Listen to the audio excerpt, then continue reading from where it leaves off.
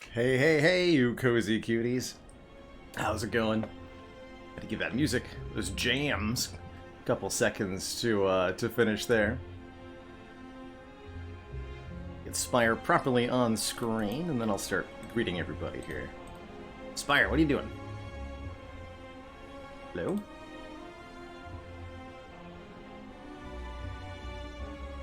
Spire?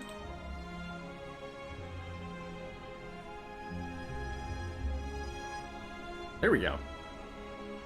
I want to cooperate there. How's it going, Zuthis? The Golio? Zizification. Ebu-like bird. 6'4" ninja, heya, happy latter day. Epona. Ivy Blade. Heya B. Great to see you first aim. Zacho. Oh, woe to you too. The gems from Hollow Knight, super, really enjoyable game. Highly recommend if anybody is a fan of. What would you describe? I guess Metroidvania would be the closest comparison. 2D Metroidvania with a little bit of Dark Souls mixed in, but awesome game. Very excited for the sequel, Hollow Knight. Silk Song, which is still, I think, a ways out, but optimistic for it, for sure. How's it going, Castmaster? Austin Fuego. Devin Rocks, hello. Be greeted and be well is La Cruz. Hello, Latinus. Kicking. Orphil. Evening, Janet. That joke. It's gold. Good morning, Fractal. Good morning, Tenorca. Time-appropriate greetings, folks. How's it going, Dither? Deathbot, hey, ya.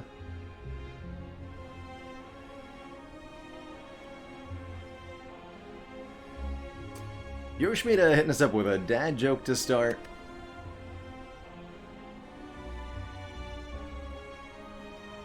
Did you know that the Watcher likes to go swimming while wearing a t-shirt? It's true. She says she wants to achieve a dive in a tee.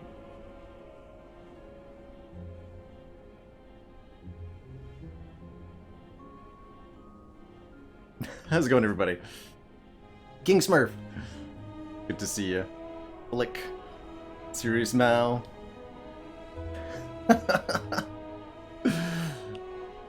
Got him good with that one. I actually, great question for Stain. I did actually just gut most of those special bit notifications, as most of them were XCOM themed, and I've just started the process of rolling over new alerts. So most of those are actually just gone now. We still got all the Spire themed bit alerts, and there's a couple special ones in there. But I don't have that spreadsheet anymore, no.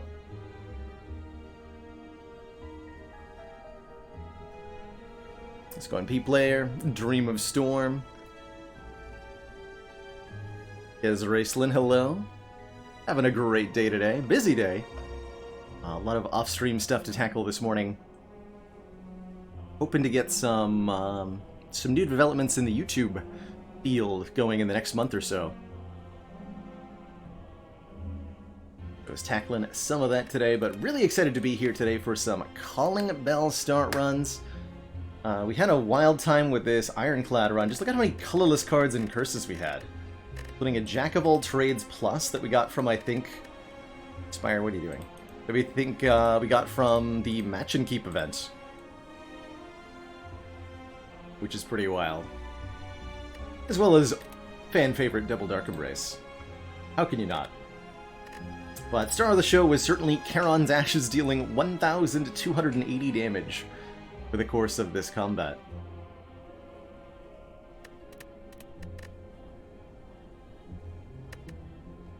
Three relics that I would least like to see from a Calling Bell start.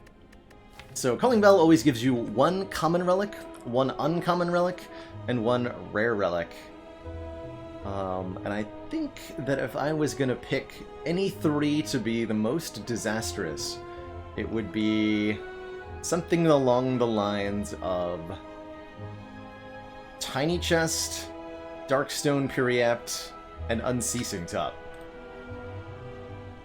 Unceasing Top, pretty dang useless with that Curse the Bell in the deck, so probably the worst by far to get off the Calling Bell, unless you're also getting a blue candle or something to get rid of the curse. Bottles would be bad, but fortunately there's a spawn restriction on the bottles. They can only appear if you have a non-starter card of the appropriate type to put in the bottle. So we cannot get Bottled Flame, Bottled Lightning, or Bottled Tornado from Calling Bell, which is really nice. And we're going to get all the other uncommons, and most of them are very good. Like, any of the egg relics would be insane. Eternal Feather, Gremlin Horn, very good. Horn Cleat, very good. Ink Bottle, very good. You gotta love the Kunai. Letter Opener's great. Start of game Matryoshka's very great. Start of game Meat on the Bone, very great. Start of game Mercury Hourglass. Like, almost all of the uncommons are actually really good. Sundial would probably be another one that's less popular for me, but still ways to really abuse that.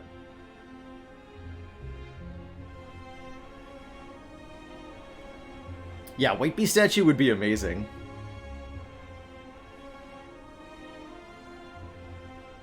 Good morning, Zagmeister. Zanola, hello. Going Blackwater Sunset. Adder Zero. Boot Candle Unceasing. Well, the Candle and the Unceasing actually work together, though. Which would actually almost maybe allow the Unceasing Top to do something. Wouldn't be too upset if I got Unceasing with Blue Candle, but Unceasing without the Blue Candle, oh dear. It's all going downhill from there. Mummy Hand only has 4 digits? Wait a minute. 4-fingered world confirmed? Oh my god, it is. There's definitely only 4 fingers on that hand. Where's the missing finger? Wait, hold on. Watcher has a lot of cards with hands on them. 5 fingers?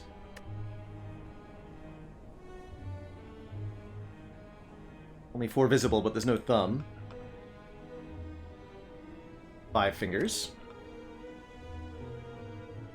5 fingers. So the Watcher has 5 fingers.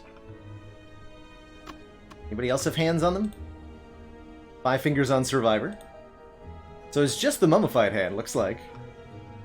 5 fingers on the Sucker Punch. Ironclad. I can't really tell on Clothesline there. Pommel Strike, clearly 5 fingers. So it's just that Mummy hand. The Spire, I forget if it's Casey or Anthony, but they're pretty good hands, I gotta say. Hands are hard to draw. 5 fingers on Bloodletting. Do the Beta Arts have 5 fingers?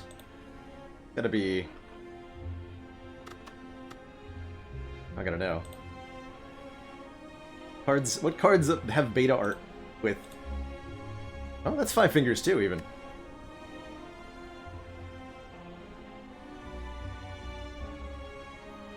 Oh, that's true. Defect does have 4-fingered hands, right? Yeah, he does. It does. They do? Defect do have 4-finger hands. So maybe it's the Defect's mummified hand. Lore confirmed. Lore confirmed. Anyway, we're starting with Silent here. You just verify that we are set to only get Calling Bell from Filter the Spire here. Yep. So we're guaranteed to get a Calling Bell as our boss swap here, starting with the Silent on Ascension 3. 10 seeds to find, and we get the... Ding Dong. Hey, those are pretty good. Potion Belt gives us 5 potion slots for this run. That's certainly something, especially if we find a Entropic Brew at any point. Mercury Hourglass allows us to deal 3 damage to all enemies every turn, and the Peace Pipe allows us to remove cards at rest sites. It's a pretty alright start, if you ask me. I have no complaints. Certainly that Mercury Hourglass is going to be huge here at the start of the game, particularly as a way for Silent to get past the Slime Boss, who normally poses a fairly large threat.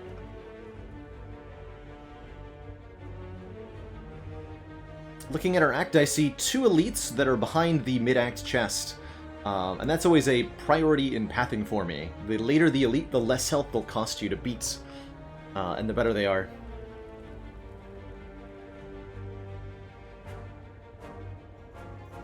So, we just want to get to that elite. Get to those elites, while getting as strong as we can. There's also a pretty decent path that goes through the Burning Elite, but that Burning Elite's a lot more dangerous compared to these later elites. We could try to get an extra elite. I think what we're going to do is go up the middle here. If we're feeling strong, we'll fight this elite. If we're not, we'll just either get a couple of upgrades or maybe just start on the removals with the Peace Pipe here. I'm going to hold off on going to a shop for the moment. Like I said, we don't need the immediate strength because the relics that we have are going to provide for us. Can actually kill you. Strike, strike, neutralize. Take only 1 here. RVG, thank you so much for the 9 months and that Prime sub. 1 shiny new Watcher badge again. Alright, the first of hopefully many potions, an energy potion. And we're offered some sweet AoE cards here. Either Crippling Cloud for AoE poison or Piercing Wail for temporary strength down. I'm totally happy with a first pick Crippling Cloud. Both the poison and the weak are very useful effects for silence. And I think it really pairs nicely with this Hourglass. Good morning, RegRx.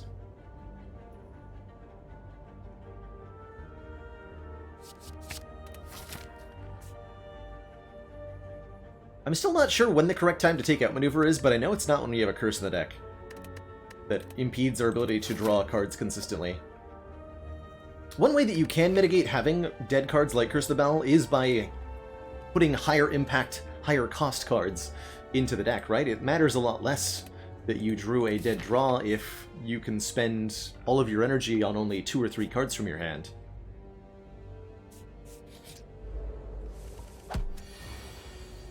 Bap. Please don't weaken me, thank you. Hourglass Skull already having done 21 damage. And counting. I think we can reasonably expect it to put out a few hundred by the end of the run.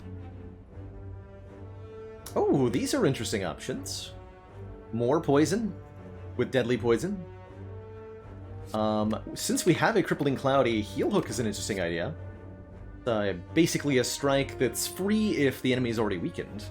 Or we can get more weakened with a Sucker Punch here.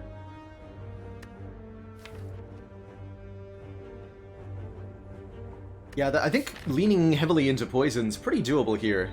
Especially with the Peace Pipe enabling us to toke all of the strikes from this deck with relative ease if we want to.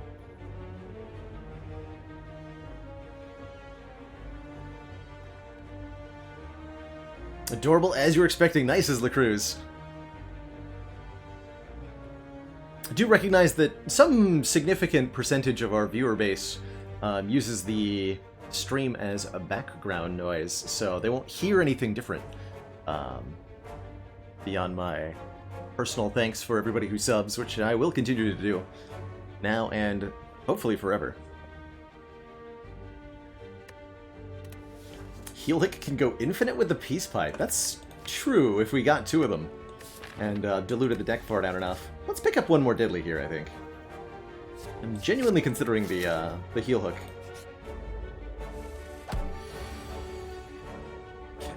When Cloud takes us to 9, take 4, or defend, take 2. We can get away with taking 2 here.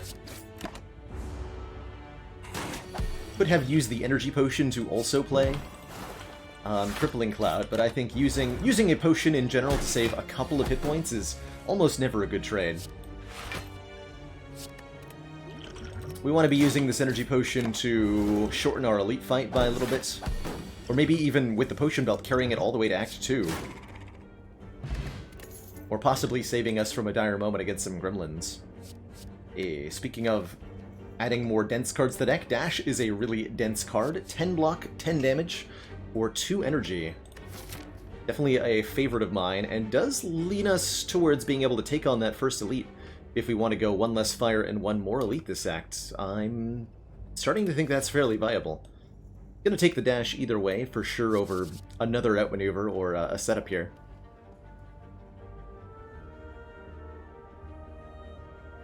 Hey, glad to hear it, Demerat. I've used streams as background noise or noise to fall asleep to for a really long time myself. Nope, don't discard that. There we go. 13 block, and you gotta die. So you were buffing.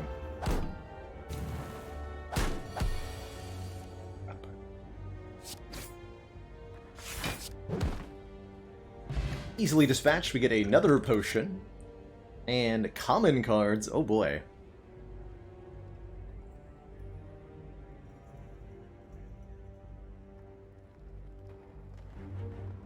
Let's go and see Lee TV. Quick Slash versus Dagger Throw is a pretty even evaluation. We could even actually start thinking about Skip as a choice here. Every card we don't take is 1 less card we have to remove.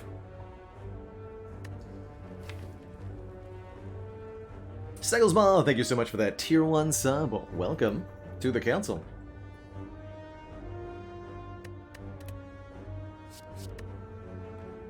So if we had a common attack here, both of these are just a little bit of front-loaded damage, as well as a little bit of cycle, you could say. They both draw 1 card, which kind of means they effectively don't take up a spot in the deck themselves. Dagger Throw also discards a card, which can let us, you know, pitch.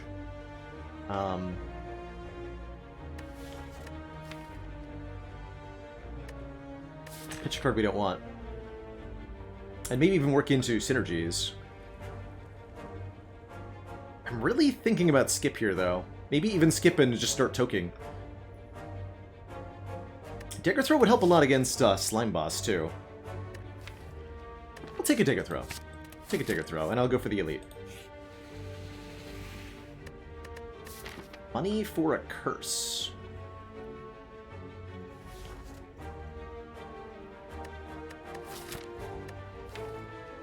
Okay. We can toke this curse relatively quickly. And 175 is quite a lot of money. I am going to take the Elite anyway, because of the potions that we have. Going to try to open with a Crippling Cloud. Definitely Laga is not the one I wanted to see, but that's okay.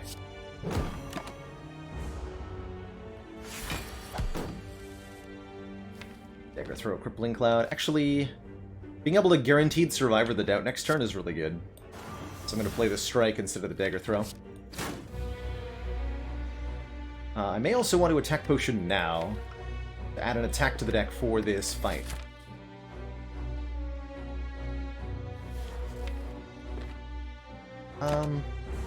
Let's rely on Deadly Poison to win this for me.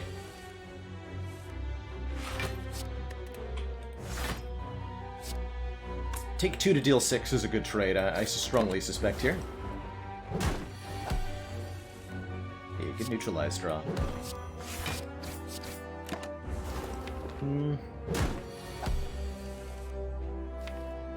Okay, I really don't want to draw a dash, so we're again not going to play the Dagger Throw. Feels weird.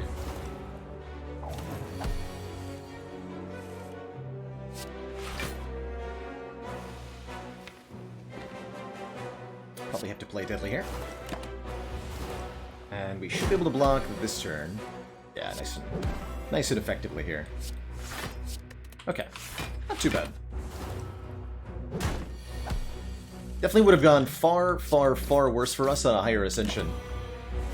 But on this Ascension, we were able to get away with that, picking up a Poison Potion for 6 poison, an Ancient Tea Set, giving us 2 energy on turn 1 after visiting a rest site, and some interesting choices for our card reward here.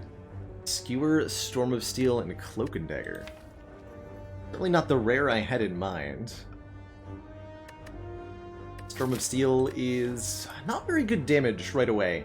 If you play this card, discard your entire hand with it, you'll deal 16 damage, 4 shivs, and you block for nothing. That's less damage than if you just played 3 strikes, which is fundamentally, I think, the problem with Storm of Steel. You need to have relics or powers that interact with this card in order for it to be worth your time. So, Tough Bandages, Dead Branch, Vajra, Ornamental Fan, Shuriken Kunai, something. We have none of it. Storm of Steel's upgrade is still Shiv pluses, so the Shivs do 2 more damage. I think this is a skip. I think this is a skip. Don't need those cards. What I do need is the Golden Idol for even more money. Heck yeah. And I need to remove this curse.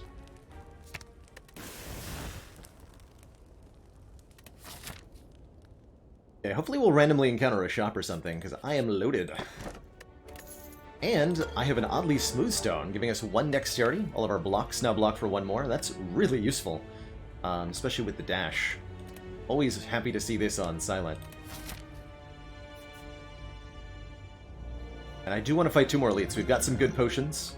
We do have money that I'd really like to be able to spend, so going to the shop is an idea, but I think we'll end up with a early Act 2 shop instead. Oh, or the random one. Hello. Oh, hi. Thanks. Thanks, Mr. Merchant, for the membership card. Alright, we are loaded. Membership card, it more than doubled our purchasing power there, or, well, not more than doubled, but increased our purchasing power there, and doubles our monetary value moving forward, which is multiplicative with the Golden Idol. So we can think of membership card as 100% more money, and that means that the Golden Idol is now another 50% more. So we're at a 250% gold multiplier, essentially, which is huge. Singing Bowl would be a pretty decent purchase here for the long term. Singing Bowl says whenever we would add cards to the deck, we can instead gain 2 max health. I think that's pretty dang valuable. I think a 40 gold adrenaline is pretty valuable. This does not look like a panache deck, so I'm probably not taking the panache, even with the adrenaline. But we can go adrenaline, Singing Bowl, card remove, and that's really tempting. That's what I want to do. Got a strike from this deck already. And we could even use the 37 gold to buy 1 more potion, going into 2 elites here, to make our life a little bit easier. And that allows us to keep the deck thinner if we have more potions.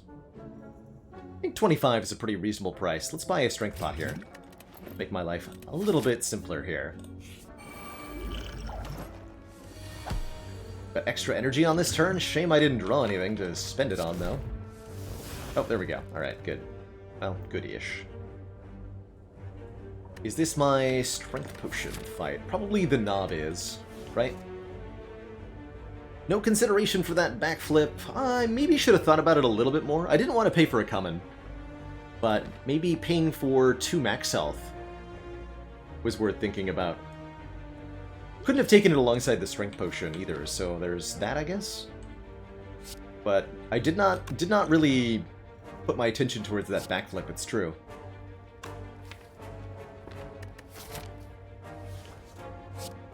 Try not to use a potion here. I don't know if that's a good idea. I could have 12 health right now. Maybe I'll use the attack potion next turn, depending on what we draw. 3 unspent energy there. Good job, T-set. You did it. Okay, we just block fully. I'm down for that.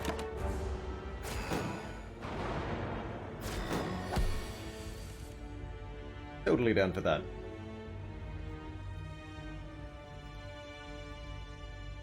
As for this turn, Rippling Cloud plus Dagger Throw will kill the back one. No answer to the one in the middle here, though. So we could use the attack potion to try to save some health. It's only 7, though, if we play the Crippling Cloud. 7 is health we can afford to lose. We can keep all the potions.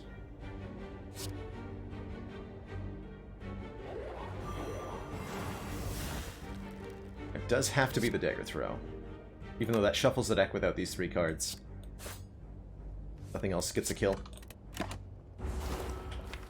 Also shuffles the deck before these 2 days get at it, so we'll have relatively consistent draws here, I think.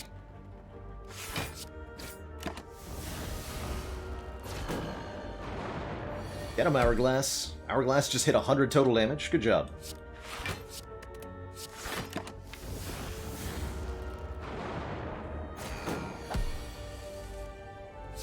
Very good job.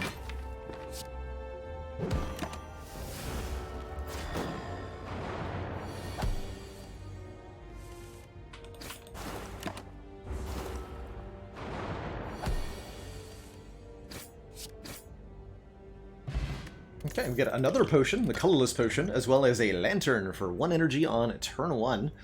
To go with the ancient tea set, we'll get 3 additional energy after a fire. Good job. Okay, pretty good options here. Actually, no, Backstab's not a good option. We don't have the Ring of the Sake, so actually this lantern's pretty terrible. So we don't have to draw extra cards or anything.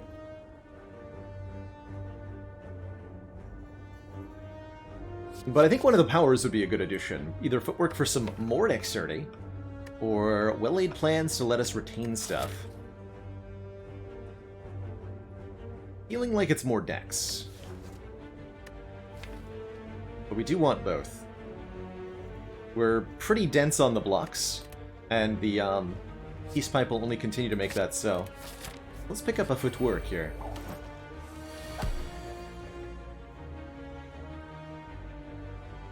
Take 4? Might want to use a potion, because there's a chance that we get a potion from this combat. Now that we have 5 potions in our potion belt.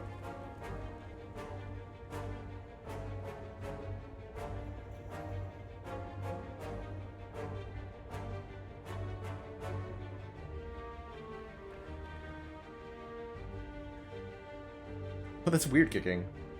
Automod has some strange opinions sometimes.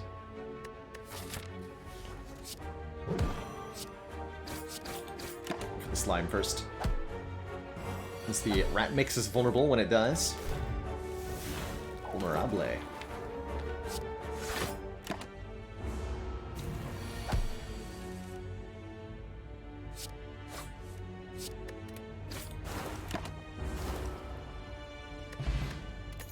We did get a potion, I was wondering. There's that backflip from before. We could take it. It's okay.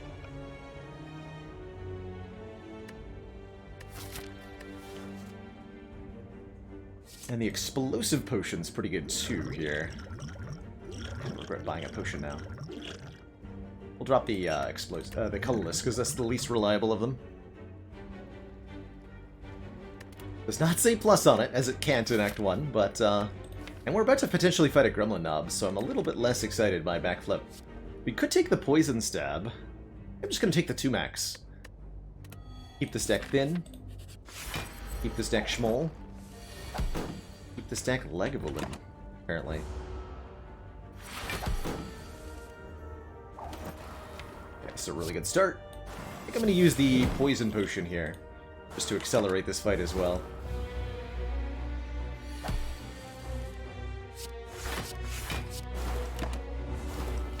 The full block all day, every day, with 3 points of dex. I guess got no clue.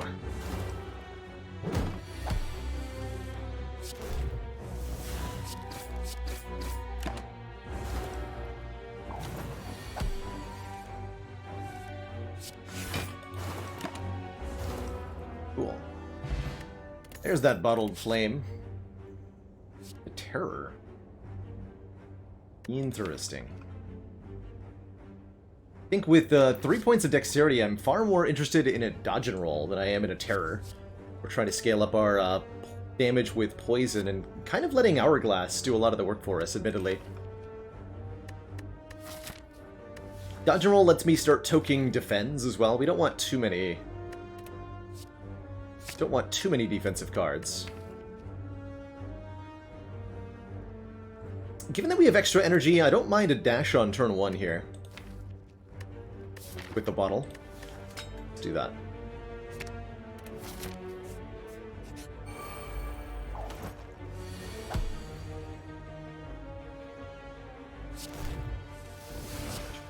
Kill you.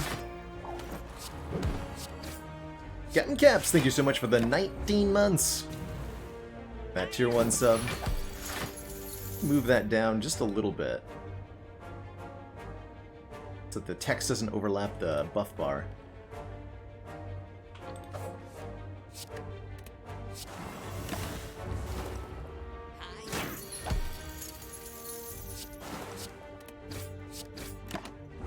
How do I rate the different bottle relics? Feeling like overall Bottled Flame is the most situational and the least useful in the most cases. Yes! I think Bottled Flame does struggle to be relevant. Here's another dodge roll, by the way. Bottled Flame does struggle to be relevant. Although there's a few specific bottles on each character that I think are generally pretty good. Bottled Predator on Silent is something I'm a big fan of. Bottled Doom and Gloom on Defect. Bottled Uppercut or Bottled Clothesline on Ironclad can both be really good. Bottled Sands of Time on Watcher. But in general, it's relatively rare to have a attack that you want to start with on turn 1. For most of the characters. Bottled Whirlwind can be insane too. I tend to find myself most frequently liking the Bottled Tornado, starting with one of our powers on turn 1, Bottled Well-Laid Plans, Bottled Demon Form, Bottled Echo Form, Bottled Fasting. Busted Crown Ladder met a sad and unfortunate end, Tachanka. At Ascension 7, the giant head sent me to heck. So we're moving on to the next boss relic. There will be many more. I do want to try, like, I think one attempt at every single boss relic style ladder, just to see how far we can get. I think this is also giving me really good practice with some of the boss swap starts. I'm particularly looking forward to the Sozu ladder.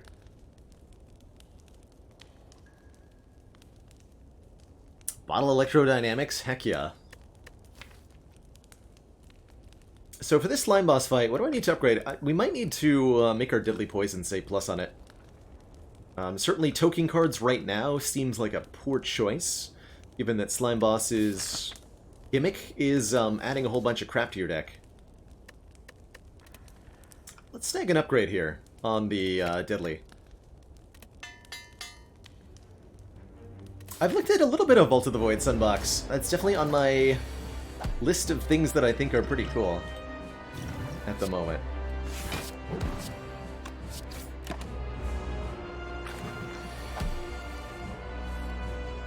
Although for my brief time watching Vault of the Void, it seems like every card has about 3 keywords on it. Which is a bit much. Okay, we might be able to split next turn. Let's see, we're at 91. We need to do 21 damage. Yes, we got 21 here. This could be attack potion for a better split, because this is not an amazing split by any means. But I think on this Ascension level, I'm gonna be okay here.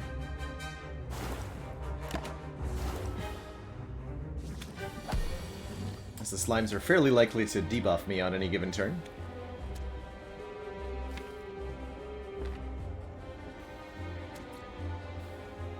Do a lot of damage.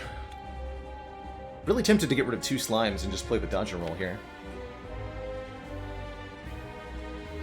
I think that's what I'm going to do. Clean up the deck a bit here while I'm given an off turn. Start working on Frail Man. Cool. No slimes remain at the moment. It's a good place to be. The slime is guaranteed to attack me on this turn. So if I can split them now, it'd be pretty ideal.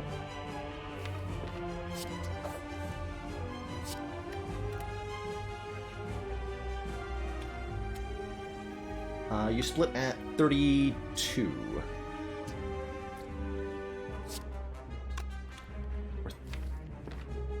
Probably an explosive potion then. Or I can go double strike, take the 18. We are healing to full after this fight.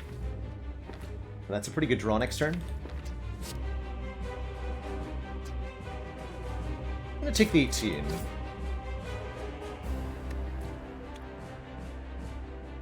This could get scary. Saving the explosive potion for a little bit more.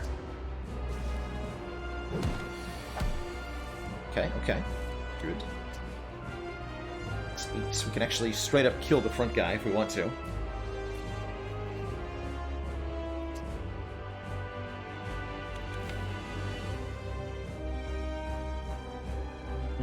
I think I'm going to use the explosive potion now.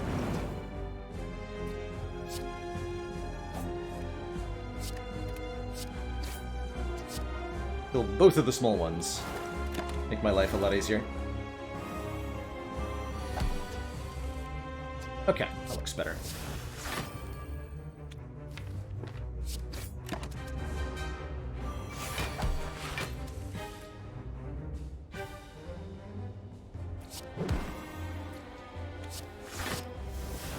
Not split yet.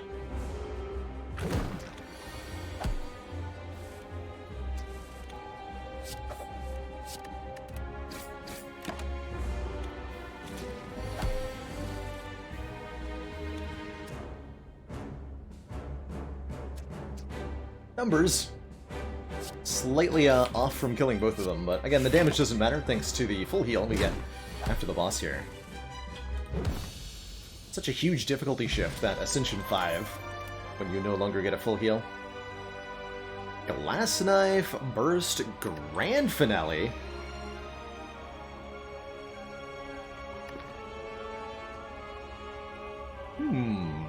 Grand Finale.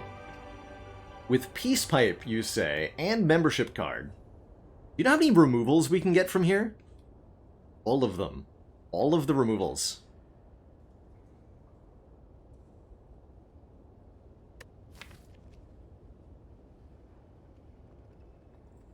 Curse of the Bell will still be a thing. But this deck can shrink really fast. The Grand Finale is a curse for the moment, but we would be able to get it online probably by the end of Act 2, would be my guess. Comparatively, Burst is great with the Crippling Cloud, it's great with the Deadly Poison. Just pretty good.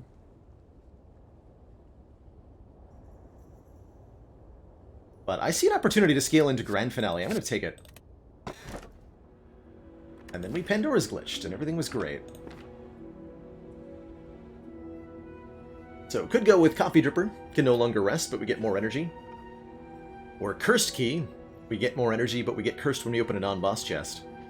Or we can take the Pandora's Box, transform all strike and defend cards. Pandora's glitch would be ludicrously OP. Like, ludicrously OP. So I'm tempted, but the honor, though. I think I'm just going to take the Pandora's Box, and we're going to use the cards it gives me. Without actually needing to do the glitch. As I generally don't want to do it on ladder. So what Pandora's glitch is when you're looking at the cards the Pandora's gave you. Want the Well-Laid Plans, by the way, and Phantasmal's here. Actually, I really like this. All damage, all day. When you're looking at these cards, if you go to the settings, hit Abandon Run, and then hit Escape twice, you'll be able to skip having these cards added to the deck. But I do want them. Got a Storm of Steel. We got a hot mess of cards here. Not a hugest fan of what just happened, genuinely, but we'll get to work on removing the cards that we don't want, and we'll be happy with the cards that exhaust themselves, like this Well-Laid Plans and the Caltrops. And the Predator. Not the greatest box in the world, though. That's true on a lot of levels. Okay, yes. Fire, Shop Fire, we want that. We can get 6 removals this act. The glitch does work for Calling Bell too, that's right. So you can also use it to skip the Calling Bell curse. Yeah, I think we're going to start at this shop and then try to just get more removals.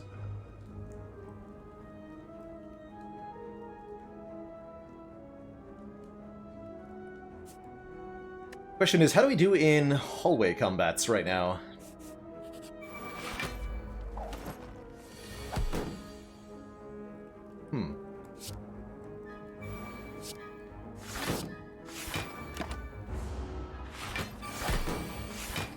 So we've got double attack damage, which makes this glass knife extra spicy. Oh man. And we've got survivor things happening too. Or sneaky strike things. Excuse me. Wow. The damage, though.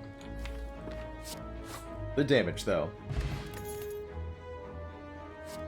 Upgraded Eviscerate. Costs 1 less for each card we've discarded this turn. Really only Dagger Throw, right? No. We want to be taking max health at almost every opportunity. And we definitely want to be fighting these nerds. Instead of giving them our very, very valuable money, we can get the Red Mask, which will make enemies weak on turn 1, which I think is really important for us. Let's go Phantasmal Footwork Dash. May end up using the attack potion on this turn, depending on what we draw. Looking pretty good, though. Predator does straight up 30 damage. And we've got Dagger Throw, Sneaky Strike. Excellent. 24 exactly. Nice.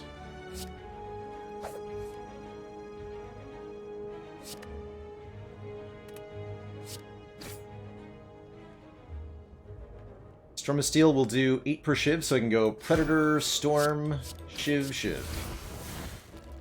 Got him. Get the Red Mask, apply 1 week to all enemies. By the way, the deck performing shockingly well so far, despite the weird jamble of cards that we've gotten. Oh man, upgraded cards? Dagger Throw Plus actually pretty hype right now.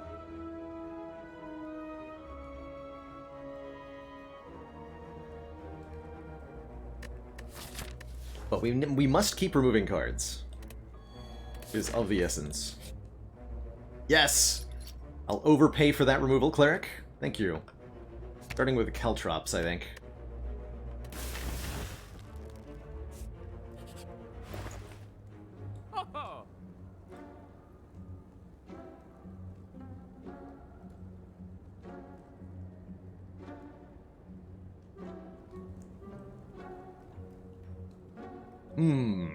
Now this is a store.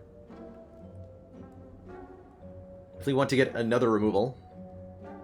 But some interesting stuff here. Toxic Egg in particular allows us to take upgraded skills, which Acrobatics Plus, for example, there's quite a few skills that would make the deck faster rather than slower.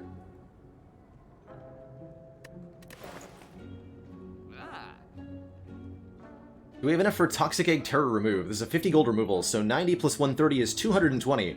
Yes, we can afford Toxic Egg Terror Plus and card removal. Boy, does Terror Plus seem great here. Probably Choke is the next card that we're going to lose. Although I could see the Storm of Steel going, too. We'll keep Storm of Steel for Bonfire Spirits, maybe. Yeah, Prepared Plus, Reflex Plus, lots of skills with plus on them that we'd really, really want. There is also the Twisted Funnel, applying 4 poison to all enemies at the start of combat. But I'm pretty sure this is going to be Toxic Terror Remove. Do it.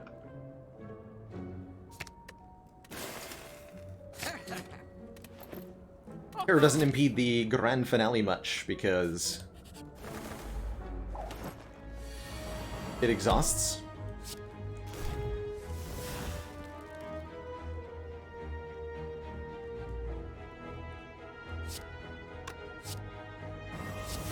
these birds. Not gonna be able to play Finale. Let's not worry about it.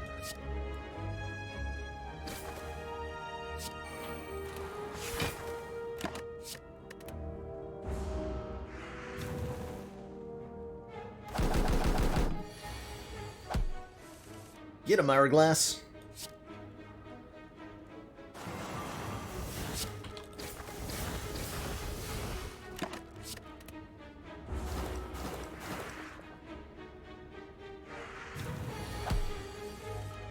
Huge array of relics is really making this feel a lot easier than it would be otherwise.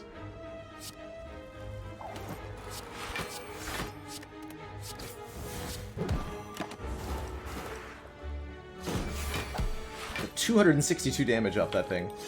Crazy. Totally crazy. Expertise plus. Draw until we have 7 cards in hand. Almost like that. If we had more energy, I could see Expertise Plus being really, really good.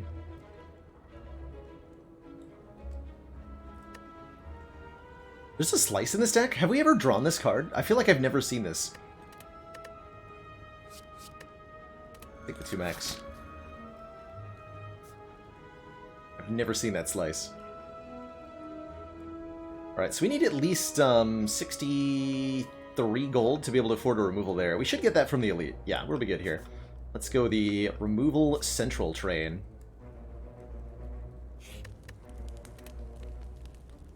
Choking everything.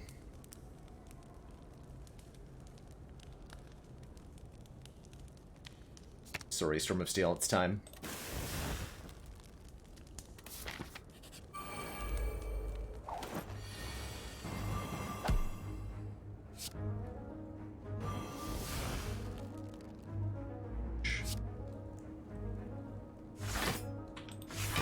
Kill one of the gremlins.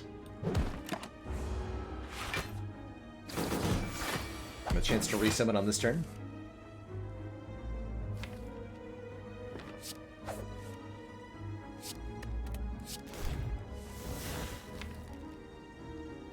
Current goal, just get like all the powers in play.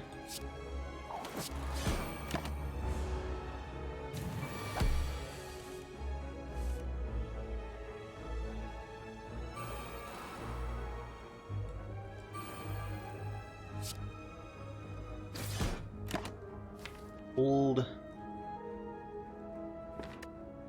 Sneaky Strike, because it might be free.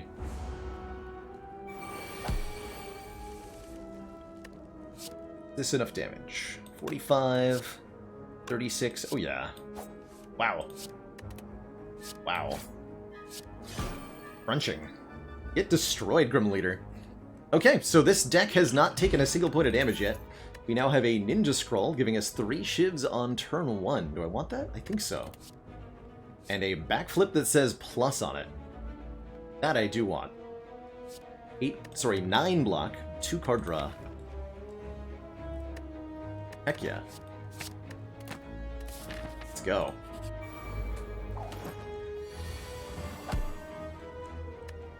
Let's go.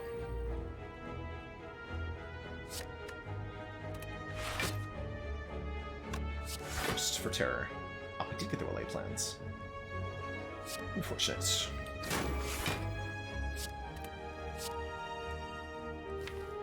Let's see, do I play the Phantasmal here? I think so. Play the Phantasmal, hold on to the dash.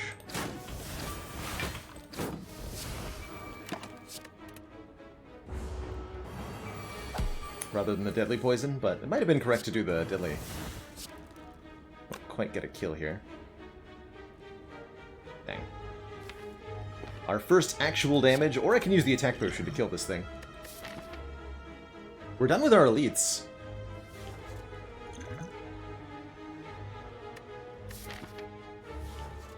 Hello, Slice. Are you there? Slice, hello.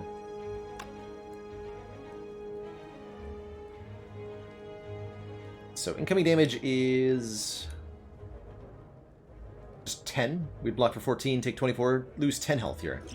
Or use the attack potion. We'll trade this for 10 health, or at least try to.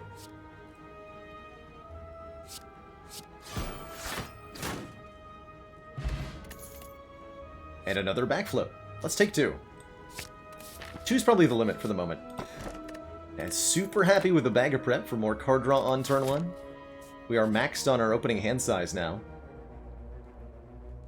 Which means that if we got the Enchiridion, giving us a random power on turn 1, we'd actually lose one of our opening cards. I'm still going to look at this. We'll skip the Necronomicon. Well, actually, will we? Hold on. This would be Necronomicon Predator, Necronomicon Sneaky Strike, Necronomicon Dash. That's actually really good. I'll take any of the relics. Nilrees it is. We can add 1 of 3 random cards to the draw pile each turn. That ain't too bad.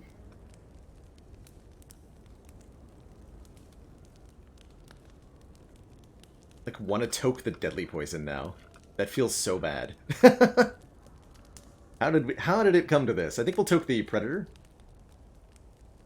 Even though it is card draw, we've got the backflips doing that job now. Just keep it small.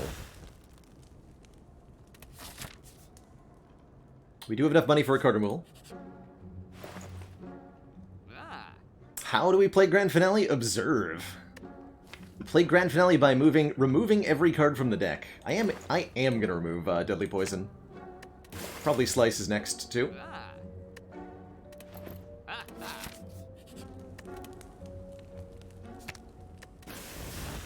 I might even remove Glass Knife because I'm not gonna upgrade it.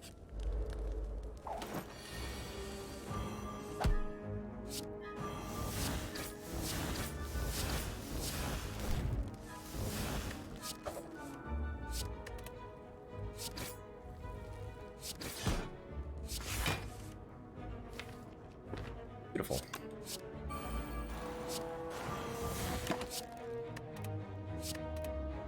Play the Grand Finale like so.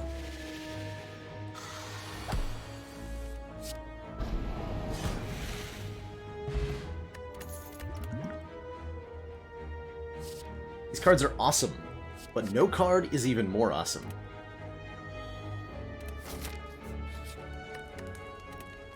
Big token. Do appreciate Neutralize for now.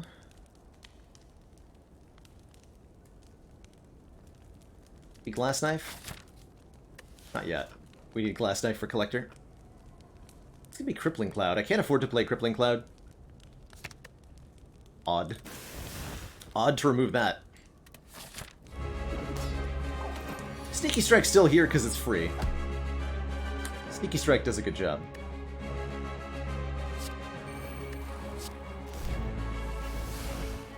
Sneaky Strike does a really good job. Perfect.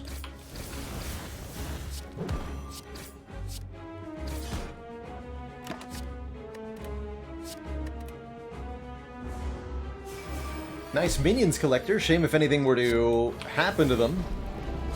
Oops.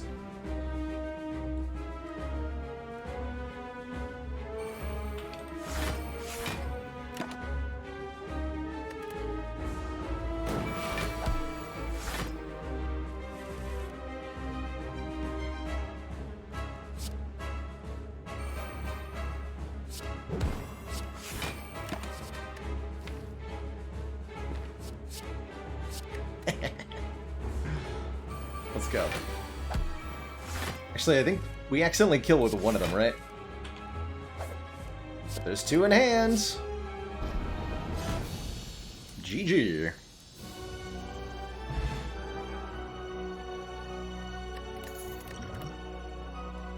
Easy peasy.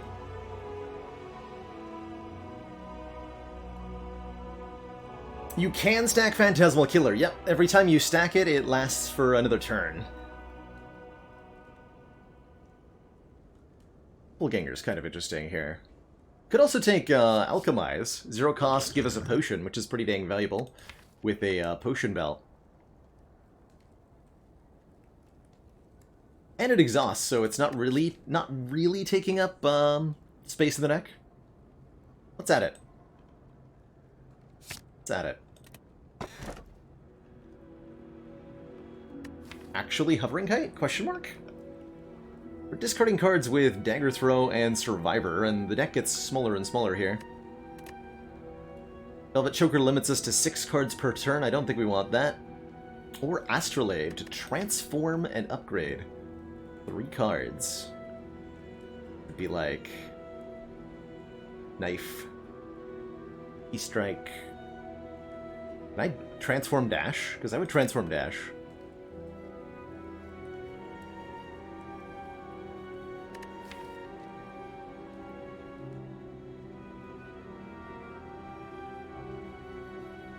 Can't transform the Curse of the Bell, no.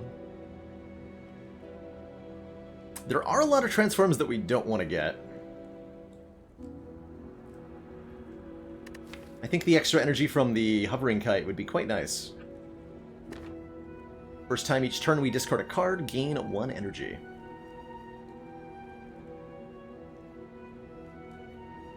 We'll do that. We'll do that.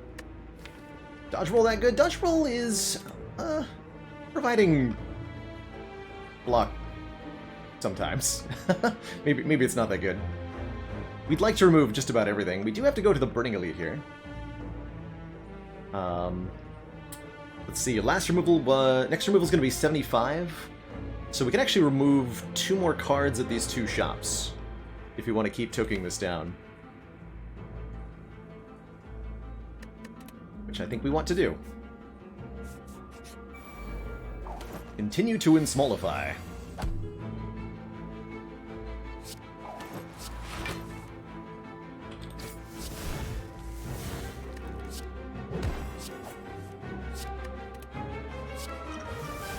Speed potions appreciated.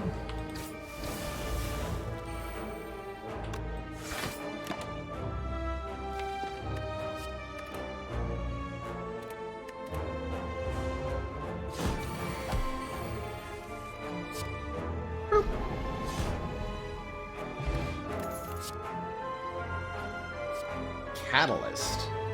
Stinky. Stinky card. Way too stinky. The Piercing Wail's not bad. But I really just want to... I do want to keep making deck small. That's the goal. Maximum small. At all times here.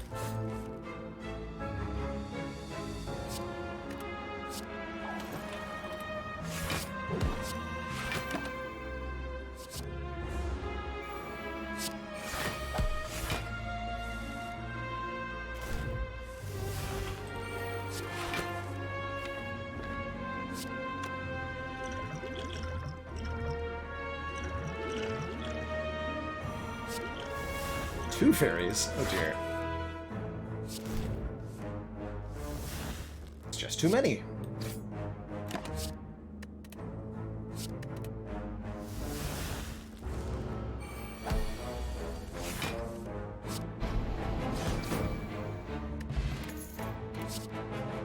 Crippling Cloud's back in the upgraded form.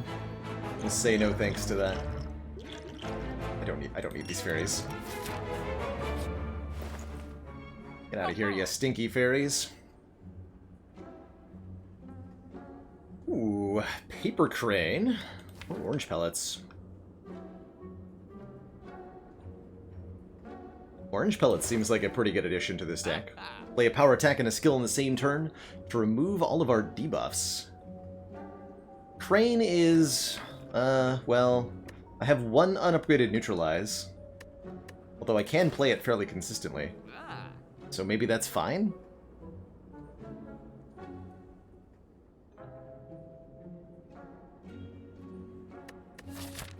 We take the pellets, we're missing out on a removal. The next removal is going to be 87 gold. So if we wanted to go to this shop and remove, we can't. If I buy the pellets. But the pellets are great at mitigating hearts damage output. But at the same time, the more cards I remove, the better this gets.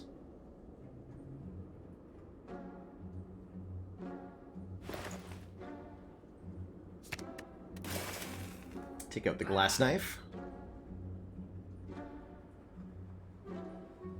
Medical kit at the next shop would be really hype.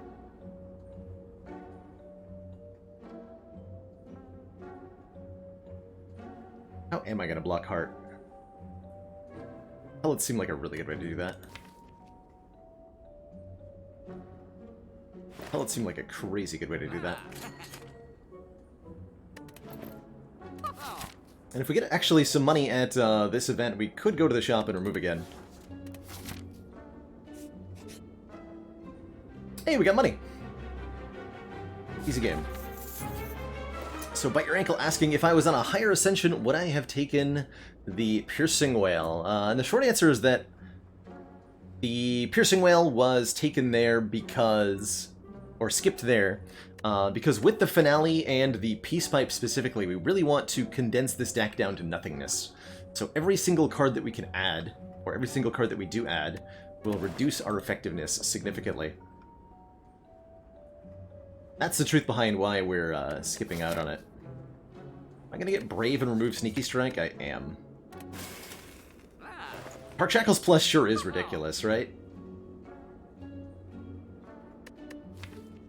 Sure is. Of course, the thing is, once we get this deck small enough, we're not going to need to block anymore. Beyond what we're already doing. I do think I want this Entropic Brew. That's 5 random potions. So we're going to buy that over the Fairy in a Bottle. Which I don't anticipate using.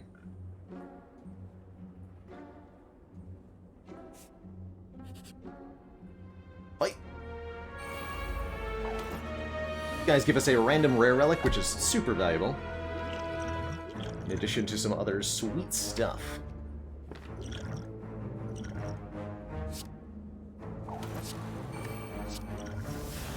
Nickel oil, huh? Okay, 1 dazed added to the draw pile.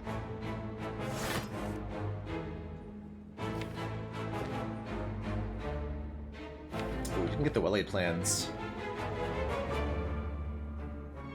In that case...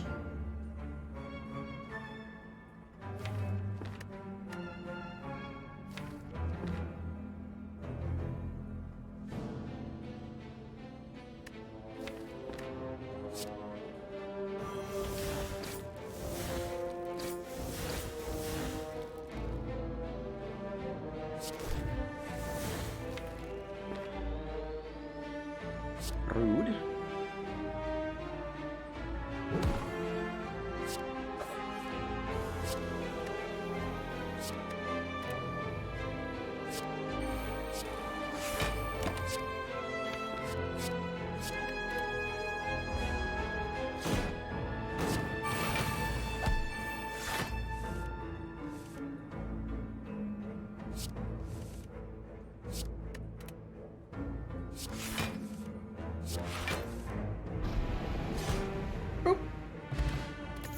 Dead Branch. Whenever you exhaust a card, add a random card to your hand. I do not think that this deck wants a Dead Branch. Especially not with the Ninja Scroll. The random cards from the Dead Branch are going to make it really hard to line up the finale, which is now the vast majority of our damage. So I think we're skipping that. We are super duper taking a second speed potion, though. See you later, Dead Branch. Not today. Not today. Grab the recall. If you're not trying to do grand finale things, though, however, Dead Branch is awesome when you've got lots of exhausting stuff. Dead Branch with Ninja Scroll is fantastic, because you get 3 extra cards on turn 1. Dead Branch with zero-cost exhausting skills like Alchemize, Terror, and Adrenaline is very, very good as well. But hey, it's just too high in carbs, that's right. Too high in carbs. They'll get ya. This elite and the Burning Elite. Well, I could go 3 elites, actually. Is there any reason I wouldn't do that? Nope. How does this deck perform against Giant Head? Find out together, shall we?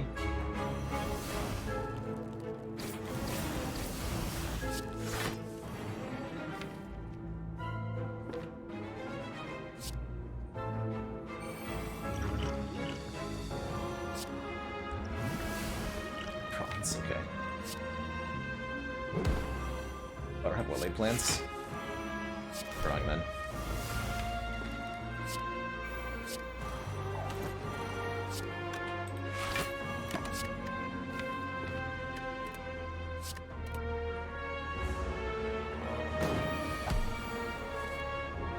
But there's only like 10 cards in the deck once we cycle through here.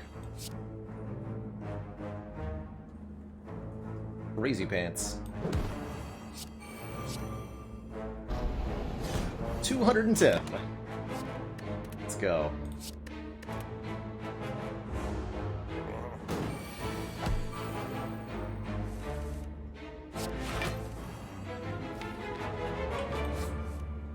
Didn't draw the backflip, no!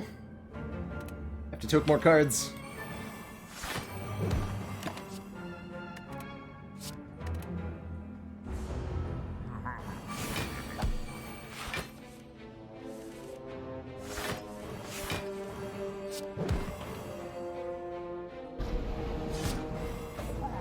GG. Question card giving us more options after combats. Yet another backflip here on offer. A low backflip. Are you there? Take the Sapphire Key over the pretty good Frozen Egg. Would upgrade any powers we added from here on out. And another Merchant. Offering us, you bet, another card reward. Another card removal, excuse me. Strange Spoon would let cards that exhaust instead not exhaust sometimes, although I don't think we want to be not exhausting our shivs. Generally speaking, ever.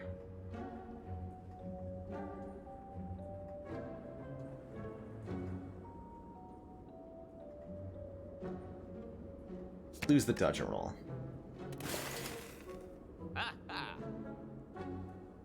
Calculated Gamble could be interesting here. Discard your hand and draw that many cards, and I think that's extremely powerful for cycling the finale. Secret Weapon's kind of tempting too. The shivs that we're getting are coming from the Ninja Scroll. It's a relic that gives us 3 on turn 1.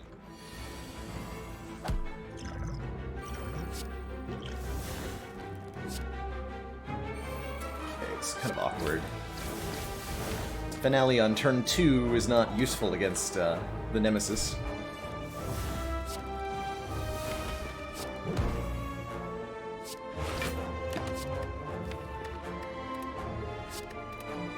Would like to get the Well-Laid Plans upgraded. That would help a lot as well.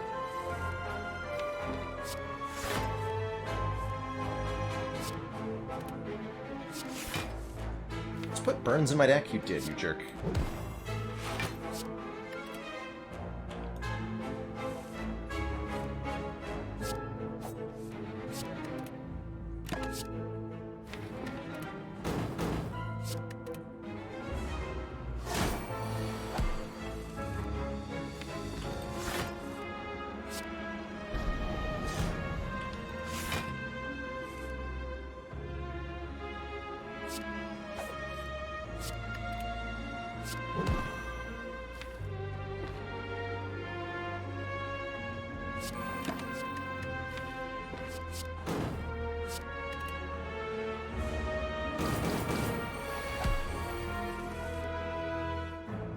Bought 2 max health for 40 gold. I offered one of these earlier. Actually did not notice that.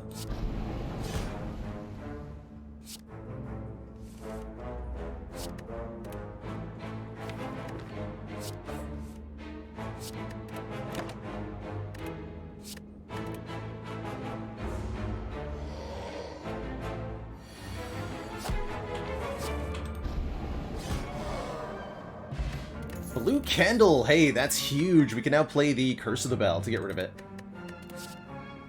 There's a Prepared Plus. Or draw 2, discard 2. That could be quite helpful.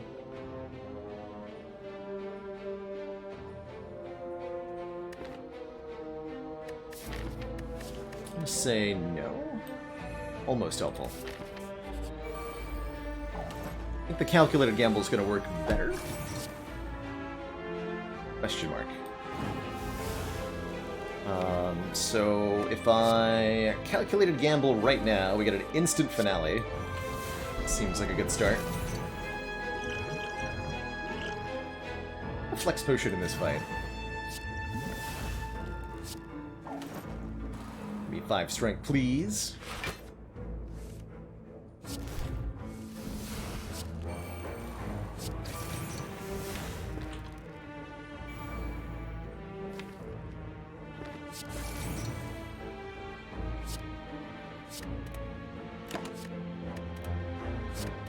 Get him.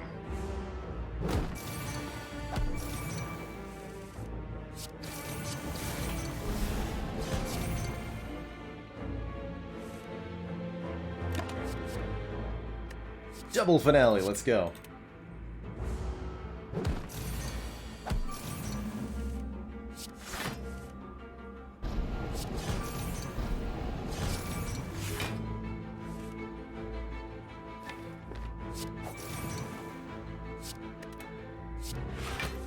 Again.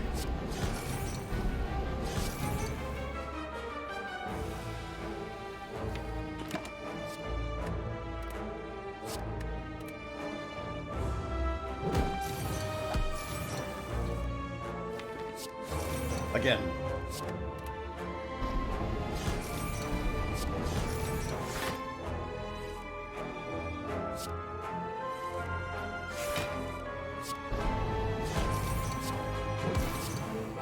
Take that, you stinky transient.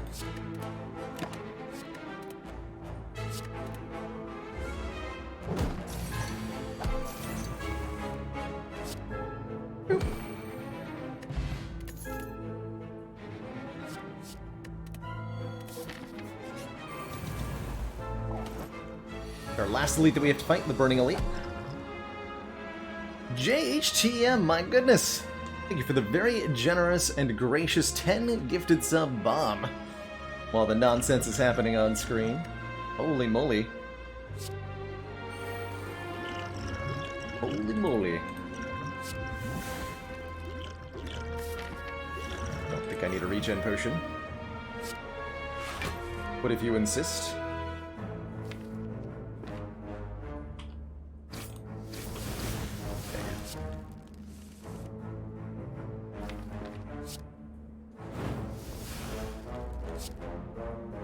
On you. I actually wanted to avoid these wounds, didn't I?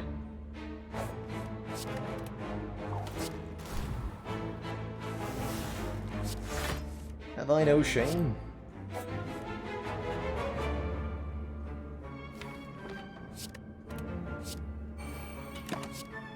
Yeah, we can put this, put a card in the draw pile, and then we get, finale here. For the big damage. Bye-bye.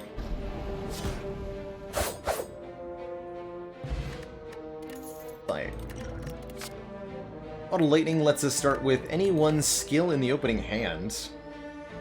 Bottled Gamble seems potentially quite nice. Or we can bottle one of our backflips, and that's just fine too.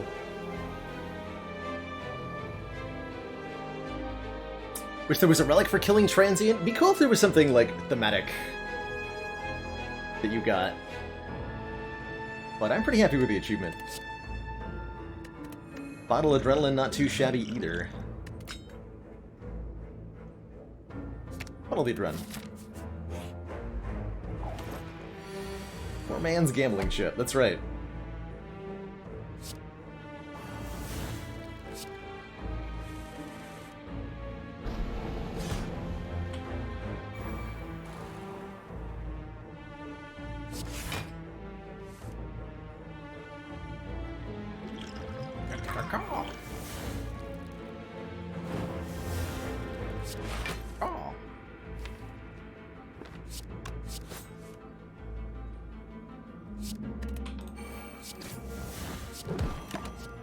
Finale.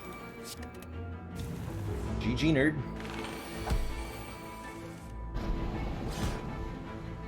Boom. Second Gamble Plus. We want 2 of them.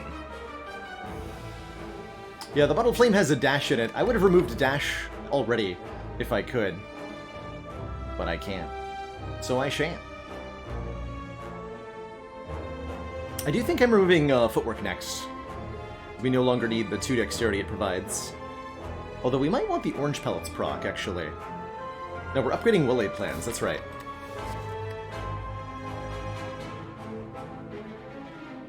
I think that's all I need, actually, is to be able to retain 2 on the plans here. Really get the cycling growing better, because 1 card retained is the same as 1 card drawn. so that upgrade is kind of worth a draw anyway. Yeah, the bottle dash indeed made tons of sense at the time. Indeed, it sure did. Chuck that power pot. Wraith form. A little unnecessary, don't you think?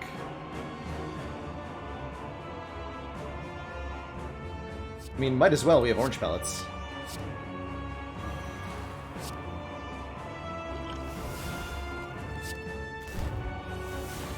Just get rid of these shivs forever.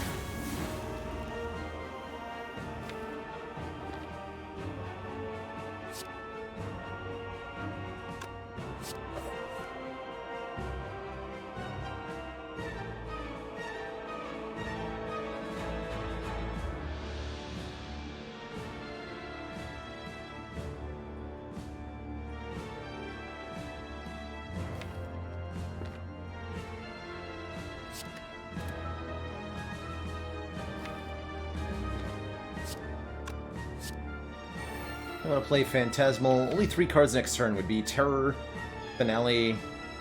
That's it. Dash this turn.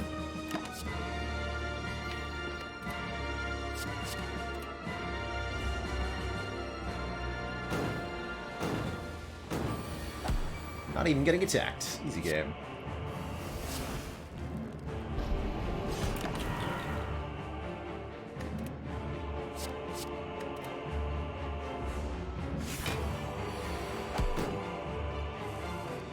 By 3.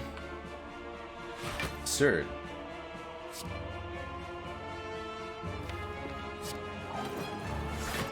Get extra energy from that. Fly Weaken. Play Finale again. The Curse of the Bell. Hold Phantasmal Gamble, I think.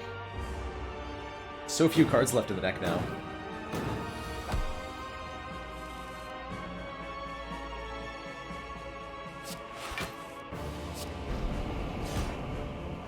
So if I gamble here... Okay, I could Finale again, but it's not gonna actually kill.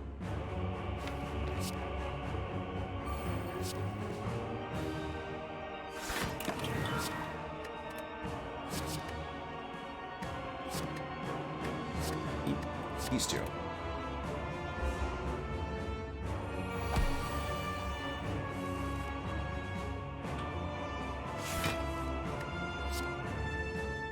So Finale, then Gamble, then Backflip, Finale, Backflip, Backflip again, Finale again. GG, nerd. Triple Phantasmal Finale. Not too shabby. Not too shabby.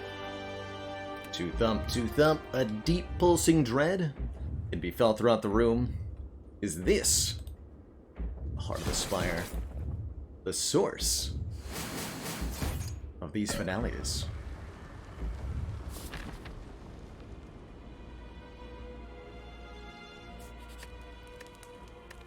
Alright, we can get one more removal in the shop. We did say that wanted to be footwork. I'm really tempted to upgrade the Phantasmal Killer to make it free here, so that we can play it over and over and over again.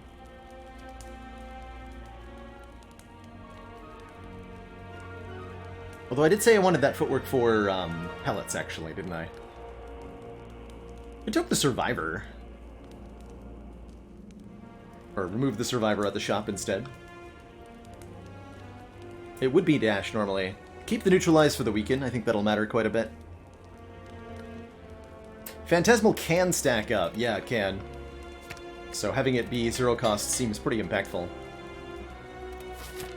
Dash is a better remove, but we're not allowed to remove it. Note how Dash is not on the list here of cards to remove.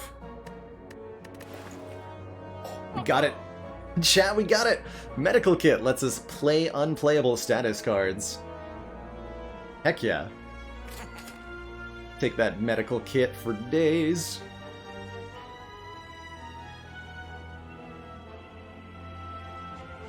Each additional stack of Phantasmal Killer is one more turn of double damage.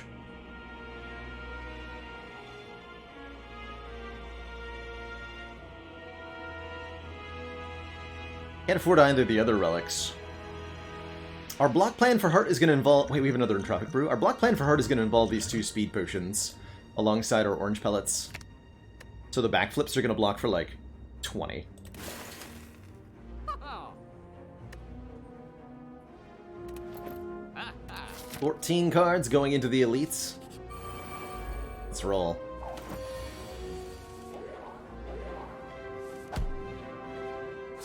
Play Phantasmal all day, every day. But we're actually at the point where we can potentially... Turn 1 finale here.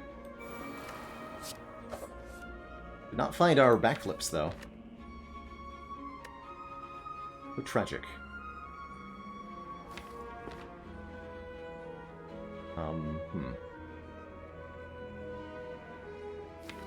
Awkward.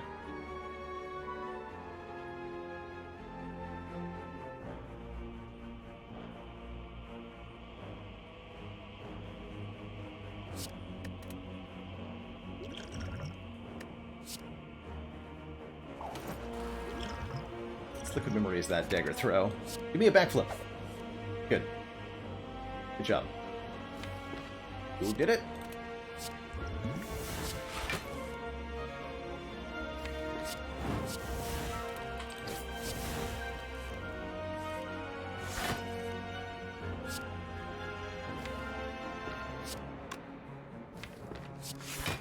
Just didn't light up. Interesting. Well, I have 2 turns of double damage coming up, at least.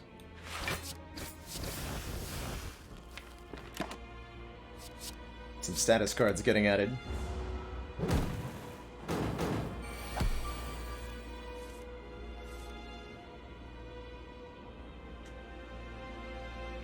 Biggleby hit us up with a dad joke.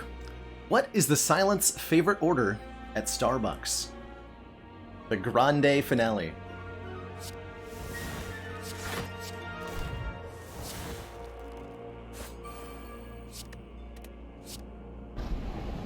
Delicious. Get up to exactly 1 hundo max health. Which I think means I'm going to click the skip button instead of the max 2 health button. For aesthetics.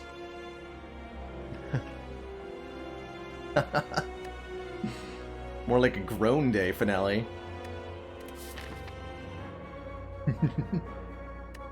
Alrighty, this is looking really solid going into the heart fight. We have tons and tons of potions to use. Not that I think we need them, truly. I think with 99 hit points, we can, and the orange pellets, we can beat the heart without using a single potion, but I'm going to use all of them. All of them, you hear me?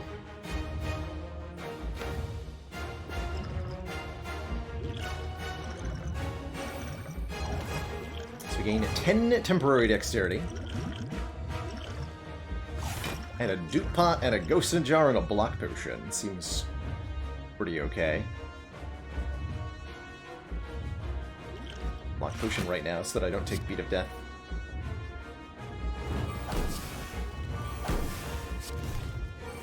Some cards.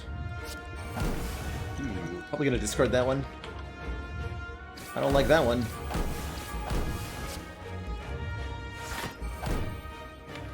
I need to draw Well-Laid Plans. Just get right to it then.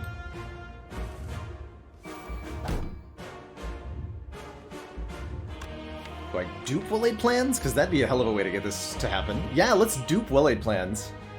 Then I can retain 4 cards, we draw the whole deck. Okay.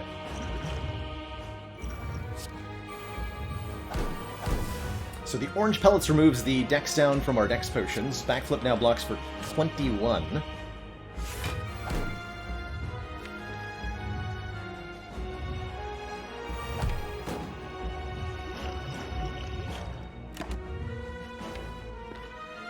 Don't need an afterimage. Do you have power attack skill coming up? I think so. I have to draw the backflip, actually. You can guarantee that with Snecko Oil? Okay. Good luck to me.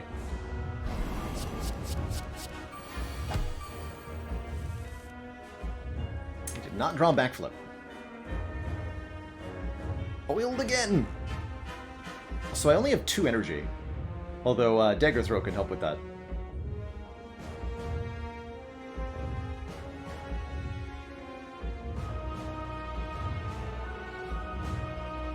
I also have a Ghost in a Jar here, so, you know, there's that option too.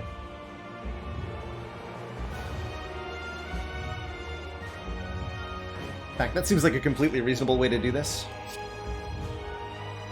Play Ghost in a Jar, just get rid of all the statuses. The stati. Although I can't lose the slime, because that costs energy, but we can lose the wound. Let's do that. Actually, I don't need to play the dash at all, really. If we're intangible. We've already taken a point of damage.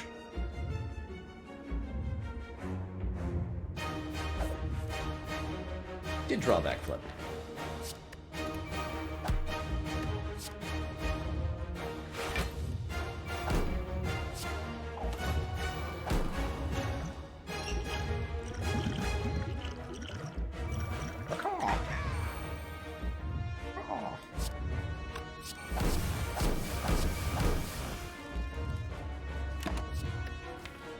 Caw.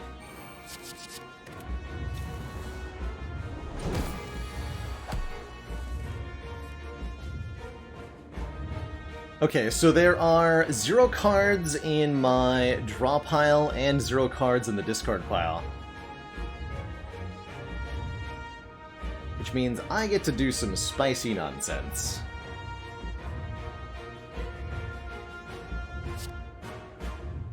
Grand Finale. Phantasmal Backflip. Grand Finale. Backflip. Grand Finale. Backflip. Grand Finale. And then I can calculate a gamble, which gives me energy. And I can do that again. We're at the damage cap, though, so let's just play the slimes. I like that the medical kit flashes there, even though it doesn't actually deserve to.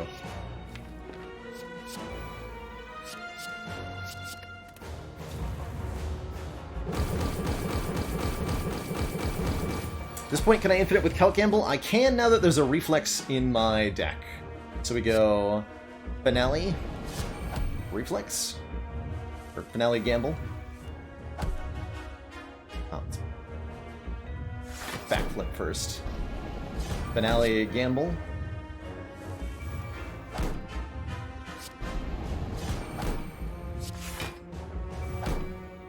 Finale Gamble. Although playing the backflip kind of messes with it. Hey, your Chrono.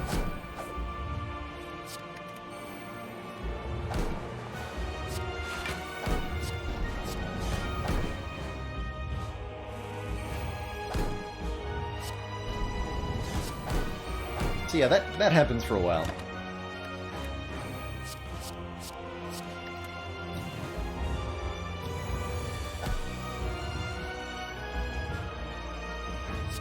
GG. Get obliterated, my son. Get destroyed. GG.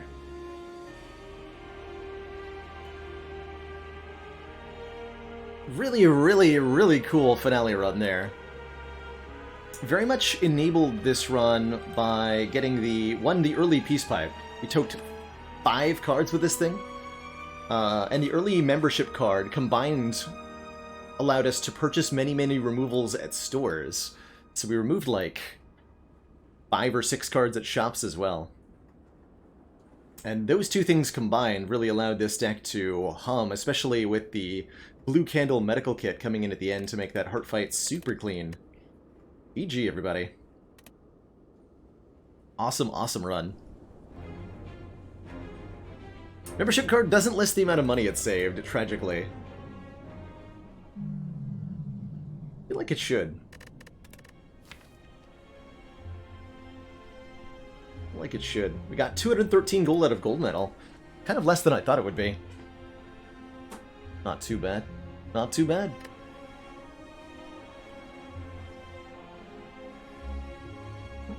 And 14 cards to boot. Loved it. Really cool run there. Teak would be proud. I hope so. I hope Jess is proud. She's here, hanging out with us. Very much a Jess-style run.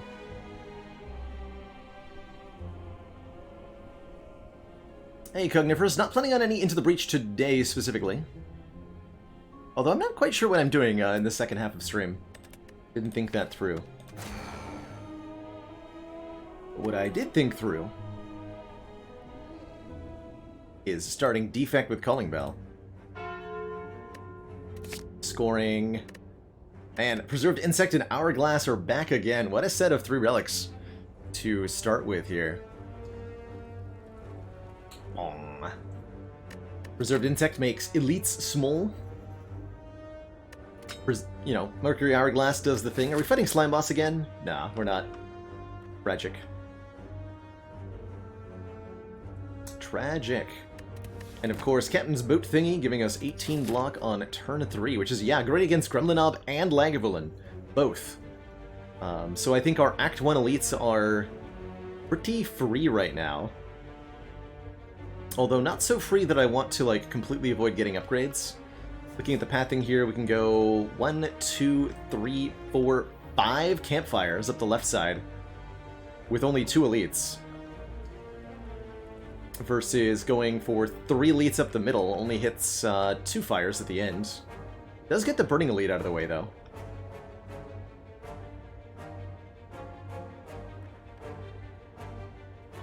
No shop on that path either. 5 upgrades. Pretty spicy. And we get a bunch of cards added to the deck, too, to potentially upgrade. I think we're going to put ourselves into a position to go aggro with elites really hard in Act 2. Take out our Act 2 Burning Elite. But I like this 5 fire path up the left. Loth can indeed ask for the Calling Bell, yep. Totally a thing. I'm gonna go double defend here, because I've got Captain's Wheel coming in, turn 3 against Cultist, for maximum stall value, or something. Also, we have Lethal. Energy Potion to start, and wow! 3 block cards, including one of my favorites in the class, Reinforced Body. One of Defect's X-Cost cards. Very, very good with energy generation, and just really efficient, dense block in general.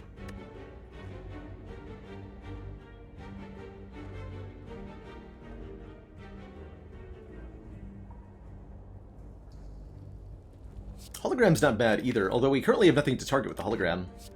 I'll take a Reinforced. I will happily take an early Reinforced. It kind of leans us into potentially taking stuff like Chemical X as well.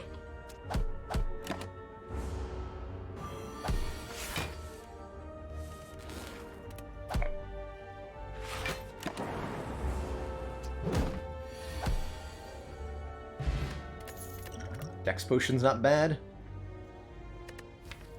Early Reprogram. This is buffed Reprogram. And we already have a Reinforced Body. And we have no Orb Generation yet. Dig it. Early game build around Reprogram. I don't think it's something I've tried yet.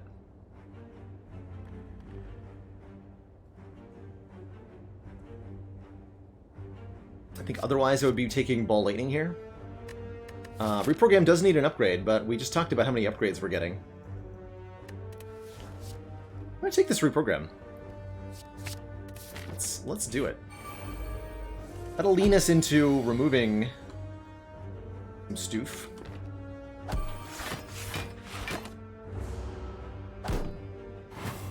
No need to take a hit there.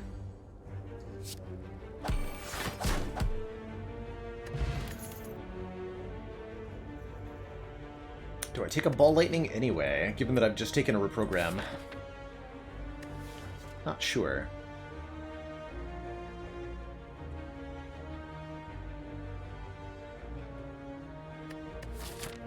think the answer is no. I don't want orb generation.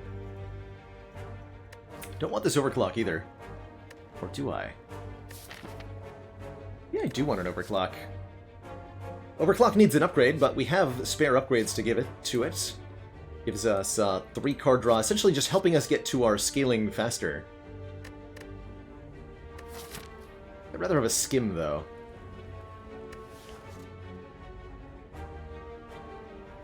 Yeah, with the reprogram, the main orb we'll want is fusion orbs, if we take any orbs at all.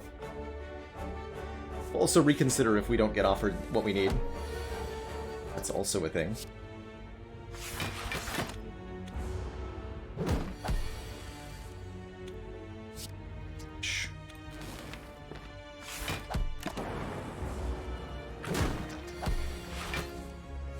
Captain's Wheel, you've betrayed me.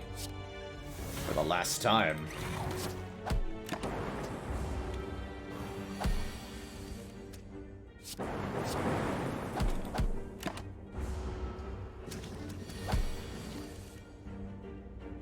Oh dear.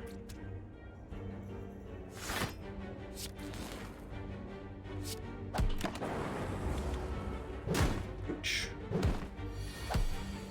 Couple parting shots from this hard pool fight. I think we'll be much better against our elites, though.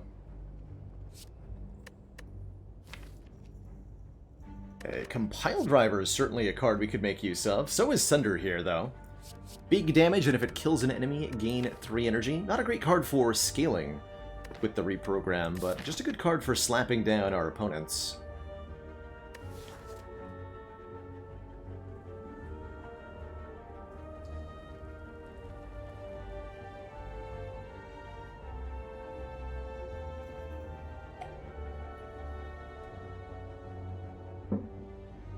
Let's take the Sunder.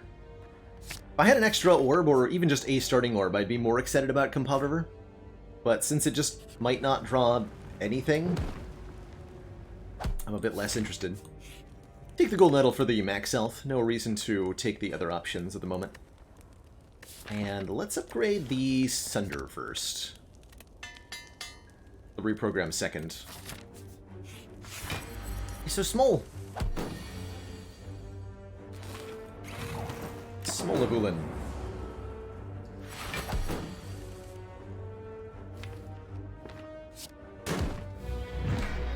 Wake up this turn because we get Captain's Wheel. We can actually play the strike cards here.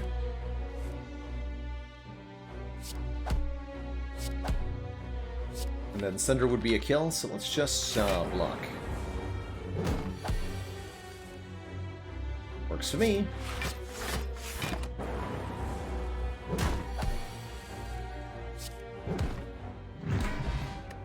Happy Flower is more energy, very good with the Sunder. And a Biased Cognition.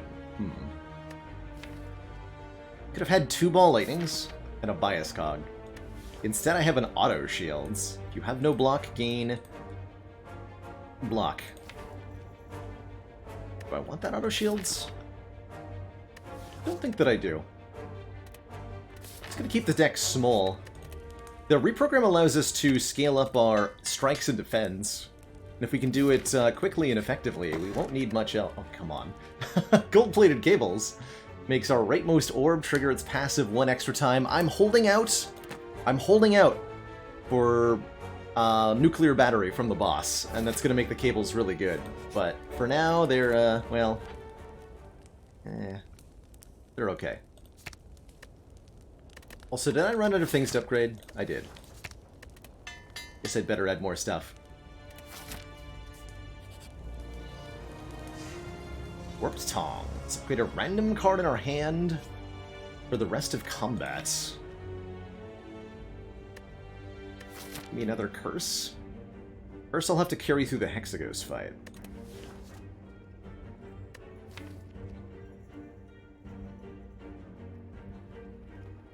I think I'm just going to start upgrading defense here. I don't want this Pain Curse. Might even upgrade a Strike, which sounds really bizarre. That's the world we live in.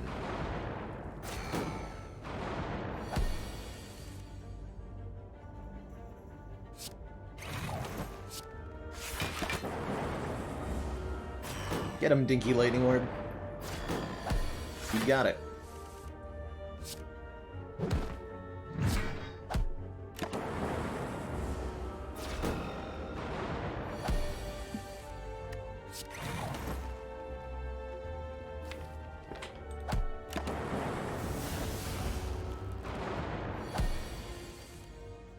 Oh no! My hit points. It's fine, probably, to take this damage. I'll use the skill pot, though. Just 'cause. But I think the optimal play is to probably just save that. 63 health with the Mango. Thank you, Mango. Bullseye is here. Amplify, Bias Cog. Yikes. We didn't take the other block card. This is an okay charge battery. I need something to upgrade. I need something to upgrade. I'll take charge battery. We'll upgrade it. It's going to be our late game, and I mean late game. This charge battery is going to be amazing against Awakened One. Or something. Or Time Eater.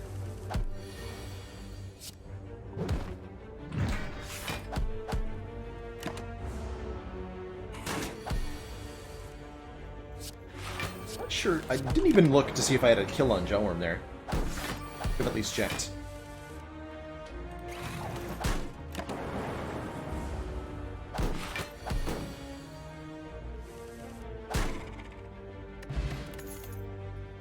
Beam Cell, there's a card to upgrade.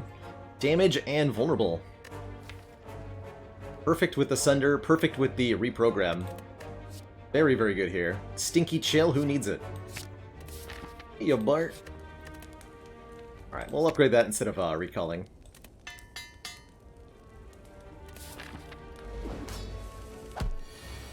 It's a ghost, more like Hexa Toast.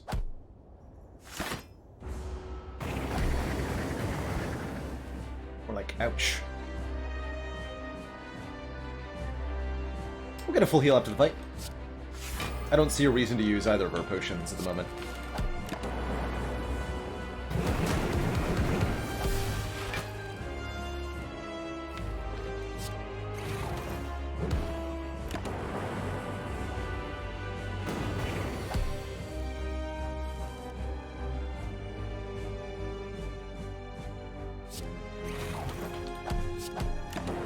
Ouch. If I could draw my cards a little more differently, that'd be great. Please.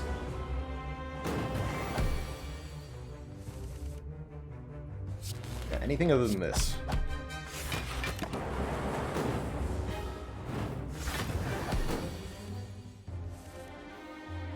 Dang. This is worrying.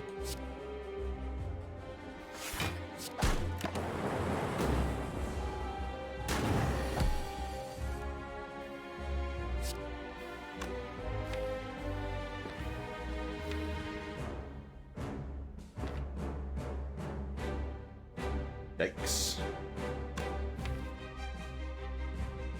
We might actually die next turn.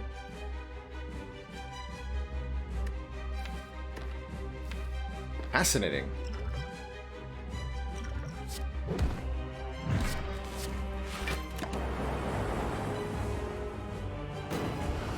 It's 5 times 6 too. Okay, we did draw both block cards. We're good. We are good. This is 26. Rotating attack for 32. Does 10. This has been a very bizarre draw order. I think we need every hit point we can get right now. I'm going to use the dex pot.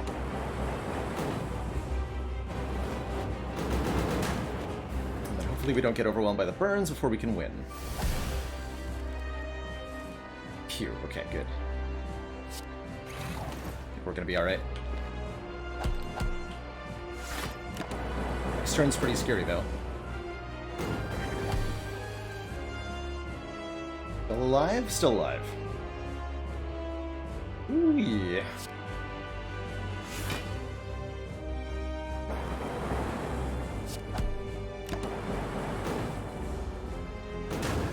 Please. No! Are you kidding me? How did this lose? What? Unbelievable. Incredible. What?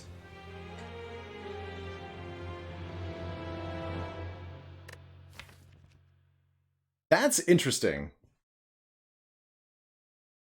That's really interesting.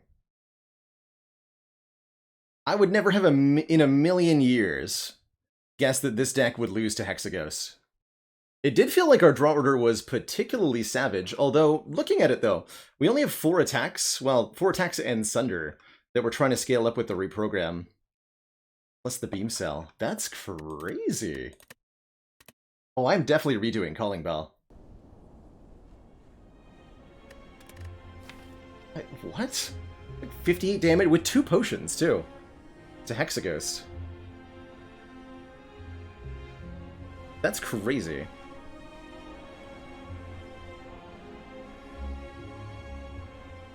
Yeah, that skill potion could have saved me. Certainly the health didn't get there. Compulriver would have helped a lot, I think.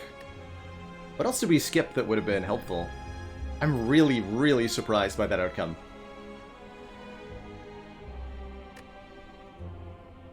Feels like with the... we never really... How many times do we play Sunder with Vulnerable? Once? It had to be more than once. Crazy. Blub Blub, thank you so much for the Prime sub and the 8 months. I'm starting that again, I'm sorry. I refuse to accept that outcome from Calling Bell. Weird. That was so bizarre. I think we win that fight 90% of draw orders, probably.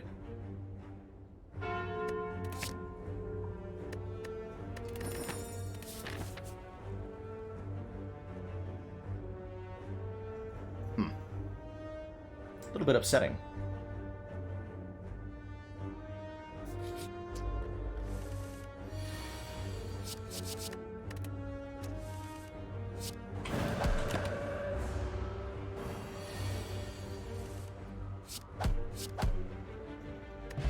Don't think I played Center more than once and Hexaghost wasn't vulnerable. That sounds correct to me. We drew it alongside some pretty stinky stuff consistently, which is a little bit on the baffling side. Yeah?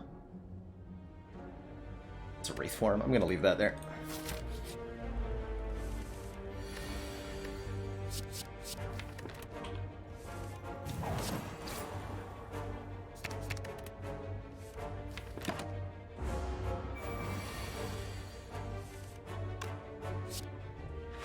That did reflect on Reprogram a little bit.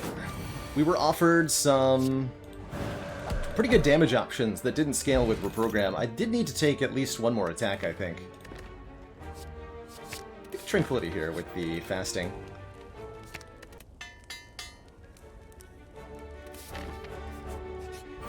But Reprogram without Rip and Tear, without the hologram. We really needed that hologram, too. Just so genuinely surprised. Doesn't make any sense to me.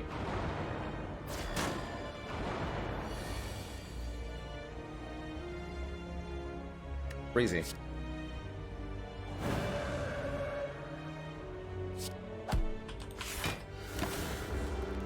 Probably should have played fasting here.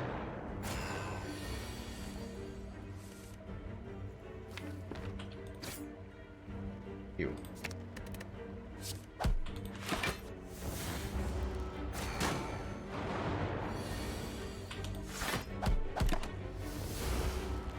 I think I was supposed to just take the damage to play Reprogram, actually. Yeah, it was. Or not Reprogram, fasting there.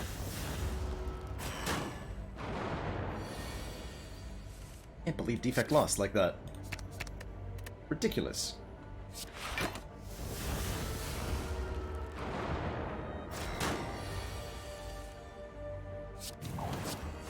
Simply ridiculous.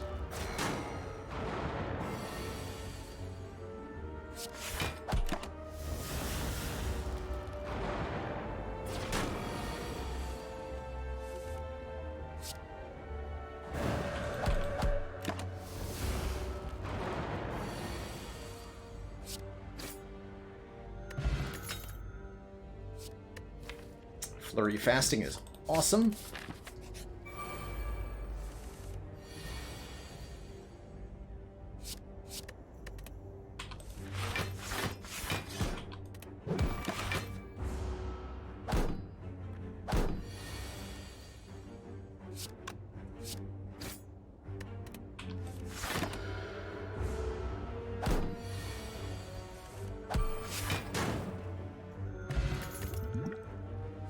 Prostrate, amazing with fasting.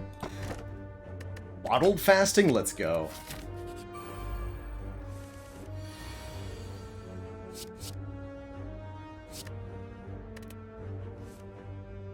Let's go.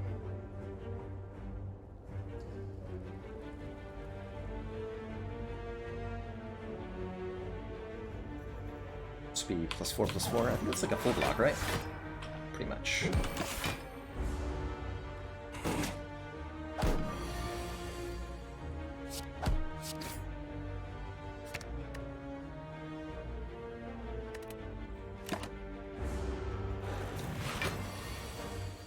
Bum, bum.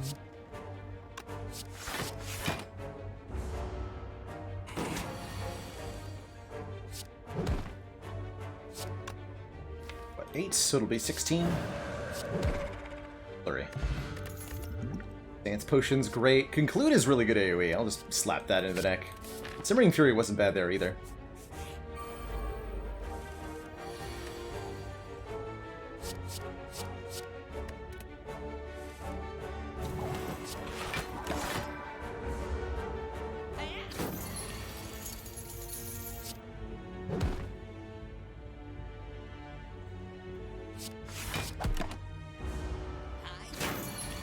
Yeah. Yeah. Wait, what?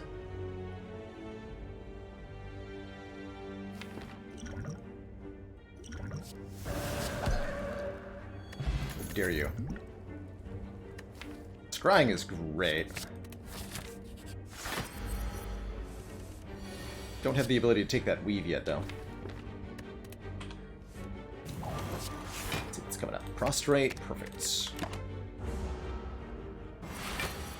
Could be in calm. Perfect draw next turn. Yes.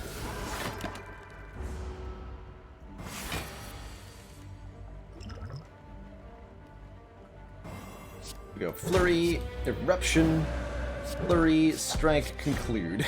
Haha! Get destroyed, sir. More Mantra to go with our Prostrate, or we can take a Halt here. Halt's pretty good with fasting. I'm gonna go with Devotion though, since we have the Prostrate already. Dig. Ow! My hit points. What was that? 33 health to get a Guria? Alright, I'll still fight the Burning Elite. I think we're strong enough. But I now need to use a potion, probably. Yikes.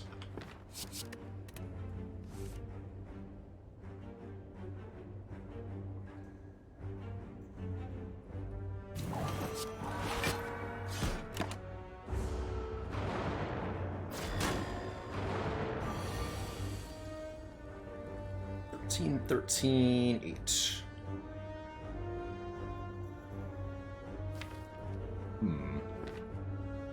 Spicy. Let's go Swift Potion. Actually, 13 plus 8 is 26, 34. Not enough to actually kill here. Okay, I will use the Swift Potion then. That's still not a kill. Wow. Double yikes.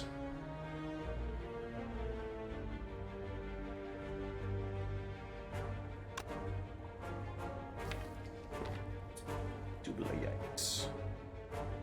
Kill one, take 9, or block 12. 6. Oh no, we got this. Yeah. There we go. And we'll get a heal from the Eternal Feather before Guardian. More so if we take a card here.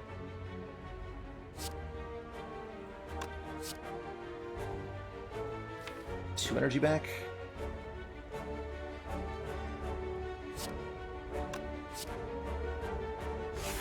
Scry instead.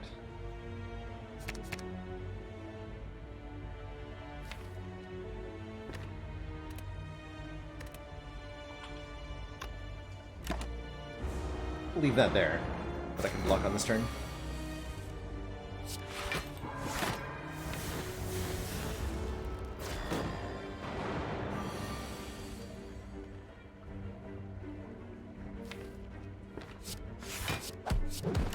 Weird Sentry's fight. Very strange.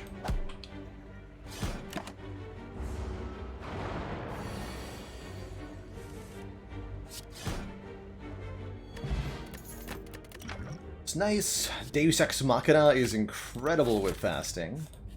And we get a 12 hit point heal, which should be enough to beat the Guardian. Let's get ahead and upgrade the Deus Ex for one more miracle. 3 miracles. It's a big deal. 3 miracles is a big deal.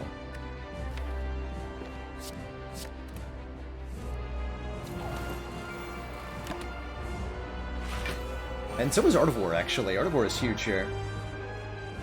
13, 13, 8. Not enough. Yikes. Guardian's got a mean streak. Actually, we can do 13, 13, 8 times 2. 26 plus 16. Which is... plenty. Plenty. There we go.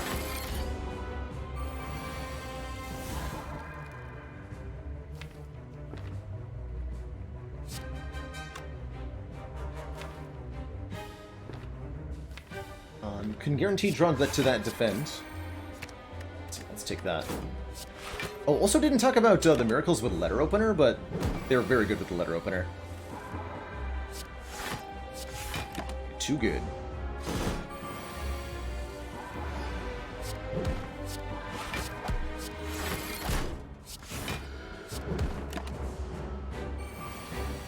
Bit more hubris than usual. No, that defect run was weird, is what happened there. Weirdness.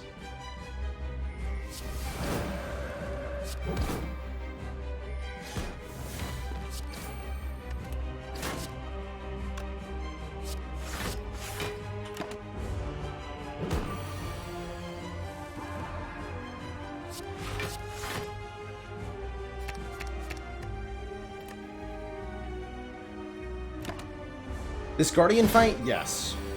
But that defect run, no.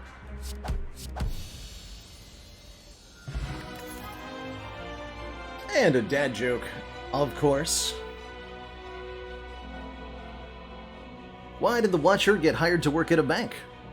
She had so much experience working with Vault. And like a lesson learned here, lesson learned can upgrade cards in our deck if we kill enemies with it. Vault's also pretty nice just for Art of War value sometimes. And with Devotion, actually. Vault is pretty dang good.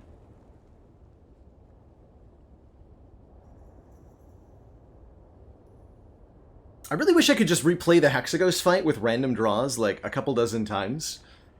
Because what I'm really unsure of is, was my evaluation off on that Hexaghost fight, or was it truly a bottom 5-ish% draw order, which is what it felt like. Thing is, I've almost never in my Spire experience had a draw order bad enough to get me killed against an Act 1 boss like that. And certainly not in the latter streaks, does it happen very often. So, really thrown off by it. 2 Energy Vault is a bit pricey, but we'll just... Or, sorry, 3 Energy Vault's a bit pricey, but we'll just get a Snecko-Eye, and then it's whatever we want it to be, instead of 3 cost. No problem.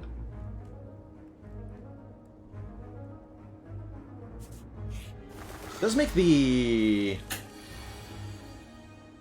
Oof. Oh, and we have a gambling chip. Yeah, definitely 100% Snecko-Eye here.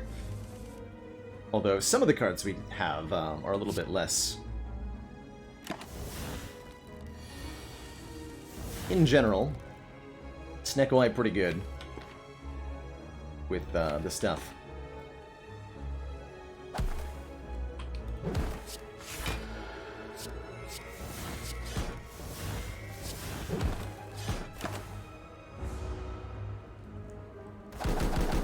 Good afternoon, Sparkle Crotch Thotty.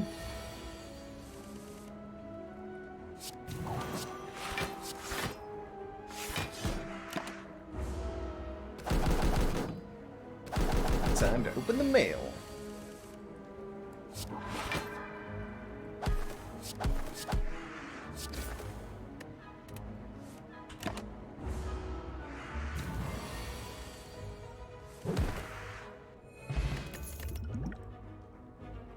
Indignation Plus. I don't think so. Tempting.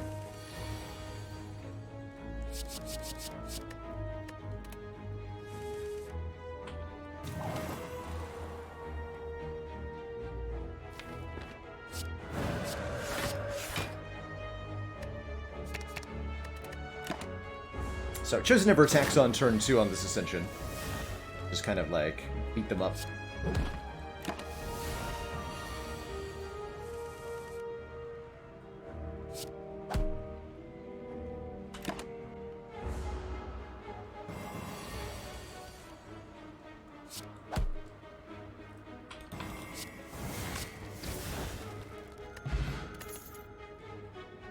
Upgraded Empty Fist. Exits our stance.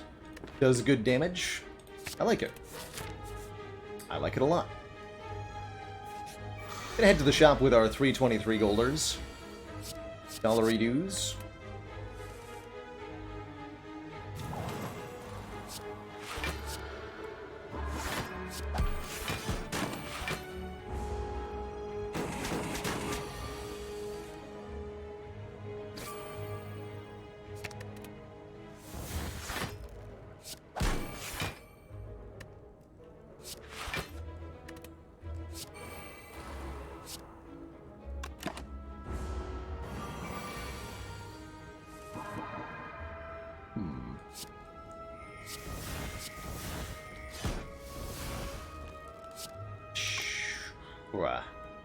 If I go Tranquility, then Eruption, we can cut through Fate, and that's lethal? Exactly. Sands of Time plus with Sneko Eye. You betcha. You betcha. Because of the Art of War, let's cut Strikes over... Actually, let's cut Flurry of Blows. Now that we're a Sneko Deco. But take this Kunai.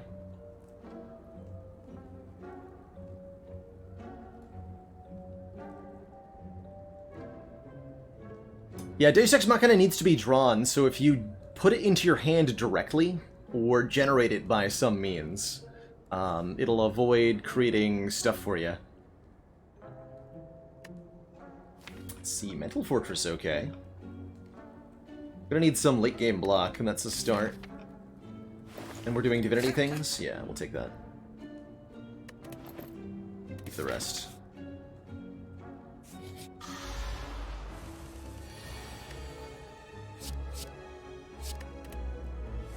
Dreamcatcher for pillow interaction. We ain't resting. No resting allowed here. Not gonna happen.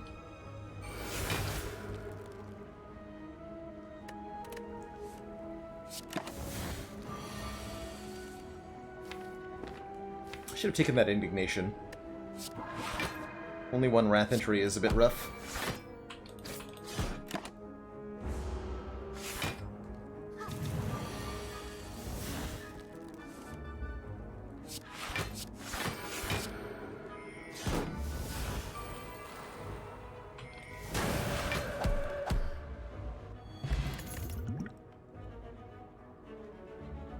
Sanctity's okay. Our draw is good with the Sneko Eye. The Empty Mind wasn't terrible either, but I need more ways to get into Wrath, or I'm going to want ways to get out of Wrath.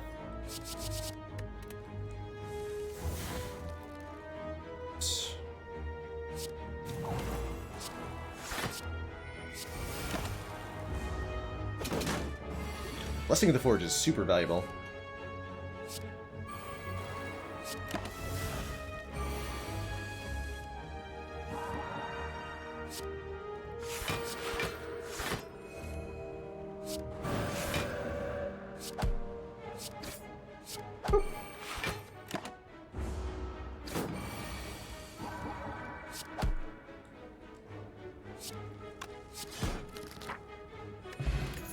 More energy, very good.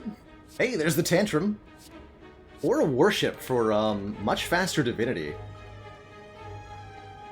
Tantrum is pretty ridiculous, though. I was just asking for more Wrath. But what if we bypass Wrath? And do the other thing?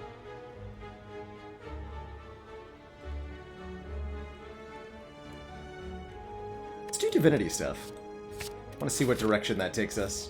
Or how that goes for us. Tantrum with Fasting, Tantrum with Gurya. Super, super effective. There's no doubt about that. Super duper effective.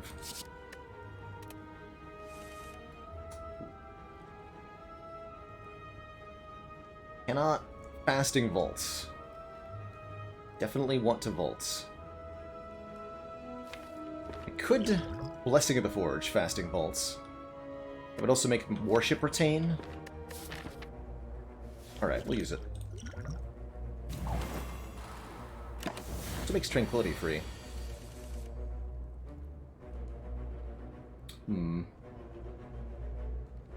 Still an ugly turn, though. How rude.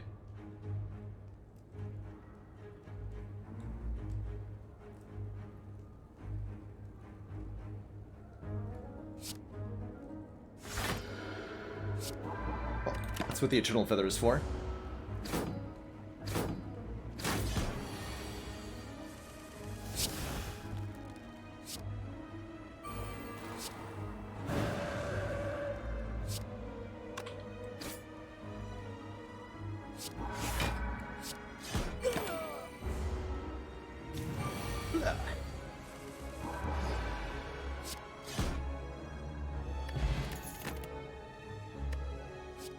Bash alright.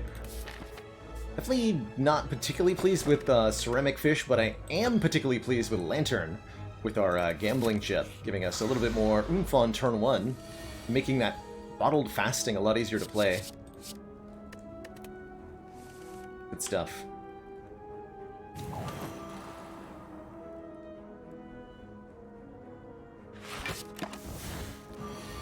Out of there, just wanted the Art of War.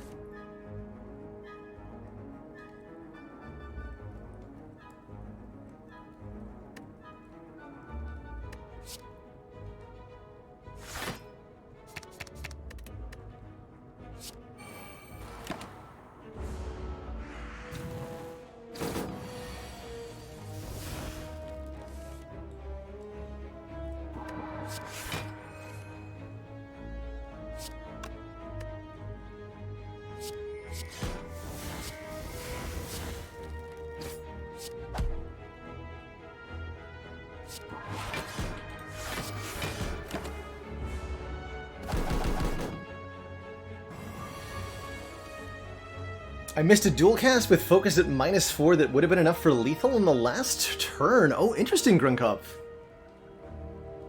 Did not consider that there might have been a minor optimization we might have missed out on. That's really interesting.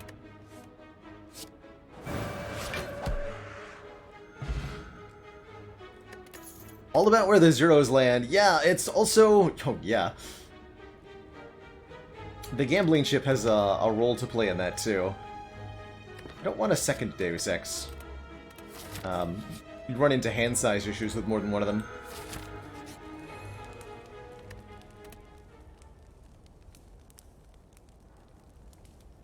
So failing to dual cast might have been part of the problem. Interesting. Very interesting.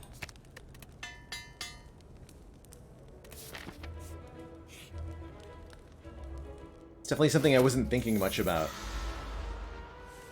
Because of the minus focus, right?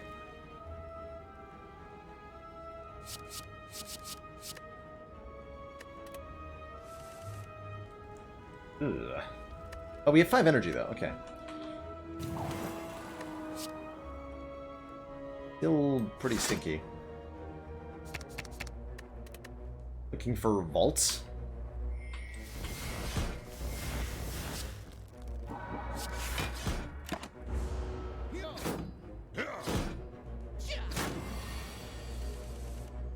There's vault.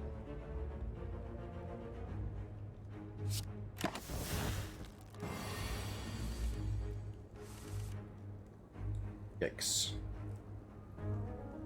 16. We just have a kill, so let's go with block then.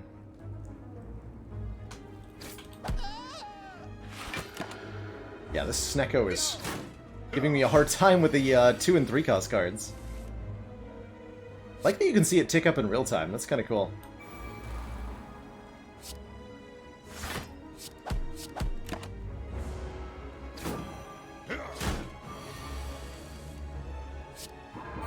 Doesn't matter that much, though, when our Empty Fist does 40 damage.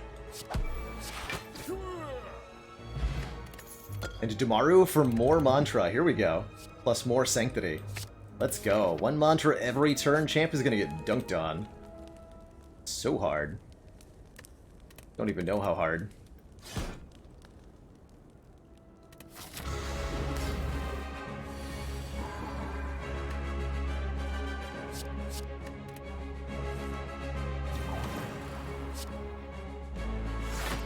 Can't conclude and vaults. Just gonna vault.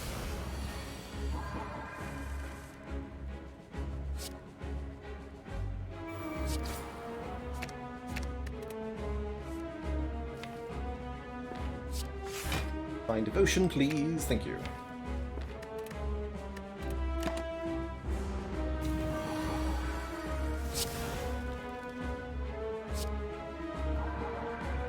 This will put us into Divinity next turn. That's when the spicy times arrive. It's for the 3-cost miracle. It's just what I wanted.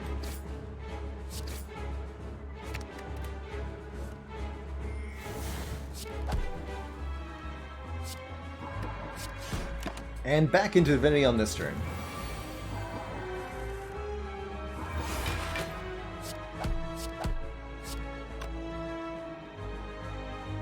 Seems pretty okay.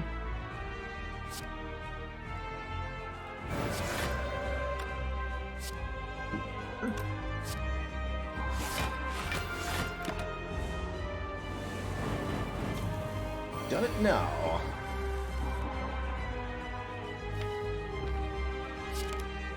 But I want to be divine.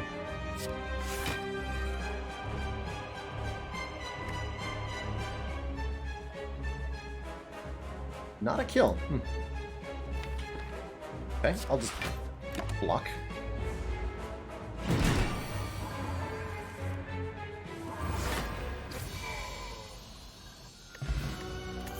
Crunchy.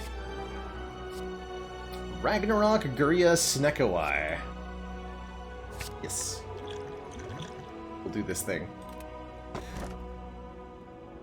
Runic Pyramid with Snekowai, letting us retain our 3-cost cards, which we're getting tons of. No thanks. Velvet Choker limits us to 6 cards per turn. Not so good with the miracles. I guess that means it's Black Star. Let's go. If you're asking about starting with Calling Bell every time, Jay Carter, yes, that is a mod called Filter the Spire, which should be in the workshop. 4 elites, let's go. 4 elites and no shop with 498 gold. Just get a random one to give. Yeah, and there's a link to it. Sweet.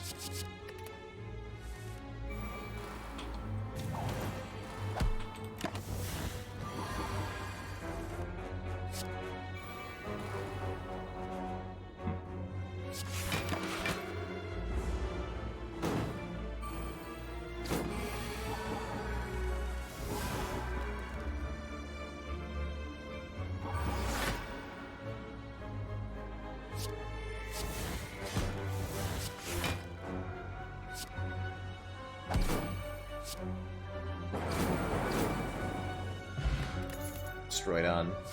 Upgraded Wave of the Hand for some, like, really consistent weaken. Sounds reasonable. Definitely a great late game card. There's a strike.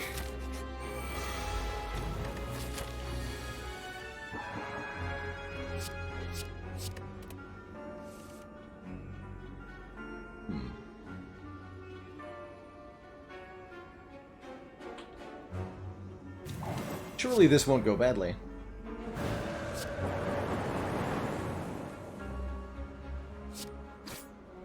It didn't.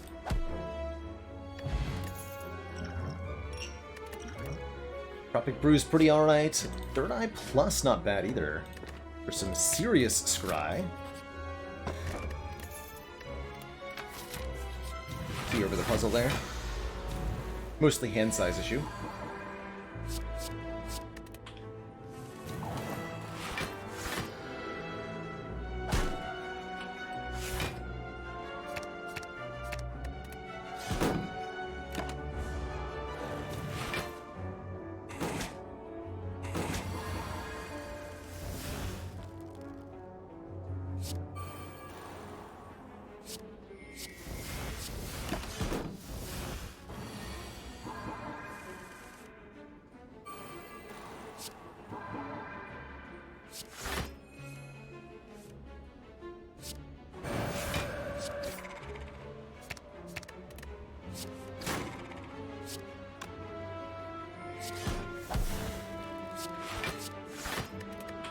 Get him, Tranquility.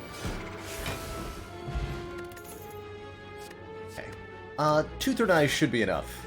I'm pretty sure. No shop. Was kind of a brave decision.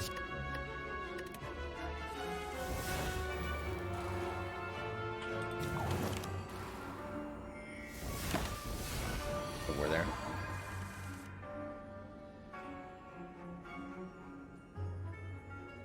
Yeah, yes, that's right. You can get the blue key after the first act. That's right, it's at Ventux. It'll keep appearing every time there's a relic in a chest for you to take. So you have multiple shots at it. Thankfully.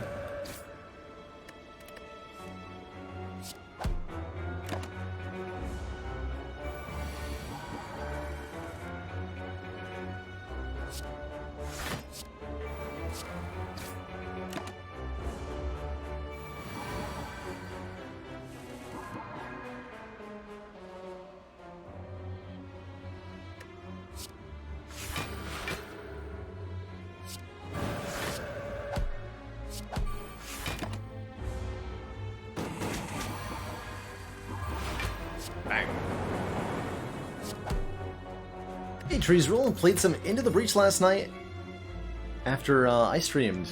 You got your high score on the first run. Nice. As you should. Hey, wish is, money? But also maybe Strengitude. We'll take a wish. With a Snecko Eye. Alright, Luda, it's easy to forget the Reptomancer being so non-threatening on the lower ascensions, comparatively. It's really a doozy with that double dagger nonsense that she does.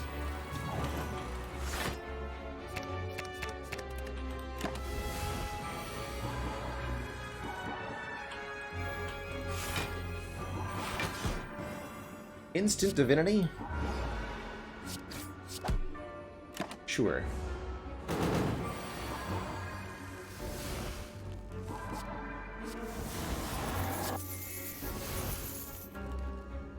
It's a really crappy defense.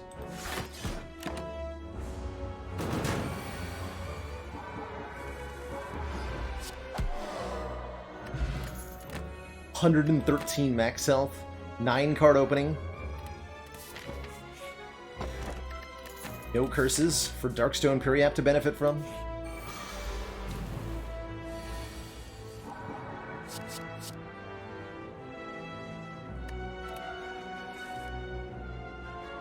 Beautiful.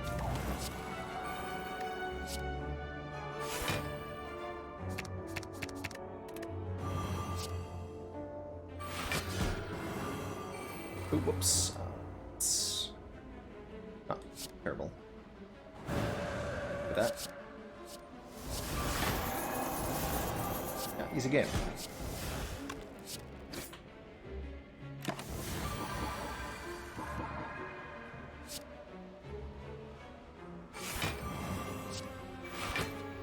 There's worship.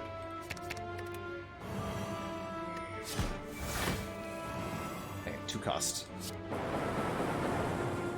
Tragic.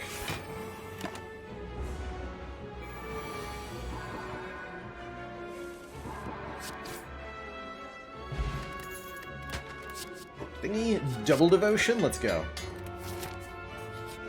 How many devotions is too many?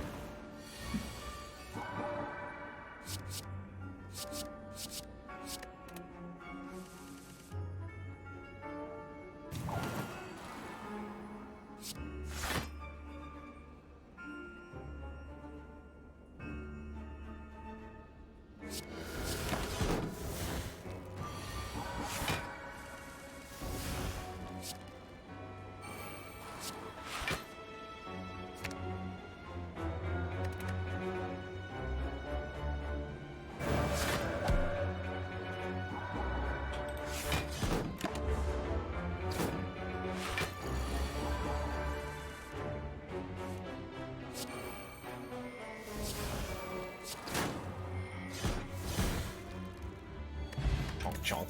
So much health. It's too much. It's too much. Giant head on vacation today, apparently. Didn't want to show up to work.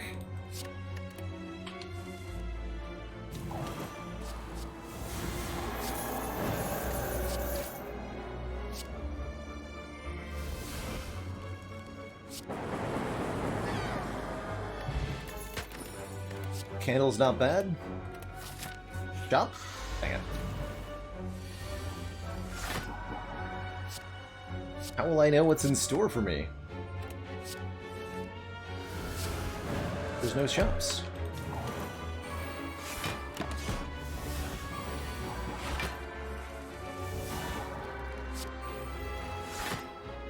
Order.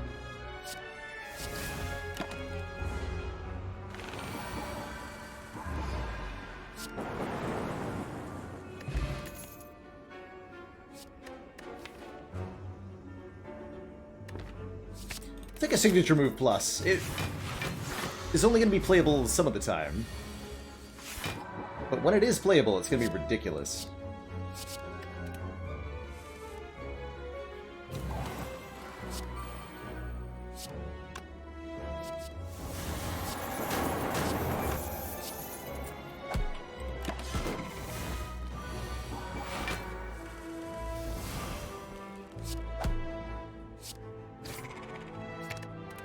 Case in point.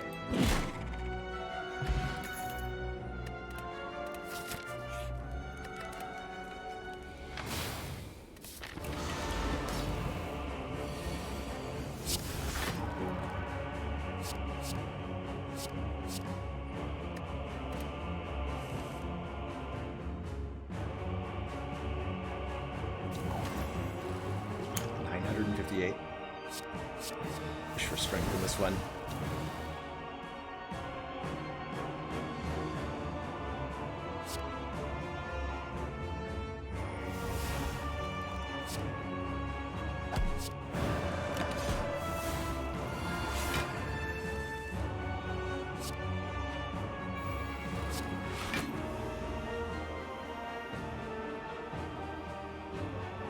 I'll be able to play that. Bust.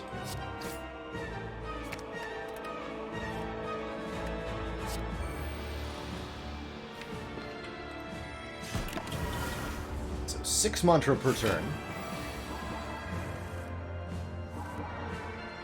Okay.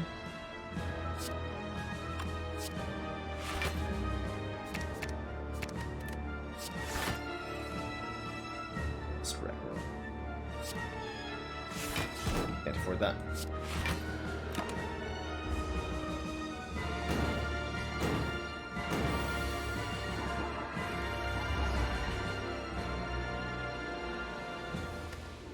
Okay, Nice. Sands of Time signature move does bajillion damage.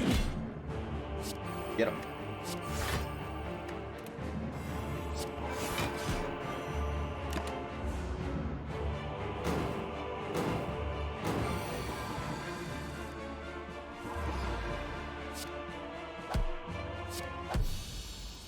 Smack. If your 12th card is Vault Naboo, then you just kind of bypass Time Eater's ability and you take another turn. Really, really nice. 28 health off this Face of Cleric, by the way. Crazy good. Mummified Hand? I mean, buy everything, right? Definitely buy the Divinity Potion. Definitely buy the Divinity Potion. Strikeout, and looks good. We're gonna absolutely destroy Act 4 here.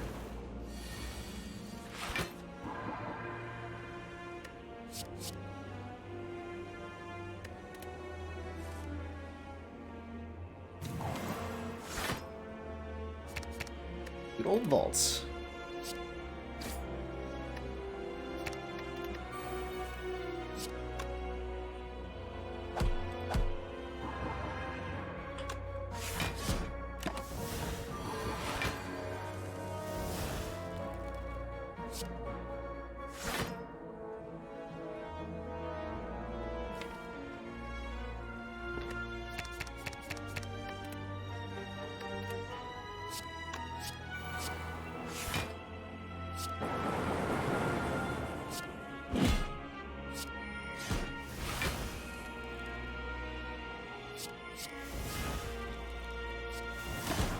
Give me the money.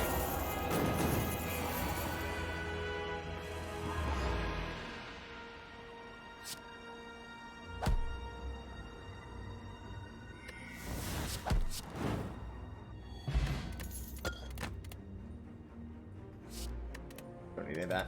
Last couple of relics. We got Pendiv on 8 here. Some healing in case 120 health ain't enough. And, yeah. Stuff that is happening. Okay, definitely Wave of the Hand turn 1, looking really good here. Definitely get some weakened down. Yeah, 3 costs.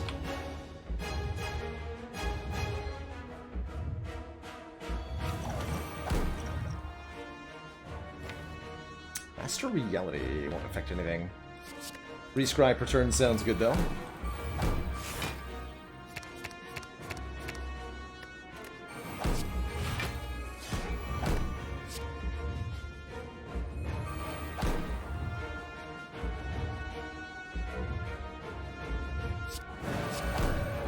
Pendiv Ragnarok.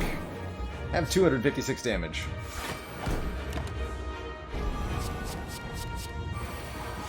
We have Frozen Eye, right? Yeah, we do.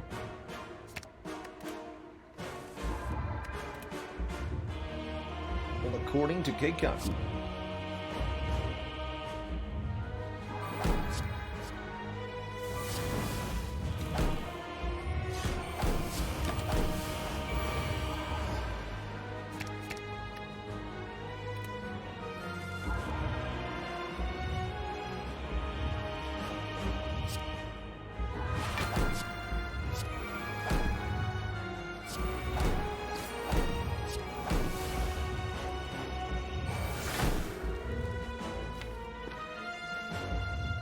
I mean, we're back into Divinity next turn. I'm just going to use this potion so that I can drink the Entropic Brew here.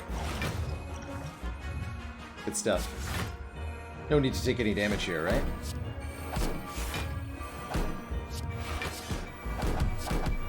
That's more like it.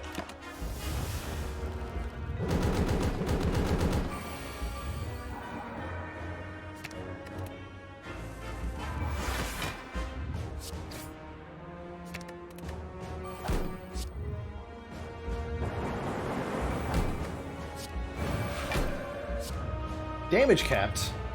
Oh no. Math? A little bit of hubris here. Oops. Good thing I have more than 90 health. Just setting up meat on the bone value. Setting up my explosive potion kill. GG. GG.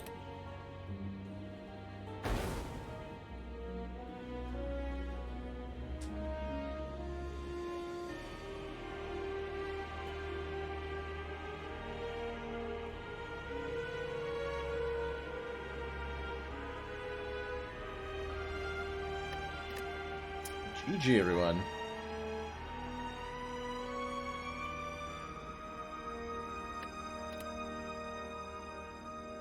So Fluctuation asks, among the score categories, the one that I've gotten the fewest is probably Popper. Have no rare cards in your deck. So I'd have to look at the list to see what all of them are. Okay, I'm not going to do the Ironclad run quite as fast as that Watcher run was. A little bit losing it there. Ooh, Horncleat and Calipers, along with Warpaint upgrade 2 defends. Won't complain about that. Could lead us into taking an Entrench in the early game, perhaps. I think could be pretty cool. 2 later elites? I don't like this start.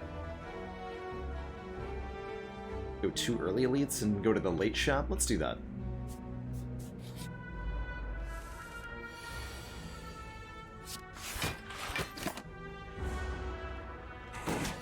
Definitely really happy with Boat Thingy here. Giving us the block on turn 1 and turn 2. Memorize enough fights that I can start with Runic Dome? Oh yeah, we will be doing a Runic Dome ladder, probably. Along with all the others. Let's grab a big old Carnage. Twin Strike's a decent first floor take as well, but the Carnage will enable us to smack pretty hard, especially with an upgrade on it. Especially with an upgrade on it. Yeah, that Watcher run was indeed Ascension 1. Body Slam, Calipers. I'm down for a Body Slam. Let's go. Give me the block deck. I want it. Level 4 Rob, thank you so much for the tier 1 and the 6 heckin' months. Whole half year already.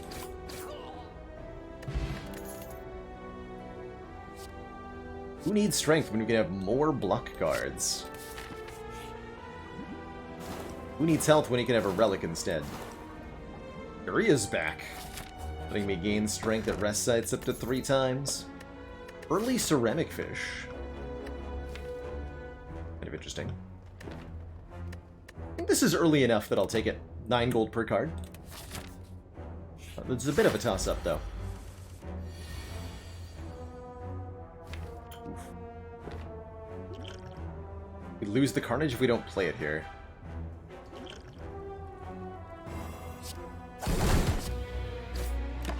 We also lose the Horncleat if we don't do that, so that was worth it.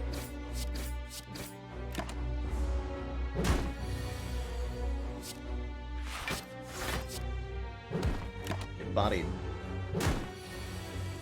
Really excellent draw order here. Very easy fight.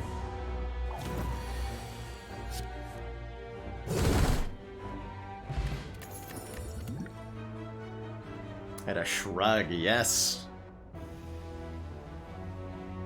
Very, very good.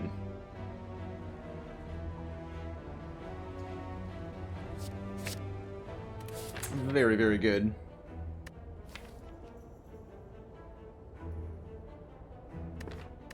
Marath, hitting us up with a dad joke. How does the Ironclad get around the Spire?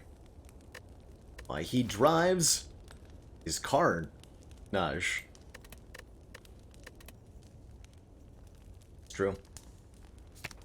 Look at the energy upgrade on Body Slam, making it free, and then I think prioritizing the upgrades on the other block cards.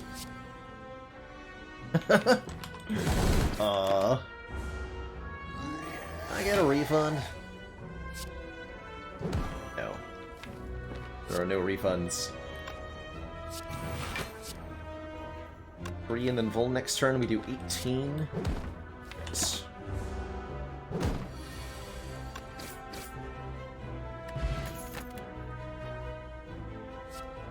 Metallicize contributes to the blocking game. Kind of odd with the Body Slam. Because it only applies at the end of turn, but because we get to retain it with Calipers, I think it's actually alright. Ocean Belt, very good.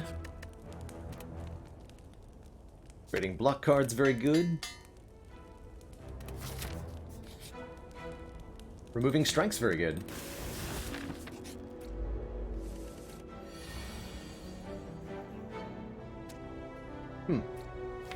Well, this is going to hurt a bit. Only on this turn, though. Next turn we have Horncleat. But, yikes. They metallicize and take 17. I could Duke Pot a strike to save 1 more health. I'm going to do that. Yeah, with the Calipers, I'm less likely to take Barricade, although I think it would still be decent.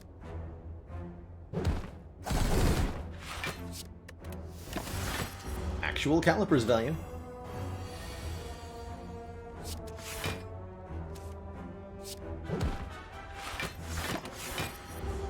The Blunketing.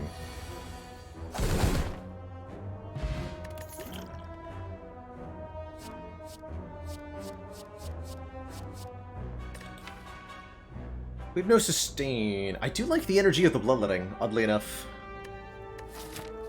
I think we're gonna pass. Just take our Singing Bowl max out at most opportunities. Looking to shrink this deck down from this point onward, basically. And Shrinkify. And that'll enable the blocking to work a lot better.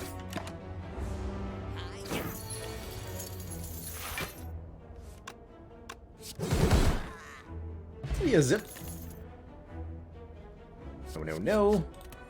Anything that isn't Body Slam really isn't something I want. Oh, whoa, whoa.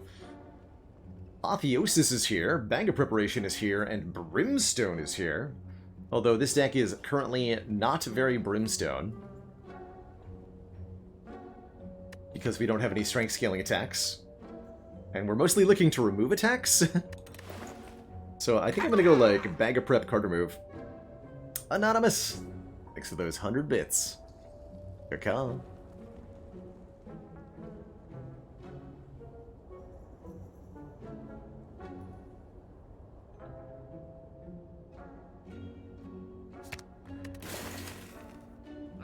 $244.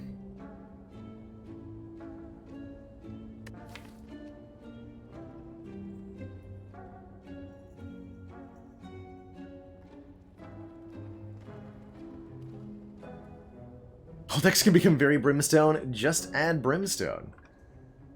That's true. We'll take that Bag of Prep. I could take the Dramatic Entrance. It's better now that it's buffed. And it's actually the kind of thing this deck wants. Is some turn 1 AoE for the fights we're slow at. Okay, you know what? I don't ever do this, but I'm buying Dramatic Entrance now that it's been buffed. Gonna give it a shot. Just one shot, though. If it fails, it fails. Upgrade that Metallicize. Don't have all the stuff. It's just a little bit 8 AoE damage on turn 1.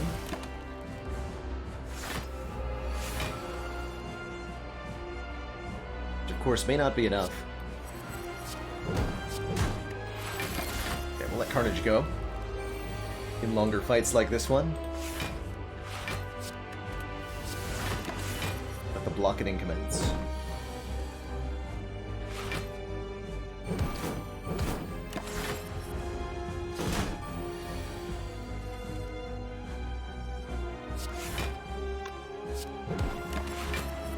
We can trade some blows here. We are healing to full. Keep destroying the strikes. The only way.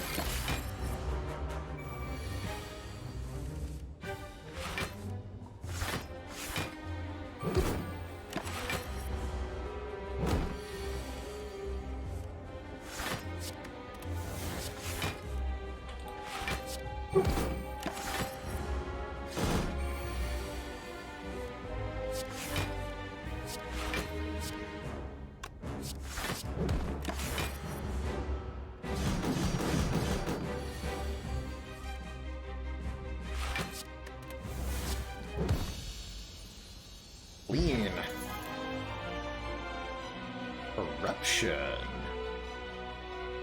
I love Corruption in Body Slam decks. That's one way to scale. Corruption says, skills cost 0 whenever you play a skill, exhaust it.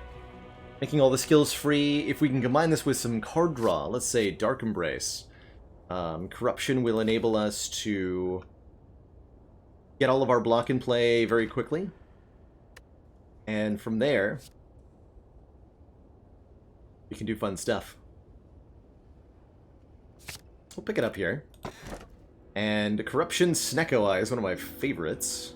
Snecko Eye would make this dramatic entrance pretty sad, though. Or we can just take an Energy Relic.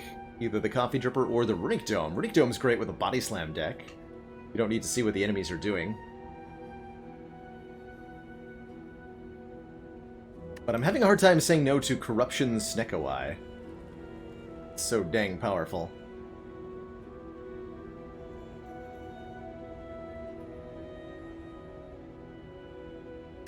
Corruption Snecko Eye, too good. From here we want to add tons and tons and tons of skills to the deck to make it chunky. Because we're going to run out of skills in most fights otherwise. Not even looking at the early game pathing. We can branch out from here. Probably want to fight some of this stuff. Maybe this way. Kind of all whatever. So we will have some definitely awkward turn ones.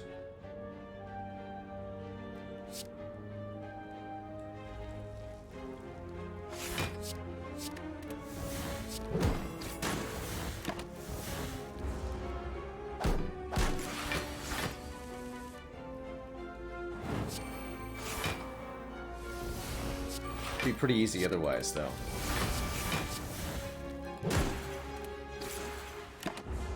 Seems pretty good.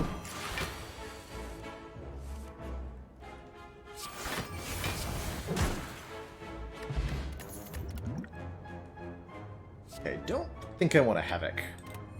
Playing the top card of the draw pile and exhausting it. Exhausting Body Slam, for example, can be a run ender in the wrong fight. So let's not do that.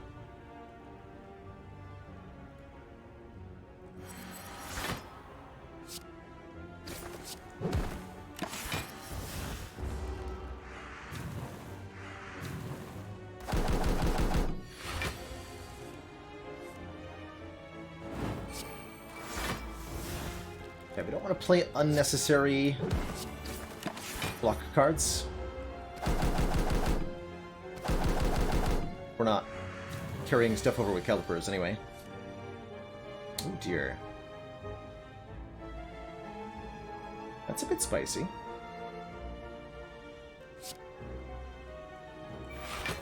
Damage here.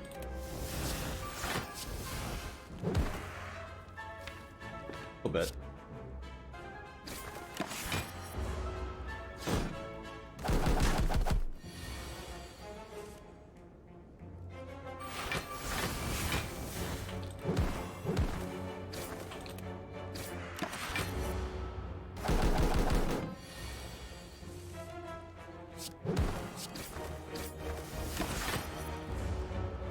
We're down to only these 5 cards remain, once we've been through the deck a couple of times.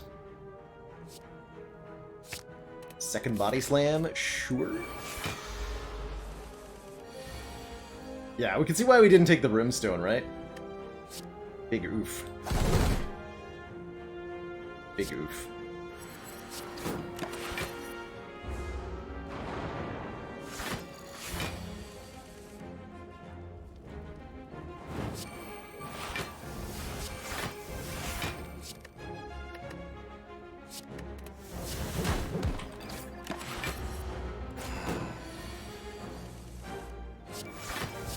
His liquors.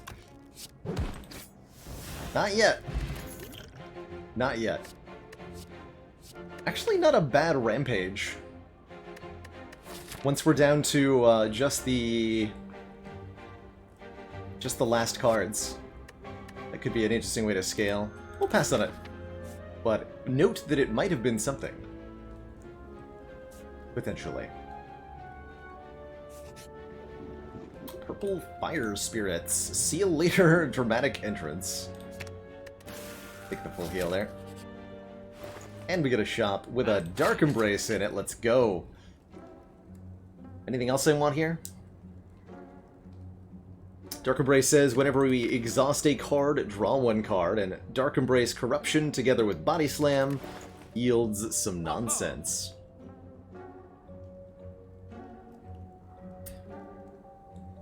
My approximate A20 win rate with defects, somewhere more than 50%. I am the record holder for consecutive A20 defect heart kills at 7. And I haven't done a win rate analysis in a while, especially with the newly buffed reprogram, which I think does contribute a bit to the potential win rate of defect.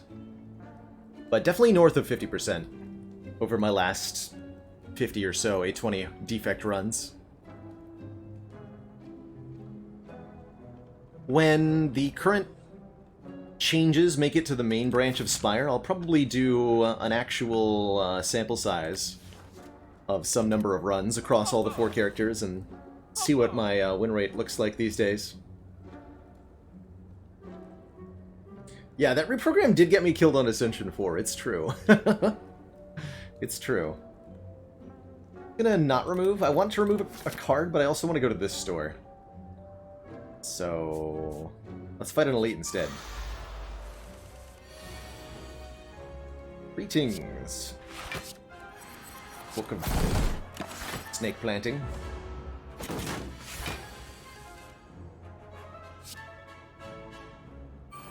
Just need to get the combo pieces in play.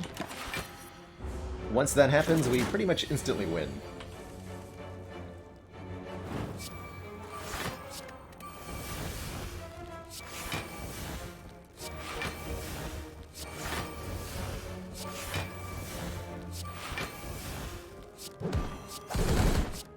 Case in point.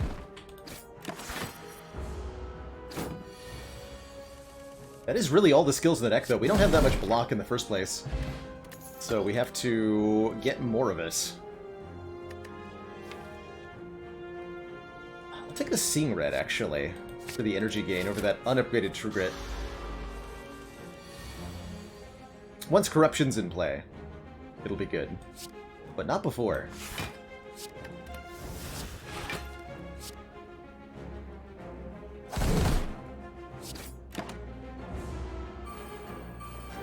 Successfully retaining 2 block. Oh yeah. Let's go.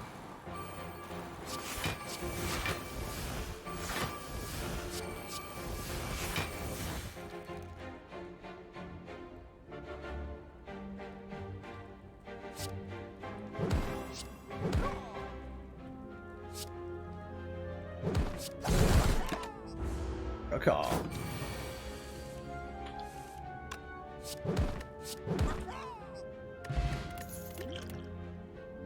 Power through. Yes. Big block.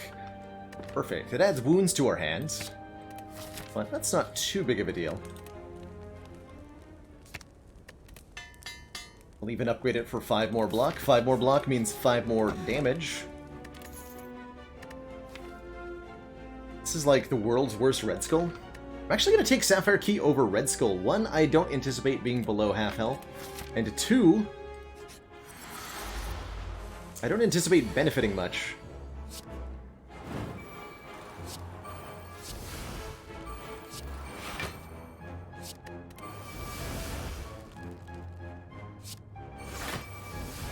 Okay, we can't afford a Body Slam, that's really good news. Might have been a Speed Potion turn.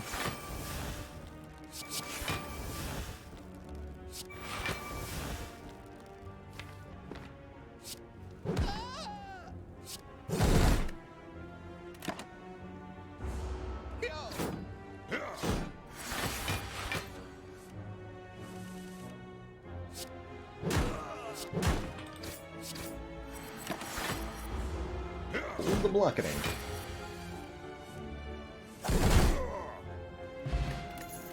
Akabeko? Our dramatic entrance, no! How could I have forsaken you? We super take more block cards, especially Shrug, though. I would add 20 copies of Shrug It Off to this deck if I could. And I will. Actual Barricade is here. I did say I was less likely to take a Barricade, but the Snecko Eye has made me more likely to take a Barricade.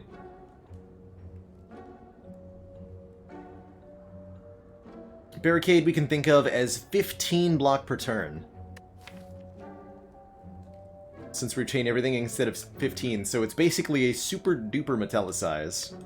Give me that. Still haven't seen a...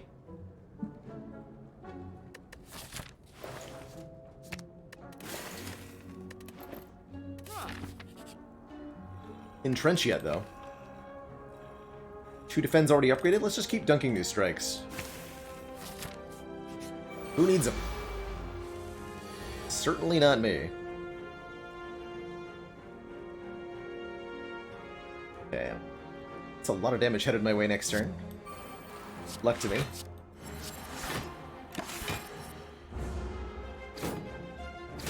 Do have the speed potion if I need it.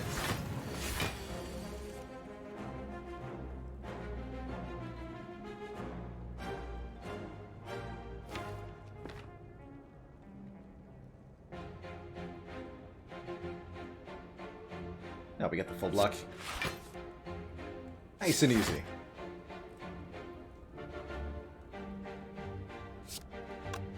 The waste of some of our damage. Let's go like Body Slam here, Carnage here, Strike here. I guess I could have did 5 more with the Body Slam.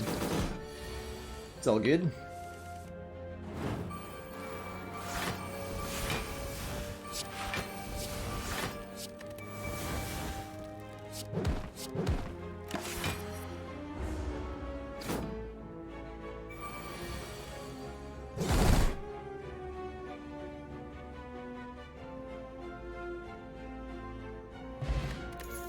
Strength. Ooh, Sentinel. Gain 8 block if this card is exhausted. Gain 3 energy. Works perfectly with Corruption. Excellent.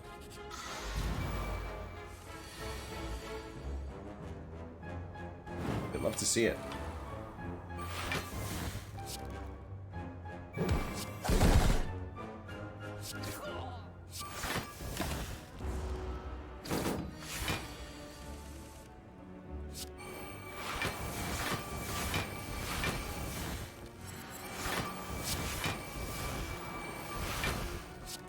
Whee! Haha!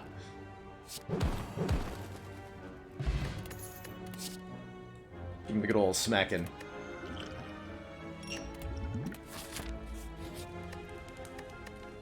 And let us upgrade... So none of the energy upgrades matter. So Barricade is irrelevant, Dark Embrace is irrelevant, Corruption is irrelevant. I don't really care for Strength. Let's upgrade these Shrugs for just a little bit more block. Poor Automaton has no idea what's about to happen. I don't think I actually want Corruption in play just yet, though.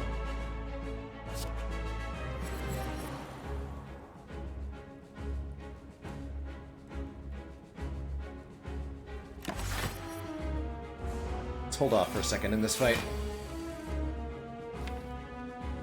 Okay, Dark Embrace and Sentinel are going to be stolen from me.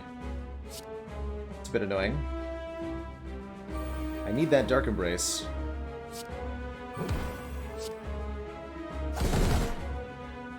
Hopefully that's the correct one.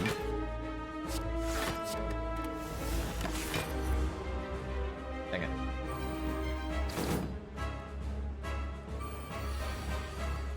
First of all, how dare you?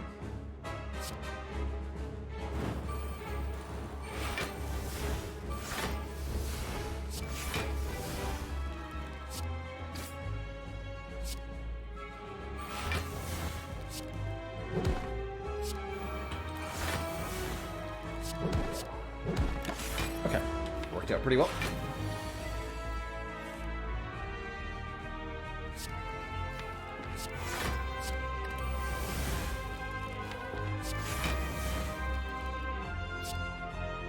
Play the Body Slam, draw the Body Slam. Play the Body Slam, draw the Body Slam. Play the body slam. GG. Could take a second corruption, or we could gain some max health with feed. Or slow strength scaling with demon form. Don't think we need a second corruption though.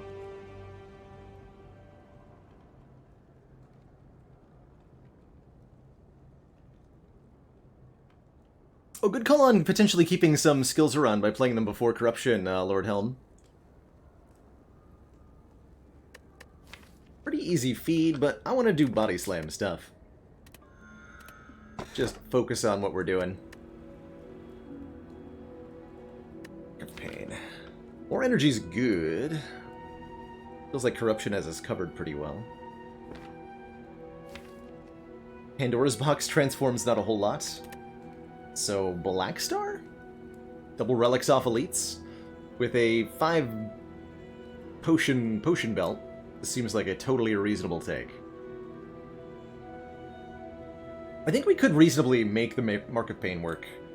I just don't think we're going to need the energy once the corruption's in play.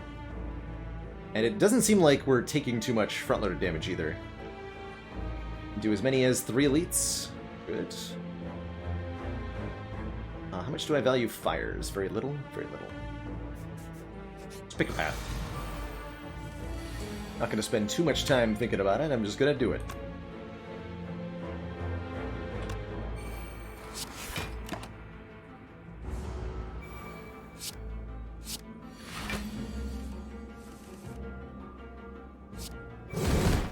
Good job, Vajra. Exact value there.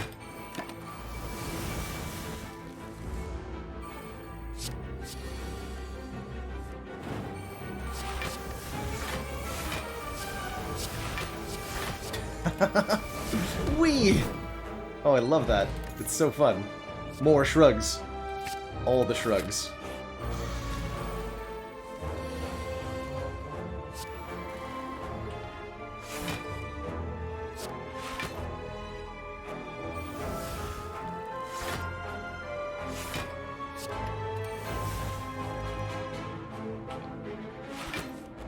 Yo, let's go. In this case, I actually wanted to draw an extra card.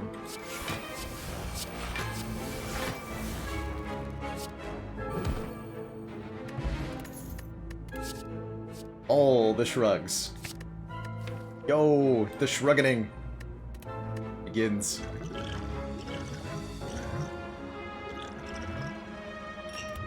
I believe that upgrade potion was pretty valuable, huh? It's alright. Worst draw order possible. I think it was possible to draw worse in that Hexaghost fight. Never underestimate just how bad it can get.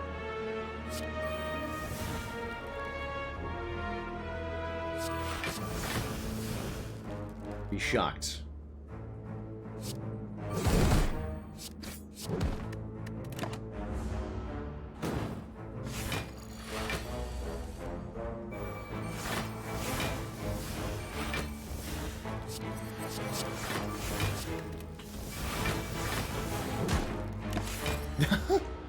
Almost.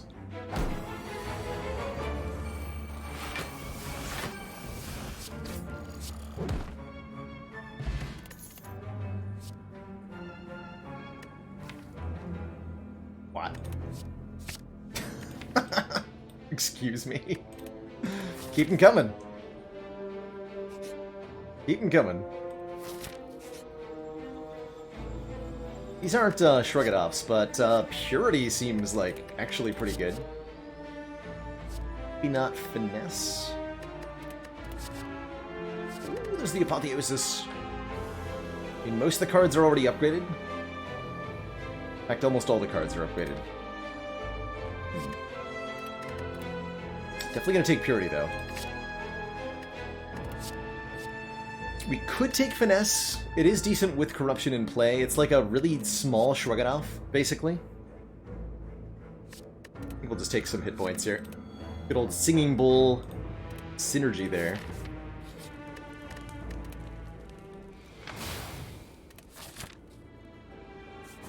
Alright, double relics.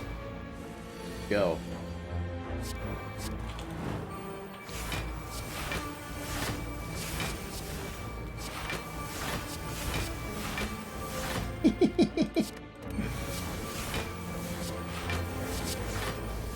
There are no cards in the drop pile anymore.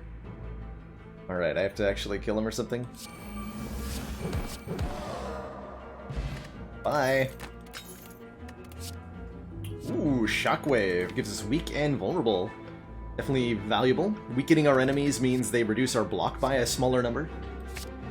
That's pretty good. Let's get the Essence of Seal. Transient! An actually fairly challenging opponent here, I think. Gotta be careful with this one. Transient sticks around for 5 turns. At the end of those 5 turns, they fade away into nothingness.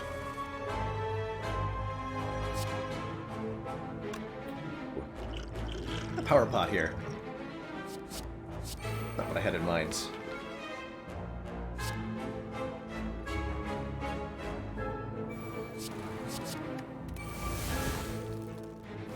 That'll do.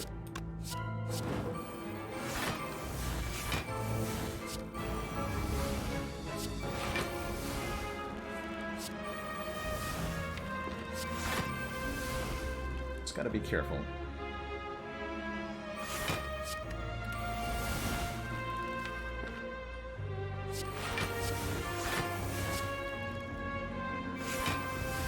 So we go Body Slam, draw the Body Slam, play the Body Slam, draw the Body Slam, play the Body Slam, draw the Body Slam, play the Body Slam, draw the Body Slam.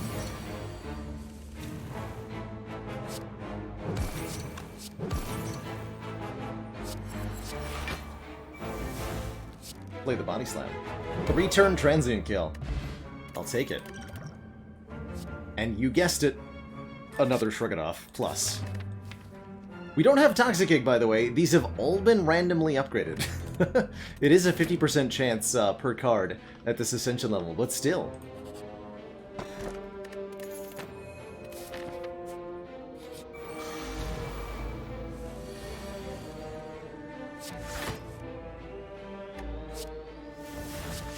Shrug, shrug, shrug it off gently down the stream.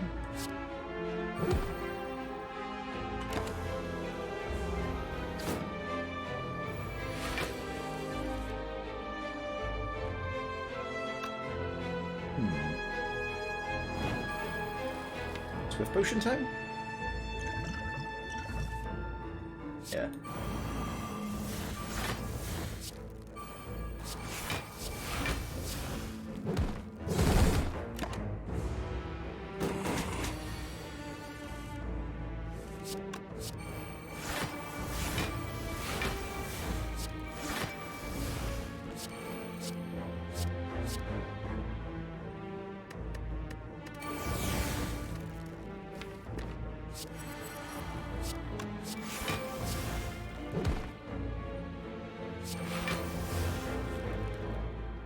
Cost.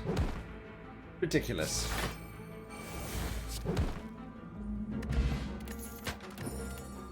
Okay, Strike Dummy Duvu Doll, not exactly amazing. Neither is the Armaments. Just a 5 block card.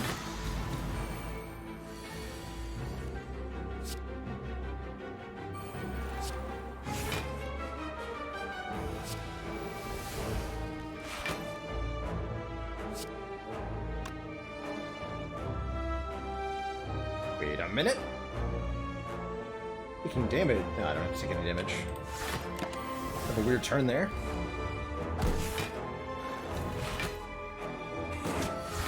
Should be called Shield Strike, right? Yes. It's fact.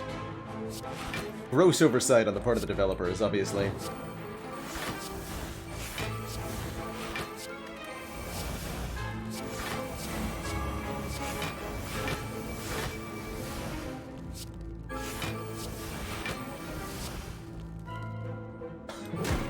Seems like an excessive amount of damage, but okay.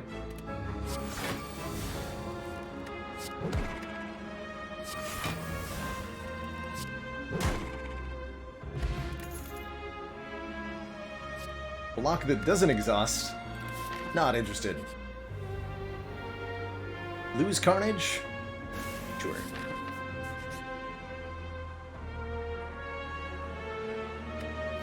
Don't think I want Madness. Don't have Omamori or anything. We have Duvu Doll. I could take 1 strength. Lose 6 max. No need. No need.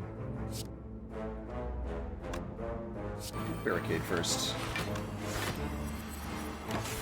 Looks like this might be a 3 or 4 turn Giant Head kill. Slowitude.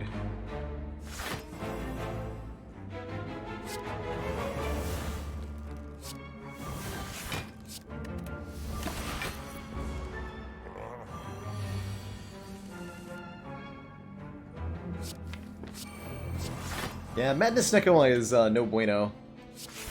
Unfortunately, as the zero cost doesn't stick around. It'll get re-randomized. There we go.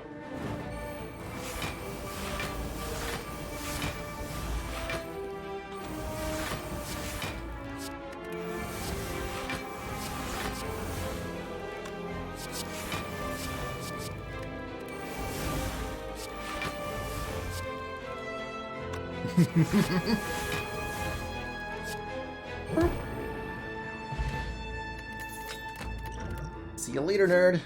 Give me more shrugs, please. You now have 7 copies of Shrug It Off in this deck. It's the perfect deck. Really all you need. 7 copies of Shrug It Off that all say plus.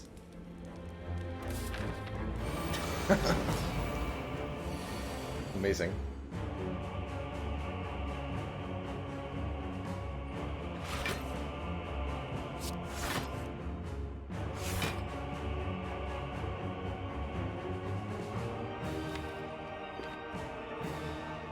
This is also a fight I need to be somewhat careful in.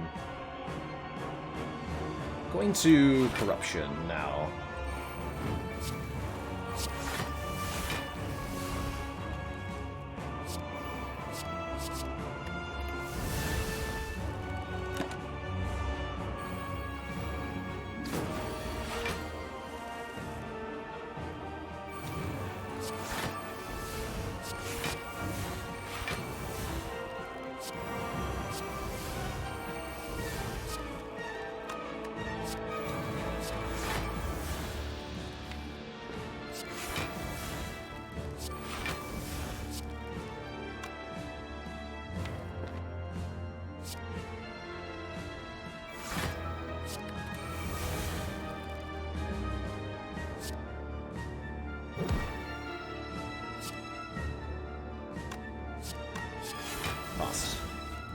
Fair enough. Grr.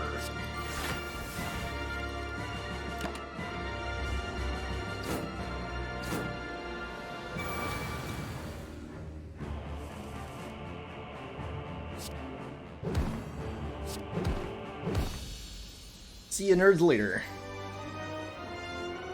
Be free, my cultist friends. Wait, what? You guys get back here. Two thump, two thump! A deep pulsing dread.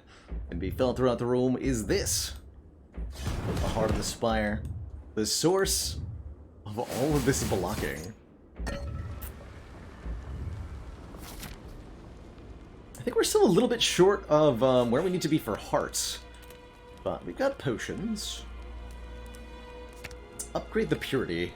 There's going to be a lot of statuses added to the deck in the heart fight that we want to be able to deal with. Ooh, souvenir. Oh my god, speed potion too. Okay. Yeah. Perfect here. Perfect. Artifact on turn 1, energy on turn 1, dexterity on turn 1. We'll take 2 speed potions and an ancient potion. I'll think about the panic button. but I'm probably not going to take it. I'll probably remove that last strike. And just go full Shruggernaut.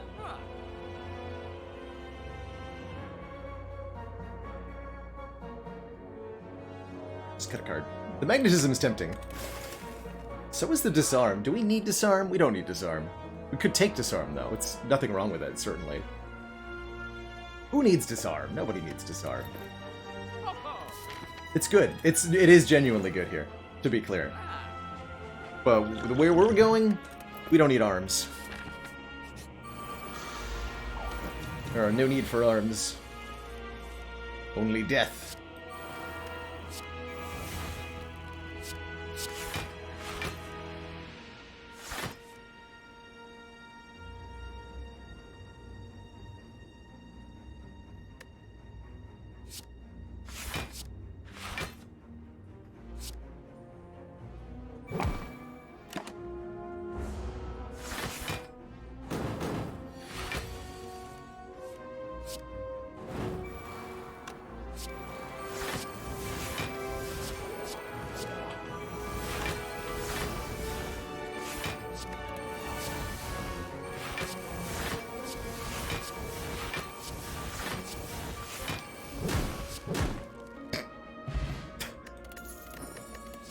That's so good every time.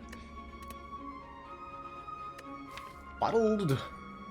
Probably Dark Embrace gets us going the fastest here. If I had to guess. Or we can bottle the Barricade. That's pretty good too. That's pretty good too.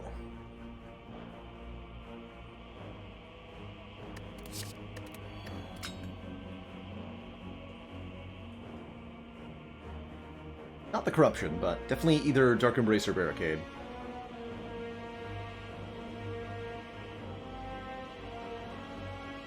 Oh, Barricade. Are we supposed to Dupont something? Oh, we just draw literally everything on turn 1? Okay. That's a way to do it too.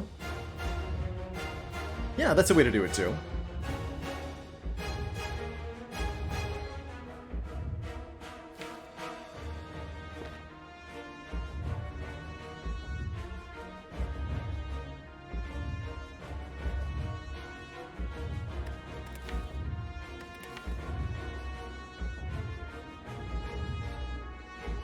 Thinking here for a second. Probably Shrug first. Although, let's use the potions. I have 11 dexterity, by the way.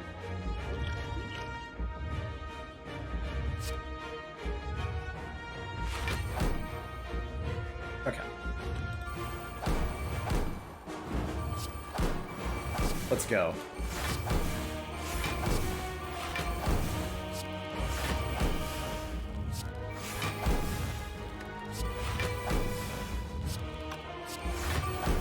Straight up forgot I had the potion.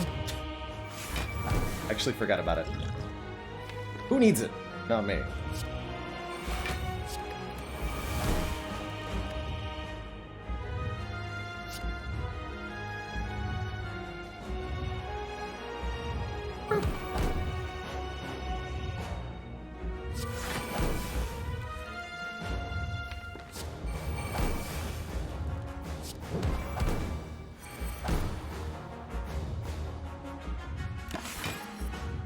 Status cards!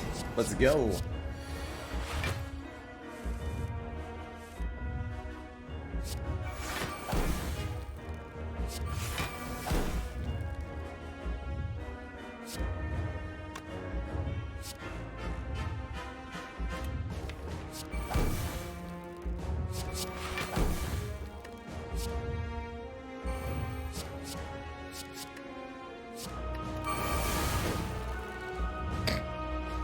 This is all that remains in the deck.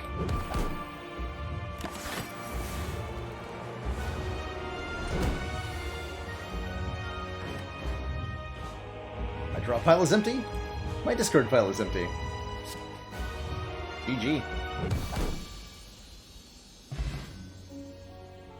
Get slapped, sir. Tough fight, right? He almost got us. GG.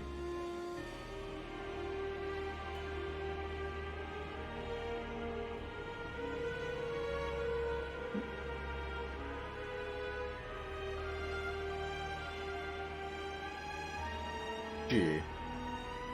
Yeah, wasn't it crazy how Calling Bell gave us like 3 synergistic relics right at the start, and we were able to really lean into that for some truly beautiful action there.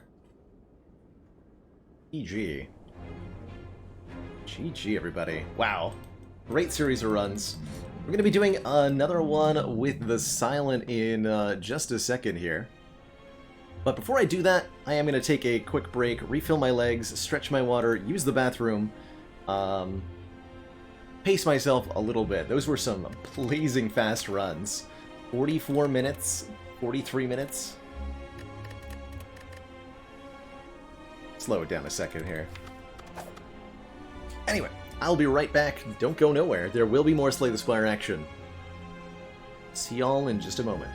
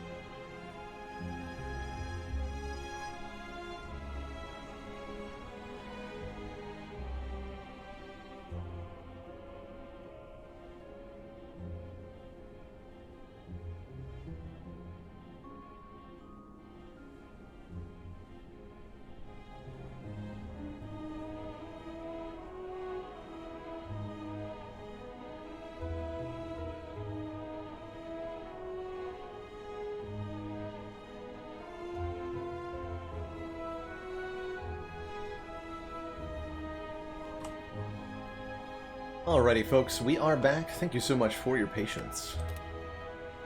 Let's dive on into some more Silenty, Calling Bell nonsense. Preserved Insect has been all over these Calling Bell starts. That's pretty cool. Definitely makes the elites of Act 1 a lot more manageable. And I think we are going to end up fighting a couple of these to get some more relics. Rod's pretty sweet too, making us take 1 less damage whenever we would take damage. And that ain't too shabby either. Ain't too shabby either. So I think I do like fighting 3 elites. That would also be, what, 2 campfires? Or we can go... Ooh, better yet, actually. Better yet. 2 elites, but we take out the Burning Elite earlier. Relatively easy to do with the Preserved Insect, I think, as long as we can get a little bit of damage from our opening combats here.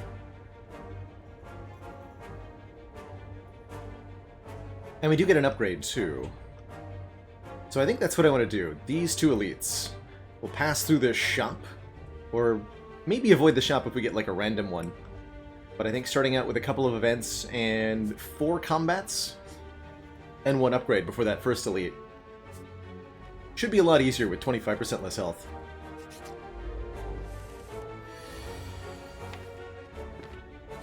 Get the Acid Slime dead. I don't think we have the damage to kill this guy on turn 2. I should be playing Defends, even if I don't, hey, look at Tungsten Rod. Even if I don't, you know, use the card, I want to be incrementing the ink bottle where possible, and setting up the ink bottle for future combats is something we want to think about some of the time. So for example, here it's optimal to go like Slime Defend? I'm not going to set it up that hard. That seems like a lot of work. Could go even further here and just like pass turn again. I'm not going to do that. I don't want to.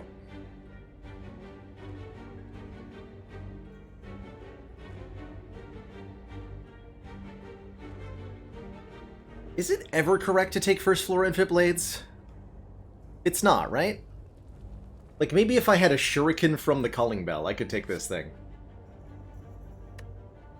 But Shivs seem like they're so slow to get started when I could just add a leg sweep and be the blockiest. It is nice with the ink bottle, at least. And it is damage?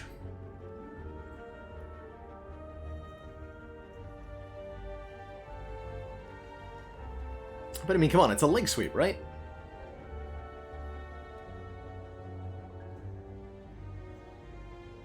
I could take it and see how it goes. Yeah, do something you wouldn't do. Okay, I think I would almost never take this Infinite Blades normally. Let's try it. Let's try it. I will probably regret it. In fact, I'm almost certain that I will. But what if don't?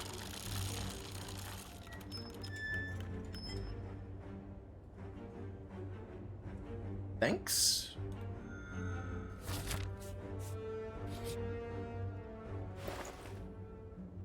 Thanks.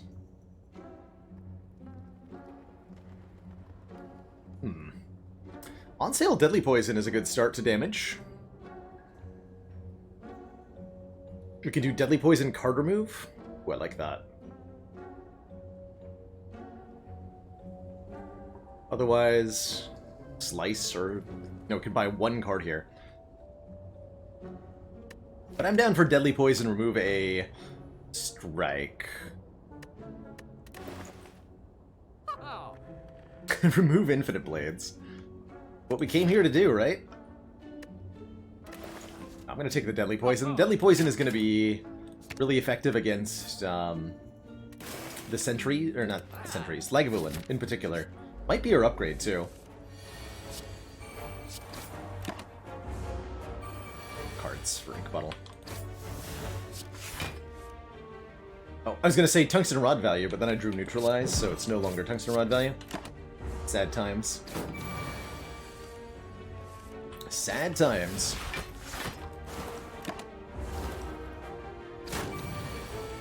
Not bad in this fight.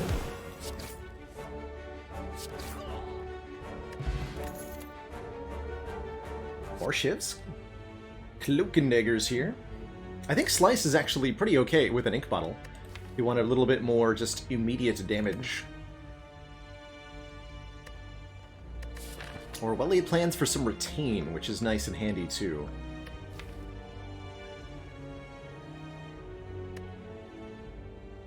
I think it's gonna be Cloak and Dagger. This lets us back into accuracy.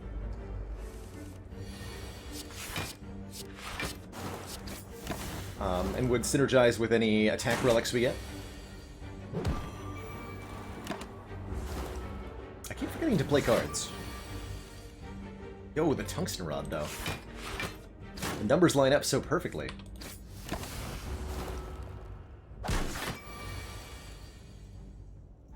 Beautiful, is it not?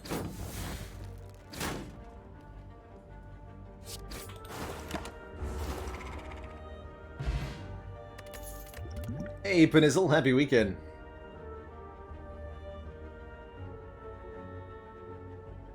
Ghost in a Jar is amazing here. We're being offered a Bouncing Flask, or a Second Deadly. Bouncing is more expensive, but more poison. 9 instead of 5, which is a lot more for one card. I really do like. Sets us up completely against Lagavulin. Not too bad against Nob either. Pretty rough against Sentries, but that's okay. I'm gonna take it. Yeah, it's also a very good upgrade, hitting one more time. We are going to upgrade it, I think.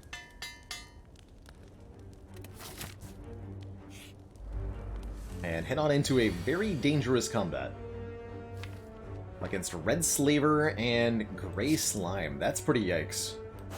But Izzle, thank you so much for the 4 months of that Prime sub.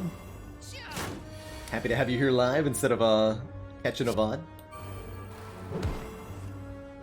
Ooh.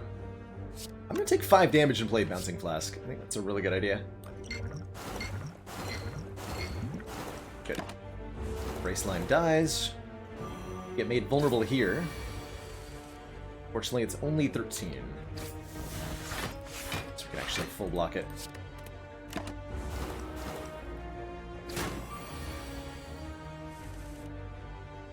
Dang it. All of my block on the turn, but it doesn't matter.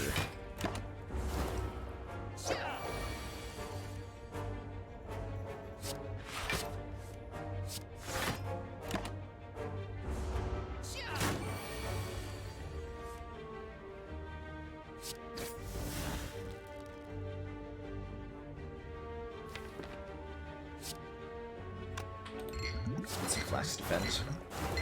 Can't quite get the kill here. Okay, we lost a decent chunk of health in this fight, but not unreasonable considering this is one of the hardest fights in Act 1. Elites included. Yet another Bouncing Flask. Interesting. Could take Dagger Spray. Dagger Spray is nice AoE, and I think that helps against Slime Boss pretty well. Not what a mess of cards. A Leg Sweep sure would have fit well with what we're doing. Don't like Blade Dance too much without any reason to spec further into the shivs. So I'm thinking of taking Dagger Spray and maybe even upgrading it, particularly if we don't get sentries in our elite fight. You double Bouncing Flask. Against Slime Boss? Now we need to have a few answers for Slime Boss, and Bouncing Flask is certainly not it, at least not in the second phase. We do get sentries.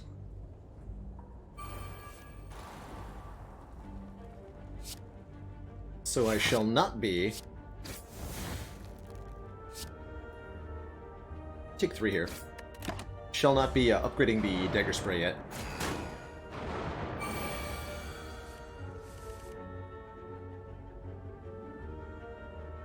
Okay, Flask is not amazing here. Just keep shivving. Next turn we draw... 16. 18. Yeah, we can kill next turn. Go triple defend.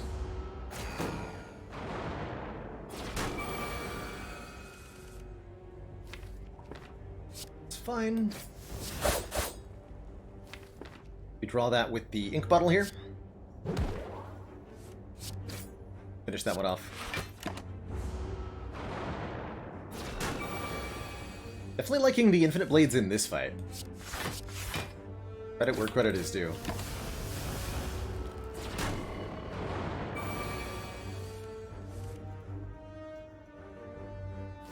Let's ignore bouncing flask. Good. Good job, ink bottle. This has been 9 cards already, by the way. A lot of cards.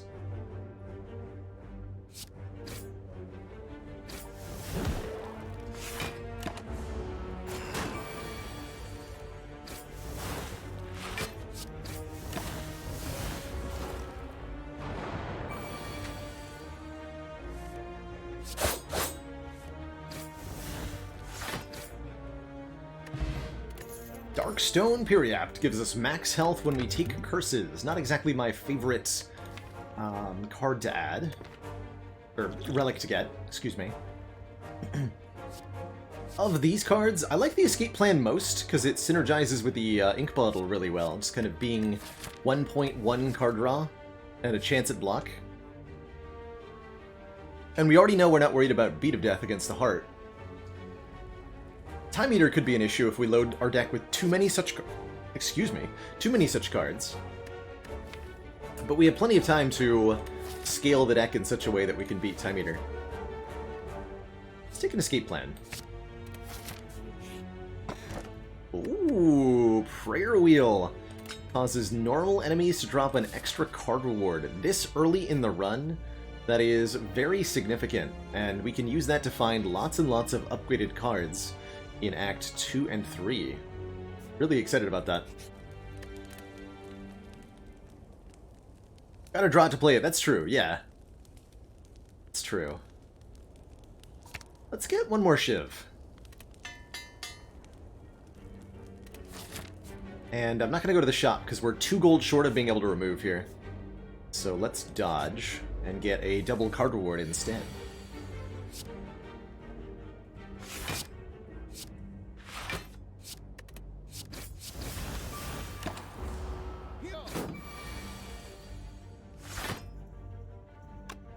Good job, escape Looks like plan. we've got our work cut out for us, Commander. Redbeardy McGee, thank you so much for that raid of 22. Gotta fix my raid alert. It is broken currently. How's it going, Redbeardy? We're doing some more Calling Bell starts on the ladder. Having a really good time with some runs. I believe over the Well-Aid plans we took... I want to say one of the poison cards.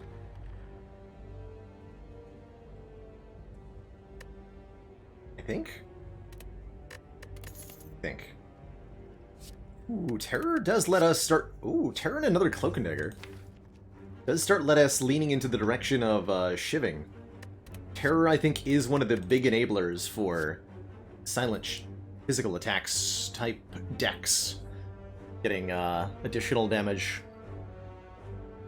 Reed Beardy McGee. The man, the myth, the legend. Couple nice runs, awesome. We just had the most wonderful, wacky double body slam, 7 Shrug It Off plus Ironclad deck. That was really wild. You know what? I'm gonna take another Cloak and Dagger here, and we're gonna hope that the ink bottle can actually like do some serious work for us.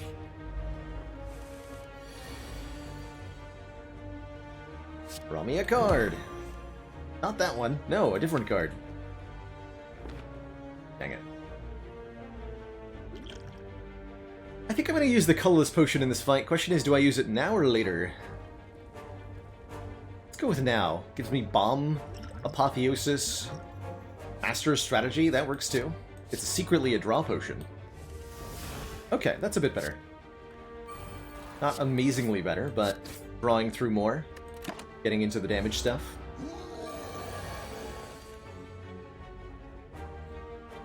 Okay, Norbert is going to become pretty upset with us. I am going to play the escape plan because we get 5 out of 6 cards as a hit. Yeah, this deck has a lot of skills in it, huh? I think that means I got to play the Bouncing Flask. Actually, we can do some math here. So our maximum damage next turn is going to be what? Terror plus Cloak and Dagger plus Strike. We get a Shiv from Infinite Blades. So we do 6 times 3 plus 9 is 27 damage. So we need to bring Nob down to 27 health here. This does 8 down to 36. Okay, it's got to be Bouncing Flask in order to do that. It has to be Bouncing Flask. That's fine by me.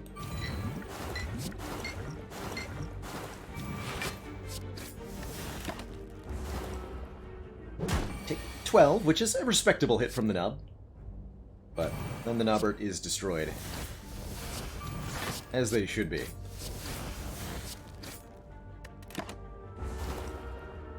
Alright. Pretty clean, and now we have Tori to go with the Tungsten Rod.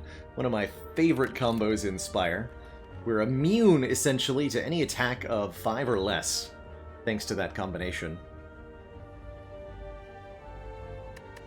There is a Corpse Explosion here, which says, when an enemy dies, deal damage equal to its max health to all enemies. Pretty radical. Doesn't go with the Shivs, necessarily. But it's a really powerful card. And it's good single-target scaling, as well as a way to deal with AoE fights, particularly slavers. We'll pick it up, I think. I think I want 2 more events. We do get bonus card rewards from the Prayer Wheel, but I'd rather have those in Act 2 when they're offering me upgraded cards.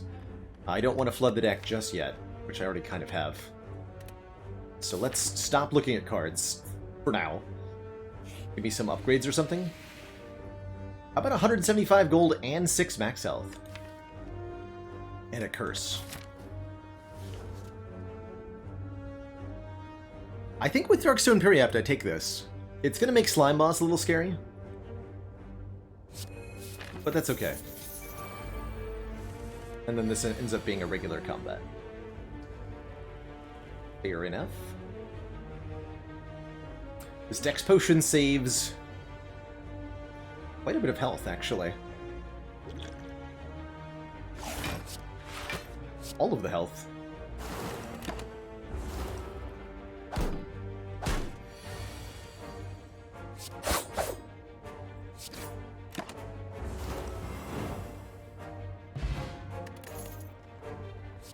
Anvil could be okay. Second, no. Maybe? Probably not. I don't think a second Infinite Blades is a good idea. Even with the ink bottle doing its thing. Reflect is here. Chat wants me to do it. Chat. I just put a doubt in the deck.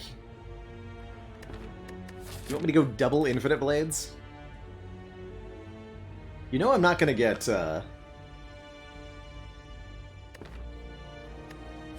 Alright, fine. I better not regret this.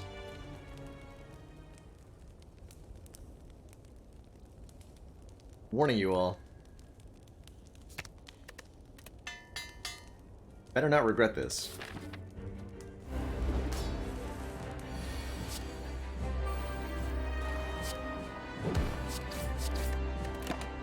Might have to use our Ghost in a Jar in this fight.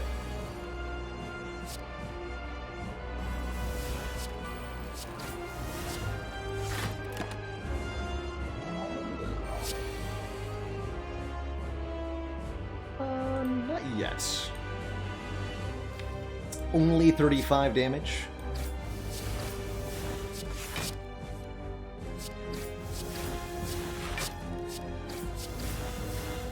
Not bad. And this is the perfect amount of health to play Bouncing Flask with, also.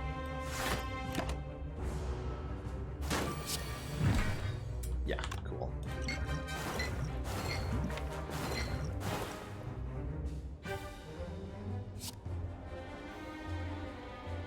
Okay, let him add 3 more slimes to get a better split. I could draw the doubt now, but I don't want to be weakened next turn. Makes our split worse. Because I could go Dagger Spray, Shiv Shiv. That draws the ink bottle. We don't get 3 slimed. We do add 2 shivs to the discard pile, but that's fine. I'm gonna wait here.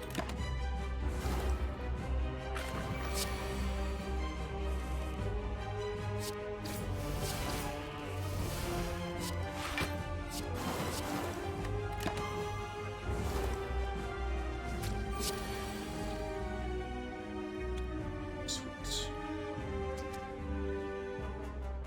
So many shivs. I'm gonna play the Flask and the Cloak, I think. Not enough to ink bottle.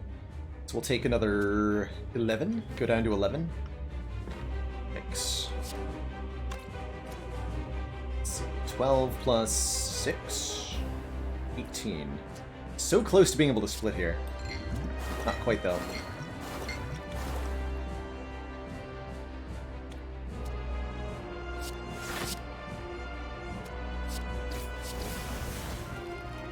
(31 minus 9 is 22. This puts him to 19. This would split. I don't want to split.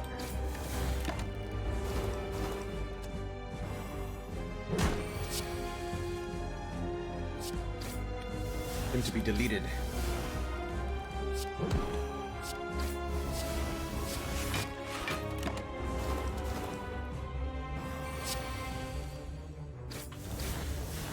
Look at those shivs go. Get them. Okay, I gotta say, double infinite blades, actually pretty good in that fight. Actually pretty good. Nightmare infinite blades.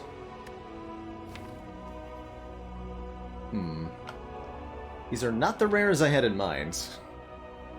That's for sure.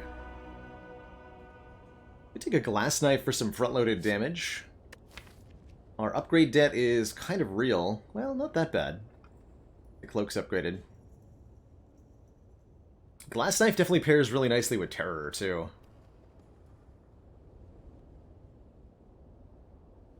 I don't like the Nightmare. It's a big investment.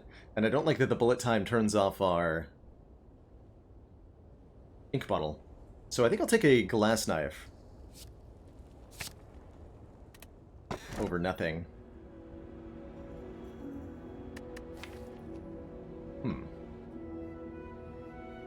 I can get behind Runic Pyramid. At the end of our turn, no longer discard our hand.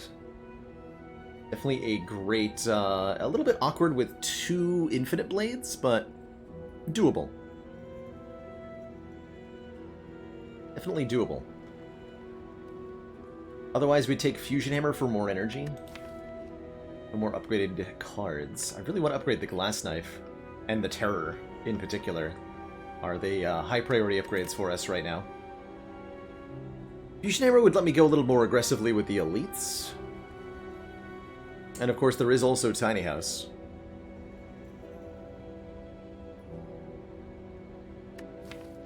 But just being able to retain like the Neutralize, being able to retain the Corpse Explosion, let alone the things we're going to be able to build towards. Finisher just became an incredibly good card for us to take, for example.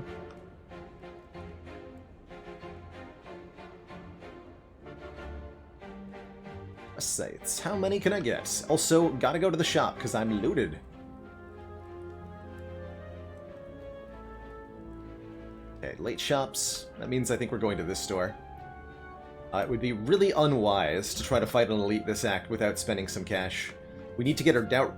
Yeah, we need to get our doubt removed. We need to purchase something of merit. So it's looking like it might only be a 2 elite act, unfortunately. That's all right.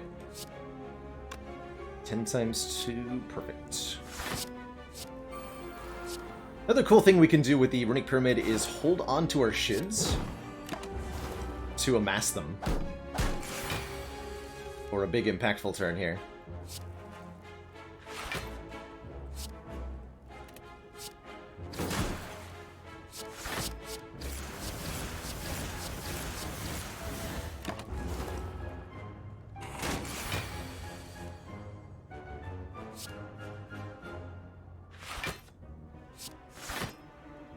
Oh yeah, we have Tori. Totally forgot about that. Oops.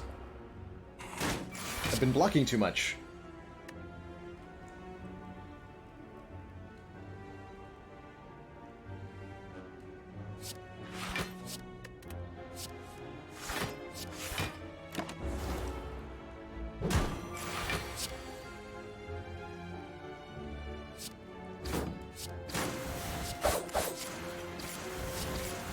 Two, one, and get stunned.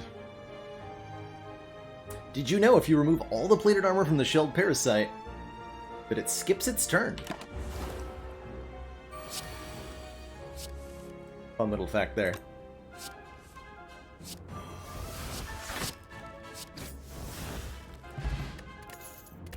Okay, bronze can help against birds.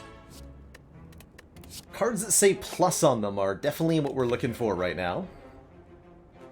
I really like the Sucker Punch, actually. Just 2 turns a weaken with an attack attached.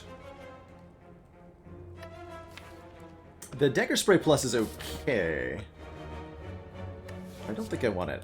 I will take the Sucker Punch, though. I almost want a Prepared. Prepared lets us discard cards from our hand, which with Pyramid enables us to avoid hand clog a little bit more. But I bet we can hold out for an upgraded one. It is a common card, and we have Prayer Wheel.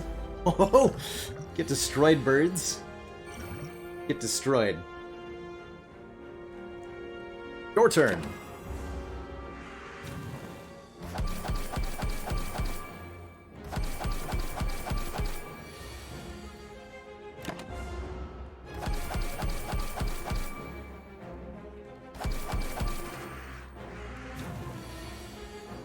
Aw, ruining my fun by using an actual attack. Get out of here.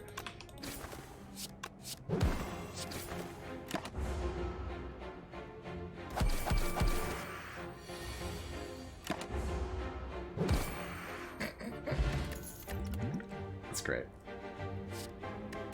Fumes are an option. Ooh, Dash Plus. Love cards that say plus. Kind of expensive, though.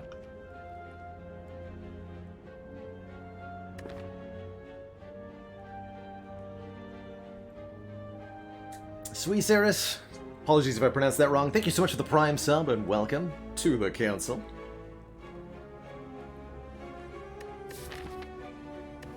Almost want this. It's not good with our relics, but it's just a free upgraded card. So it's something we should always think about. Take it.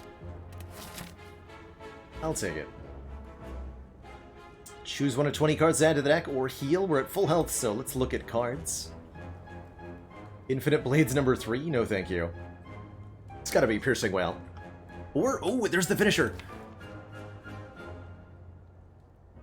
Oh, I'm so taking finisher. I think. Piercing Wail is very, very, very good with Runic Pyramid.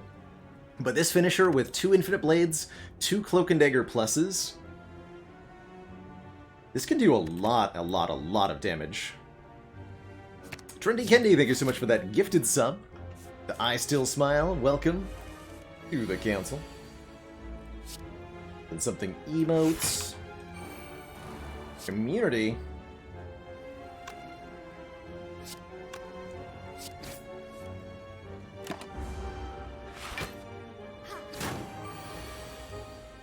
Etc.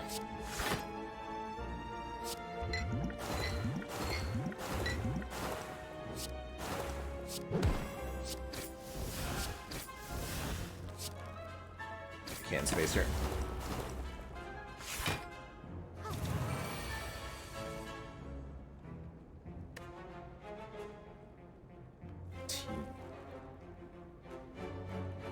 Lock for 12, perfect.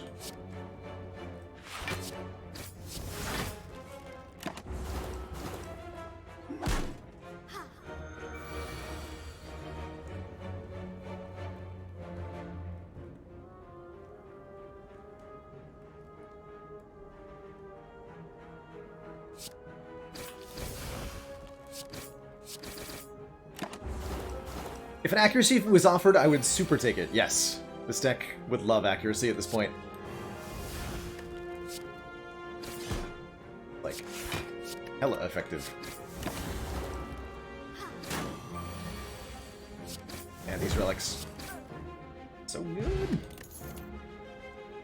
Well-laid plans, who needs them? And there's the Piercing Whale. Still do want this. A very, very, very effective card when you can control what turn it gets played on, causing all enemies to lose strength for a turn. Alright, let's lose the doubt.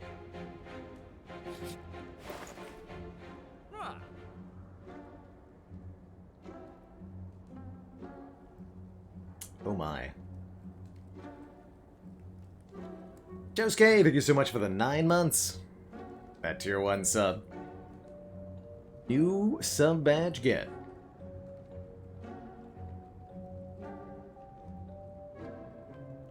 So Dead Branch is here, and if we didn't have Runic Pyramid, I would be all over this Dead Branch. Every Shiv would turn into a new card. But we wouldn't have hand space for it all.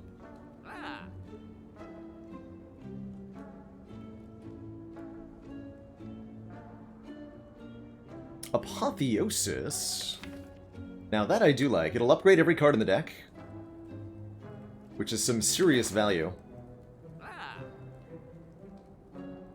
There's also Dolly's Mirror letting us duplicate Finisher? That'd be something. I don't think I want to spend 144 gold on a Finisher, though.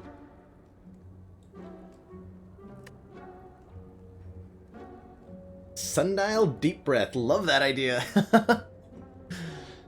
Sundial is energy every 3 times we shuffle the draw pile. With a 28-card Runic Pyramid deck, that's almost never going to happen. But the Deep Breath does activate the Sundial.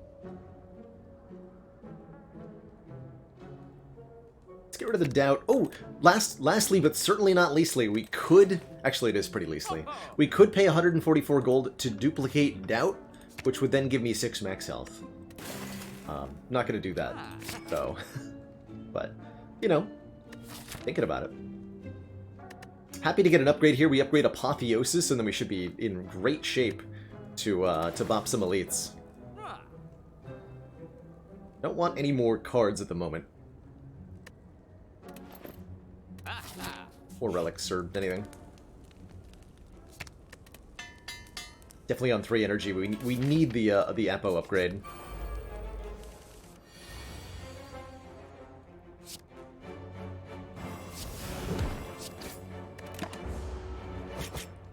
Oh. Get got, lad.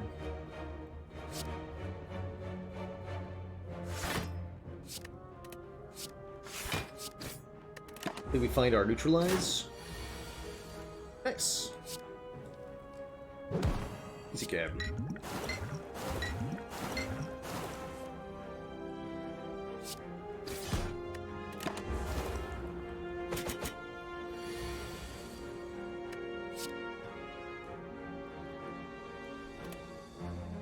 Don't even need to Apotheosis. And I'm gonna Piercing Whale just so that I can get more rod value, really.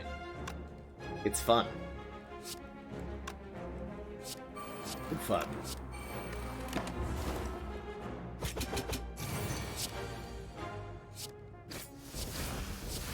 Bye-bye. Look at that. Not even a slight problem. Pliny's okay. Really happy, particularly with the Happy Flower here, though. Giving us an energy every 3rd turn. This deck would actually take an outmaneuver.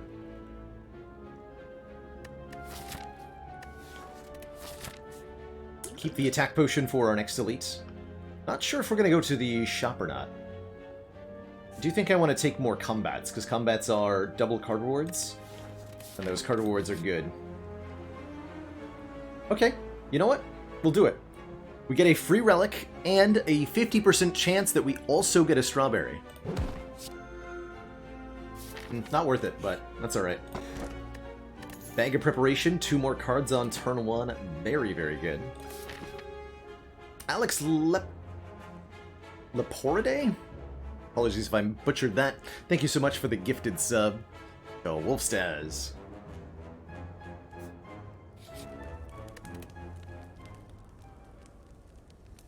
Alright, I'm gonna upgrade Terror so that we can play it for free before Apotheosis is down. That was a reasonable recall, too.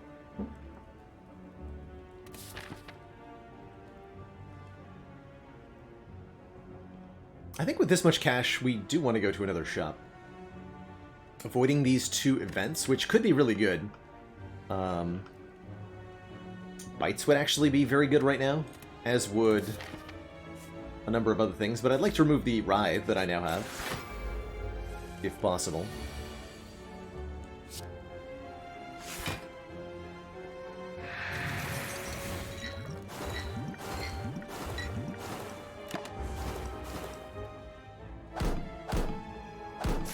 With these two nerds. Who needs them?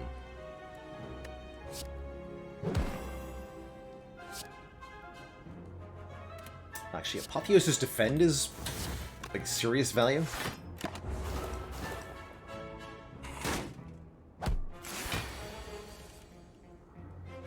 The seriousest.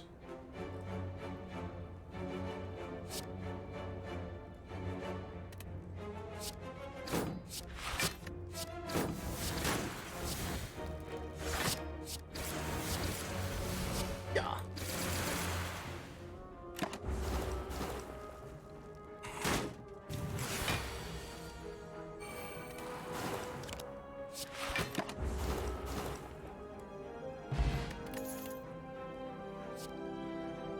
Clad Plus is interesting. Love another escape plan. Or offered some poison stuff.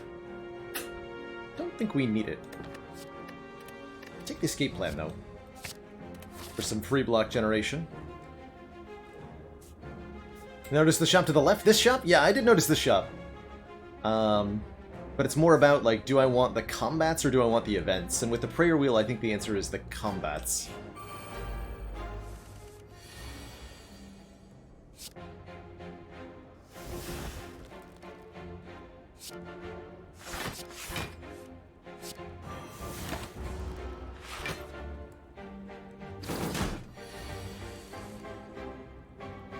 Good finisher turn.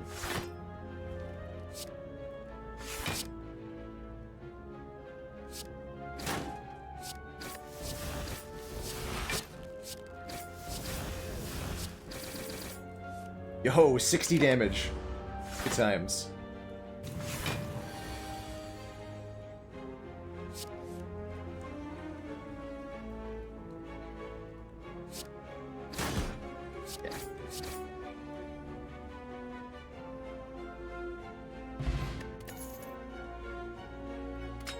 Pen Nib.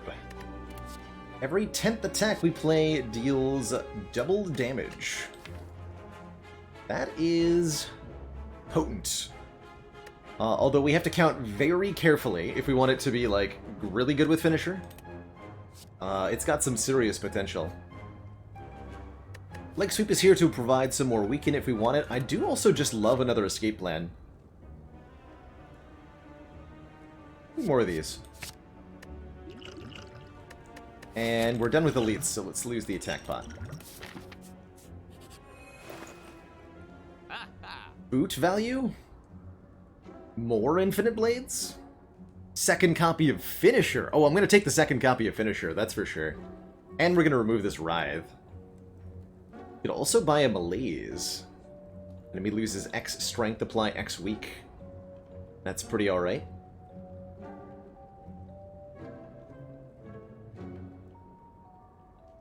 Definitely lose Ride, though.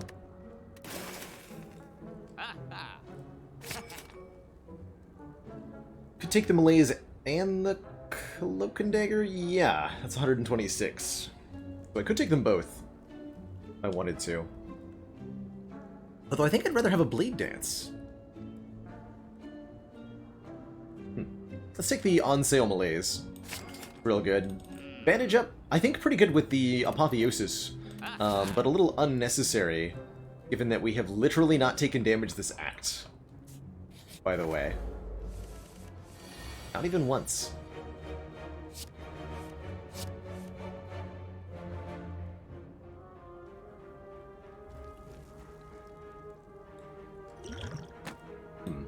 I'll take damage here if I don't use a potion. Potion. Perfect.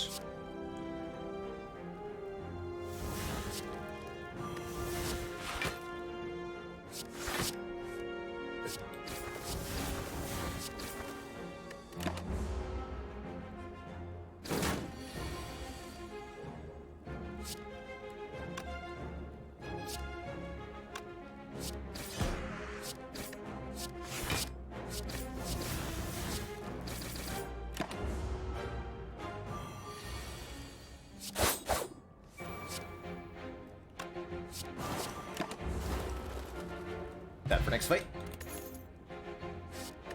It says plus on it. Piercing Wail that says plus on it. Yes. Yes. We'll do that. Alright, and... Malaise is also a card that we might want to upgrade in the event that we draw it before our Apotheosis. With 33 cards now in this deck, it could be a while before we see the stuff that we're looking for.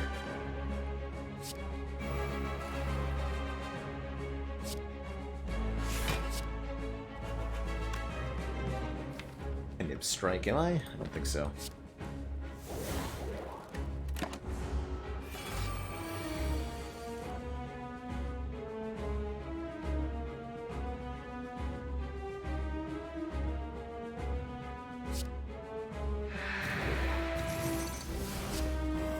Tear down. Dash is a good pen nib and fully blocks for me. You stealing.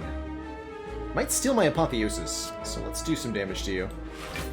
I would like that back, please.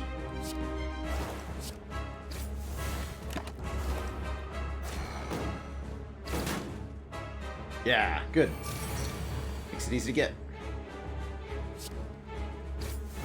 It'd be nice to have Corpse Explosion, but it's alright.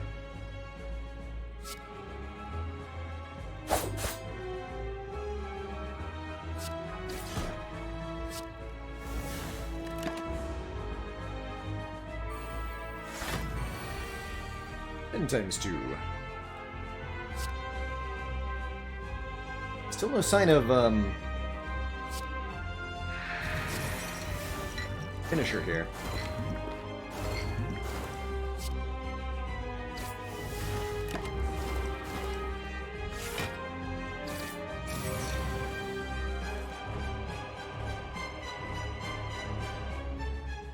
Okay, Hyper Beam is next turn, yeah?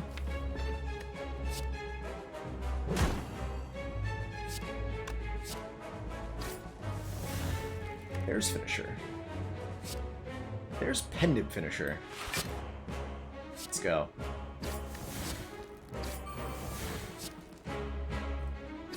$100 damage. Nice.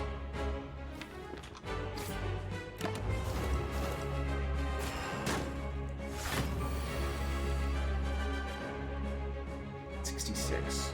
Pretty hype.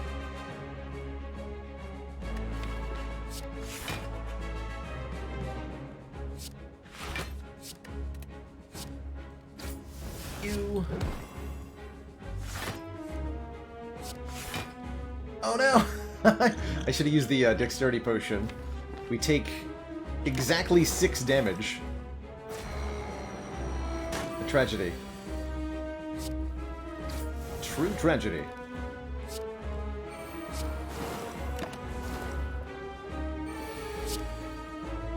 Warp Tongues can upgrade the shivs from Infinite Blades, Rub the Hungry. Yep, you totally can get your shivs upgraded that way.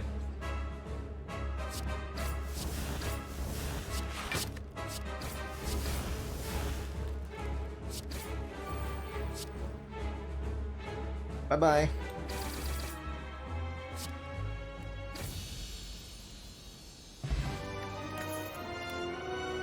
Go After Image. In my card spam deck, not too bad. Bullet Time's pretty good here as well, letting us play every card in hand with Runic Pyramid. After Image is definitely spicy here. Kind of weird against Heart, because we're already blocking Beat of Death. But this is really meaningful block in so many other situations.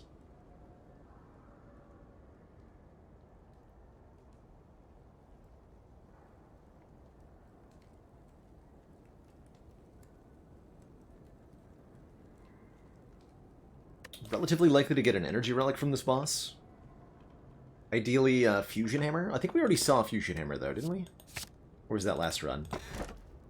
Ripper works fine, too. Not planning on resting. We haven't taken damage. This is... Unable to sleep. But lots of energy.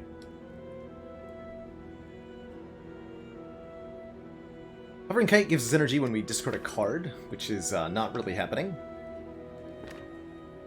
Or Slaver's Collar is just extra energy in boss and elite fights, which is about the same as the Dripper. But I think the Dripper we get away with more. We'll take the Dripper here. Restored back to full. Already beaten the Burning Elites. Ooh, look at this. Fire, Elite, Fire, Elite, Fire. Although... not actually sure I value fires that much right now. I certainly value elites. So let's look at those to start. 1, 2, 3. We get a mid-act shop. It is Wokebird here. Got lots of answers to Wokebird. I have no fear of the bird. Bird's gonna get destroyed.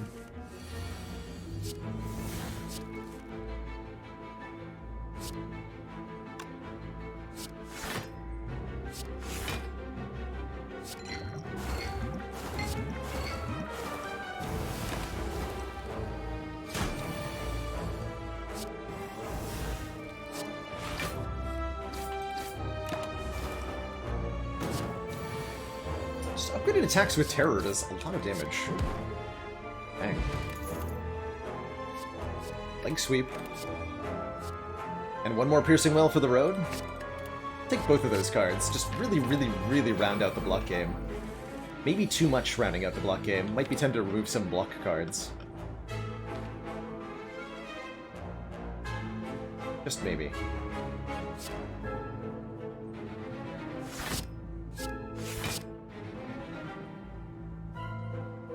Updated game engine version of the... I have no idea what you're talking about, Frost Cyborg.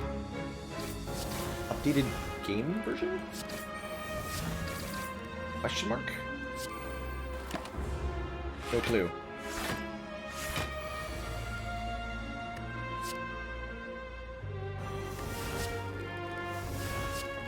Upgrade Shiv?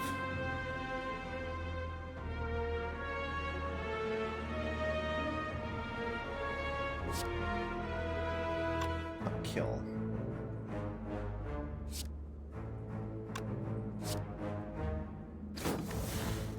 Finisher you. Means only leg sweeping? I'm gonna take damage on this turn.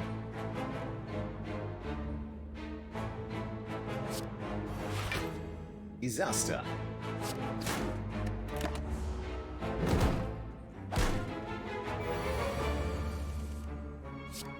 Sheer disaster.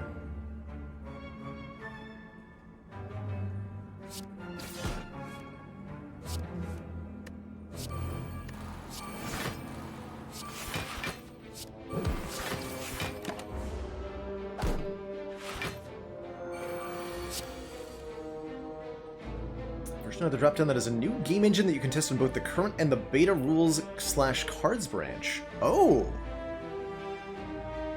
Interesting. Very interesting. This is the first time I'm hearing of this.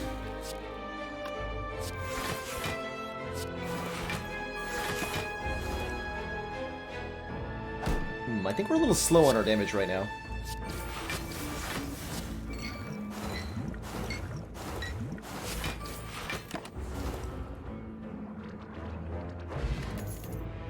We'll have to look for ways to fix that against... Ooh, calculated gamble. Okay, that speeds us up. But wait, accuracy is here.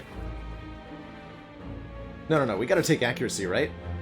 Shivs do 4 additional damage. I have so many shivs. Give me the shivs. As much as I'd love Calc Gamble Plus here. We'll take the next calculated gamble we see. I'm going to continue to take combats to look for more cards, too. Okay, a little bit of a yikes fighting Transient here. I think we have a moderately difficult time in this combat.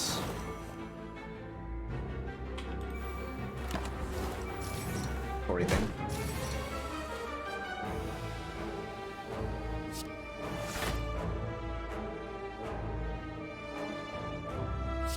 Yeah, we have a difficult time in this combat.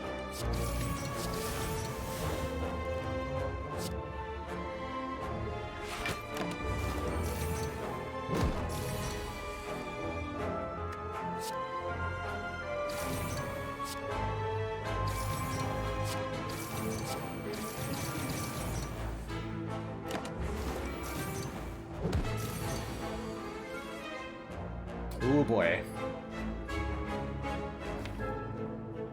Not getting Terror down has hurt us dramatically. This might be a ghost in a jar kind of thing. That's how bad this turn might be. And we have next turn coming up too. But we unfortunately just didn't get a draw order we could play with here. Just really hoping we could save this for Heart. Let's see, only 3 poison, no weaken, no vulnerable, no upgrades. Yeah, I'm gonna Ghost in a Jar here. Make room in hands.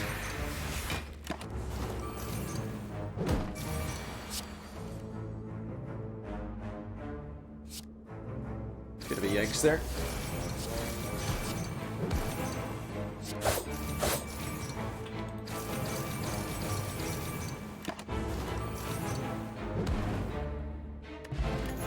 Okay, Gambler's Brew is like a calculated gamble.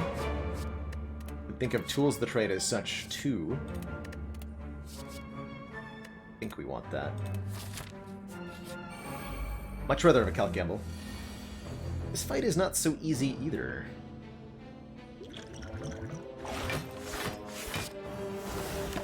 Every time we deal unblocked attack damage to Writhing Mass, they'll change their intent. They can give us curses, which would be some max health, but I don't want that.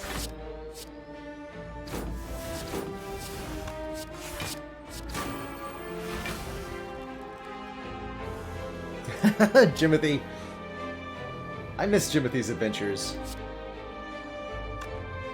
Pretty badly. I have to admit. Multi-volular action, man. Sad to go without.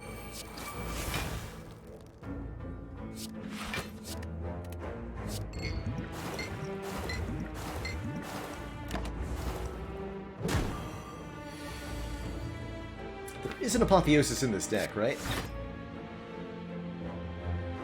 In theory, I suppose.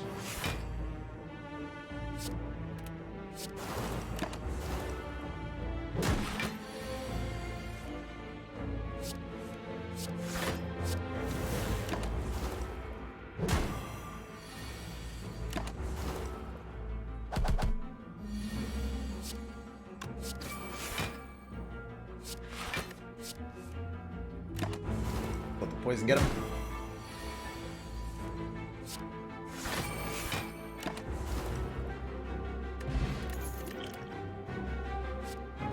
Power Maneuver is almost a thing. More Piercing Wails are a thing. We already beat Transient, although we might encounter Transient again. That is possible. With the 2 Gambler's Brews, we'll be okay in the rematch. If your music is warped or distorted, then try giving your Twitch client a refresh. Usually fixes it.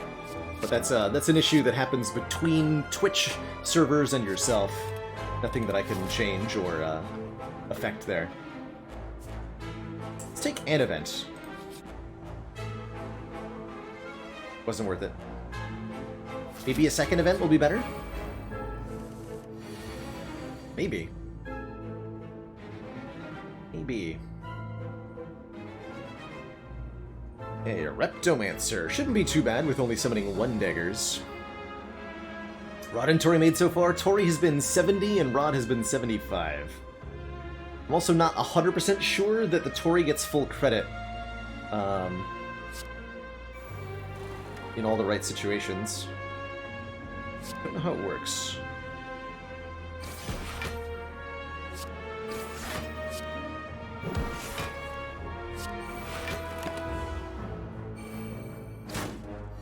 $76, $71.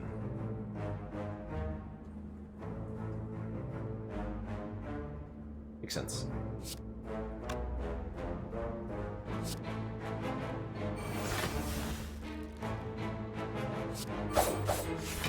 I'm also suspicious of the official figures on this one now.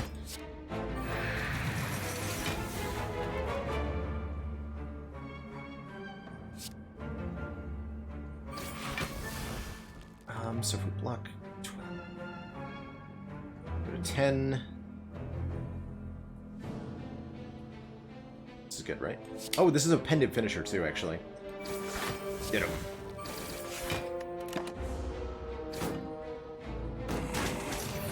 Oh no, it's counting. 74, yep. I don't think it counts the last point of damage for Tori. So, for example, if we get hit for 5 damage, and the 2 make us take 0, Tori gets 4 points of credit, and Tungsten Rod gets 1 point of credit. In that situation. I believe is how it works.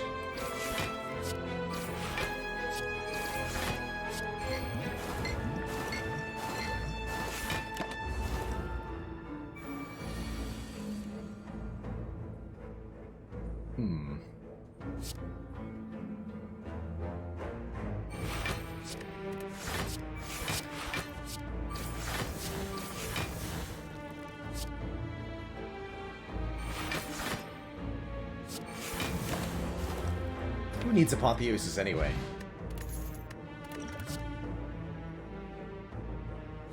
Caltrops could speed up our heart damage.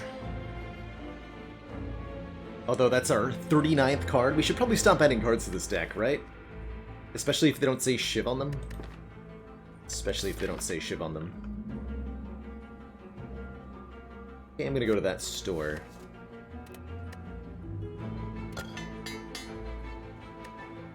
Only average. Alright, Alchemize is a potential heart killer card. By building up the stuff we want.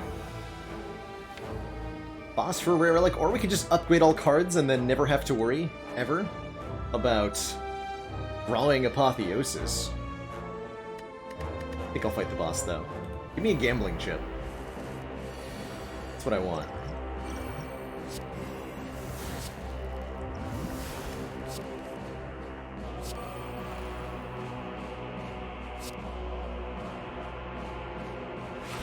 Okay, should be able to pen nib this finisher next turn. Yeah.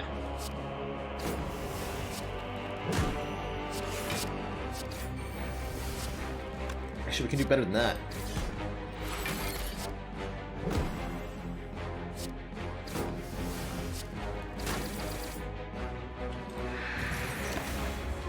Making hand space with the whale there.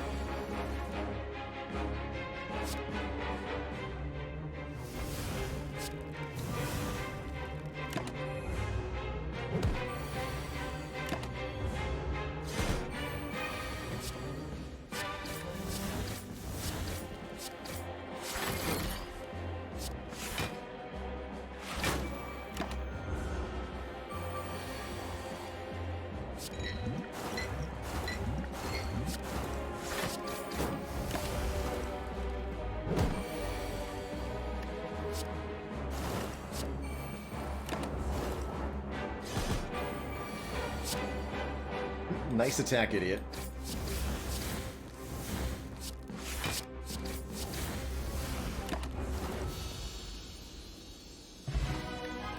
Calipers lets us retain block. And another Cloak and Dagger. We'll take that. We'll take that. Oh ho! 1 point of strength from Bajra would make a big difference here. In our damage output. So would Phantasmal Killer.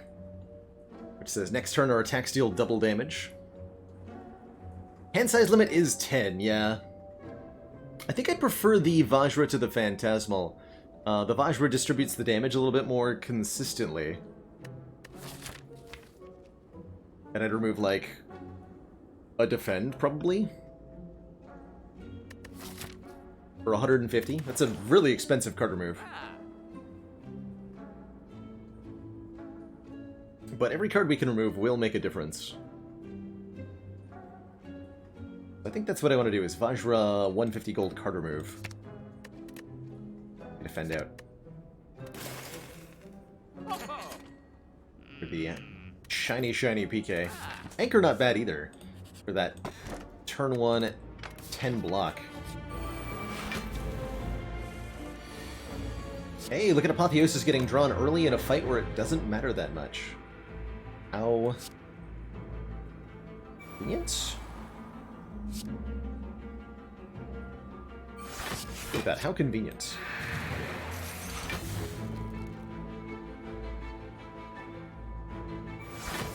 Upgrade those shivs. Make him stonk.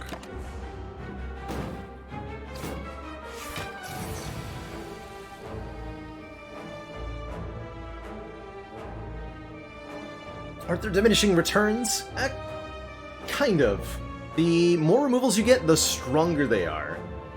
That is ultimately why they cost more with each one. So the 40th removal is better than the 20th one. But yes, when you have 40 cards, removing one of them is not nearly as impactful, relatively speaking. But still something I think worth doing in that instance. What I want to believe, anyway.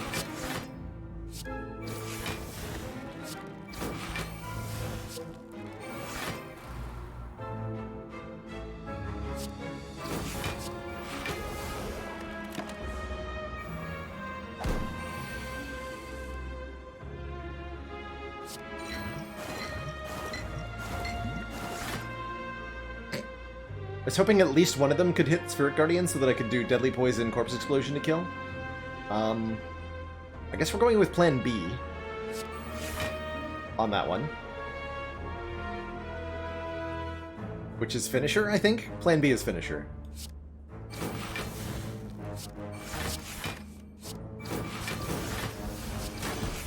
Yeah. Seems good.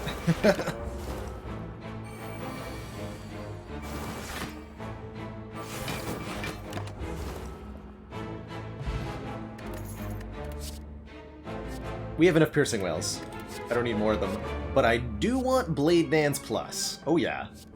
3 shivs for the price of 1 energy? How can you say no? Back up to 40. Let's go.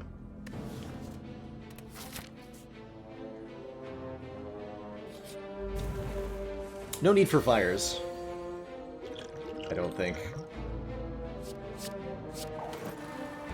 Actually forgotten that we have an Alchemize in the deck that I want to be, like, drinking some of the time.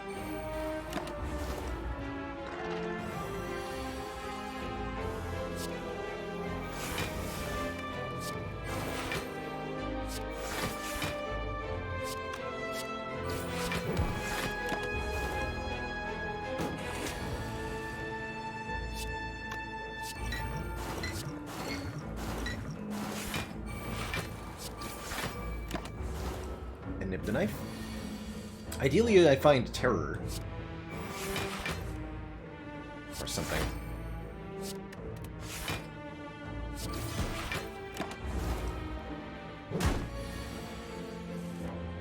Here it is.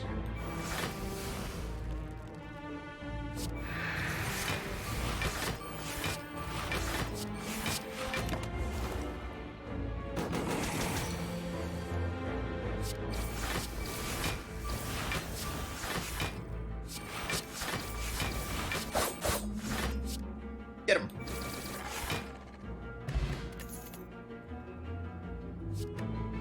Could actually get some use out of setup. How about escape plan number 4 instead? That sounds awesome. We have we do have 3 of them. Yep. Let's make it 4. Let's make it 4. just get Shard Master Reality? That makes sense. That's an easy strategy. I like that idea. I will do that.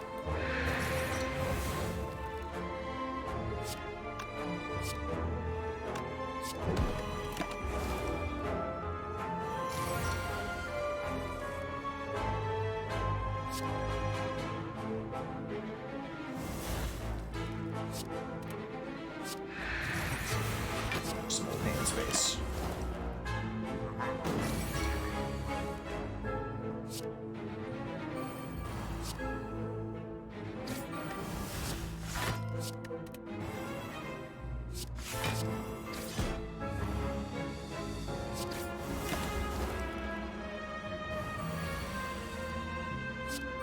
Terror, still waiting for a finisher draw here.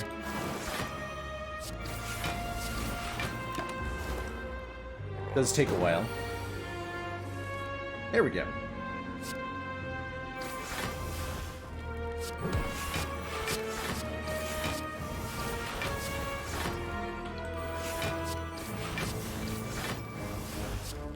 $51 times 6. Dang. Ornamental Fan is ridiculous as well, giving us 4 block every time we play 3 attacks in 1 turn.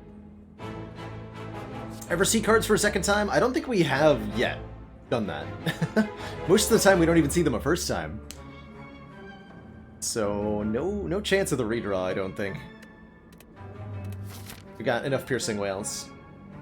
We don't need a campfire. Let's just keep taking combats and getting bonus rewards. We've seen 13 additional card rewards from Prayer Wheel. That's an entire act of cards. That's crazy. That's actually crazy.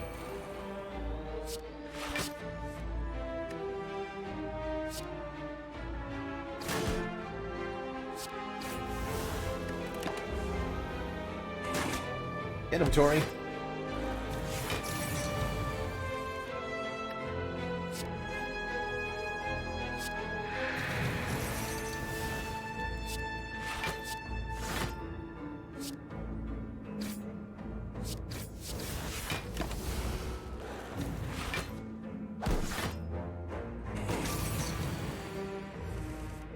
Upgrading After Image is, like, reasonable.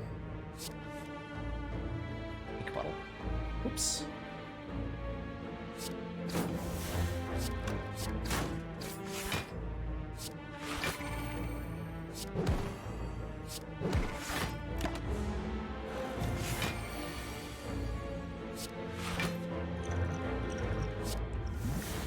Ancient Potion, that could be really good. That could block Vuln against Heart, which actually matters a fair bit for that 67 damage hit on turn 2. Which we don't really have a good answer for.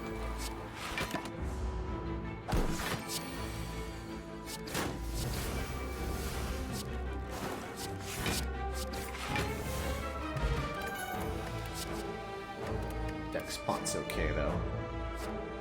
We're taking out maneuver. Don't think I need that. Could take more Cloak and Daggers. Also don't think I need that. I think Double a Gambler's Brew seems really, really powerful. And thanks for keeping those commands updated, Failing. Prayer Wheel Ladder would be, I think, pretty easy. We would end up with a lot of giant decks, but I think it would be pretty easy overall. Alright, I'll play the Accuracy. Despite my best hopes of upgrading it.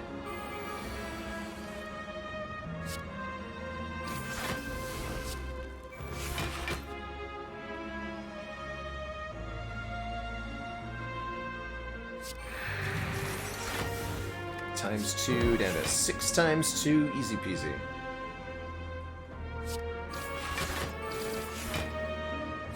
Doesn't matter.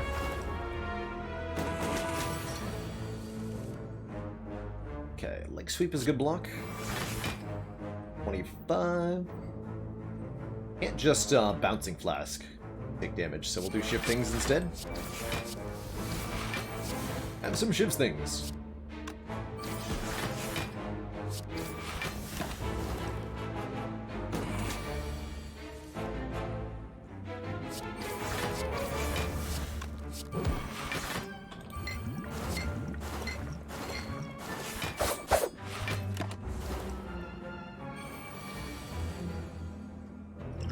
I like these potions a lot. I'm not going to change them anymore. Ginger's pretty good, preventing us from becoming weakened. One more upgraded Cloak and Dagger? Okay. Okay. I'll do that.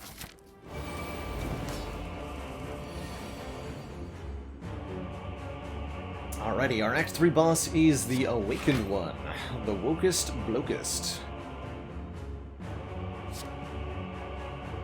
Definitely our first priority is take out the birds. Bouncing Flask is willing to help a little bit with that endeavor. I like that I have all 3 Piercing Whales in my hand. That's going to make my life a lot easier.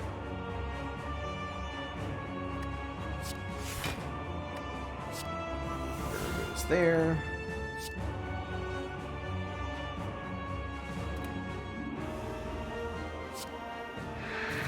Well, conveniently blocks everybody.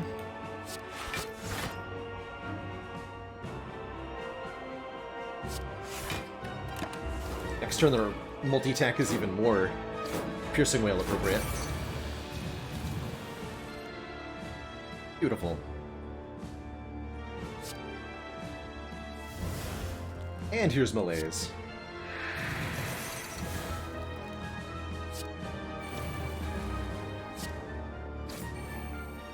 Oh, order. That's fine, that's fine.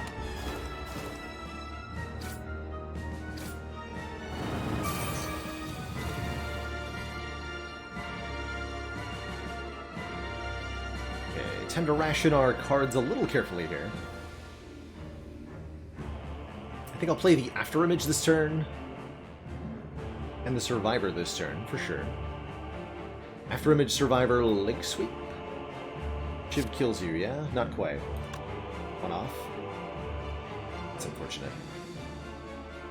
I have to strike you. So maybe it's just Leg Sweep, Survivor. It's 14... Plus 11, yeah, that'll work. Lose the... one of the Piercing Whales. Don't think I'm gonna need both.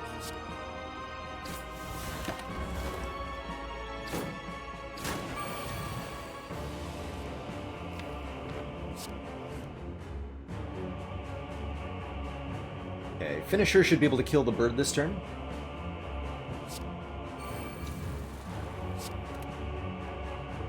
Let's see, it's 9 times 1, 2, 3, 4.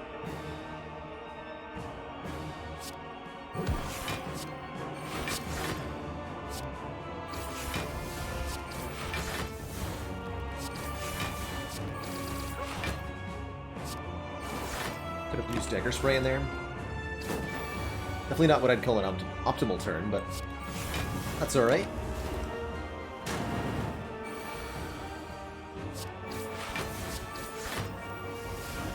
Now the docketing begins.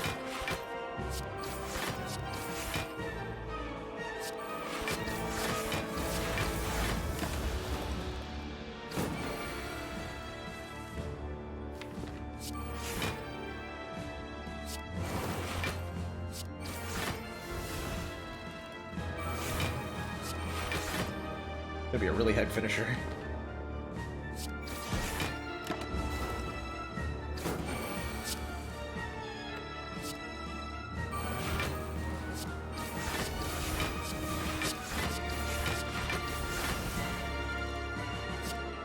Facts. We're already dead.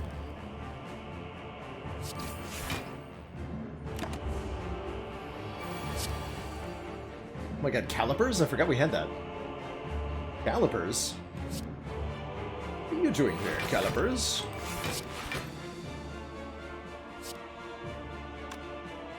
End at 4, so 1, 2, 3, 4, 5, 6. Spicy.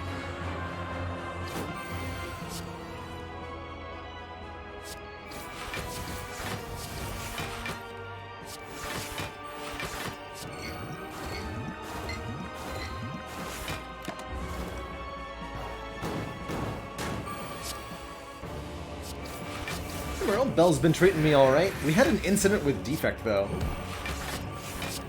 that we shall not speak of. But we've had some really fun runs. No complaints. Alright. Nerd. To thump, a deep pulsing dread can be felt throughout the room. Is this the heart of the Spire, the source of these shivs? Bare your knives. Stabbing it a lot.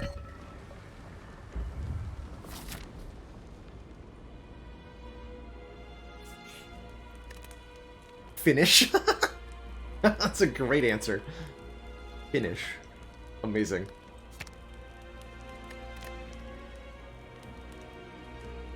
I think we're gonna upgrade accuracy here. Just in case we draw before the apotheosis.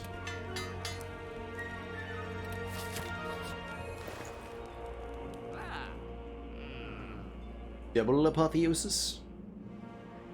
Could buy a prepared or an acrobatics to help us cycle through the deck a little bit more.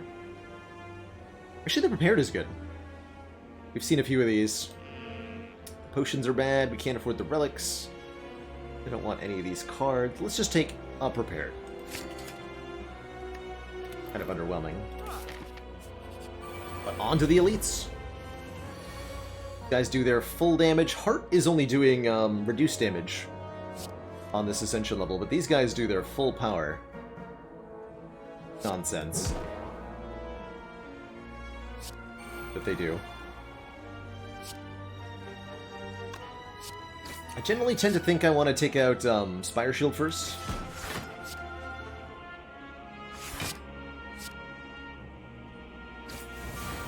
So I'm going to put the damage in there.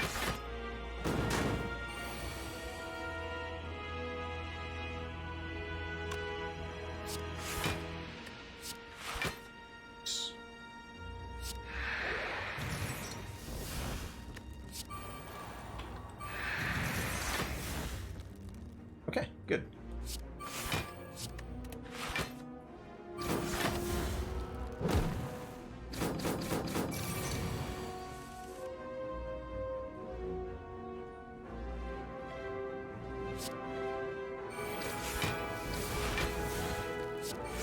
Not gonna be able to kill it, but I can full block at least.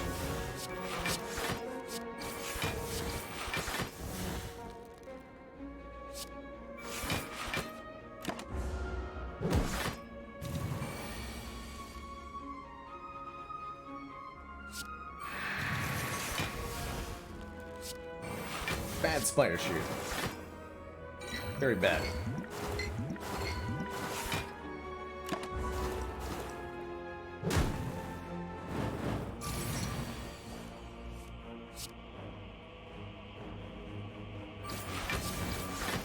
Pen nib to 9 here.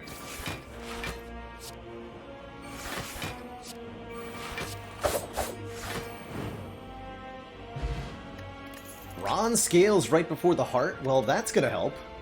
Allowing us to deal 3 damage back every time the heart hits us. Got stats on it, so we'll see how much damage it does in total.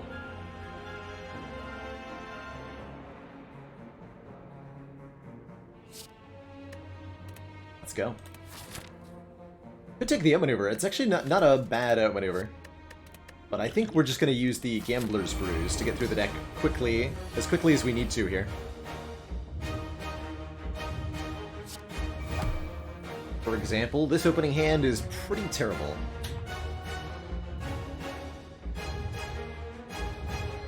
Definitely going to use the Ancient Pot to block Vuln. Let's gamble all of this. That's more like it.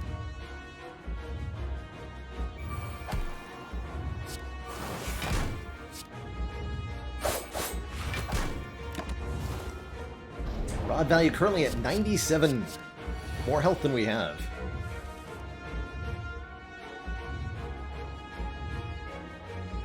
There's Corrupt Heart for you. Okay, we did find accuracy early. Don't think I can full block this. I might be able to.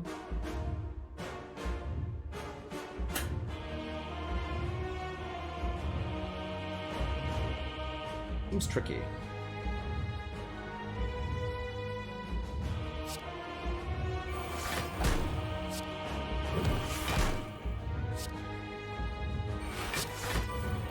Oof, void draw too.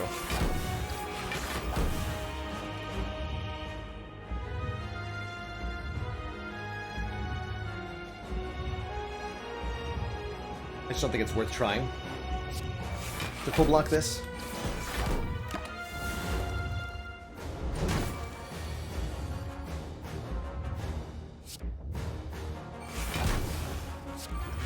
Another Gambler's Brew? I'm in. Let's go.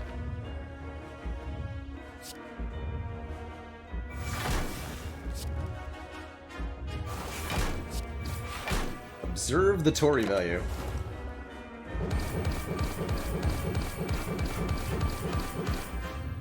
Get him. Okay, here's Terror for us. And Infinite Blades.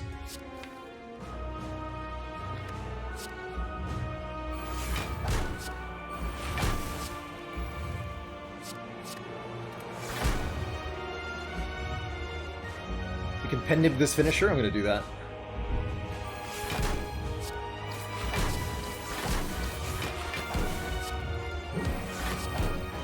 Blam.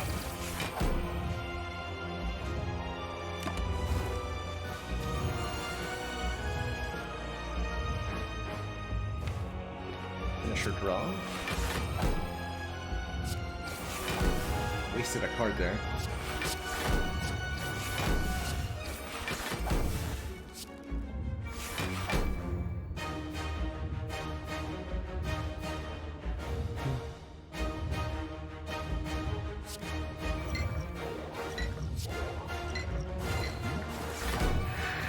Make sure we don't take any damage.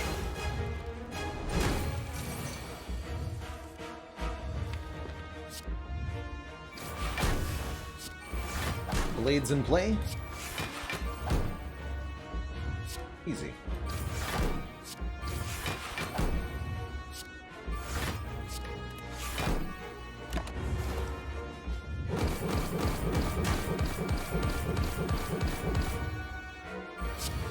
So satisfying.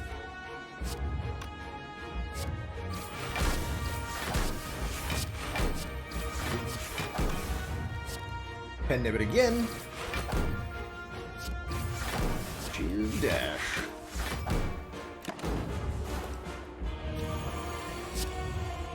Get got.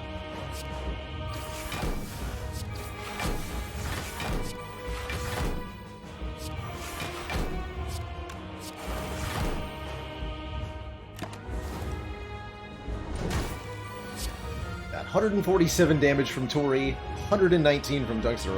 Wow. GG, everybody. GG. And that's only with one accuracy. I'm actually surprised at how good the damage output was without that much investment. It was a 3-cycle heart, right? Yeah. Didn't even get to the third multi-attack, so we had plenty of time to do more damage. 81 from Bronze Scales, by the way, a full 10% of Heart's health. GG. My longest Spire streak would be either, depending on how one defines it, the ladder streak, of course, 20 wins in a row. Back when Ascension 15 was the thing to do, I managed to beat Ascension 15 27 times in a row, which was the record at the time. And my record for Ascension 20 heart kills in a row is 8, which we got, I think, last week. We had an 8-0 with the new patch changes. So depending on how you count it, those are the answers, I think.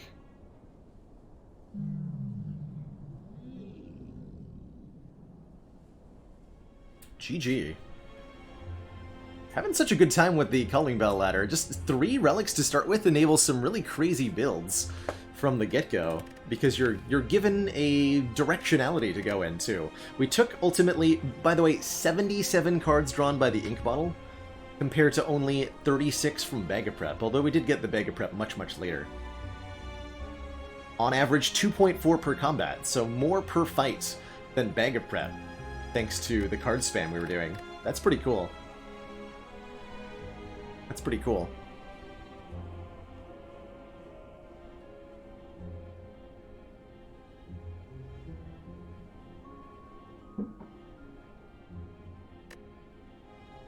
$770 cards, yeah.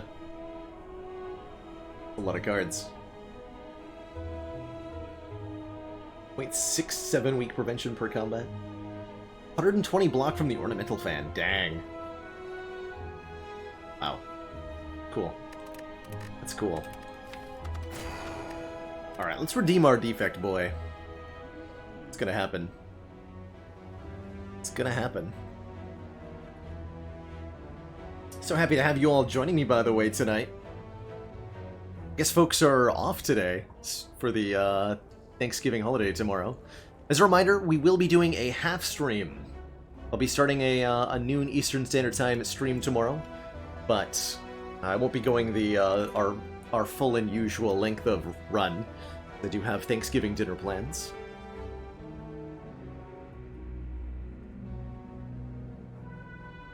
Most seed search? I think we saw a 60-some to get our start at one point. Okay, not quite the usual good set of stuff. Regal Pillow is more health from resting. Courier makes our gold go further, that's good. And the Lizard Tail will heal us to half health when we would die. But these are not the sort of things that really make us that good at taking on early elites. So we do gotta be a little bit cautious. I love this back half of the act. Fire, elites, fire, slime boss.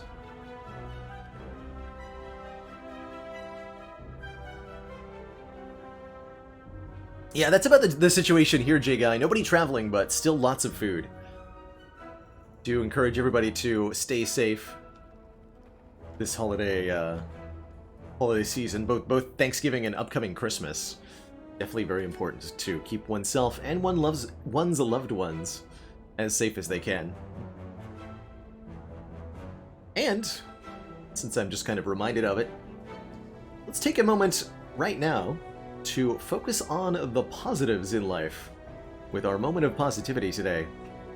So, dearest chat members, if you've got a story or moment from your recent day or week that made you feel excited, positive, happy, if you've got good news to share, or if you or somebody close to you accomplished something recently, I encourage you to share it in chat. Spread some love around and make us all feel just a little bit more positive. I'm very grateful to be having a little bit of quality time with a couple close friends for Thanksgiving tomorrow. So that's my moment of positivity. It's just happiness for some safe and simple company.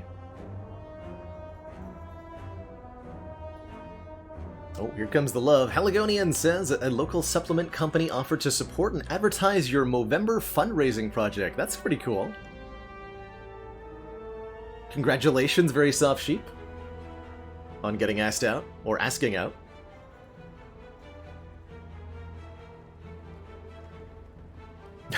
Congrats, Molnar. Fridge and their partner just moved into the new house they bought. That is super exciting. Lark Freak just made a custard pie. Nice and delicious, and are eating it right now. Good luck tackling that anxiety, Avox. It's not an easy step to dive into therapy and face one's inner demons, but it's a really important thing. Good luck with your thesis presentation, Bashnanas. HD is a huge accomplishment.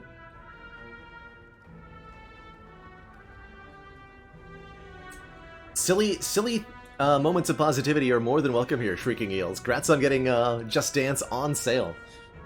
Picking up something you want and saving a few dollars always feels great. Sly Flash restarted their exercise routine. Very good. Freeze Rule is taking a week off, and you got a big project done last week. Congratulations, and I hope you enjoy the time off. Ishimaru KG works for ESA, and you managed to safely launch and operate a new spacecraft, using for the first time ever the SpaceX Falcon 9. That's cool. I had no idea we had an ESA employee here in the chat room. I've watched a couple of SpaceX launches and been very, very impressed with their accomplishments over the last few years. Being able to reuse boosters to get regular flights going to the ISS. I think that's how they're doing it, right? It's pretty dang cool. And the launch of the Falcon 9 Heavy a year or two ago, also very cool. Pumpkin pie today. Nice, Space of Diamonds. Having an apple pie tomorrow. Congrats on getting to A10 with all characters, Bionel.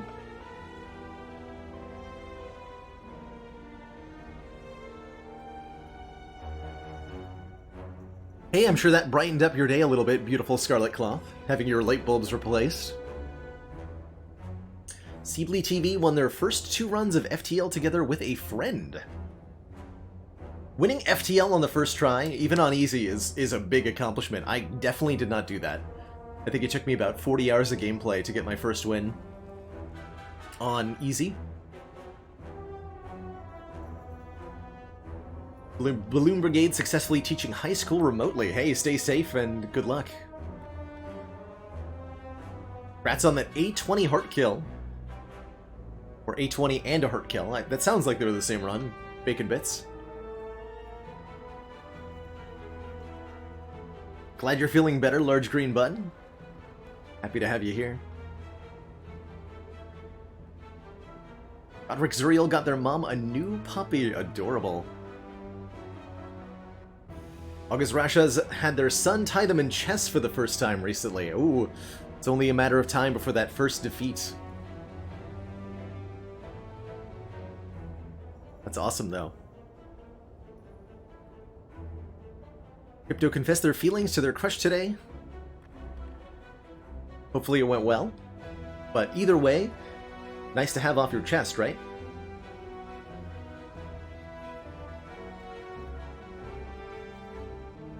View acting as judge in their first case tomorrow at court. Nervous but excited. Good luck.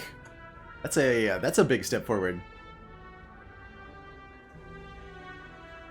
Flirt Freak's friend got an amazing long exposure pic of the last SpaceX launch. Oh, sounds really cool. Yeah, where's Kerbal Space Program 2 when you need it, right, Tony Baloney? I've put more hours into Kerbal Space Program 1 than I care to admit, I think. Our stars visiting their parents across the country for the first time in months. Stay safe, and good luck. Congrats on the new job, Tyquor.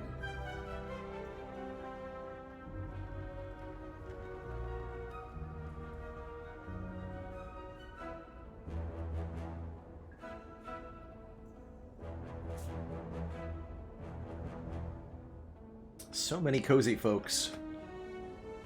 How does this defect not die? That's my question. Do we ever just go, like, straight to a shop and spend our 120 effective gold? I think I'd rather go, like, triple question marks into this shop. And if we're lucky, we'll just get strong enough to fight elites anyway. From a few events and a few hard pool combats.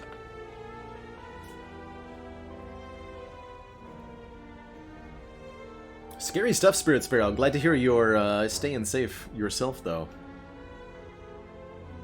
We also have a lizard tail, so we can be a little bit more ambitious with our pathing, I think. Nibbling? Nibbling.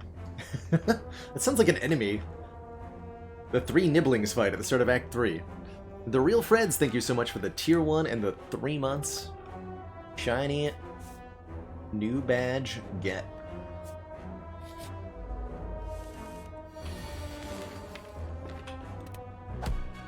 We should probably dual cast. Dual cast over not dual casting is pretty good. 16 is zap dual cast range. We'll take the 1.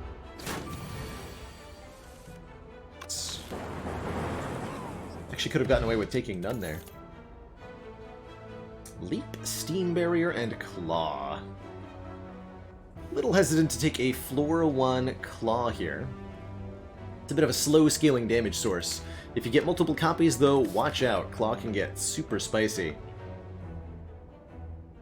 On relatively low ascension, front-loaded block is awesome, and Leap is dang good front-loaded block. So is Steam Barrier. Steam Barrier is free. Actually really happy with a Leap. Leap does not make us a whole lot better elite fighting. Claw doesn't really either, though. The Claw doesn't really either, though. Large Screen Button asks, which Ascension level has the highest difficulty spike? A couple of different answers you can give to that one. Ascension 10 is a really, really big one when you get that Ascender's Bane curse added to the deck.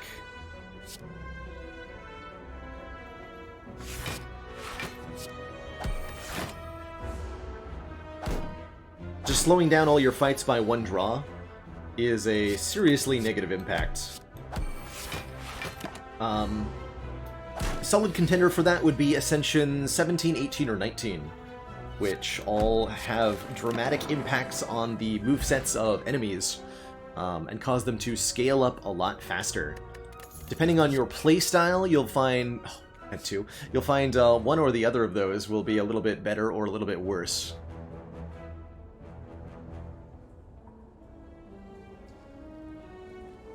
But Ascension 17 and 18 and 19 collectively really force your deck to get a lot faster. We're fighting Slime Boss, right? Sweeping Beam is a good early common. It's got some AoE. It really does want an upgrade to be good, but it's just fine on its own. And it helps us, with the 1 draw, helps deal with that curse that we've got. Gonna continue to not take 1 claw, and then we're gonna continue to be offered claws. Base Trader's here. Oh, interesting. Base Trader could offer me a lot more money, but so could Serpent Head. The earlier in the game you are, the better it is to trade face, I think, because the good faces are really, really good. Although the bad faces are also a bit worse. We lucked out and scored Serpent Head. Whenever we enter a question mark room, gain 50 gold. That's awesome with Courier. We just got rich AF, basically. So now we want to prioritize lots of question mark rooms, because they make us hella rich. Super duper rich. Nice face. Nice face. We get 50 gold and a combat, which also drops more gold. So more than 50 gold.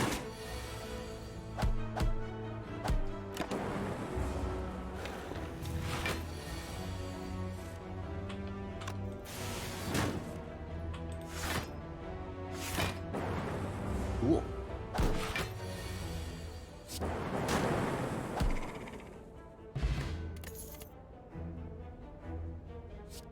Could have had 2 claws and a scrape. Let's see. I see how it is, game.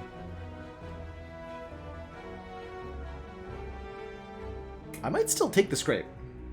Deal 7, draw 4, and discard anything that's not free, which is currently everything. So just discard the top 4 cards of the draw pile.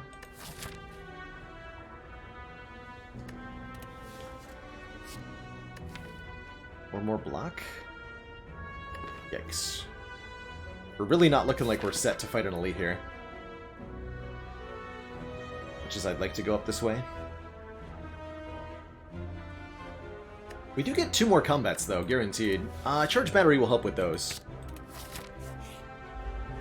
Especially this one.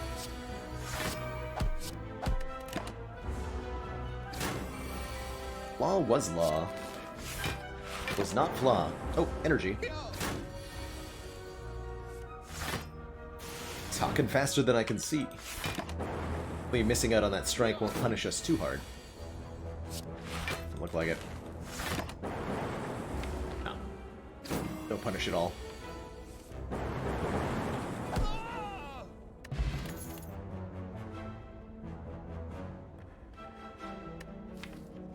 Seek? Seek's awesome. Put a card from the draw pile into our hand. It really doesn't help us that much right now, but it is awesome later on. So we're super going to take it over Loop, which is a pretty slow scaling power. Just 3 damage to 1 enemy every turn at the moment. Upgraded Loop can be really good, especially with some focus, but right now, it's not much. This is definitely a weird start to our run. I'm gonna go to this regular combat. I'm gonna hope that we get something that lets me fight that elite, but if we don't, so be it. The good news is we at least got an easy fight. So that's nice. +7 is 13. Go leap. Leap, defend, zap.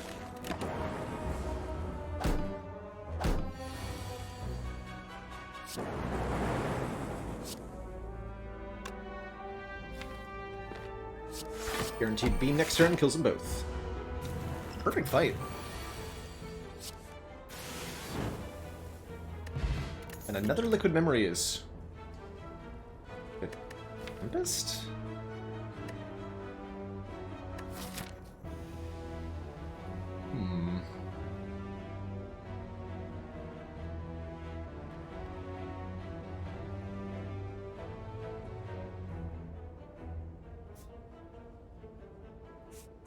I really want to go this way.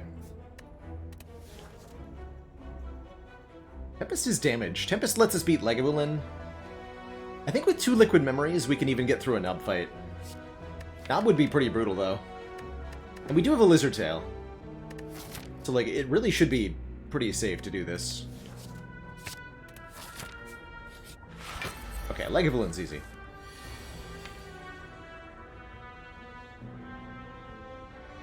Lagavulin is very easy. Just get 3 lightning orbs out and then block. All we need.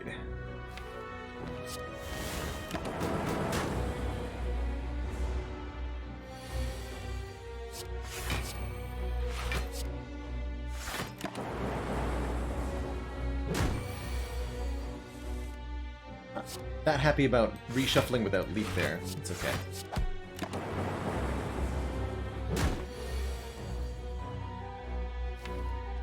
Okay, really good turn next. Well, I don't want to draw a Seek next turn. That's better.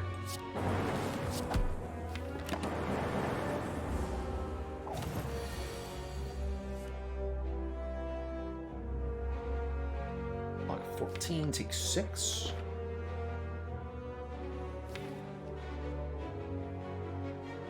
Seek for the Cinder, the Curse of the Bell. Draw that.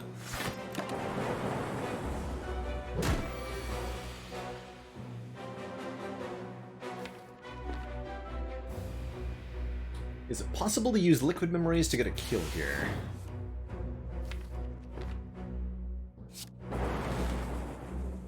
So if I dual cast, we do 16. To the calculator.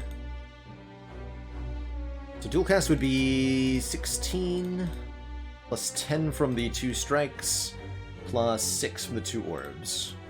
32 damage if I liquid memories dual cast. That's not a kill. I would have to use both of these. In that case, I'll just take 12.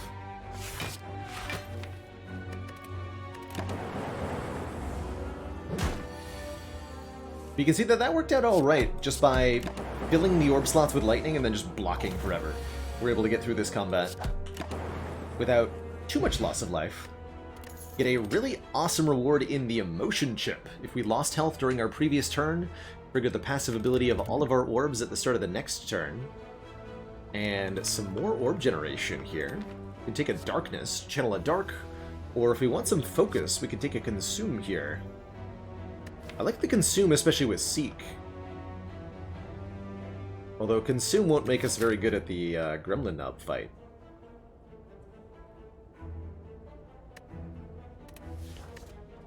Consume certainly has potential. So does Darkness. Especially against Slime Boss. Take the Consume, though. That's too good to turn down, especially with the Emotion Chip. Give it an upgrade, and I think we also upgrade the Tempest now. Ooh, Letter Opener. Play 3 skills and then do 5 damage to all enemies with a Seek in the deck, with a Tempest in the deck, with upgraded block card, well not upgraded, but additional block cards. That's on a really good find. And with these potions we'll be totally fine against Gremlin Knobs, so let's get ahead on some more upgrades here. Okay, I'm going to upgrade Tempest, again with the Consume in the deck. No knob, by the way.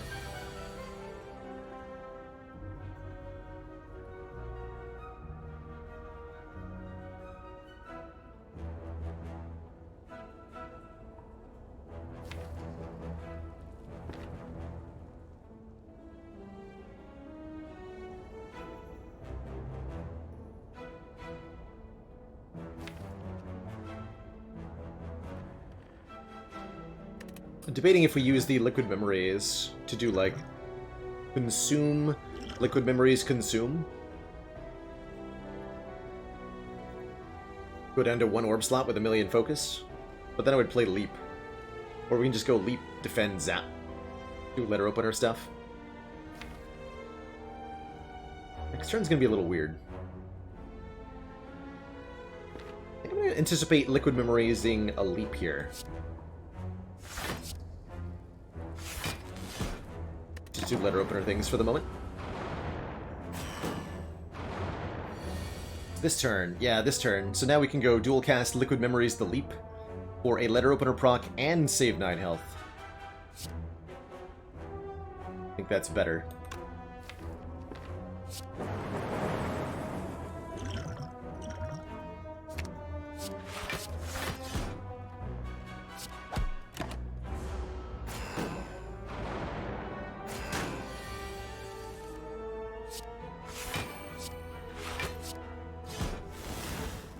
.45 damage this fight from Letter Opener so far. Pretty hype.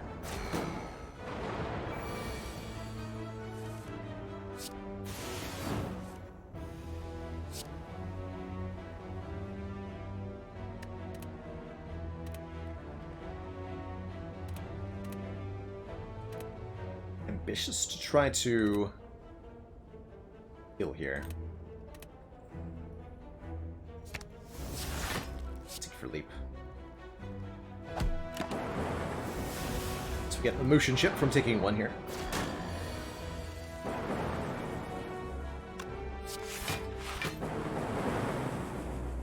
Okay, relatively clean fight.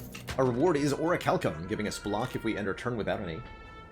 And an early genetic algorithm if you want to start scaling up some blockage here, which I do think that I do.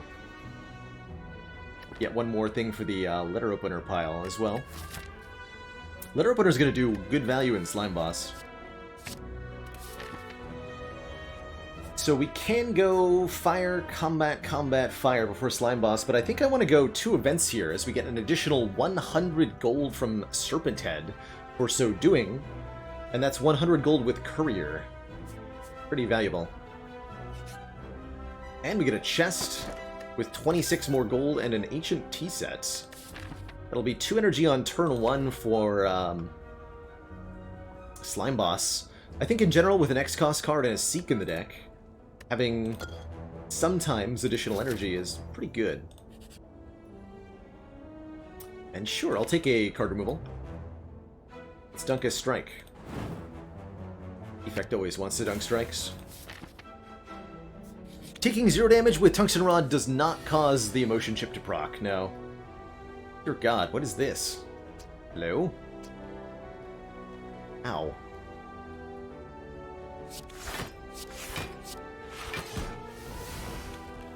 $25 damage from Letter Opener there.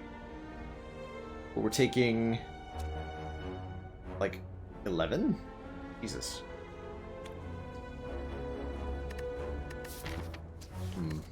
Okay.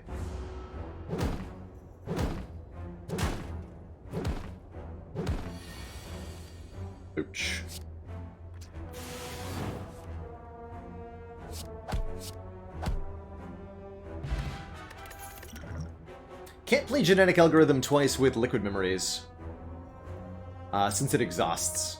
But if you play it twice with a Duplication Potion or an Echo Form, that does count twice. Totally happy to add a Frost Orb to this deck. We have Focus, we really want more Orb generation. So let's take a Cold Snap here. And I think with the Lizard Tail,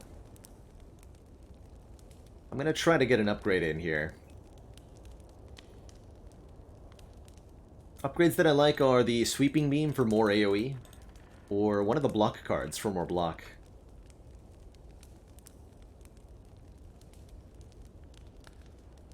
Upgrade the Sweeping Beam. This is a fight where the AoE matters quite a bit. Yeah, with 3 potions, especially the Attack Potion and the Liquid Memories. Ooh, and a turn 1 Consume. Which is great here.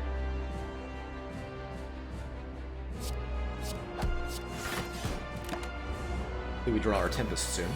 There it is.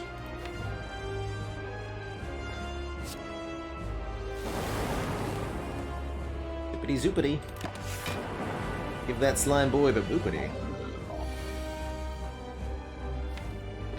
Alright, we'll use the attack bot here for a little bit more oomph, and Bullseye certainly is oomph. Lock-on causes Slime Boss to take 50% more damage from orbs this turn, which is a lot of damage. Draw that. 31 health.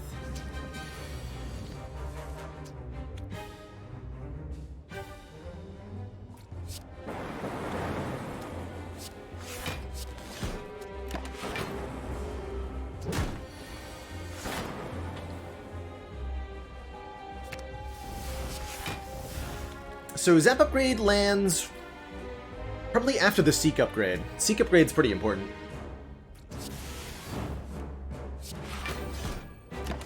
Wow, that was much easier than I thought it was going to be.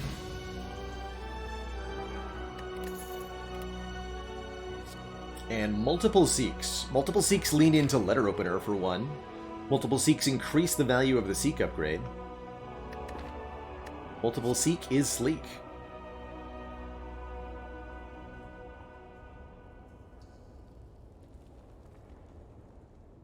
Successfully got past our Act 1 boss. Better than last time. I'll take it. I will take it.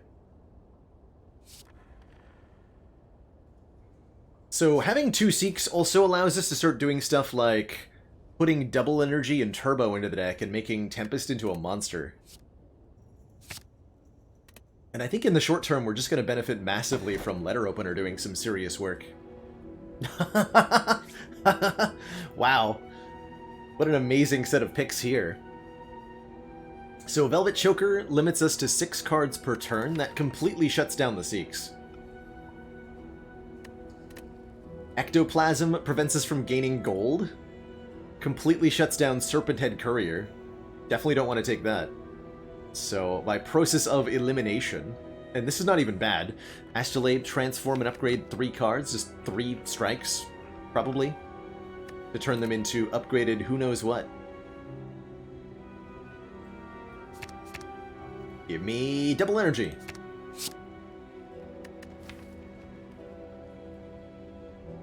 Yo, Thunderstrike Tempest? Actually, kind of cool. Thunderstrike does 9 damage to a random enemy for each Lightning Orb channeled this combat. We also got Bottled Machine Learning, which I think is pretty cool. More cards every turn. And an upgraded Compile Driver for some damage and draw. Not bad. A little expensive, but we'll add some energy generating cards to the deck, and we'll be good to go.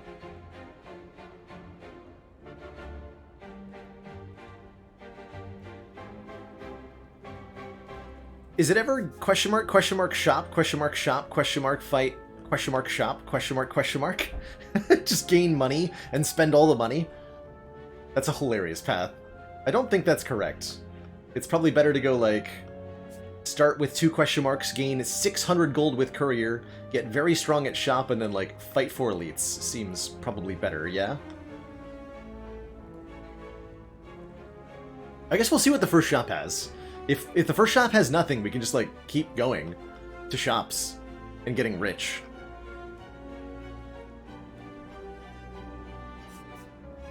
But we definitely want to lean into Serpent Head being OP as heck, because it is OP as heck. It's, like, really OP. I'm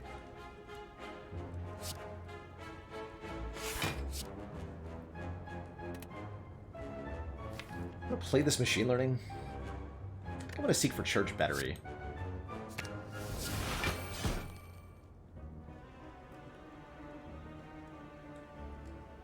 I'm gonna play the machine learning. Extra draw is important.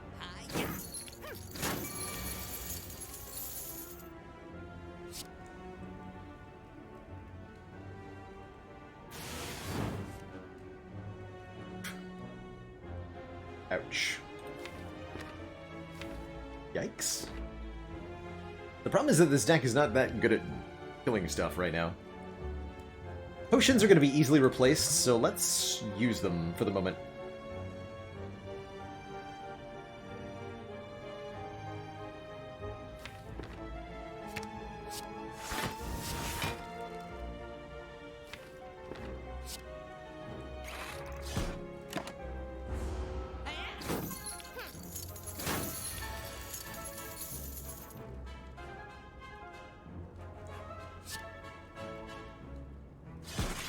This guy to get away. Seeking for. I can seek for a Cold Snap Plate again. Do that.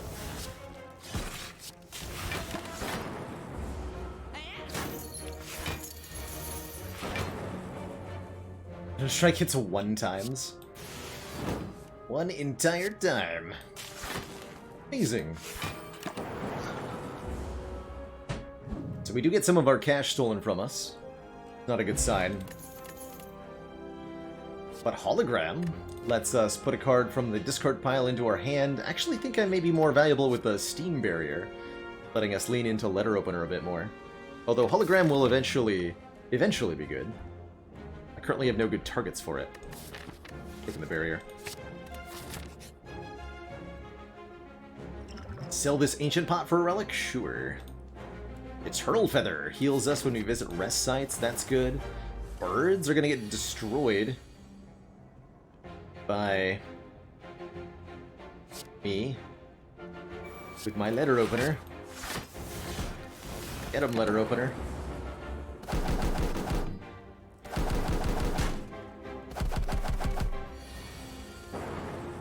Please no. Oh god.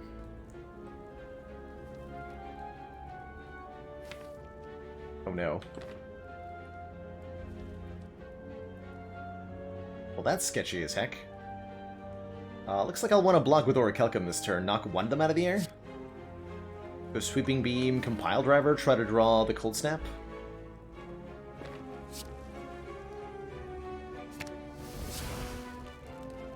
Could have also gone, like, Defend Leap.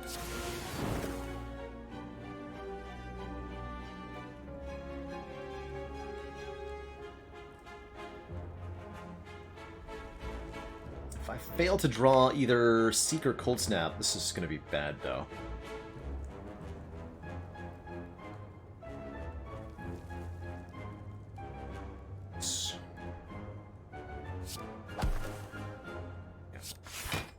That's fine, I guess, too. Ouch. Just couldn't quite get any of them.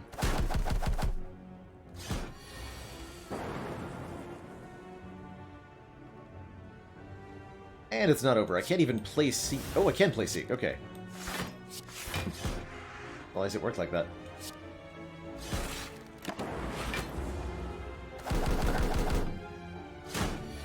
Blah.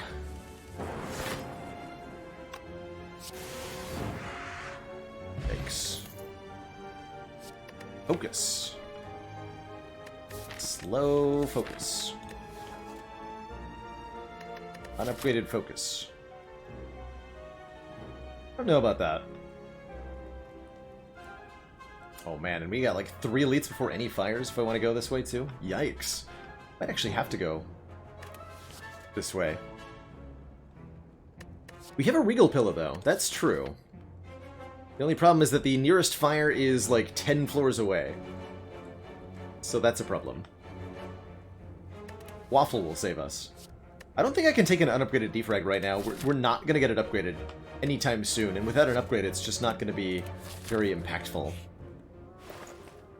Now, Data Disk and a third copy of Seek?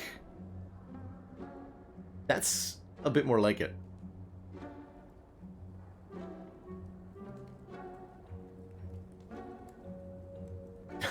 Janet. Yeah, definitely love the Data Disk. Tungsten Rod would have been nice in the bird fight. Is this a Panache deck? Not really. It's a one-turn Panache deck with 3 Seeks. But it might become a Panache deck with the Ori.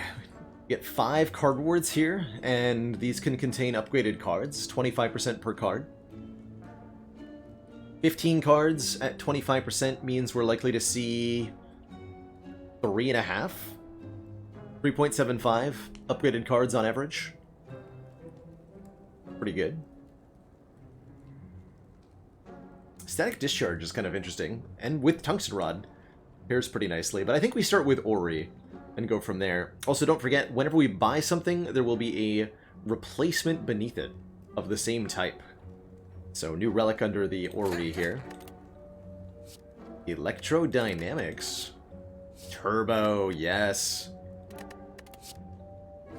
Maybe an upgraded beam cell? Probably another Cold Snap. And a White Noise Plus. Oh yeah, I'll take that for sure. 0 cost at a random power. Activate letter opener. This is good, for sure.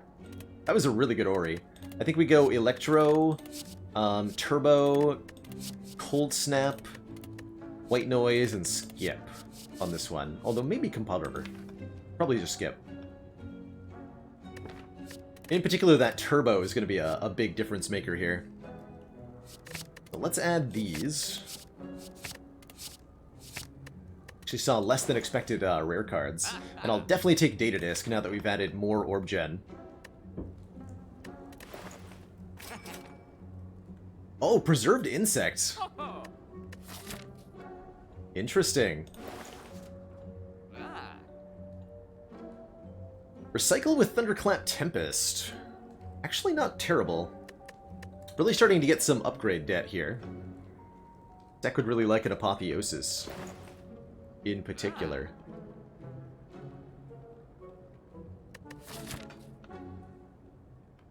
Are we ever strong enough that I get to go this way? I think we are. Especially if I take the Insect, which... Let's do that. Make the elites have 25% less health.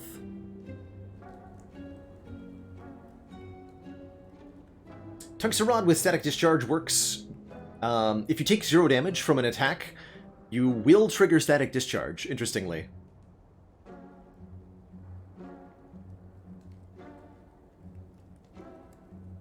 I ordered a waffle. Sir. Don't mind Akabeko here. Akabeko on Sweeping Beam would be really nice, especially with 2 Seeks in the deck.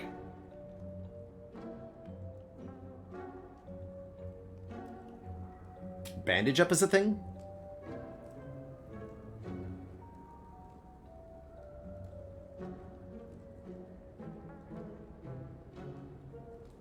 Block Potion. Oh, let's buy some potions. If I want to think about maybe going left here, it's going to take potions. Lots of potions. So let's start with Block Potion. I think a Liquid Memories is pretty good too. Get back... Consume or something.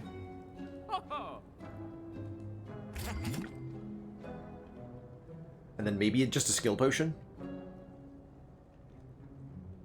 If we could remove a card, that's 60 gold. Removal at this point would be like defend. Or max health does get multiplied with Lizard Tail, it's true.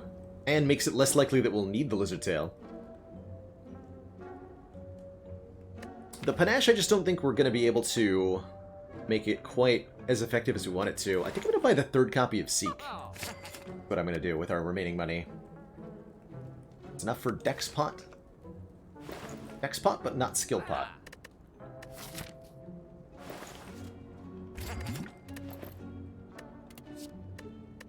Alright.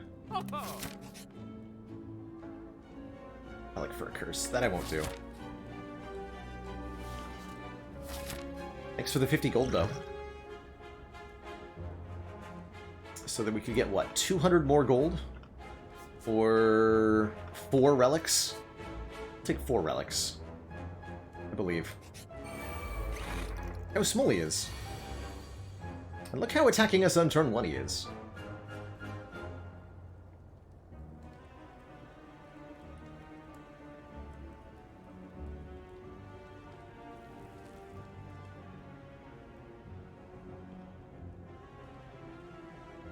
So compile? Bit of an awkward turn 1 here. Thankfully, with the data disc, 1 copy of Electro kills both minions, or, well, kills the 8 health one, excuse me. Not both minions. Can't liquid memories the Electro because it exhausts, well, doesn't, it's a power, so it doesn't go to the discard pile. We're currently taking 12? If I go Electro Compile Driver? Wish I could Electro and get a letter opener proc, but I can't.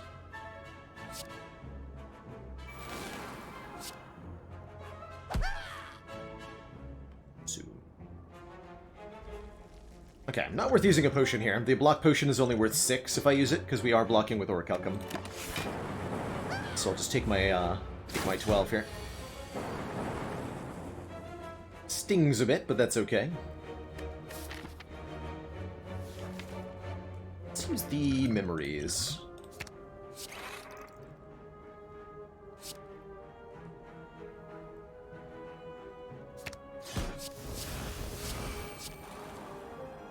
And Zapify.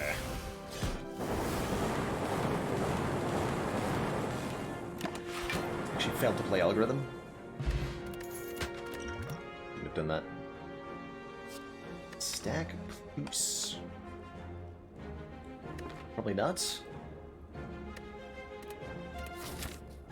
Alright. 1 down, 3 to go before we get to our first fire here. Certainly this is not the fight I wanted to see. Too bad, though.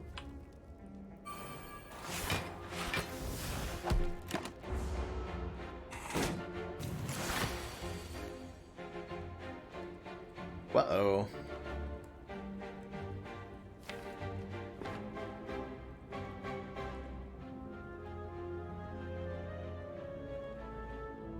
That ain't good.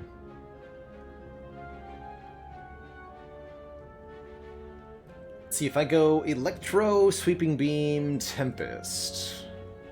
Even the worst case scenario lives us on 1?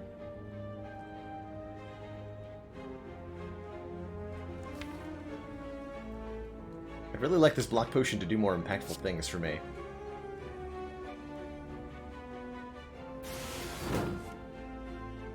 Okay, the other option is defend with block pot take 10? Or maybe get a kill. I could use both potions and take nothing.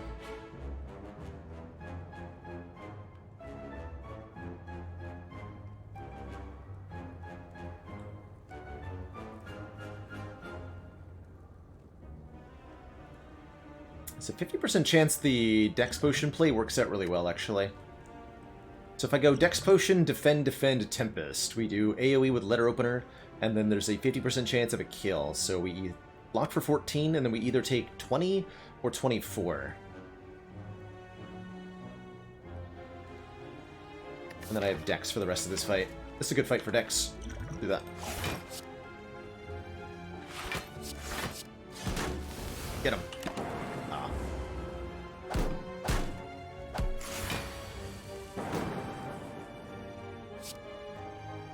Okay, definitely dying on this turn. As ye should.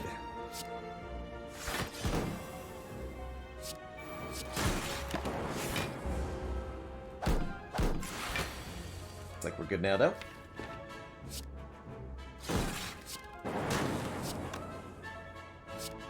Oh, block. Not enough. Not enough?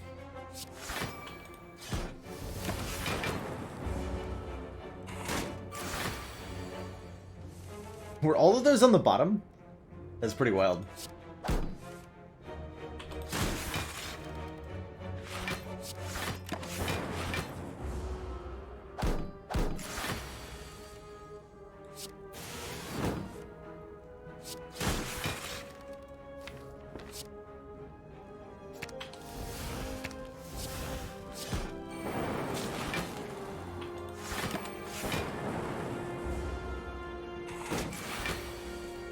Get him, Calendar. Alright, 5 health to fight 2 elites with. Should be easy. I'm gonna take another Compile Plus. This is really good against the Slavers in particular. I'm a bit concerned about our Book of Stabbing. I guess we could go this way now. Just collect 200 gold, go to a shop, get a rest. Ah. I bought that preserved insect, I'm gonna use it.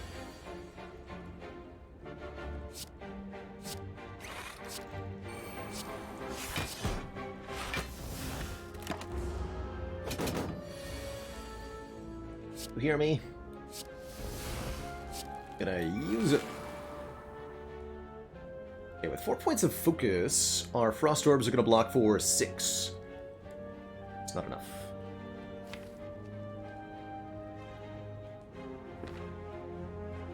Like charge battery, cold snap, seek for leap.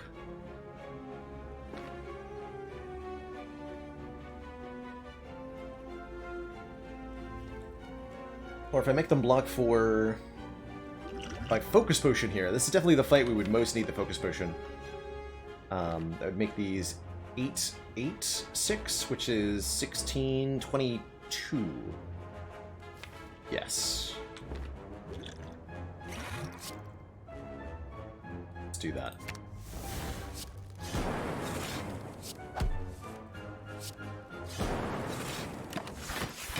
Or Calcum getting in there.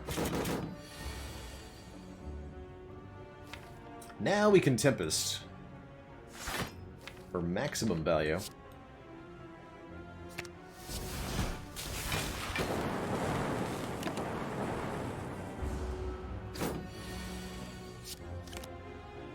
Oh, the void! No, it's alright. Get the kill anyway. I really wanted to Thunderstrike there. How dare you?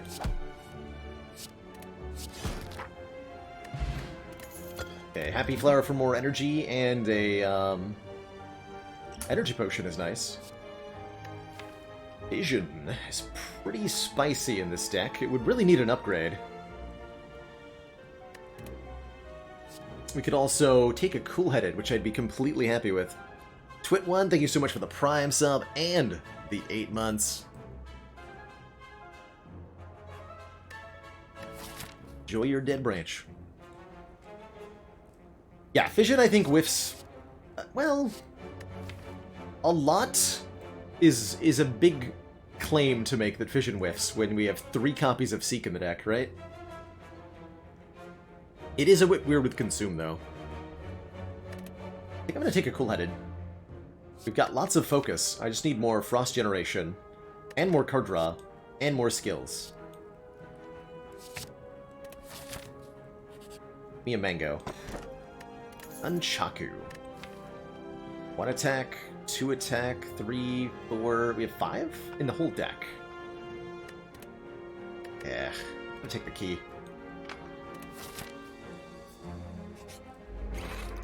Okay, but this is the fight we're theoretically good at.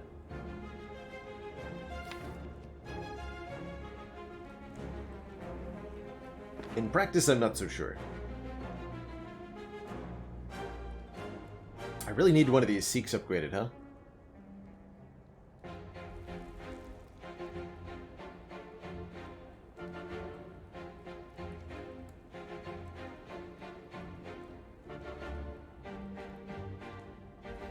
And Eric Raz, thank you for the 17 months of that tier 1 sub. Nice emotion chip. But no dead branch. Not allowed. See, we could win this fight right now if I could get both Electro and Tempest into my hand with the energy potion.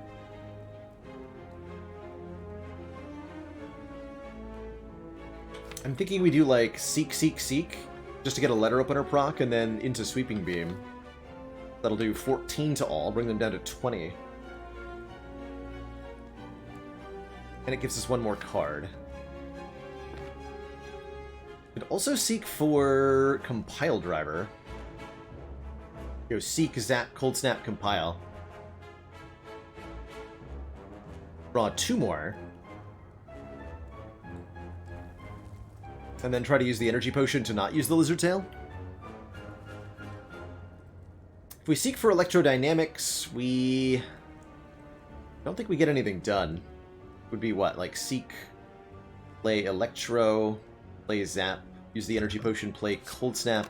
We would do 9 plus 12, 21 AoE, plus 5 from the letter opener, 26 AoE, plus 6 from Cold Snap, 32 damage. Not quite enough to get a kill if we seek for Electro. And I can't get 2 letter opener procs, right? Seek, Seek, Seek, Charge, Battery, Zap. Yeah, only 5 skills. So we can't do that either. I think I'm going to do the... I like that Compel Driver play. Anticipating on using the energy potion here. Third Seek grabs another skill. Third Seek has to grab Electro, which is a power. Otherwise, we're then we're not playing Electro, right? If we don't grab that. Now, if one of the Seeks was upgraded, this would be a very different story, and we could do all sorts of things to these nerds. But that can't happen until here, and I'm probably gonna rest. I don't think there's any reliable way to full block this turn, but there are ways to get lucky.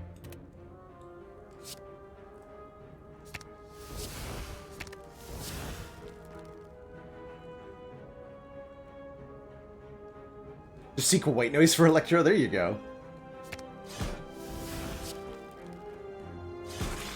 Galaxy Brain plays.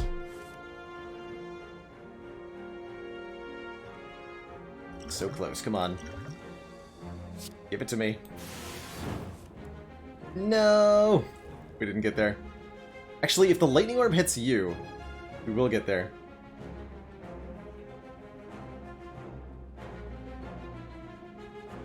But it looks like the Lizard Tail is going away here.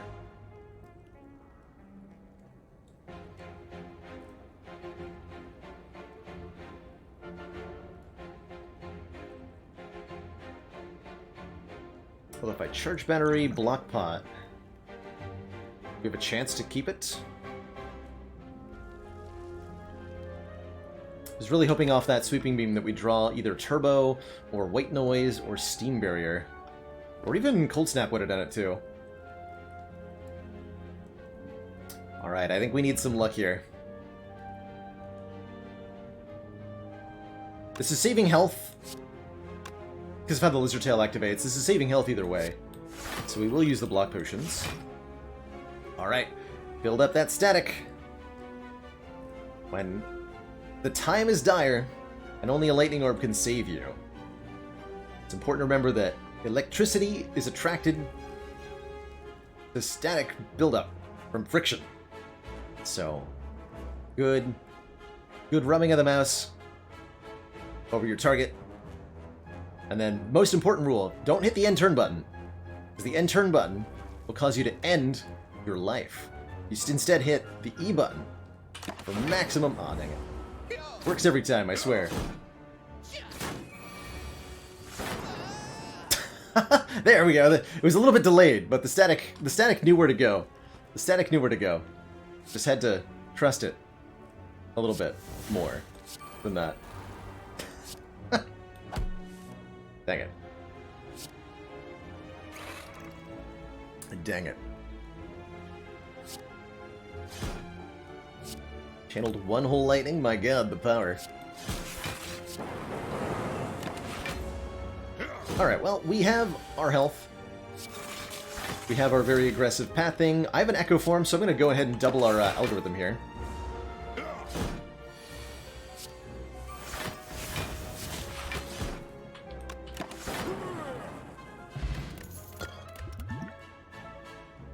Cool. Oddly Smoothstone makes our Blanc cards block for one more, and I think we're good to take the Burning Elite. Quite frankly, it won't be Slavers. And I don't need to rest, because we just lost our Lizard Tail, so I can go ahead and upgrade a Seek, which feels very important right now.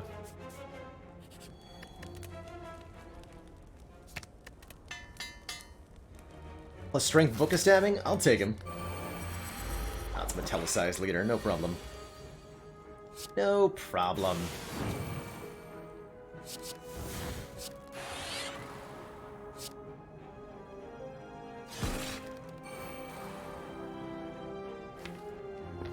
I'll play this. Don't expect to need that.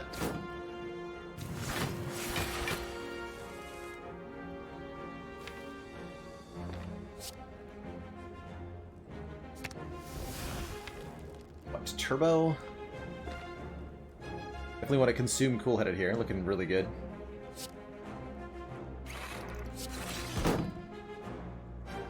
Turbo lets me Electro? And then I can also, like, Steam Barrier, maybe? It's a pretty good block.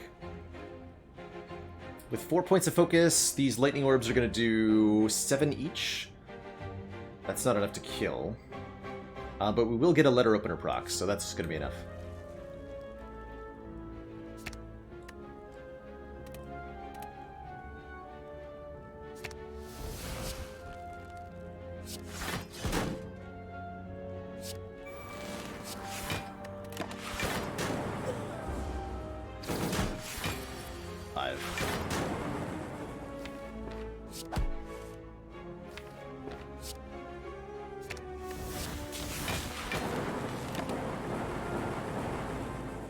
Okay, not too bad.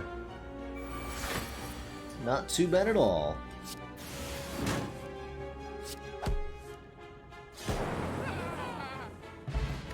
Our reward for that is an Incense Burner. Every 6 turns, gain 1 intangible. A Turbo Plus being offered here. I think we do want that. Deck with 3 Seeks says, give me Energy Gen, please.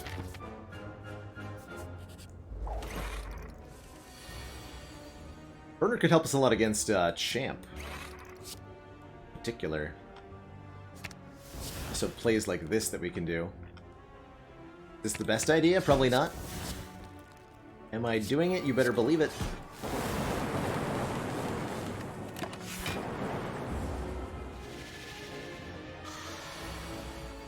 Gotta forget not forget to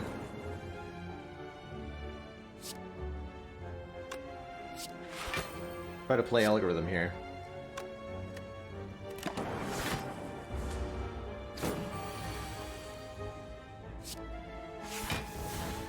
Usually just kind of go with the gut, Crayford.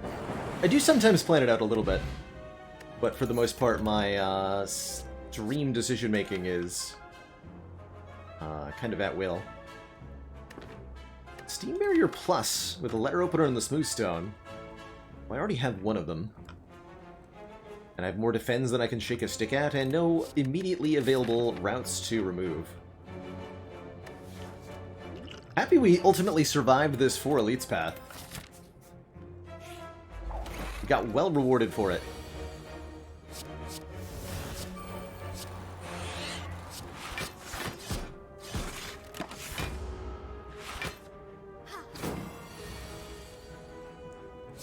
Really well rewarded. Oh, Consume is in my hand. Okay. Let's do Cool-Headed and the Turbo.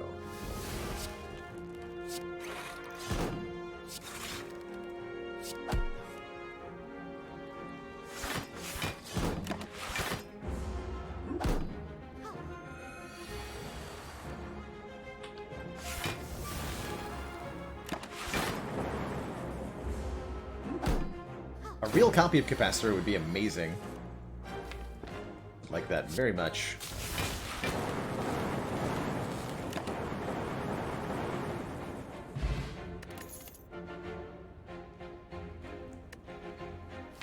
Fragment. This time I can upgrade it. Helps us scale up a little bit harder against Champ, although it means not upgrading a Seek. We need to go taller for Champ. We might even need the Focus Potion for Champ. Take it.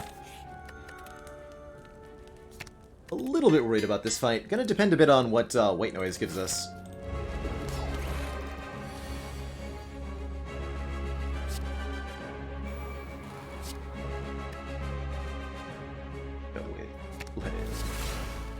Nice. Do one consume? Well, I think we want to get the White Noise down sooner rather than later. For the information of what it contains. Yes, I was hoping! Okay, we beat this fight easily with an Echo Form.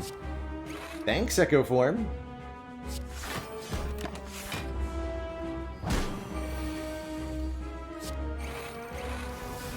Brilliant.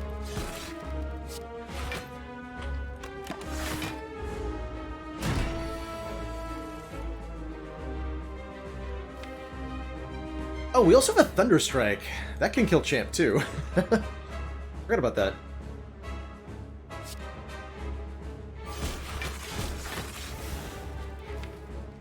That was supposed to be double turbo? It was.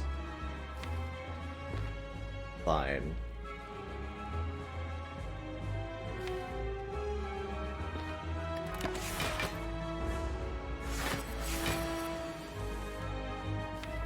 Immense the Zappening.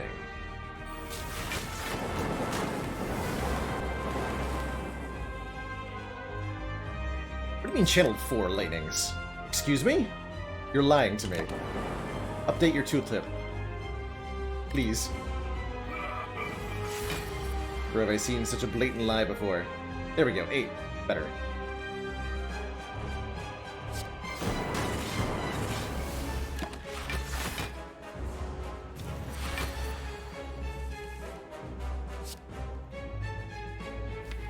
It's time to go.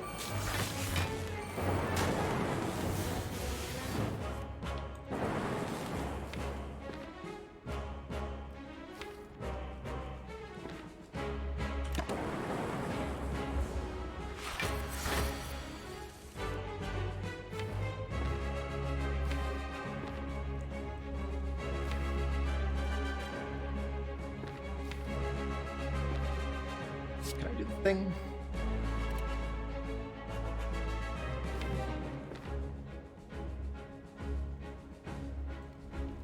There's 3 more energy.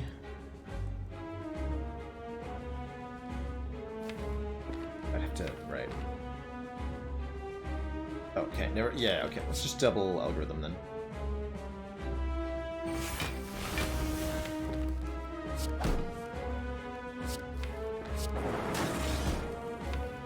Close.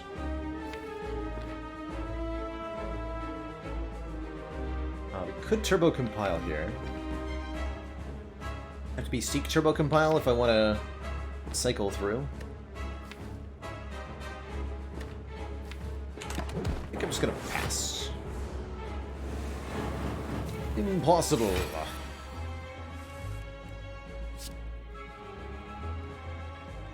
Commence the Zappening.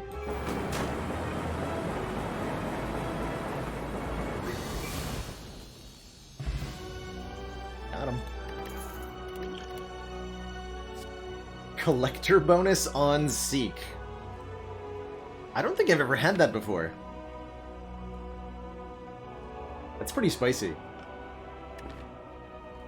Just choose my own hand every turn? Oh shit. Excuse me.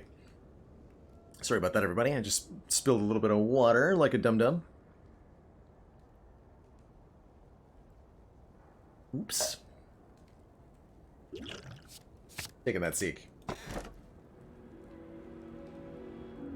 Ripper is pretty reasonable with the Eternal Feather. Bang. Is that, yeah, that's what, if you stretch your water to its breaking point, that's what happens, unfortunately.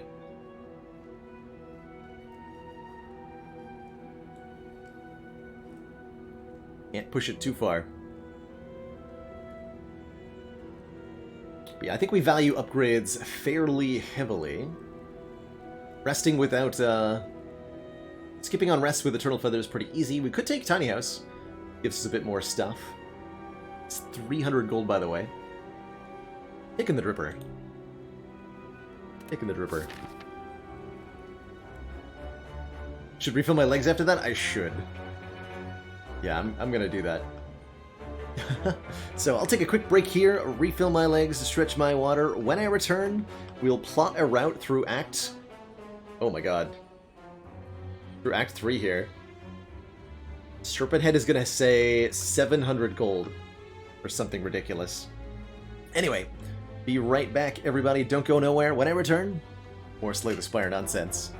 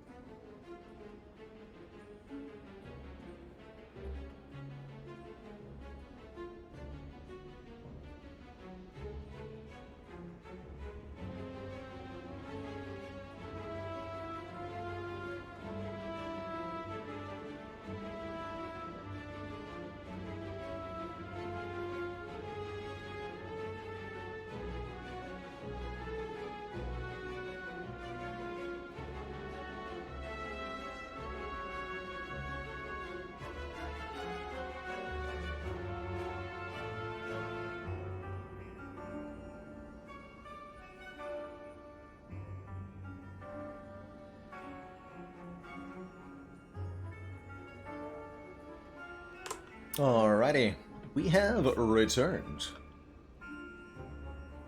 So let's take a look at the act here. We want to be getting a lot of value out of this Serpent Head.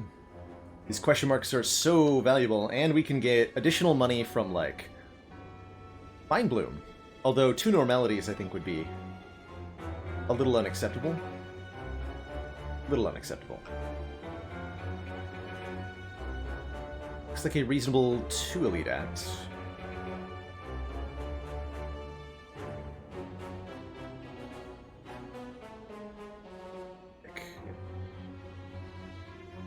Do 3? Going this way. Not many fires, though. We'd really like to get some upgrades, if we can. Not too many of those, it seems. If I want these 2 events, we have to skip out on an elite.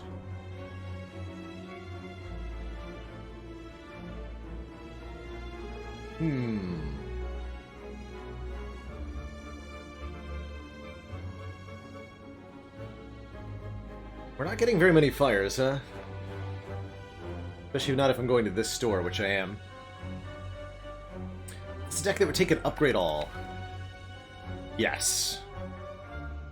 Yes, it is. This deck with upgrade all cards gets crazy strong. So we'll think about that. We'll think about that. This would be 1, 2, 3, 4, 5 question marks. 1, 2.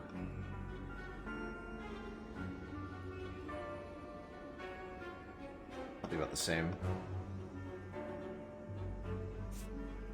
4 hardpool fights. It's easy from there, though.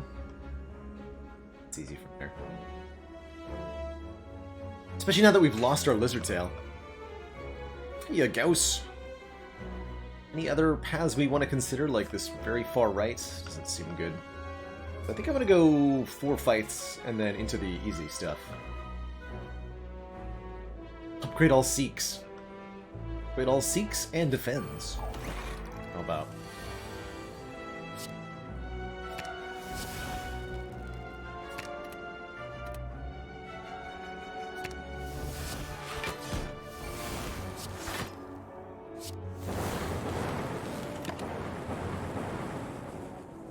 Fight.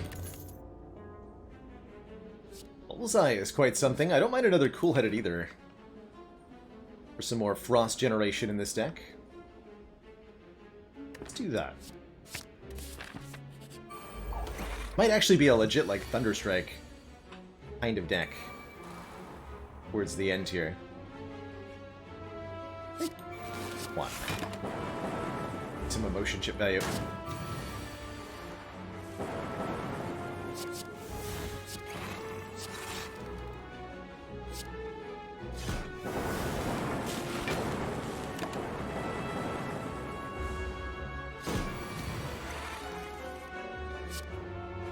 It's at least really easy to level up the algorithm, hey? Yo, Hologram Plus. Sign me up.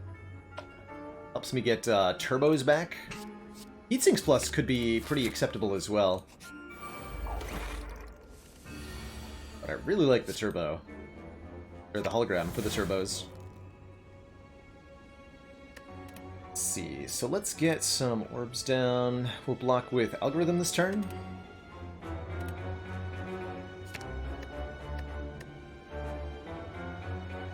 We'll get powers in play.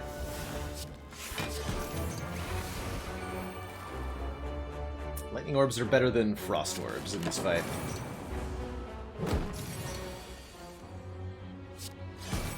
Of course, both is even better.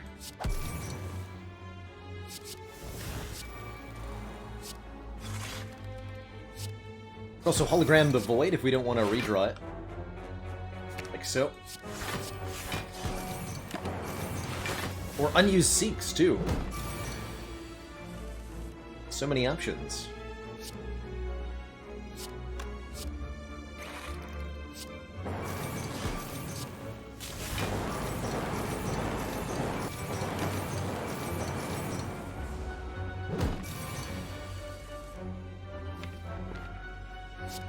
Point.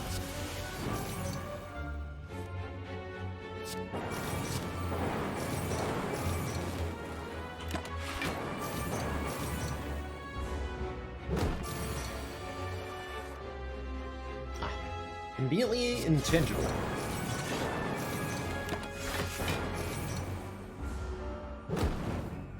Nice and easy transient fight. Or cool-headeds, this one upgraded. Or a Chill Plus to start us out with some Frost Orbs on turn 1, which I actually really like. Especially for Awakened one, Chill Plus seems great. Good for Spire Spear, Spire Shield, too. Does mean we have guaranteed cards for 2 of our 5 draws on turn 1. But given that they're good cards, not particularly concerned.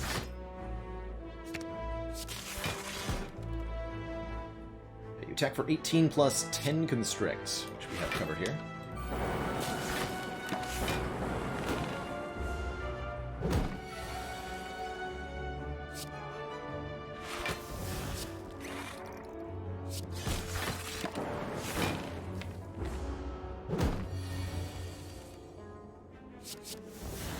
Or defragments.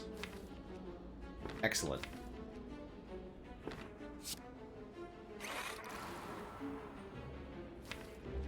Or a cold snap.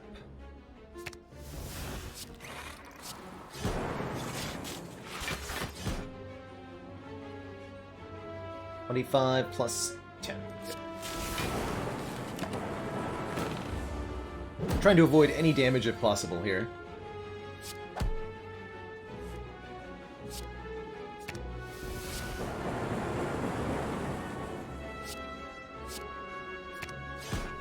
So that we can upgrade all, if we find it.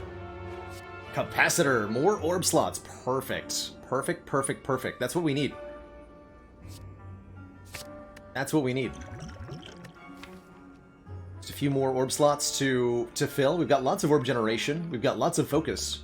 And we have a consume. So additional orb slots are pretty sweet. And yes, we do have a fire coming up to get a little bit of Eternal Feather value, although our upgrade all might be happening right here.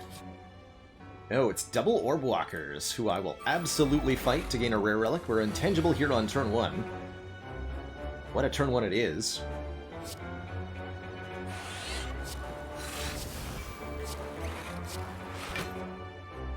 Not too shabby.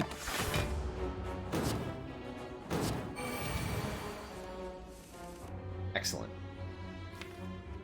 Seek Electro and Tempest, is that enough? I want to seek for Electro, maybe not Tempest?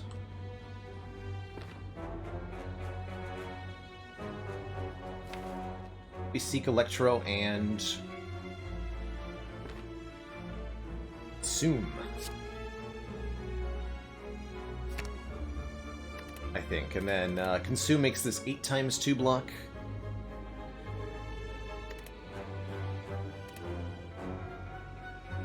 And then we block for another 13. Yeah, that's almost a full block. We take a little bit. And then a motion chip goes up.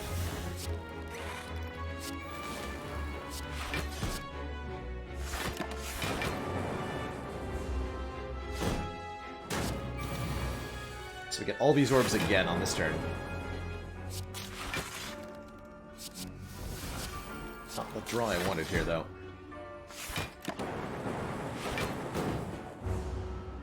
Good news is they're dead. Super dead.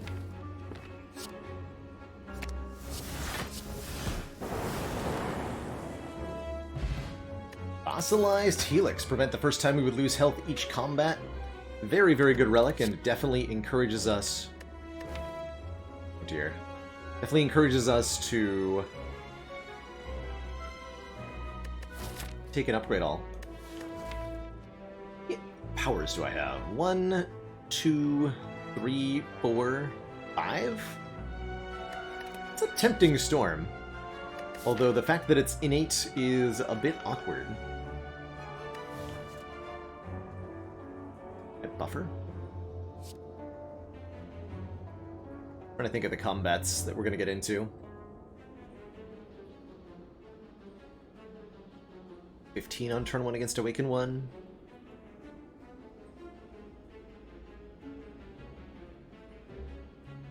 I'll try it. I think that might be a bit much, but we're just going to try it. Just draw Seek Plus on turn 1. Easy game.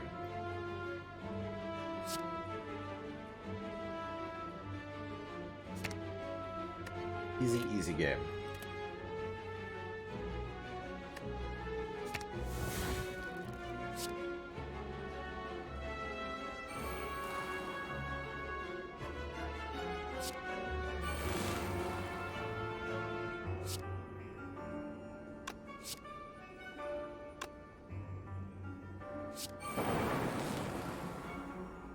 Can't actually draw 2 with Compounder, only 1.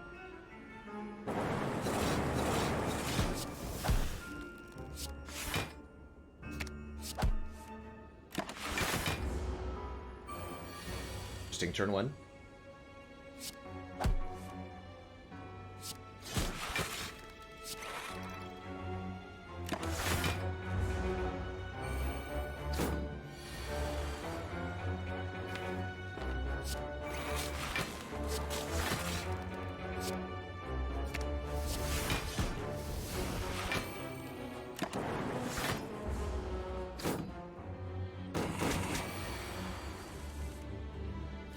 Buttery smooth fight.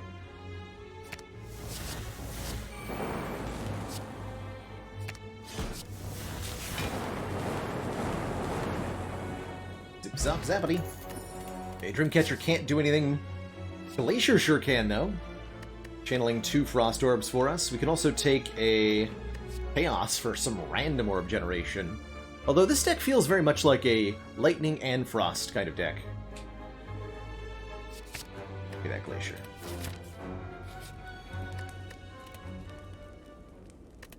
Let's recall now? Just in case we do get Upgrade All. Or, okay, we'll just upgrade a Seek. Healing.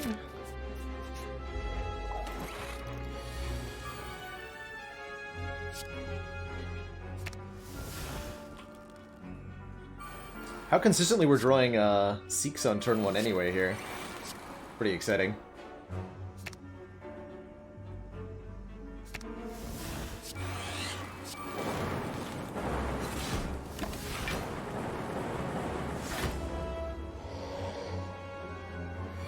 Storm is doing good work.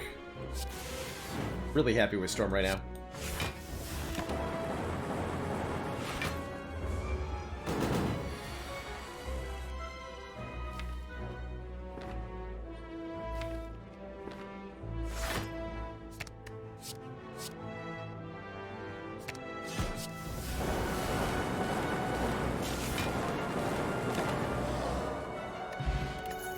Darkstone Fury Up won't do anything, but double energy sure will. Double your energy. It's a lot of energy, and it powers our X-Cost card. Or pretty much whatever else we want, and it doesn't add a stinky void to our discard pile. Even better. Currently at 400 gold from Serpent Head, make it 450 gold and a triple Jawworm fight. Because why wouldn't you?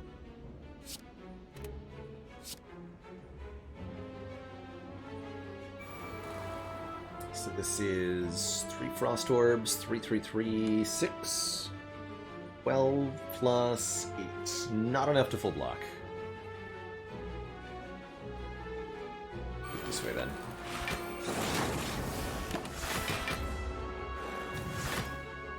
Use the buffer either way.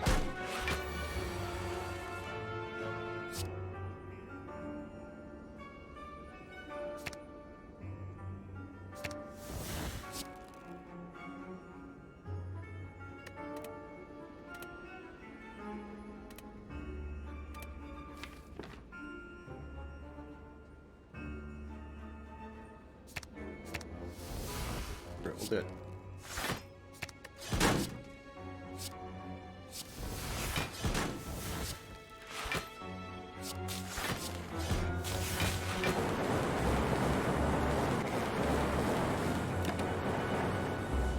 Nice.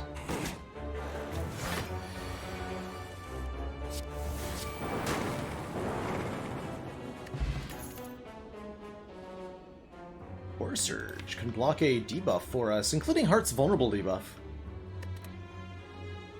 Go for the eyes for weaken, although it would want an upgrade. Take a Core Surge.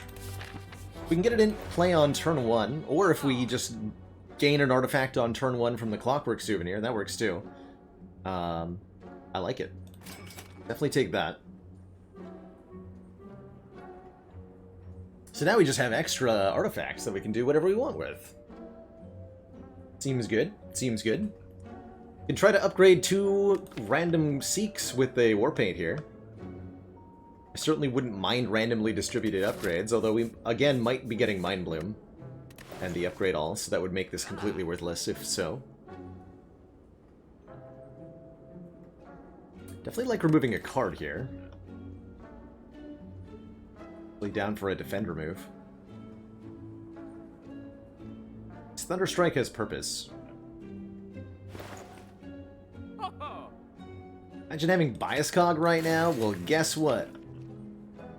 We do. Just get it lucky. Easy game. No problem. How do we feel about Lantern for energy on turn 1? We're relatively unable to use that, right? Heatsinks definitely could be good. Shame it's not innate, but there's a lot of powers in the deck. It's only 30 gold? Oh, and there's an echo form behind it. I'll take that. And a capacitor behind that. I'll take that. Seems good.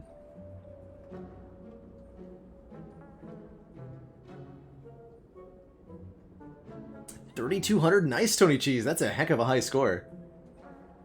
You know what? I'm going to save the rest of this cash for our next shop. I want to find out if we get our upgrade all. I have not done a Black Star Ladder Namuna, but we are going to do one. Because that sounds amazing. 500 gold from Serpent Head, by the way. This relic is crazy if you get it early. This is why I often say it's worth trading your face.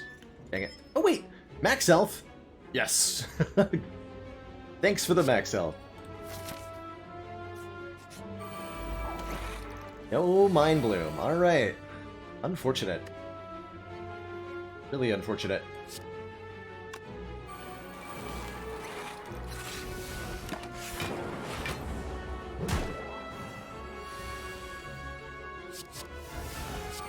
Is the echo form every time.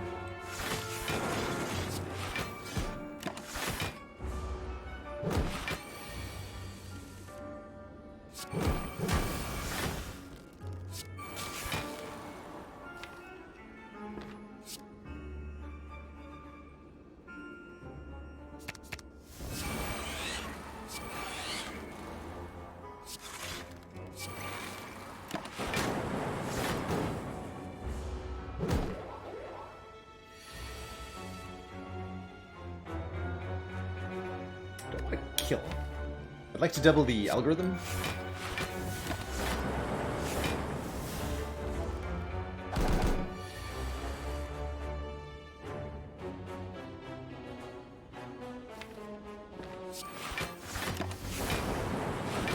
It's a spicy letter opener. 428 so far.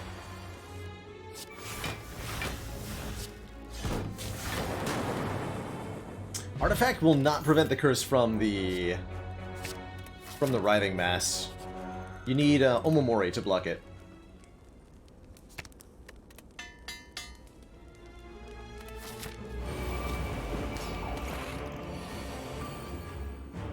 Here's a good turn one.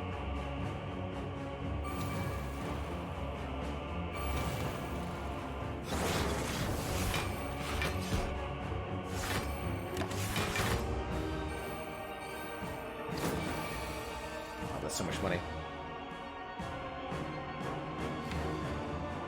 Okay, we definitely want to get our echo form down nice and quick here. Let's see what this is. Another storm? You know what? I like that.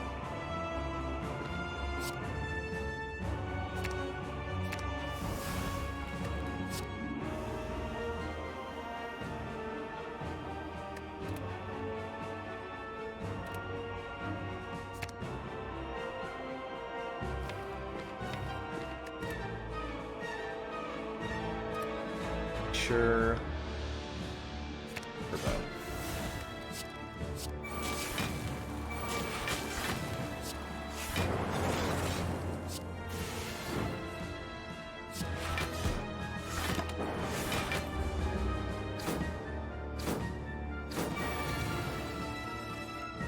My opinion on Mayhem. Mayhem struggles. The problem with Mayhem is fundamentally that you care about the order your cards are played in, usually. So, if you're doing Mayhem things, you're giving up that control that you had. In a big way. Curiosity is getting spicy. I'm gonna draw some cards here. Try to make it less spicy. But at the same time, more spicy.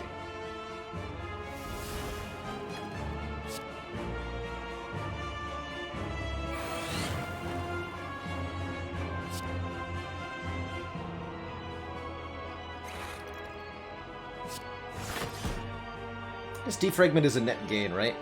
Yeah, it is.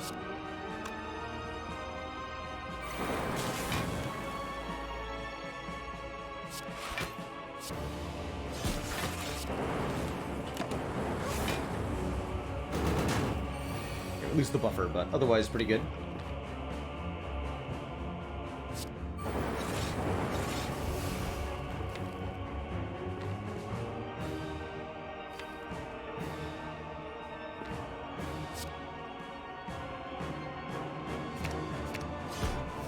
Getting those out of my draw pile.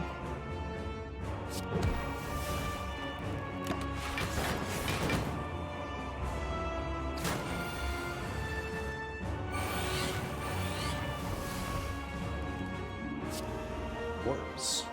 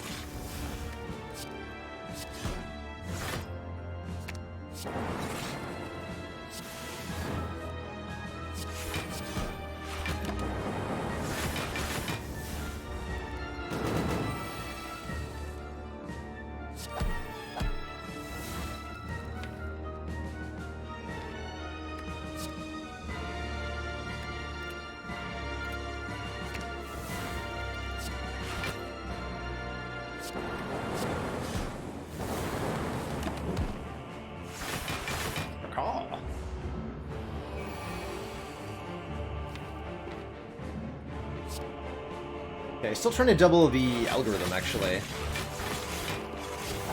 Part of my immediate concern here.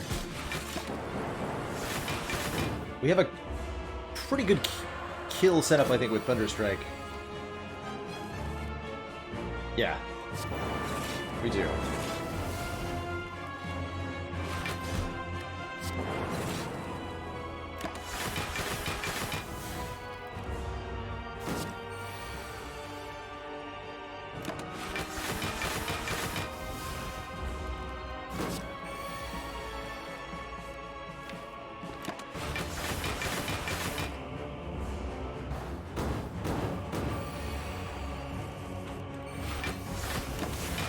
Next concern is Incense Burner. We want Incense Burner on 4 going into the next act here.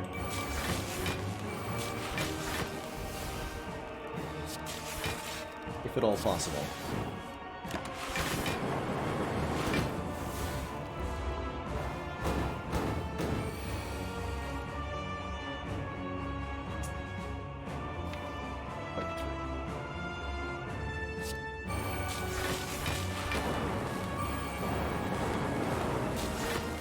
Maybe too many lightning orbs? Maybe.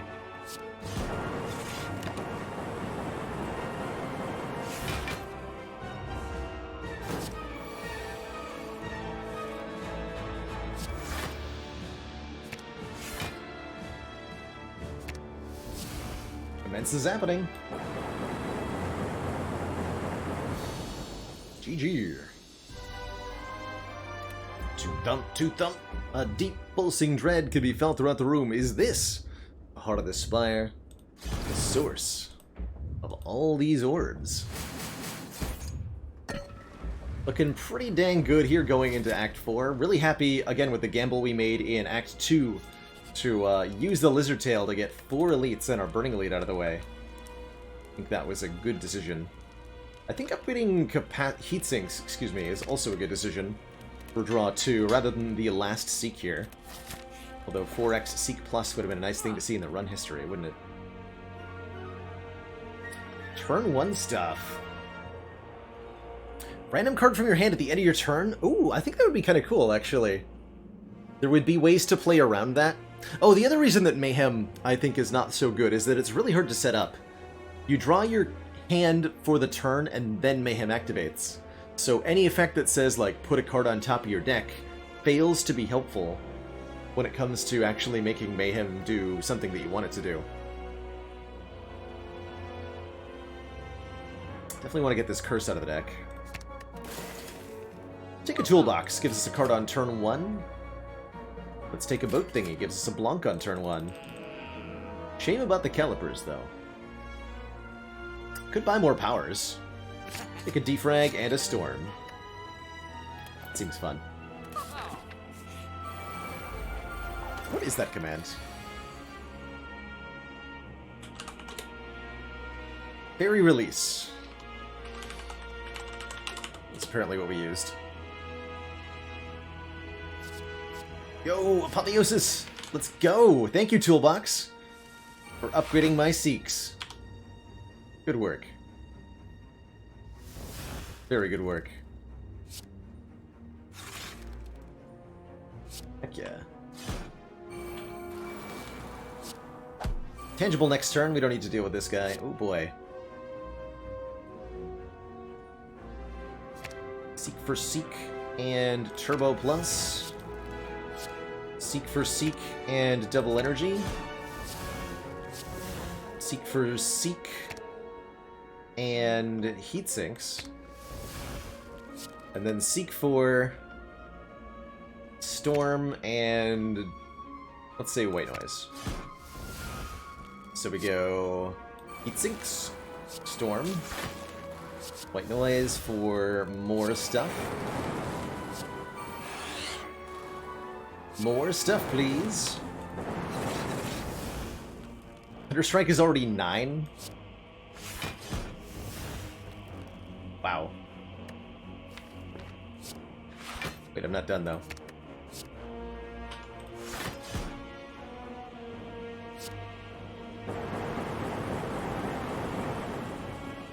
Bruh.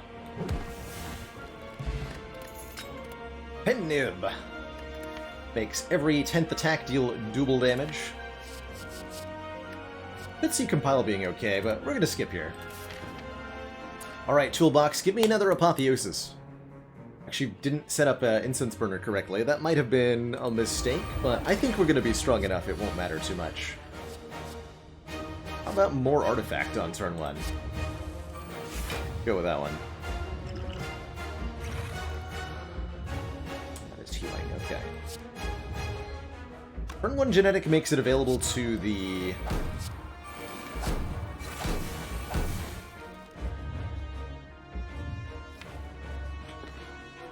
holograms, at least. I'm gonna not play that Tempest yet.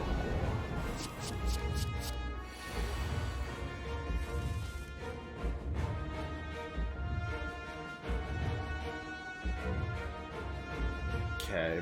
Beat of Death will eat our buffer, preventing this from being blocked if we play any of these cards, but the Block Potion can save it, making our life a lot easier.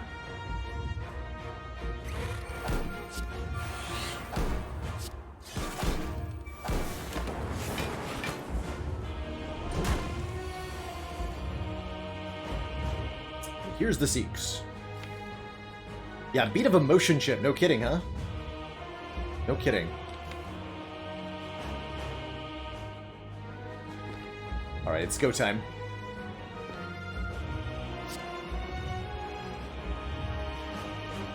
Behold the power.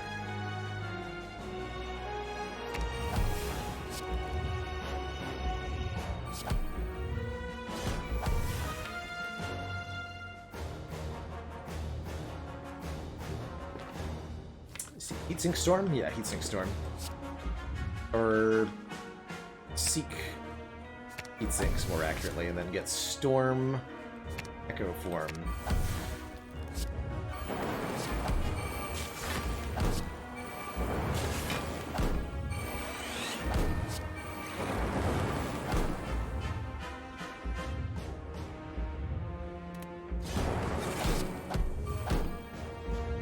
Or Seek.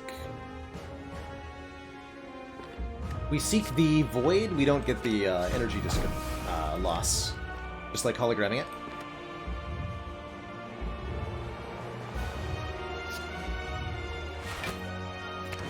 Thunderstrike is already 11 hits.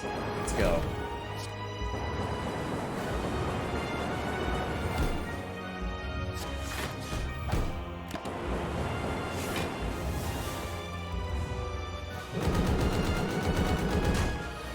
Motion chip is not like Clay, no, it's only once per turn, no matter how many times you took damage.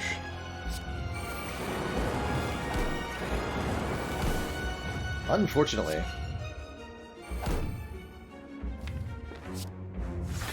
Give me that Thunderstrike again. This time it's 15.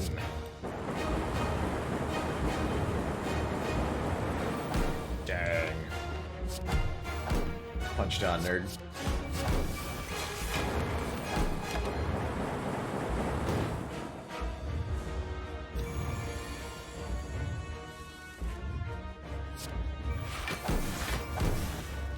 And we doubled our algorithm for the next run. Beautiful.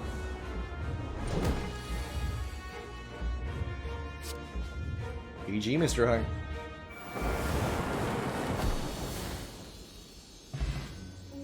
GG.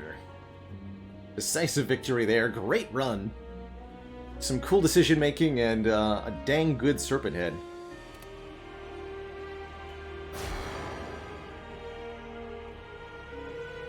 Commence the zappening.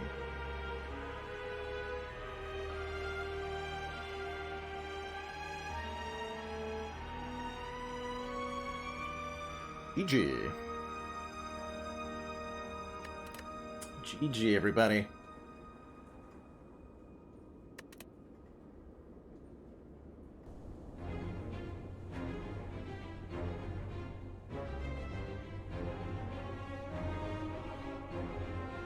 Here. Has it been done? The spire sleepeth, but I shall not.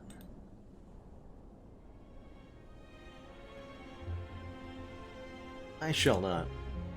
Get a little bit more in me before we sign things off for the evening here. Trying to figure out what I want to do with it, though.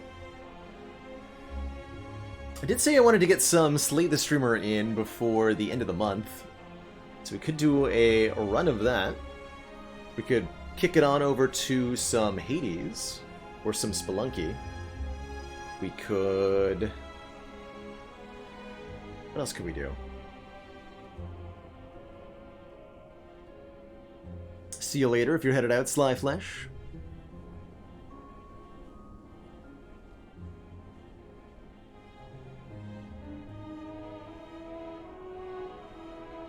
Yeah, I think some Slay the Streamer could be fun. Or some Downfall.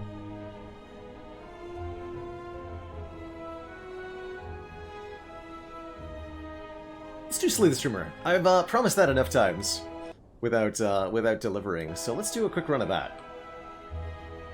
For those of you unfamiliar, Slay the Streamer is a chat versus Baylor game mode, where chat is picking the cards that are getting added to the deck with the intent of killing me, while I'm trying to survive. So it's kind of a question of how long can I survive while chat dilutes my deck with nonsense. I did test it, unfortunately, because of font changes in this beta patch. Slay the Streamer does not work even with the modded beta version of Spire, so I have to revert to main branch Slay the Spire to get it to work. But that's not too big of a problem.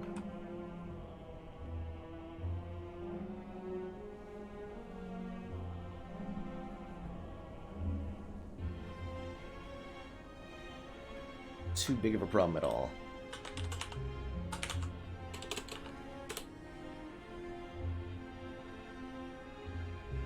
Get to choose boss relics as well. Yes, you do. Alright, let me try to get this to work.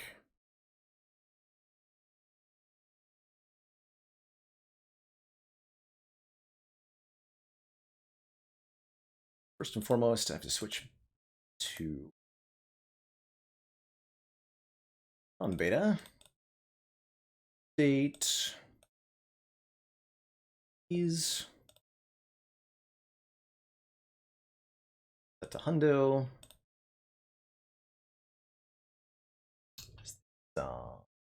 Config.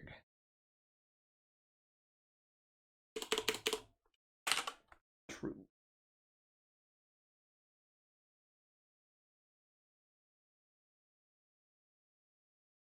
Okay, hopefully that worked. Shall see. We shall see.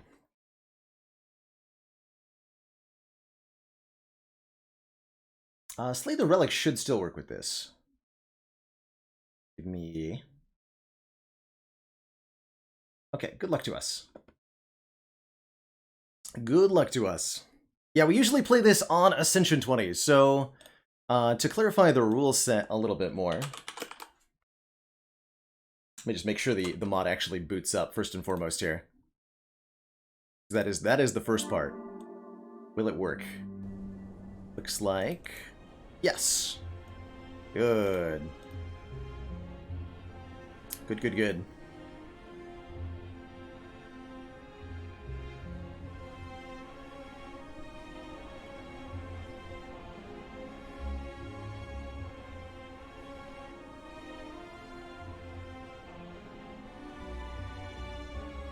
Mr. Spokes, you're just starting to earn Titan Blood in Hades. Which weapons should you consider upgrading and how? Something to certainly consider is pick whatever Zagreus aspect is your favorite. I personally like the Adamant Rail a lot. The Zagreus aspects, I think, only take 1 Titan Blood per level, so you can get them maxed out really, really easily if you want to use a high-performance weapon. The fists are a good choice for this too, for the additional dodge chance. Not so much the sword, though. Yeah, the Zagreus sword is not great. But the Zagreus aspect of the Adamant Rail, of the Twin Fists of Malphon, and even the bow is not too bad. If you've got some more Titan Blood to sink in, highly recommend the cast special aspects, the Beowulf Shield and the Haribo, that allow you to load your cast into your weapon and unleash. Those are pretty wild. I really like the Zeus Shield personally. I think it's a little bit unpopular.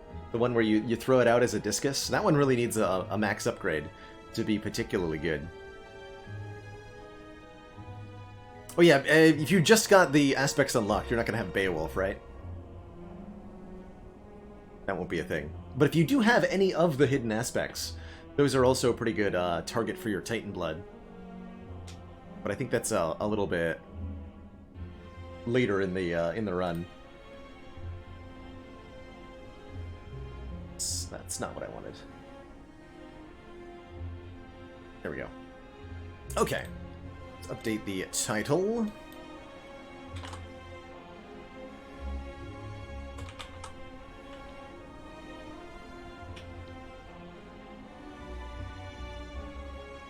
My keyboard just put in. Yeah, Guan Yu is really scary if you don't have the max health to start. That's for sure. Ah. Chords. There we go. Okay. Slay the Streamer.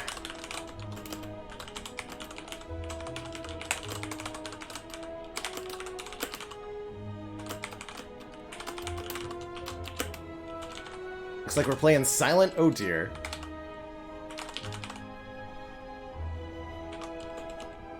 Silent it is.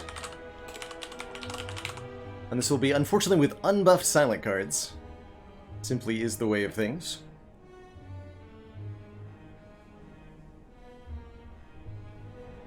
Okay, capture fixed. We're good to go here. Doing this on the B-Lord account. So in Slay the Streamer, the goal is chat wants to kill me, and I want to not die. We start on Ascension 20, and I get a sealed deck start. So at the start, I'm shown a set of 30 cards, and I choose 10 of them to form my starting deck, which will be extremely powerful. But every time there's a card reward, that goes down to a chat vote. And chat gets to add whatever they think has the highest chance of ruining what I'm doing. You also get to pick my boss each act to try to choose whoever I'm worst against, and you get to choose my boss relics. If I die anywhere along the way, that's a victory for chat, and the chat member who slays me gets a gifted sub from yours truly. Whereas if I win, I get to gloat on all of you. Usually chat wins these, but I have been known to come out ahead. It is an A20 heart kill for the victory, which ain't so easy. I wish I had a scoreboard for this. So right away, you'll get to choose my starting bonus, not something that usually chat gets to vote for. But here it is, your first pick. Random rare card, 100 gold. You would get to choose the rare colorless card. And the boss relic, I won't know what it is until after I choose my cards. Zoic Scoobs, thank you so much for the tier 1 sub and the 5 total months. Just one more till that half year.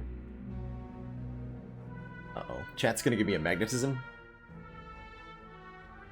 What's the worst rare colorless card?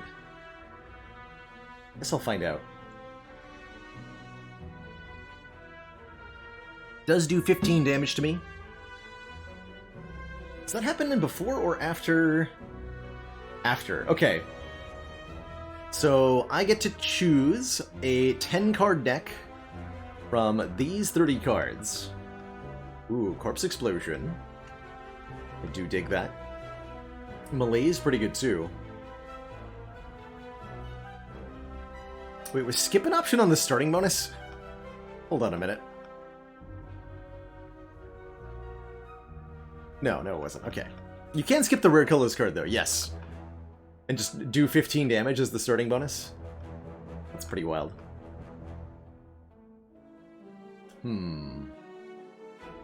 Tactician. No copies of Reflex available, but some really good block is a thing here. I think it'd be really foolish not to take both of these top tier rares.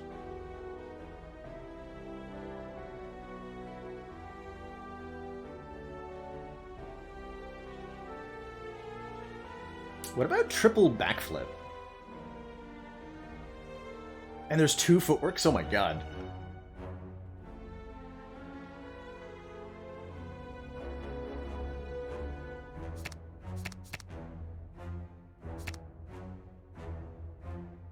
Okay, so I need 4 more? I want some damage in the deck.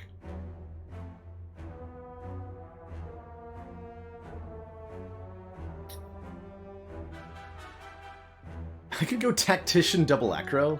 That seems really spicy.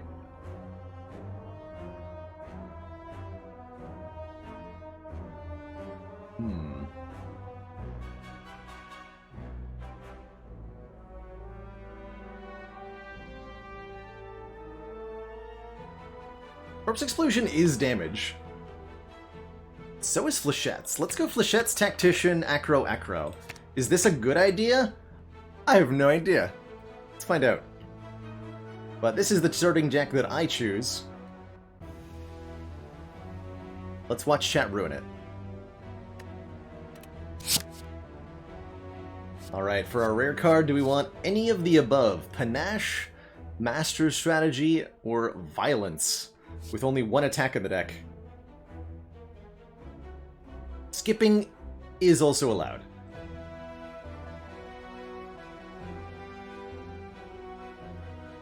And our colorless cards are pretty good, huh?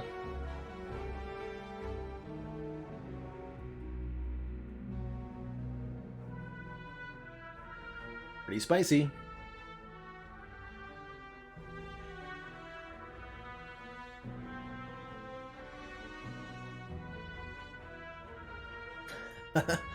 Glorious.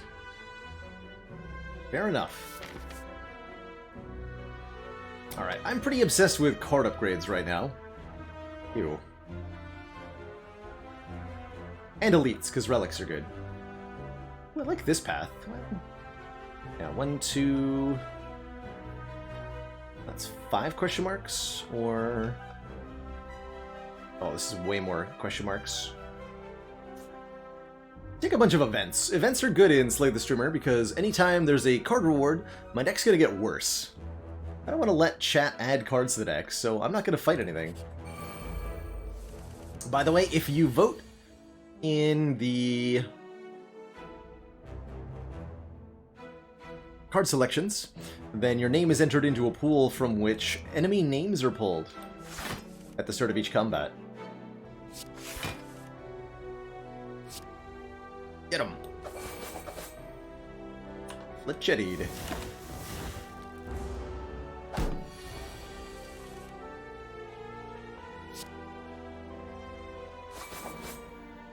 Bye-bye. Pick up an easy peasy liquid memories. Man, this deck is gonna be sweet. Or would be if chat wasn't about to ruin it. Ooh, having trouble with the final fight in Hades. I had a lot of success cheesing it with the shield. You can actually... So, while you're charging your Bull Rush with shield, you are immune to any damage from the front, and that's actually a nice easy way to block the lasers in that final fight. If you just charge your Bull Rush and sit still, you can't get hurt. So that's a pretty cheesy way to do it. I also really like going with Adamant Rail, the gun, and finding the rocket modification from the Daedalus Hammers. Skip! Wait, skip? Chat skips. Gonna be pretty hard to kill me if you never add cards, chat.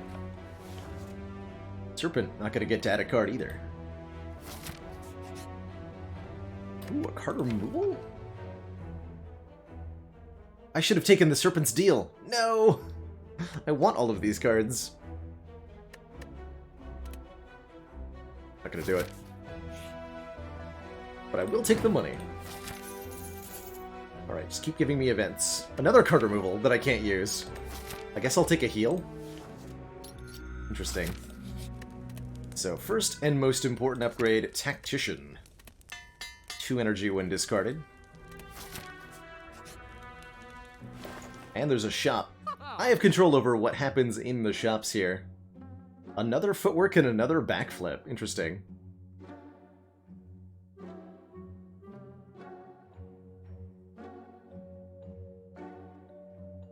Interesting. What an amazing deck this is.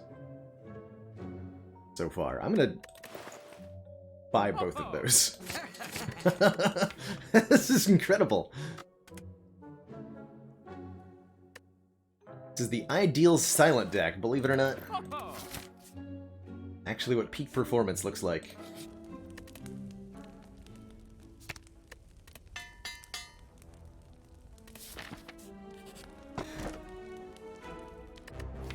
Ew. Alright. Which boss is gonna be, chat? I actually haven't fought anything yet. What a crazy pathing. Why wouldn't I want 4 backflips, Fired Run? I've got some anticipation that chat is gonna add a whole bunch of garbage to the deck. So I do have to account for that, at least.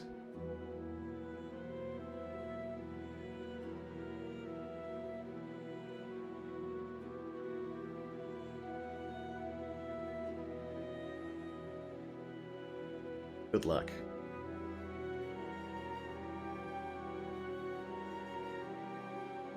Slow decks. Oh. Oh, chat.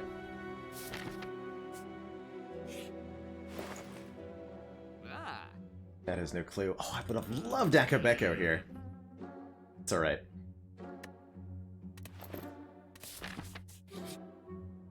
Wow. Not one combat from all of this? Do I have a secret Juzu bracelet? What is going on here? Give me a relic.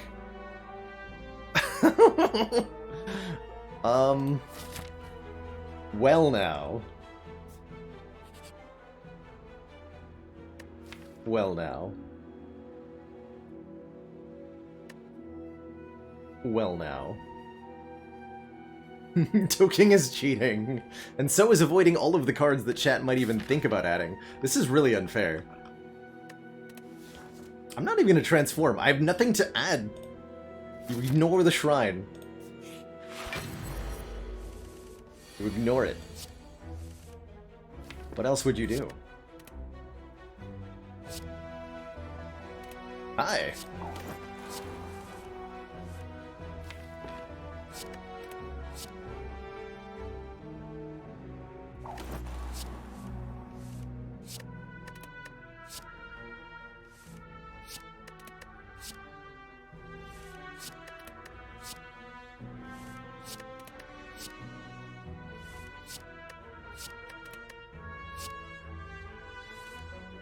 Hold on, I'm gaining energy.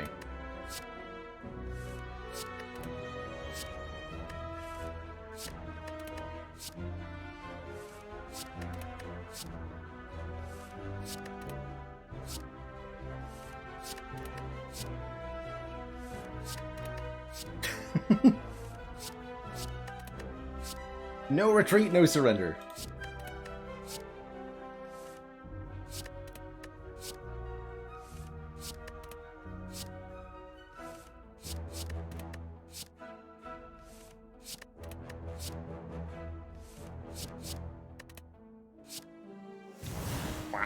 Oh wait, that was a +2 strength. I had to do more than that. No! So it'll do 1 damage per attack, I guess. That's fine or whatever, right? Wakey wakey! Mecky Mech, thank you so much for the Prime sub and the 5 months. Just 1 more till that half year.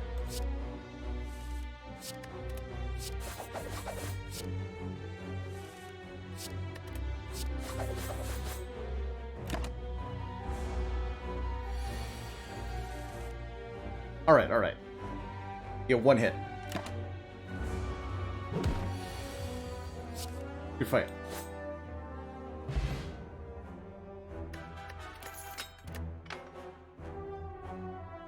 Mercury Hourglass. That'll do 3 damage to every enemy on turn 1. And don't forget, chat gets to add a card here if they want. All out attack, tools the trade, or prepared. If they want. Remember, chat, the deck does this currently. You have to break it now.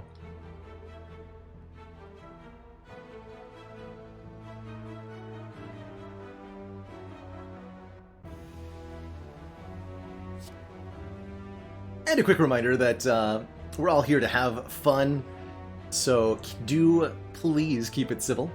There will, of course, naturally be disagreements about how to alter this deck, but please keep it polite and friendly with one another. It's all in good fun, win or lose, for either side. Oh yeah, there's so many, like, we could get a Velvet, I could get a Velvet Choker here, and then that would be, that would be the big sad, basically.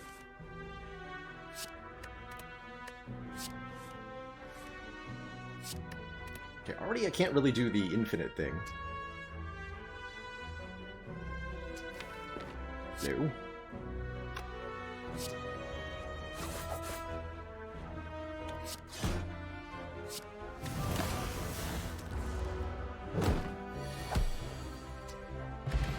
Got him, Hourglass. You got him. Prepared, quick slash, or deflect. What will it be? Streamer has to actually play the game? Ridiculous. Why would I do that? When I could just infinite.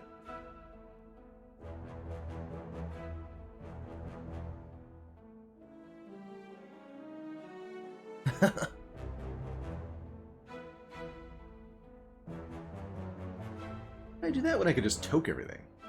The better question.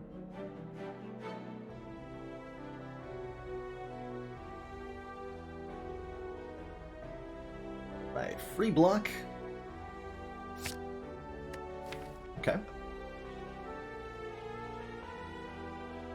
I start upgrading the feat works? Feels like correct.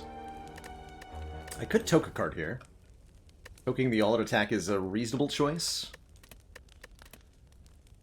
But I'm gonna grab some upgrades while I can. Ever been a tie? I don't think so. Don't think that's ever happened before. In the history of Slay the Streamer.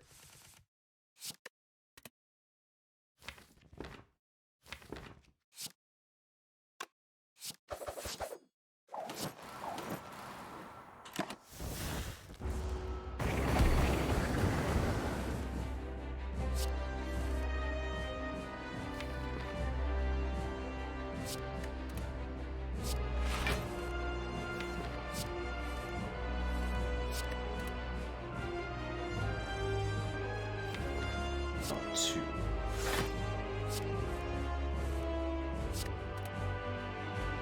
We're talking.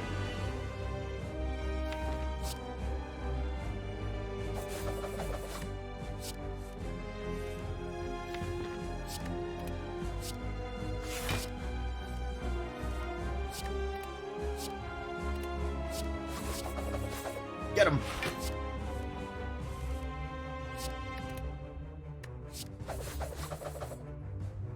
Get him.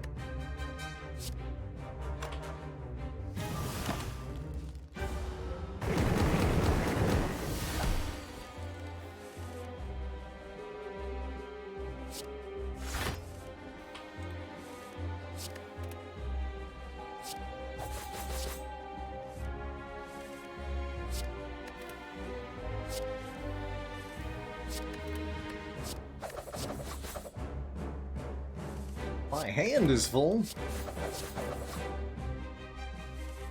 My hand is too full.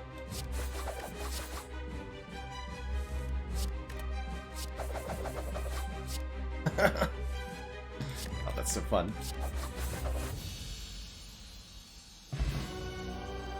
GG, nerd. Got him. Got him. Alright, choose the worst card. Would it be the bullet time? Which does prevent you from drawing cards. The Phantasmal Killer for the double damage, or the 1,000 Cuts for 1 damage to all enemies whenever we play a card. Good luck. You'll also get to, after this, choose my boss relic for me, which could definitely make things interesting. Do, as a reminder, have 4 backflips, 2 acrobatics, corpse explosion, and some other stuff. It's like it's gonna be a bullet time. Can't say I blame ya. You cannot skip the relic, no. Skip is not gonna be a voting option here. It's only gonna be the Runic Dome, no intense but extra energy, the Coffee Dripper, no resting but extra energy, or the Tiny House, the old bunch of stuff, and a chat draft card reward too. Gotta love that small house. So small. So small.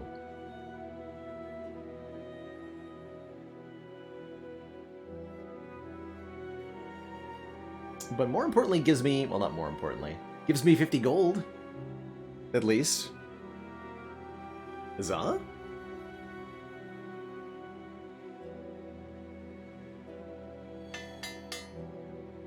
Alright, thanks for the footwork upgrade and the ghost in a jar, nerds.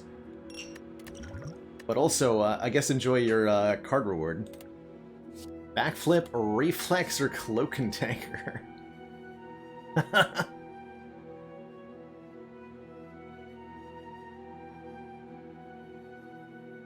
What will it be?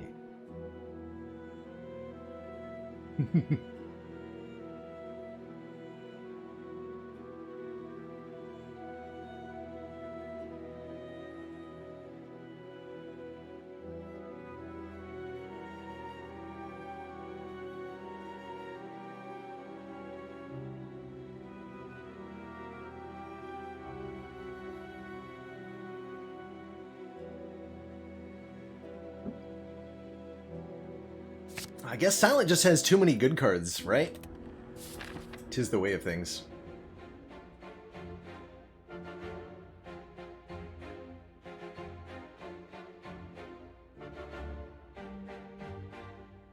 So relics are probably important, right?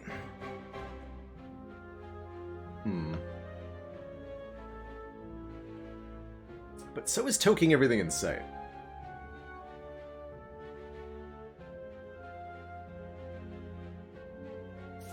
No matter what, it's 3 fights to start out the act. Bit of luck on chat's part there.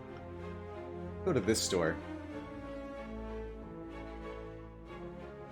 This way. 2 elites? Only 2 fires, though. It's only 3 fires the other way and no elites? Okay, 2 elites is better than no elites. Right? Gotta be. Mods are working on the beta branch, but Slay the Streamer is not. No, Slay the Streamer unfortunately uses some of the fonts that have been updated.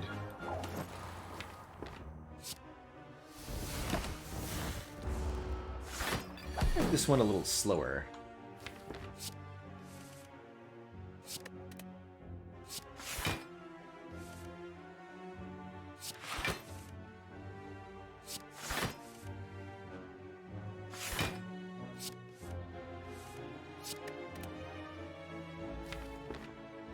So close.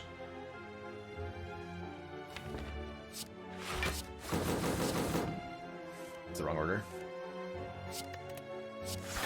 Well, Caliper sure would be good here.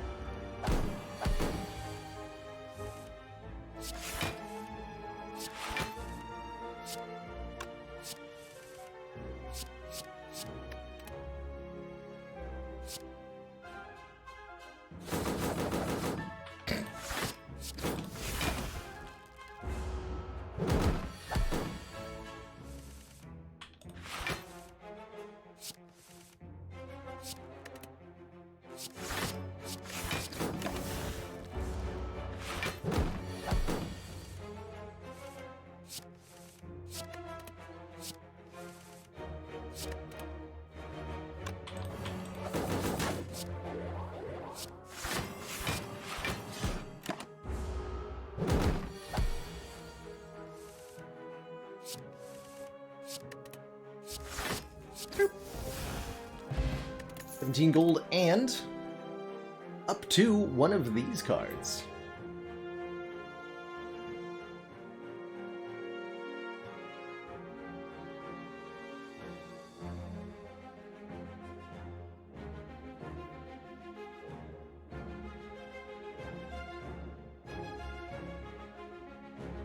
But the real question is, does Slay the Streamer work on the beta branch?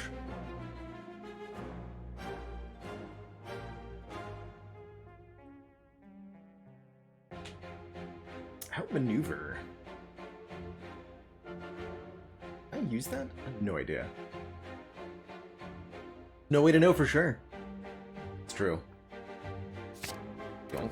Alright, 2 more card rewards at least. But I do get a Bottled Lightning?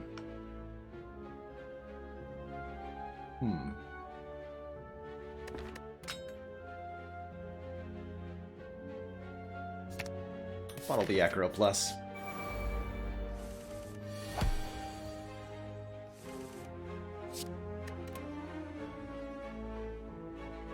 I mostly wish this Corpse Explosion was a little cheaper. It's hard to get in play a lot of the time.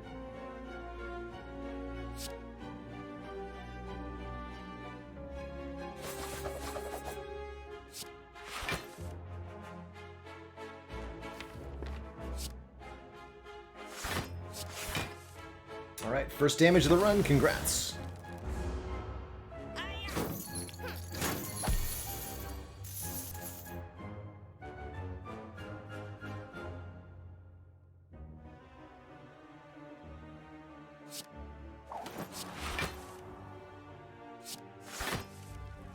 Second damage of the run. Ow.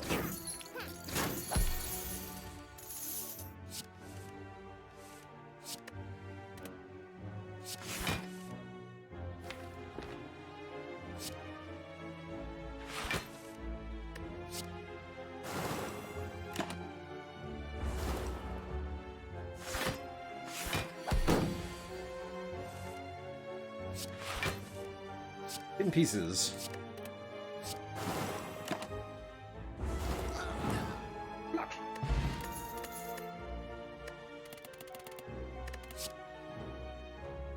This time the outmaneuver says plus on it, or 2 common attacks. 1 dies, 2 dies. Kaboom. Kaboom.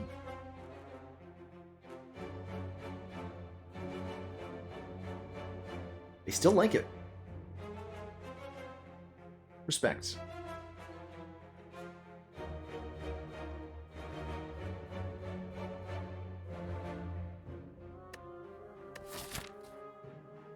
I do want to go 2 elites.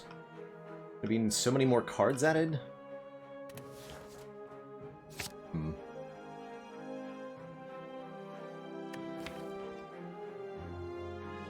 Two epics. Okay. It's get harder and harder to do damage, isn't it? Oh no. Snecko? Dear. That's certainly a thing.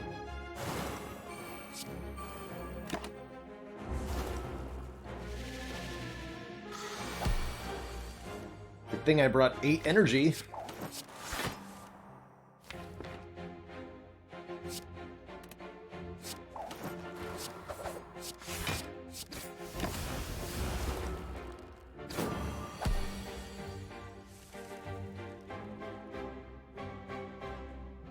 Here. My energy, no!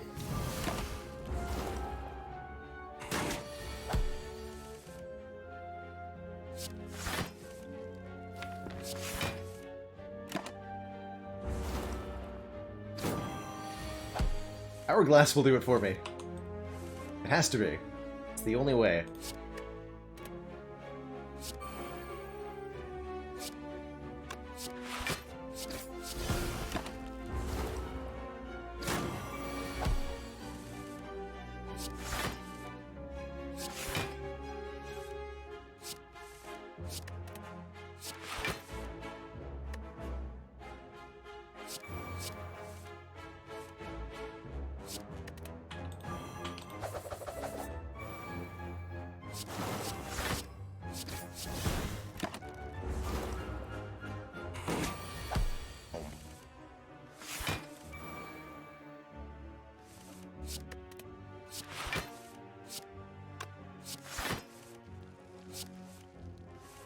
You know what? Real Snecko Eye might actually be pretty good here.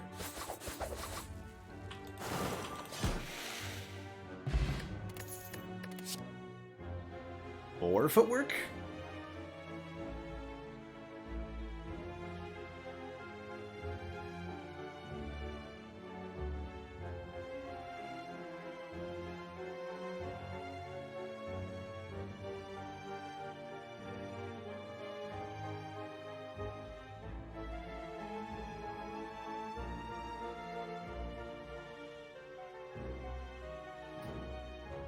Not even buffed accuracy.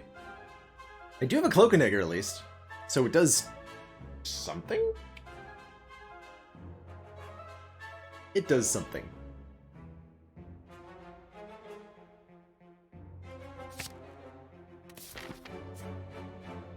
Alright, so let's reconsider one last time. Options. Shop, Toke, Toke, Shop, Toke. Remove 3 cards. Or try to fight elites, maybe actually die. Get relics? I like relics. Maybe actually die is a little bit scary. But that's okay.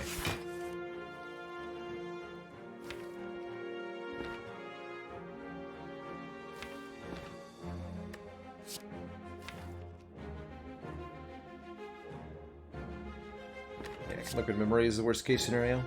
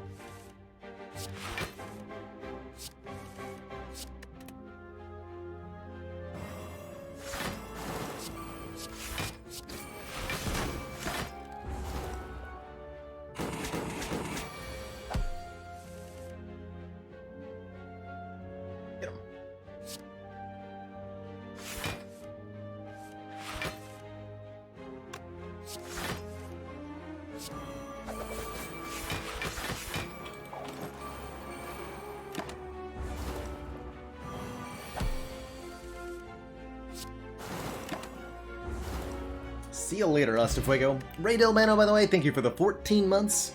The Baker's Dozen. And one of these cards. Calc Gamble, Poison Stab, or a Backflip. Number 5.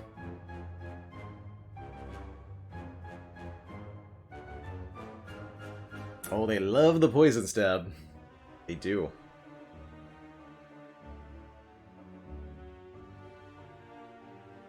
Heaps upon heaps of praise for this Poison Stab.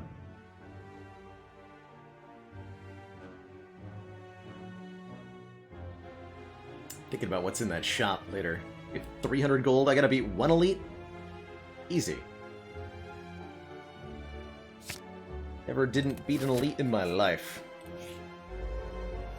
Kagaspage, Axon Johnson, and Maniac in a Mask are all here.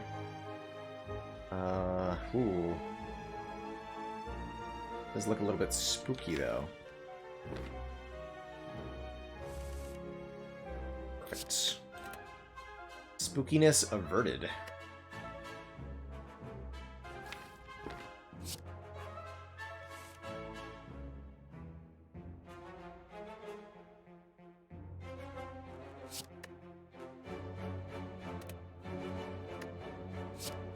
I guess I could have discarded out maneuver too.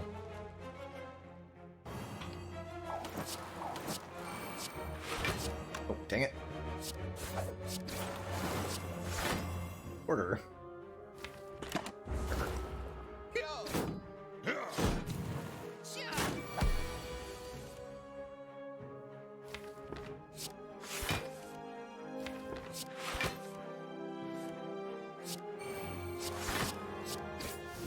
Bonus damage shield.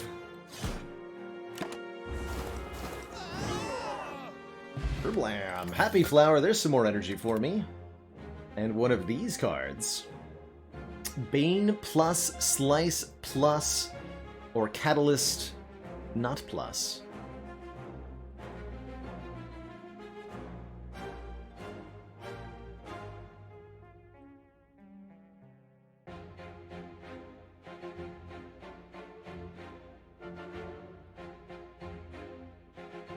Lose. A lot of votes for that Catalyst, actually. I respect that.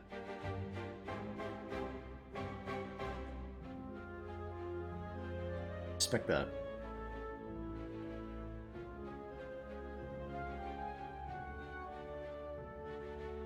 Eight whole damage, though. Cleric! How nice of you. Letting me remove a card? You shouldn't have. You really shouldn't have. Who are we fighting? Oh yeah, check it's choose. Fair enough.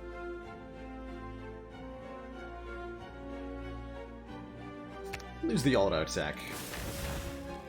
Get a shop which contains a membership card. Heck yes. 50% discount on all products. Don't mind if I do. Probably a removal.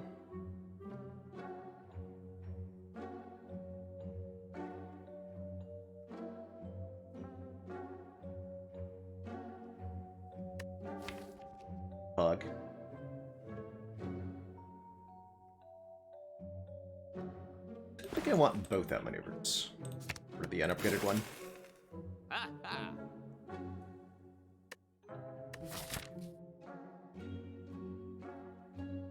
It's 2 events. Really matter what order here?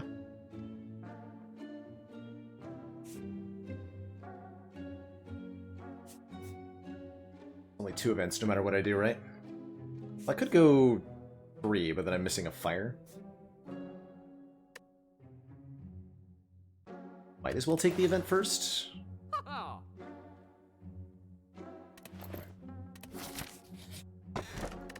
Ooh, Omomori negates curses. That'll maybe do something. As for the boss, who will it be? Why not whale? I've already got the malaise for multi-attacking enemies. And I don't have any way to retain it. Basically the logic there. Plus with 4 backflips, it seems like the block's pretty consistent. The Collector. Those minions.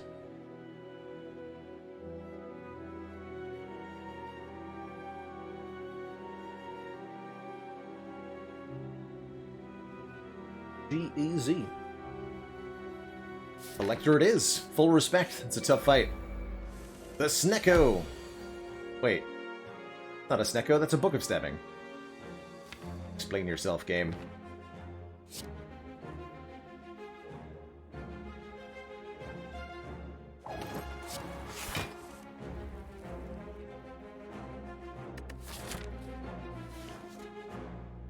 Okay. Do it this way.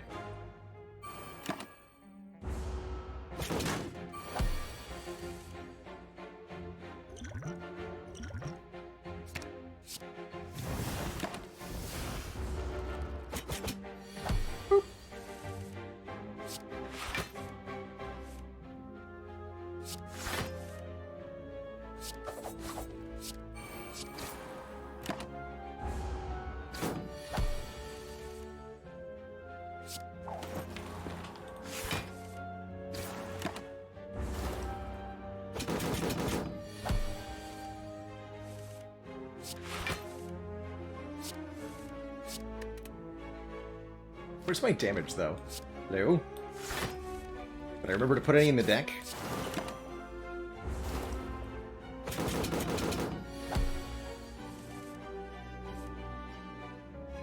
Oh no. My draw order.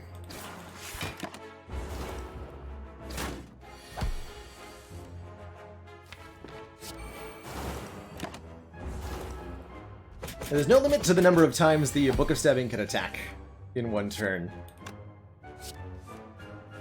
Just goes up by 1 every time the multi-attack occurs. Sky's the limit.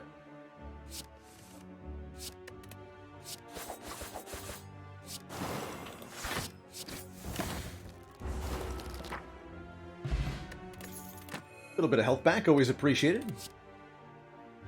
And card options. Poison, Storm of Steel, or Acrobatics.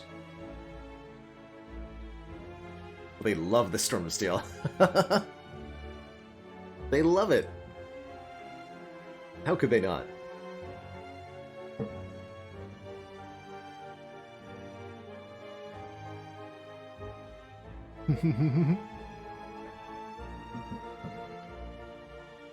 Easiest 2 of my life, they say. Respect.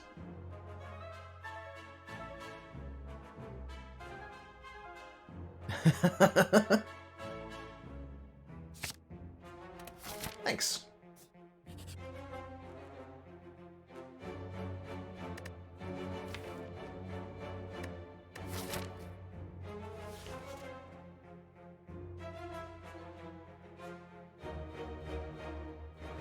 Pretty sure I gotta take this. All 3 options are amazing for me. It does cost me 21 health, but I'm doing it. Nilree's Codex, heck yeah, I choose the cards that the Nilree's adds. It's me. It was me all along.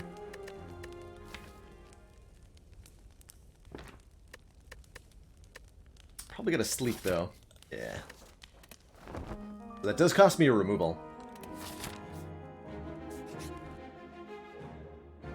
Add 5 bites? No. Not a combat, at least.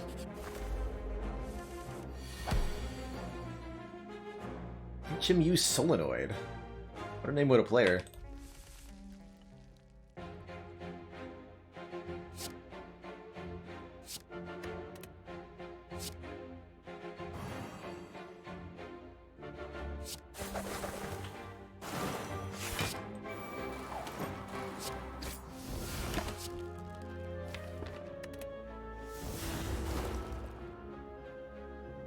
Yeah, there's mechanically no way to,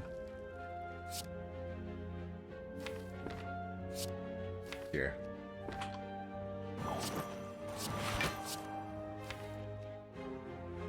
It's fine. Mechanically, no way to get the voting to apply for Nilries, and you really wouldn't want it to anyway.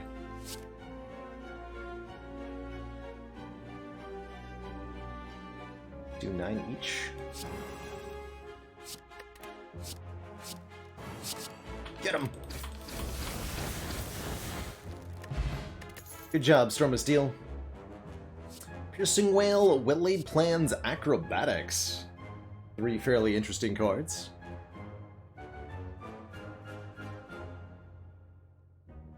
But are they good for chat, or are they good for me?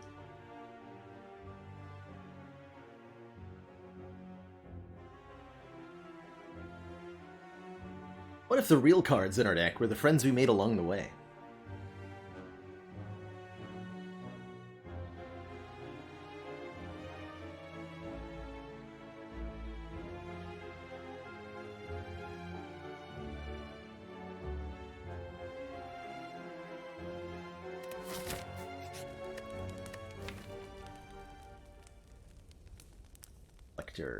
Good Toka card. Actually thinking I want to upgrade the flechettes. It's a big part of my damage. Case in point. Don't open the console, that'd be cheating. Excuse me. Nobody saw that.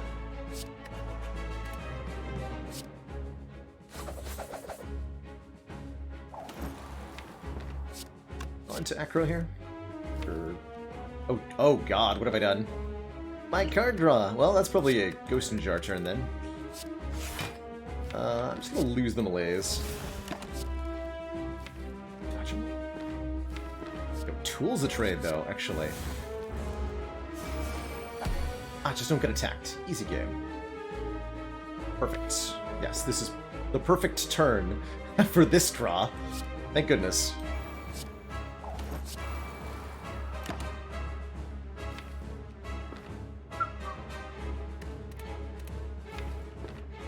Skip for now.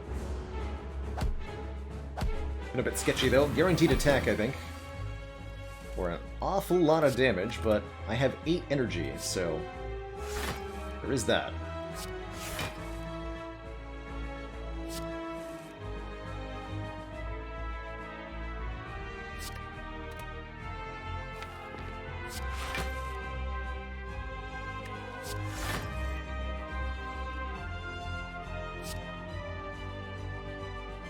Bullet time?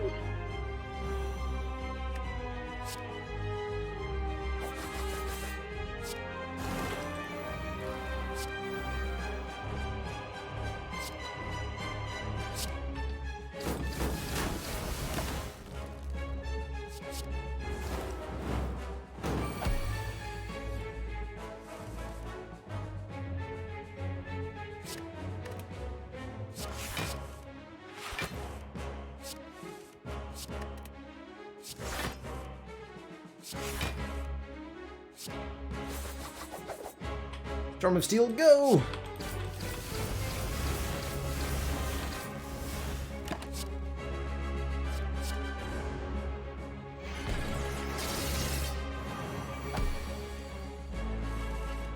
$39 damage.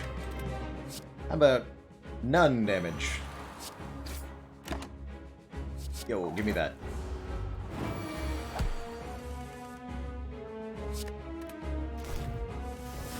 Easiest game I ever played.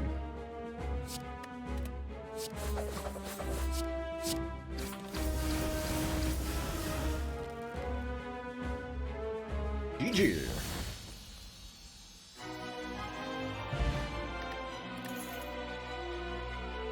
Cool.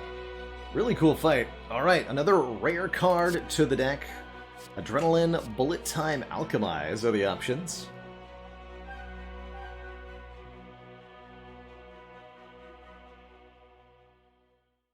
Fair enough.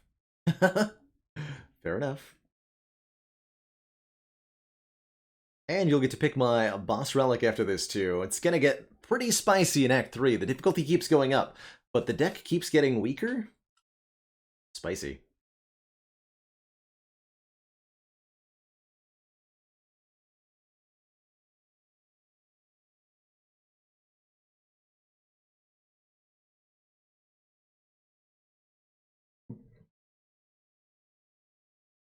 I'm just gonna get orange pellets, just you watch, chat. It's gonna be great. Alright, for the Boost Relics, here are your choices. I'm a little bit nervous about what's in here. No choker, no choker. Ooh, I like these. You have to give me one of them. The Hovering Kite is an energy the first time I discard a card each turn. The Runic Pyramid allows me to retain my hand each turn. Or the Snecko Eye, 2 more cards every turn. But I start each combat confused.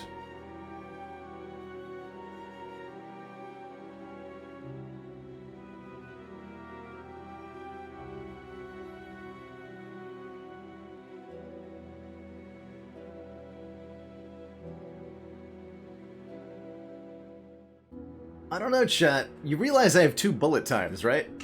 It's gonna be pretty cool. I like where this is headed. Of course, Pyramid I would have also had 2 bullet times. How do you work around that?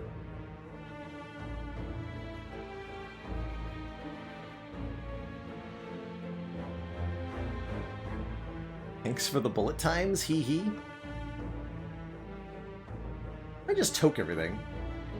Oh, so many combats along that path, though. It's not worth toking at every fire if I'm getting a card at it every fire. That's just gonna make me lose momentum. Yeah, this is the path. 1, 2, 3, 4, 5, 6. Perfect.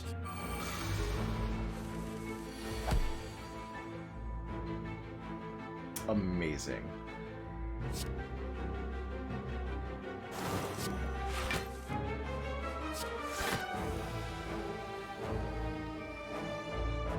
Bullet time your bullet time.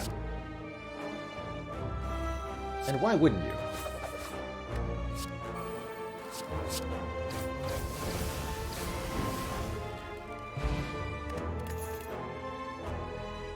Use prepared dagger throw.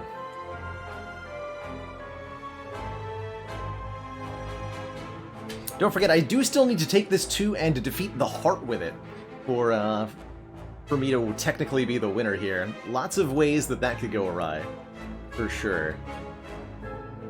Lots of ways that could go awry.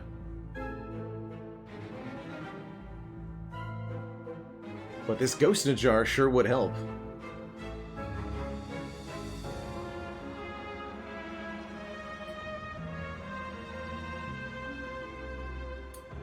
Tight match between the fumes and the prepared.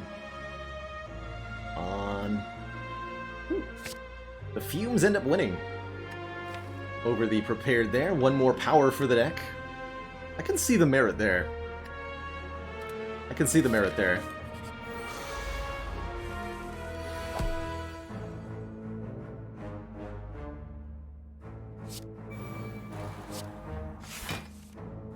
Yo, those free backflips though.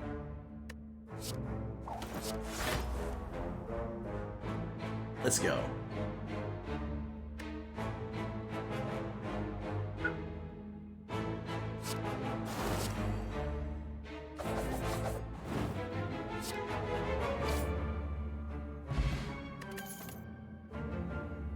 Titian, Cloak, and Skewer.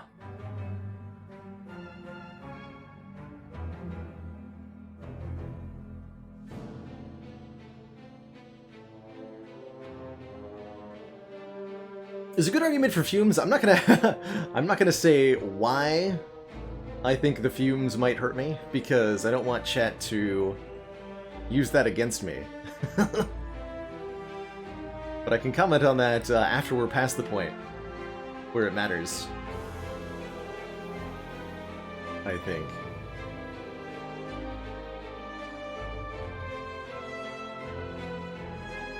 Really even split between the Tactician and the Cloak here. Ends up being the Cloak and Dagger, just barely. Just barely.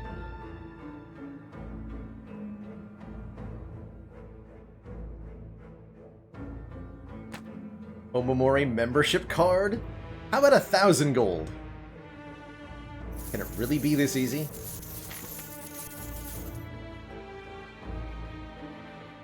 And, oh boy, I can lose a card. Let's lose the Poison Stab. Wow, what a pair of floors. Give me a random shop for the maximum funsies. That's close enough. Remove a card and upgrade a random card. I think a random upgrade. And a removal. I'd like to remove. I like my double bullet times.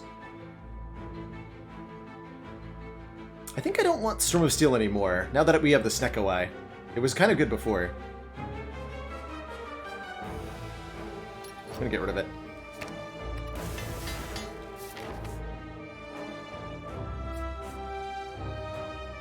And I'll fight the elites. Koro, the Corrugated. Love the way that rolls off the tongue. The Corrugated.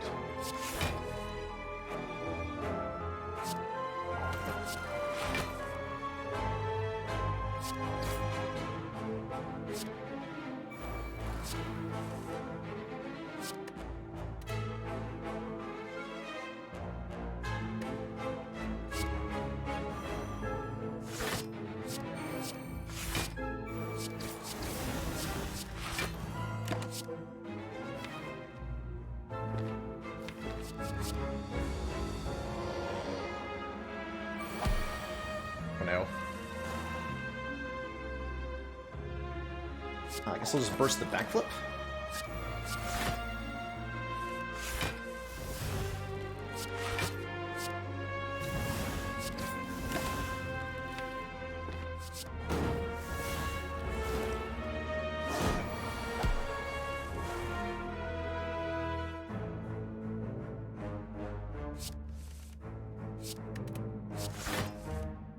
Yikes.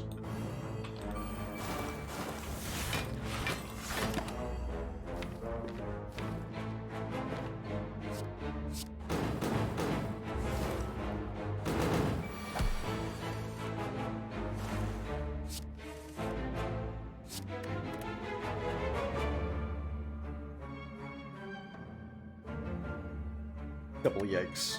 And you're intangible? Triple yikes.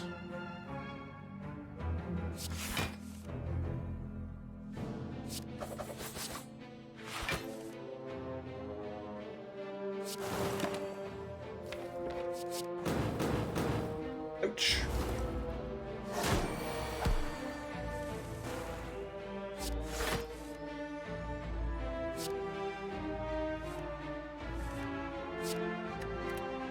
Go.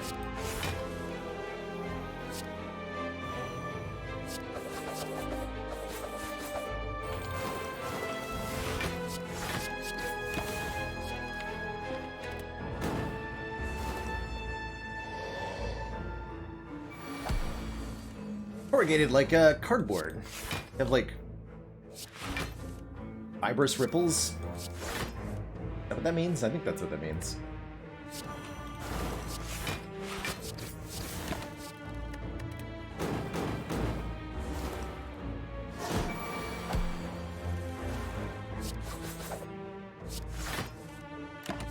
Cool. Get that cardboard out of here. Oh boy, letter opener is here to contribute to my damage output in a big way. How about these cards? Accuracy number 2, a heel hook, or a dash?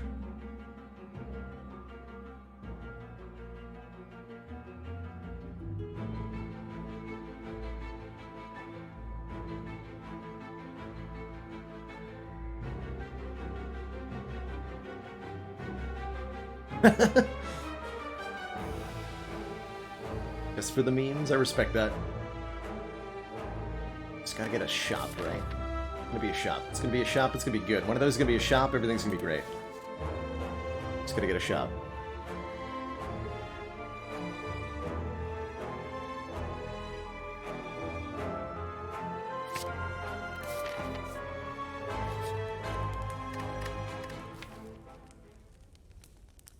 Is it token time? Actually, I think I like the upgrade on the Malaise. For these final few fights. This is not a shop. Oh no, this is not a shop at all. That is upsetting.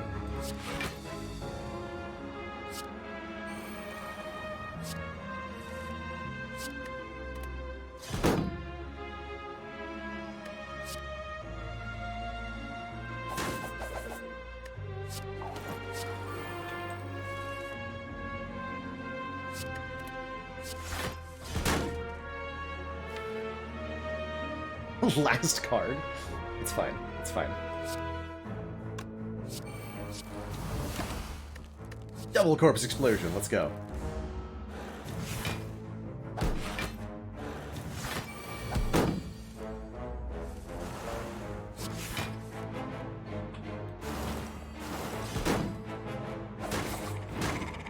Launch. Alright, at least one of these is bad. I feel like I've had so many letter openers in the last couple days. It's an uncommon relic, but we've seen, like, dozens. Literally dozens of letter openers.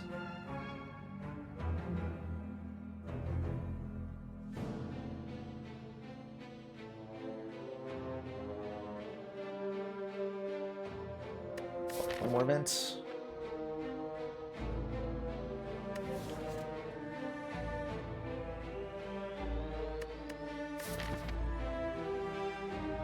Chance at a second store there, but I want the relic.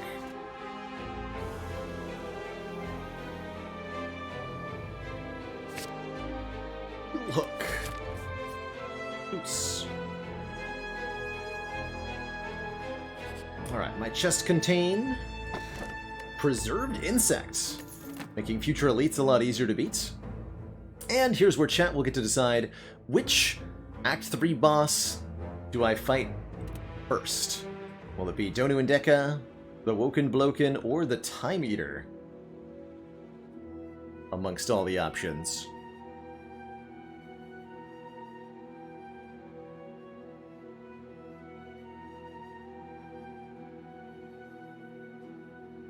Like that Time Eater they do.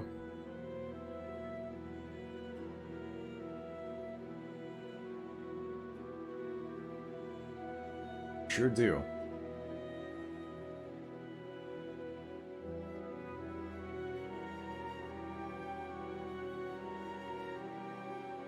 That's fair. I think Time Eater will be fairly difficult here. The fumes that got added earlier and the accuracy, there's a whole bunch of powers in this deck, so I did think that our Awakened One matchup wasn't great. It's only 5 though, not that bad. Not that bad. Chop? Well, I can trade money for a relic, that's kind of like a shop. Here, have some money, Ranwood. Ink bottle, more card draw, perfect.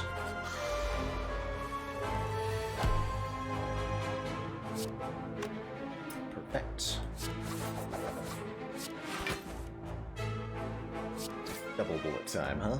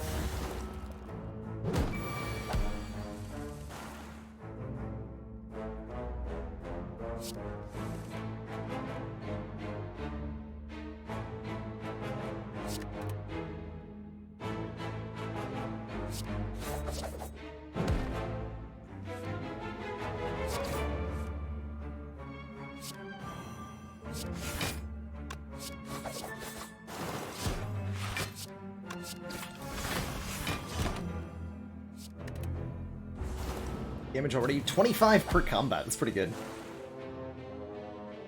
I like it.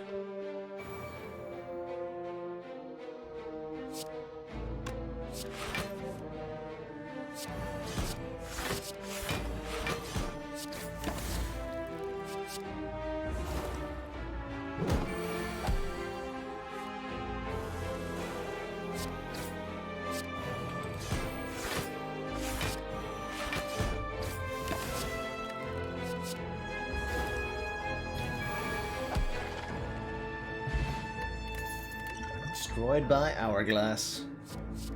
Alright, last card reward before the shop. Quick Slash, Flying Knee, or Deadly Poison Plus. What shall it be? With essentially 2,200 gold, thanks to membership card, going into this store, I'm very excited for what might happen there. One might even say too excited.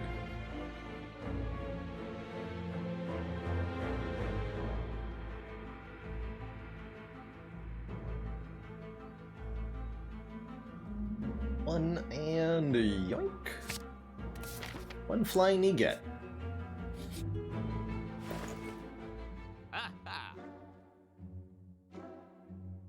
Okay, 2 random attack upgrades. Dash is on sale for 20 gold.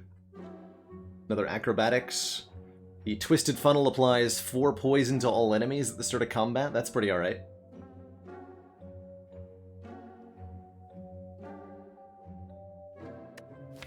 Wouldn't call this amazing. Taxi deck, Flying Knee. Just Flying Knee. Okay, so if I buy the dash and the war paint, or and the whetstone, it's a guaranteed dash upgrade. Scaredy Sharks, thank you so much for the 15 months. Smoke Sense of Superiority still hasn't arrived. Look, no refunds. That's it. Policy, no refunds.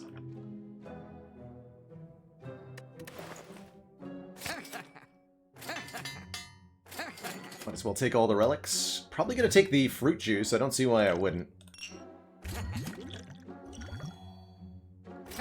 And the speed potion.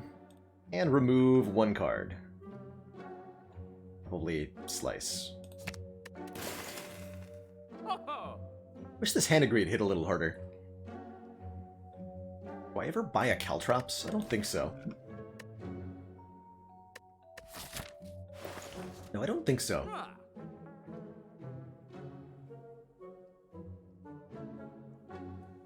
Alright, well, that's about all I'm gonna get. Not too bad.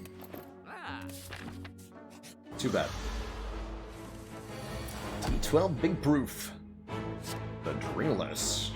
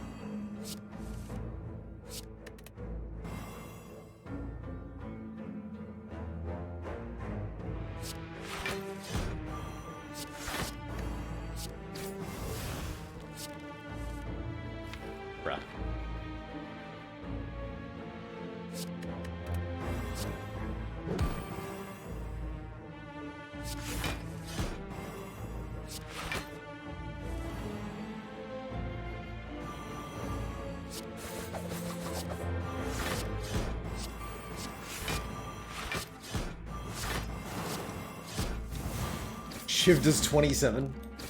Dang. The damage.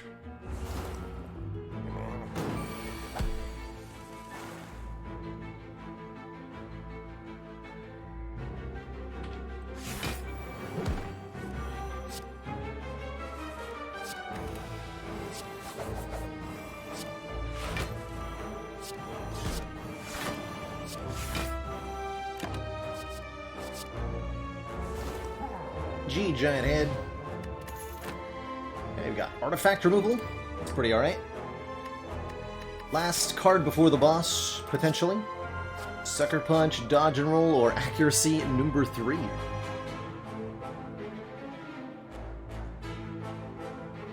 Chat loves their accuracies. And how can I blame them?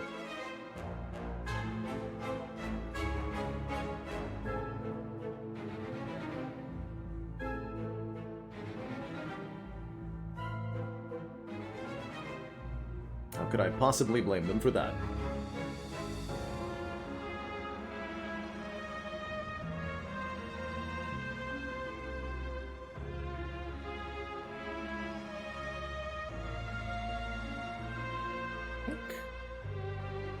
Gotta recall the last fire. Okay, that makes my decision pretty easy. Shop? Yes! The bonus shop. Easy game. Accuracy number 4.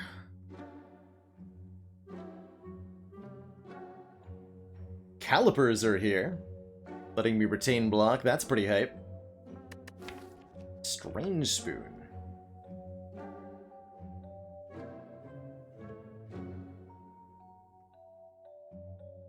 Strange Spoon could make my life a lot easier in the upcoming fights. Definitely gonna take the Calipers. Take the Bronze Scales. I think I will take the Strange Spoon. Mostly for Strange Spoon malaise. Which could shut down Time Eater for me.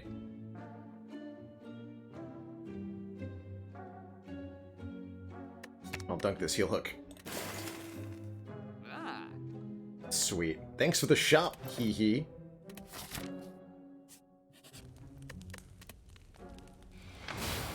Alrighty. Upstart DJ is up first.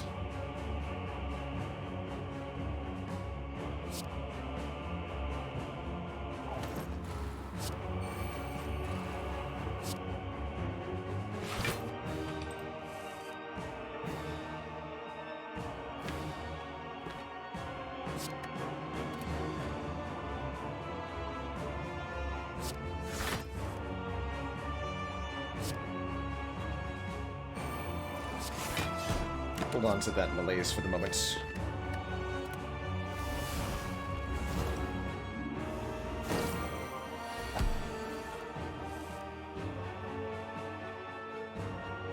Ow. Did do that to myself.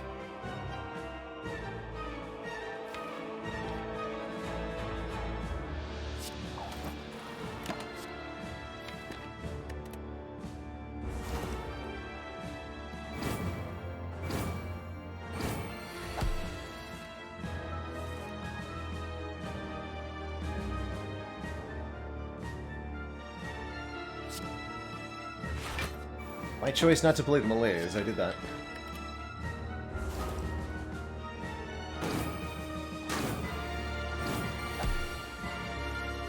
I did this. Crap. No.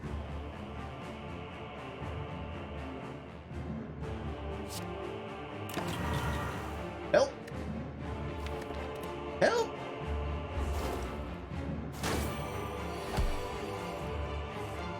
Okay.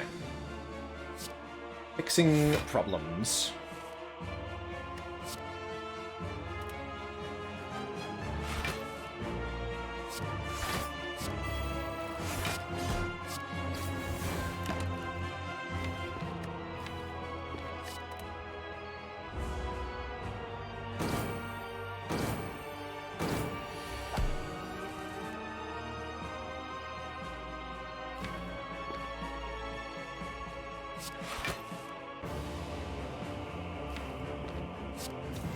Haha!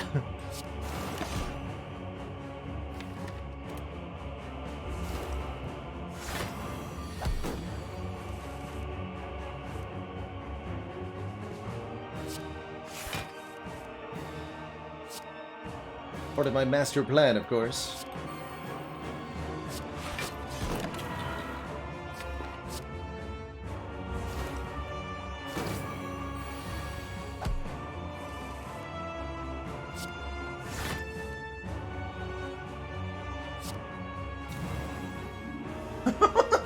Good job, Strange Spoon. Easy game.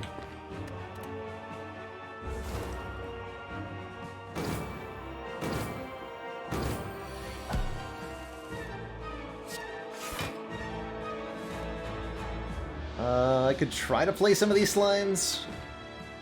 Guess I will. Fair enough.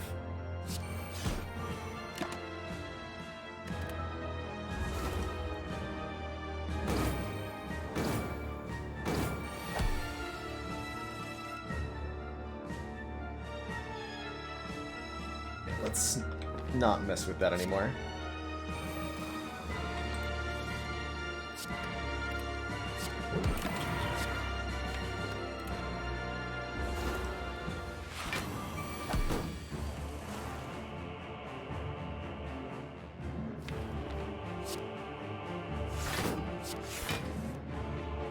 Gotta be really careful with the shivs, too. I don't want to play too many of those.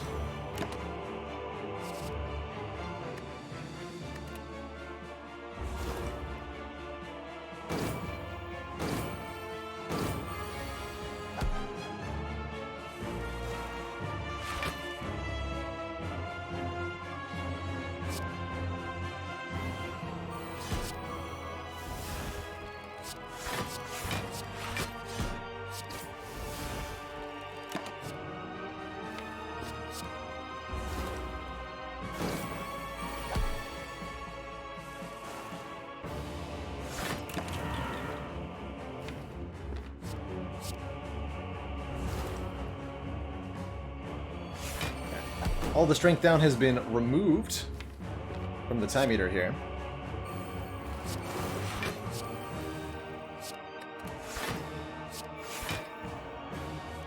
Dang it.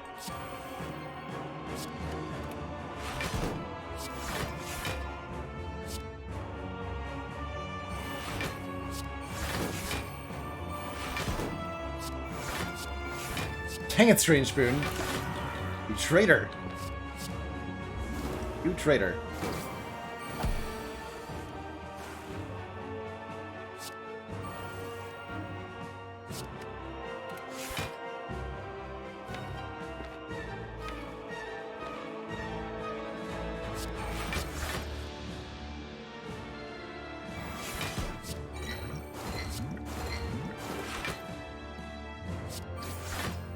Should do some more damage.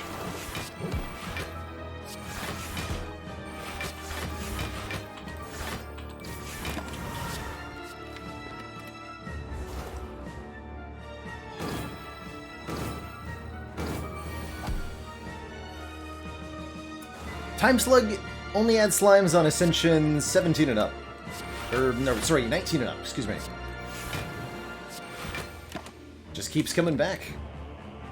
Beautiful. It's beautiful, chat.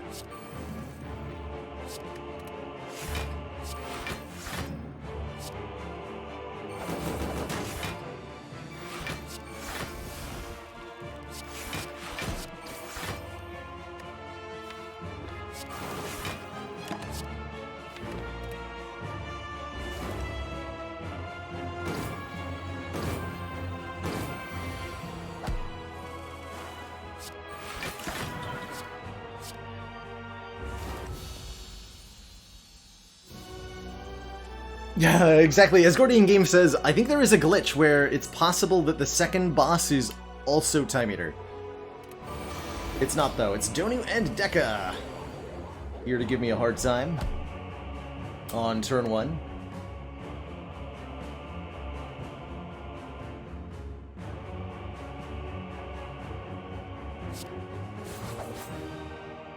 Let's see here.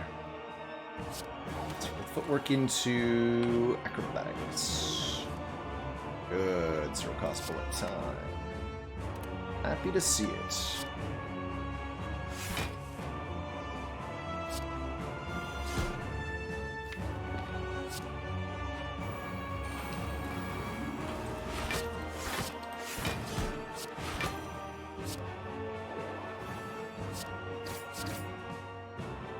Spoon.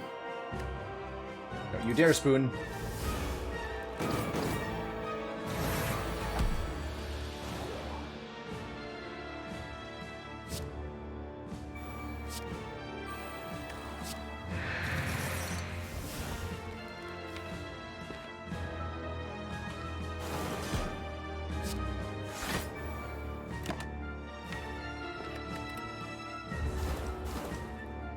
go.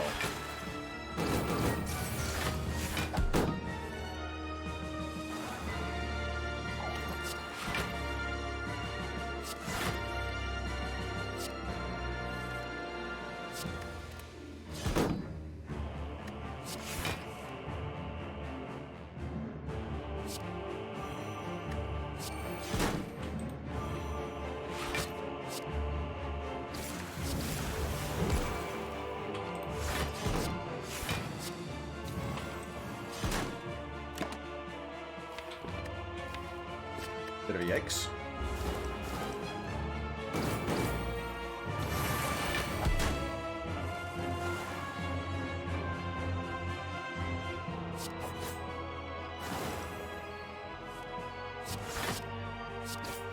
Again? The luck, though. Again!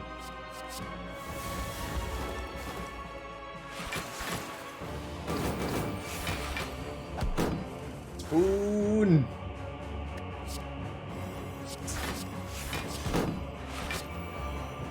Spoon does it again.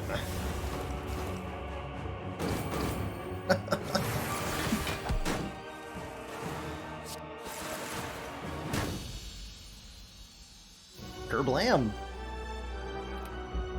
Two thump, a deep pulsing dread can be felt throughout the room. Is this the heart of the Spire, the source of chat's tears? Prepare your bullet times and leap over the heart effortlessly, spending 0 energy.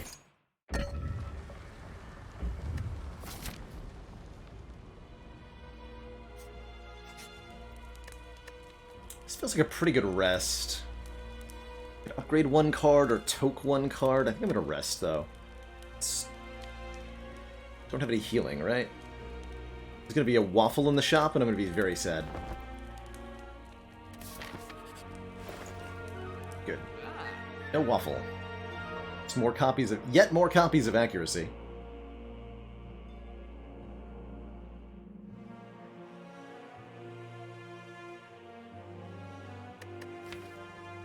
Let's see, 349 gold. I can buy just about everything. Definitely going to take the toolbox for a card on turn 1. Probably going to buy that bomb. Let's see, I can do bomb, warpaint, card remove. Bomb, warpaint, card remove seems pretty good.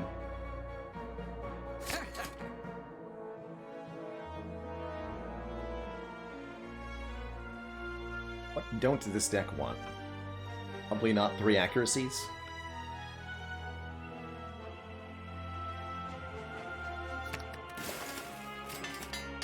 Yeah, the bullet time upgrade's wasted, but the backflip gets upgraded. Relatively weak final shop. Glad we found the 2 earlier. But I did manage to spend all the 2,000 of the money that I had. That's pretty something. The Wiki and Ion Lotus Jr. Good luck to you both. Wow, what a turn 1. Whoa, what is this? Snecko? Snecko, please. Well, I can always secret technique for bullet time, but yikes! Big yikes. And if I get the bullet time plus, I can even backflip first. Although it's only 1 card. I'll take it.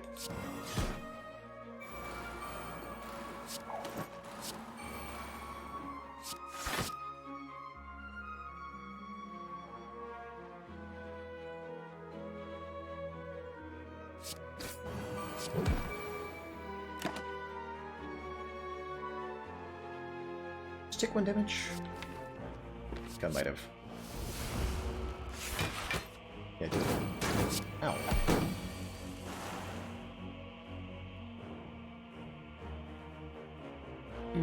Okay. Yikes.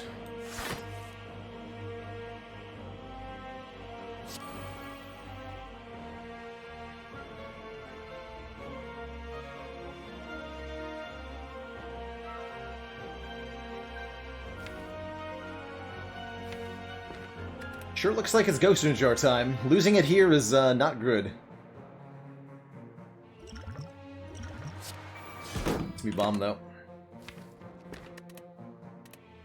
8 accuracy in play? Sure.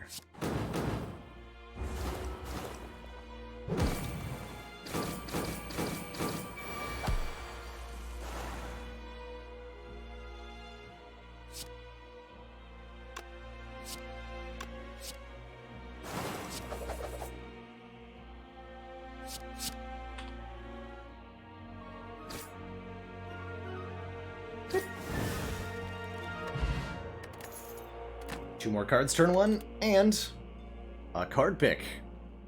Cloak and Dagger, Flying Knee, or Leg Sweep. Base Rune, thank you so much for the 19 months, and the tier 1 sub. One more, till that A20 sub month. Shenanigans. Man, can't believe I'm here at the heart with full health. We did lose that one potion. Maybe the White Bee statue was secretly another potion. Another Ghost in a Jar. It's going to be pretty hard without being able to intangible the 67 damage hit. But there's hope. Where there's Strange Spoon, there's strange hope.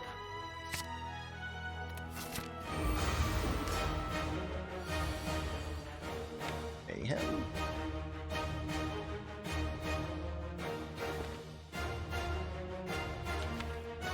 Average card in this deck is...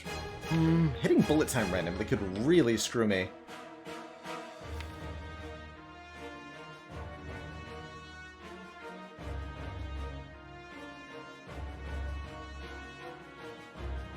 Couple of attacks.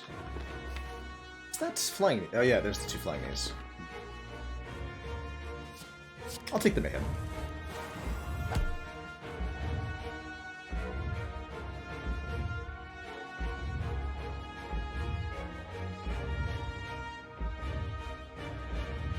And I'm also going to take 1 damage, because if I play anything that draws a card, I'll lose the ink bottle here.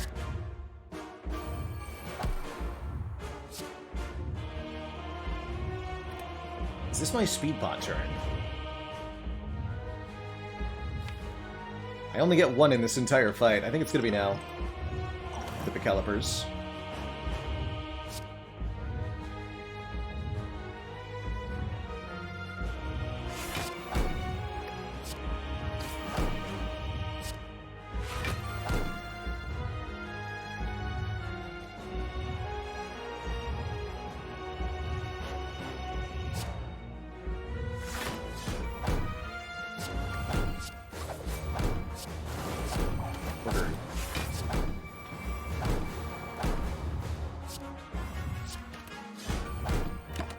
Speed potion either. Could at least get several powers down.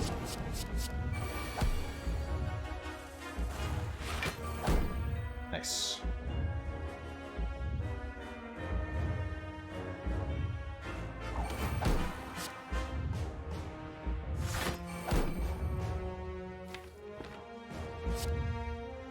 This'll hurt a bit.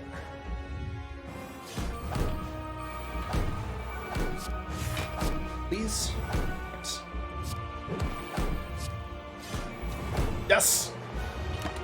Get him, Spoon.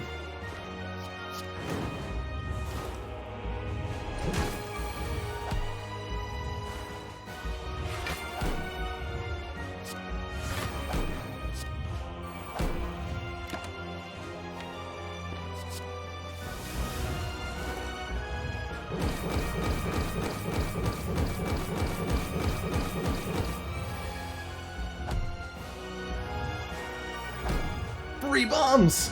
Good job, Mayhem. Who did it?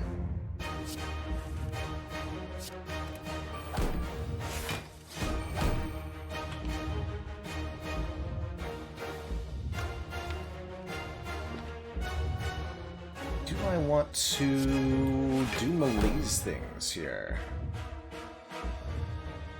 Keep the weaken up. I think so.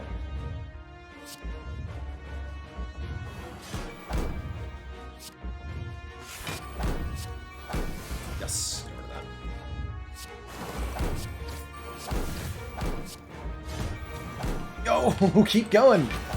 We got it. We got this, Strange Spoon. You and me together. Us against the world. That's how it's gotta be.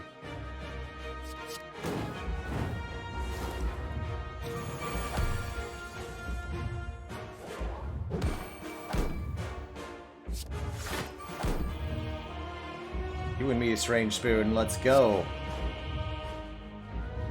Let's go. Burst that malaise.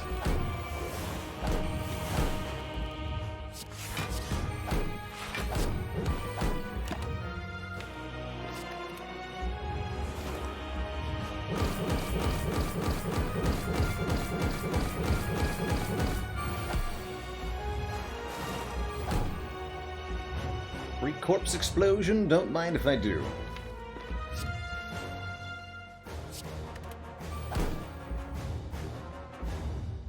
I want to use that yet. The Blur Dash? Yeah, Blur Dash.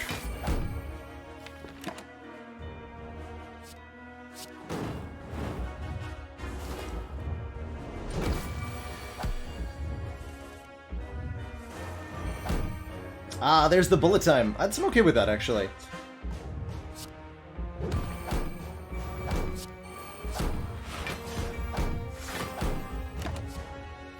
I misplayed my order there.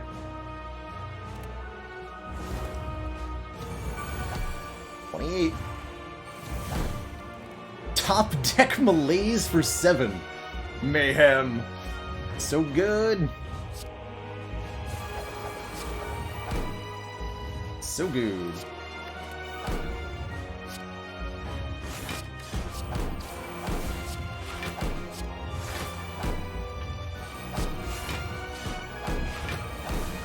Well, Twitch chat, GG.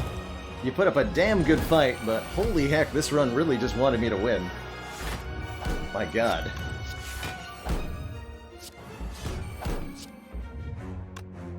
Crazy, crazy run.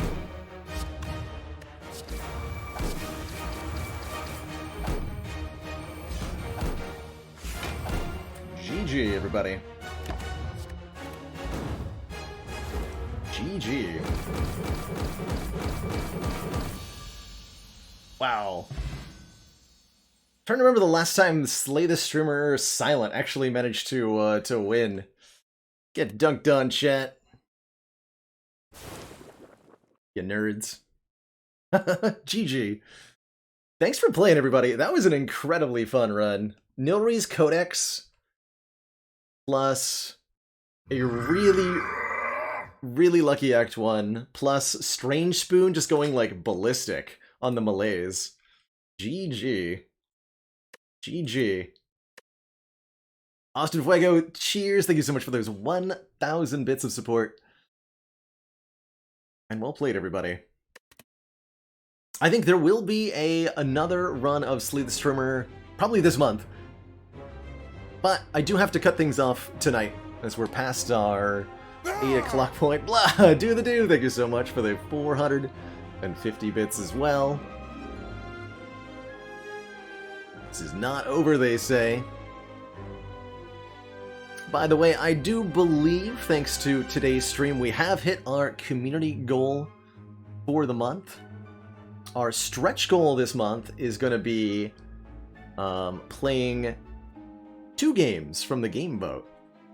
Since it was a very, very close second for Hand of Fate 2, I'll accelerate that and play that this month, or very, very early next month, if we hit the stretch goal that'll be on screen starting tomorrow. So a little bit of something to look forward to there.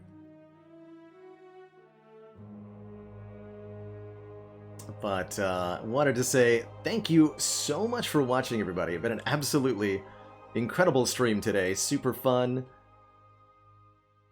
Super good.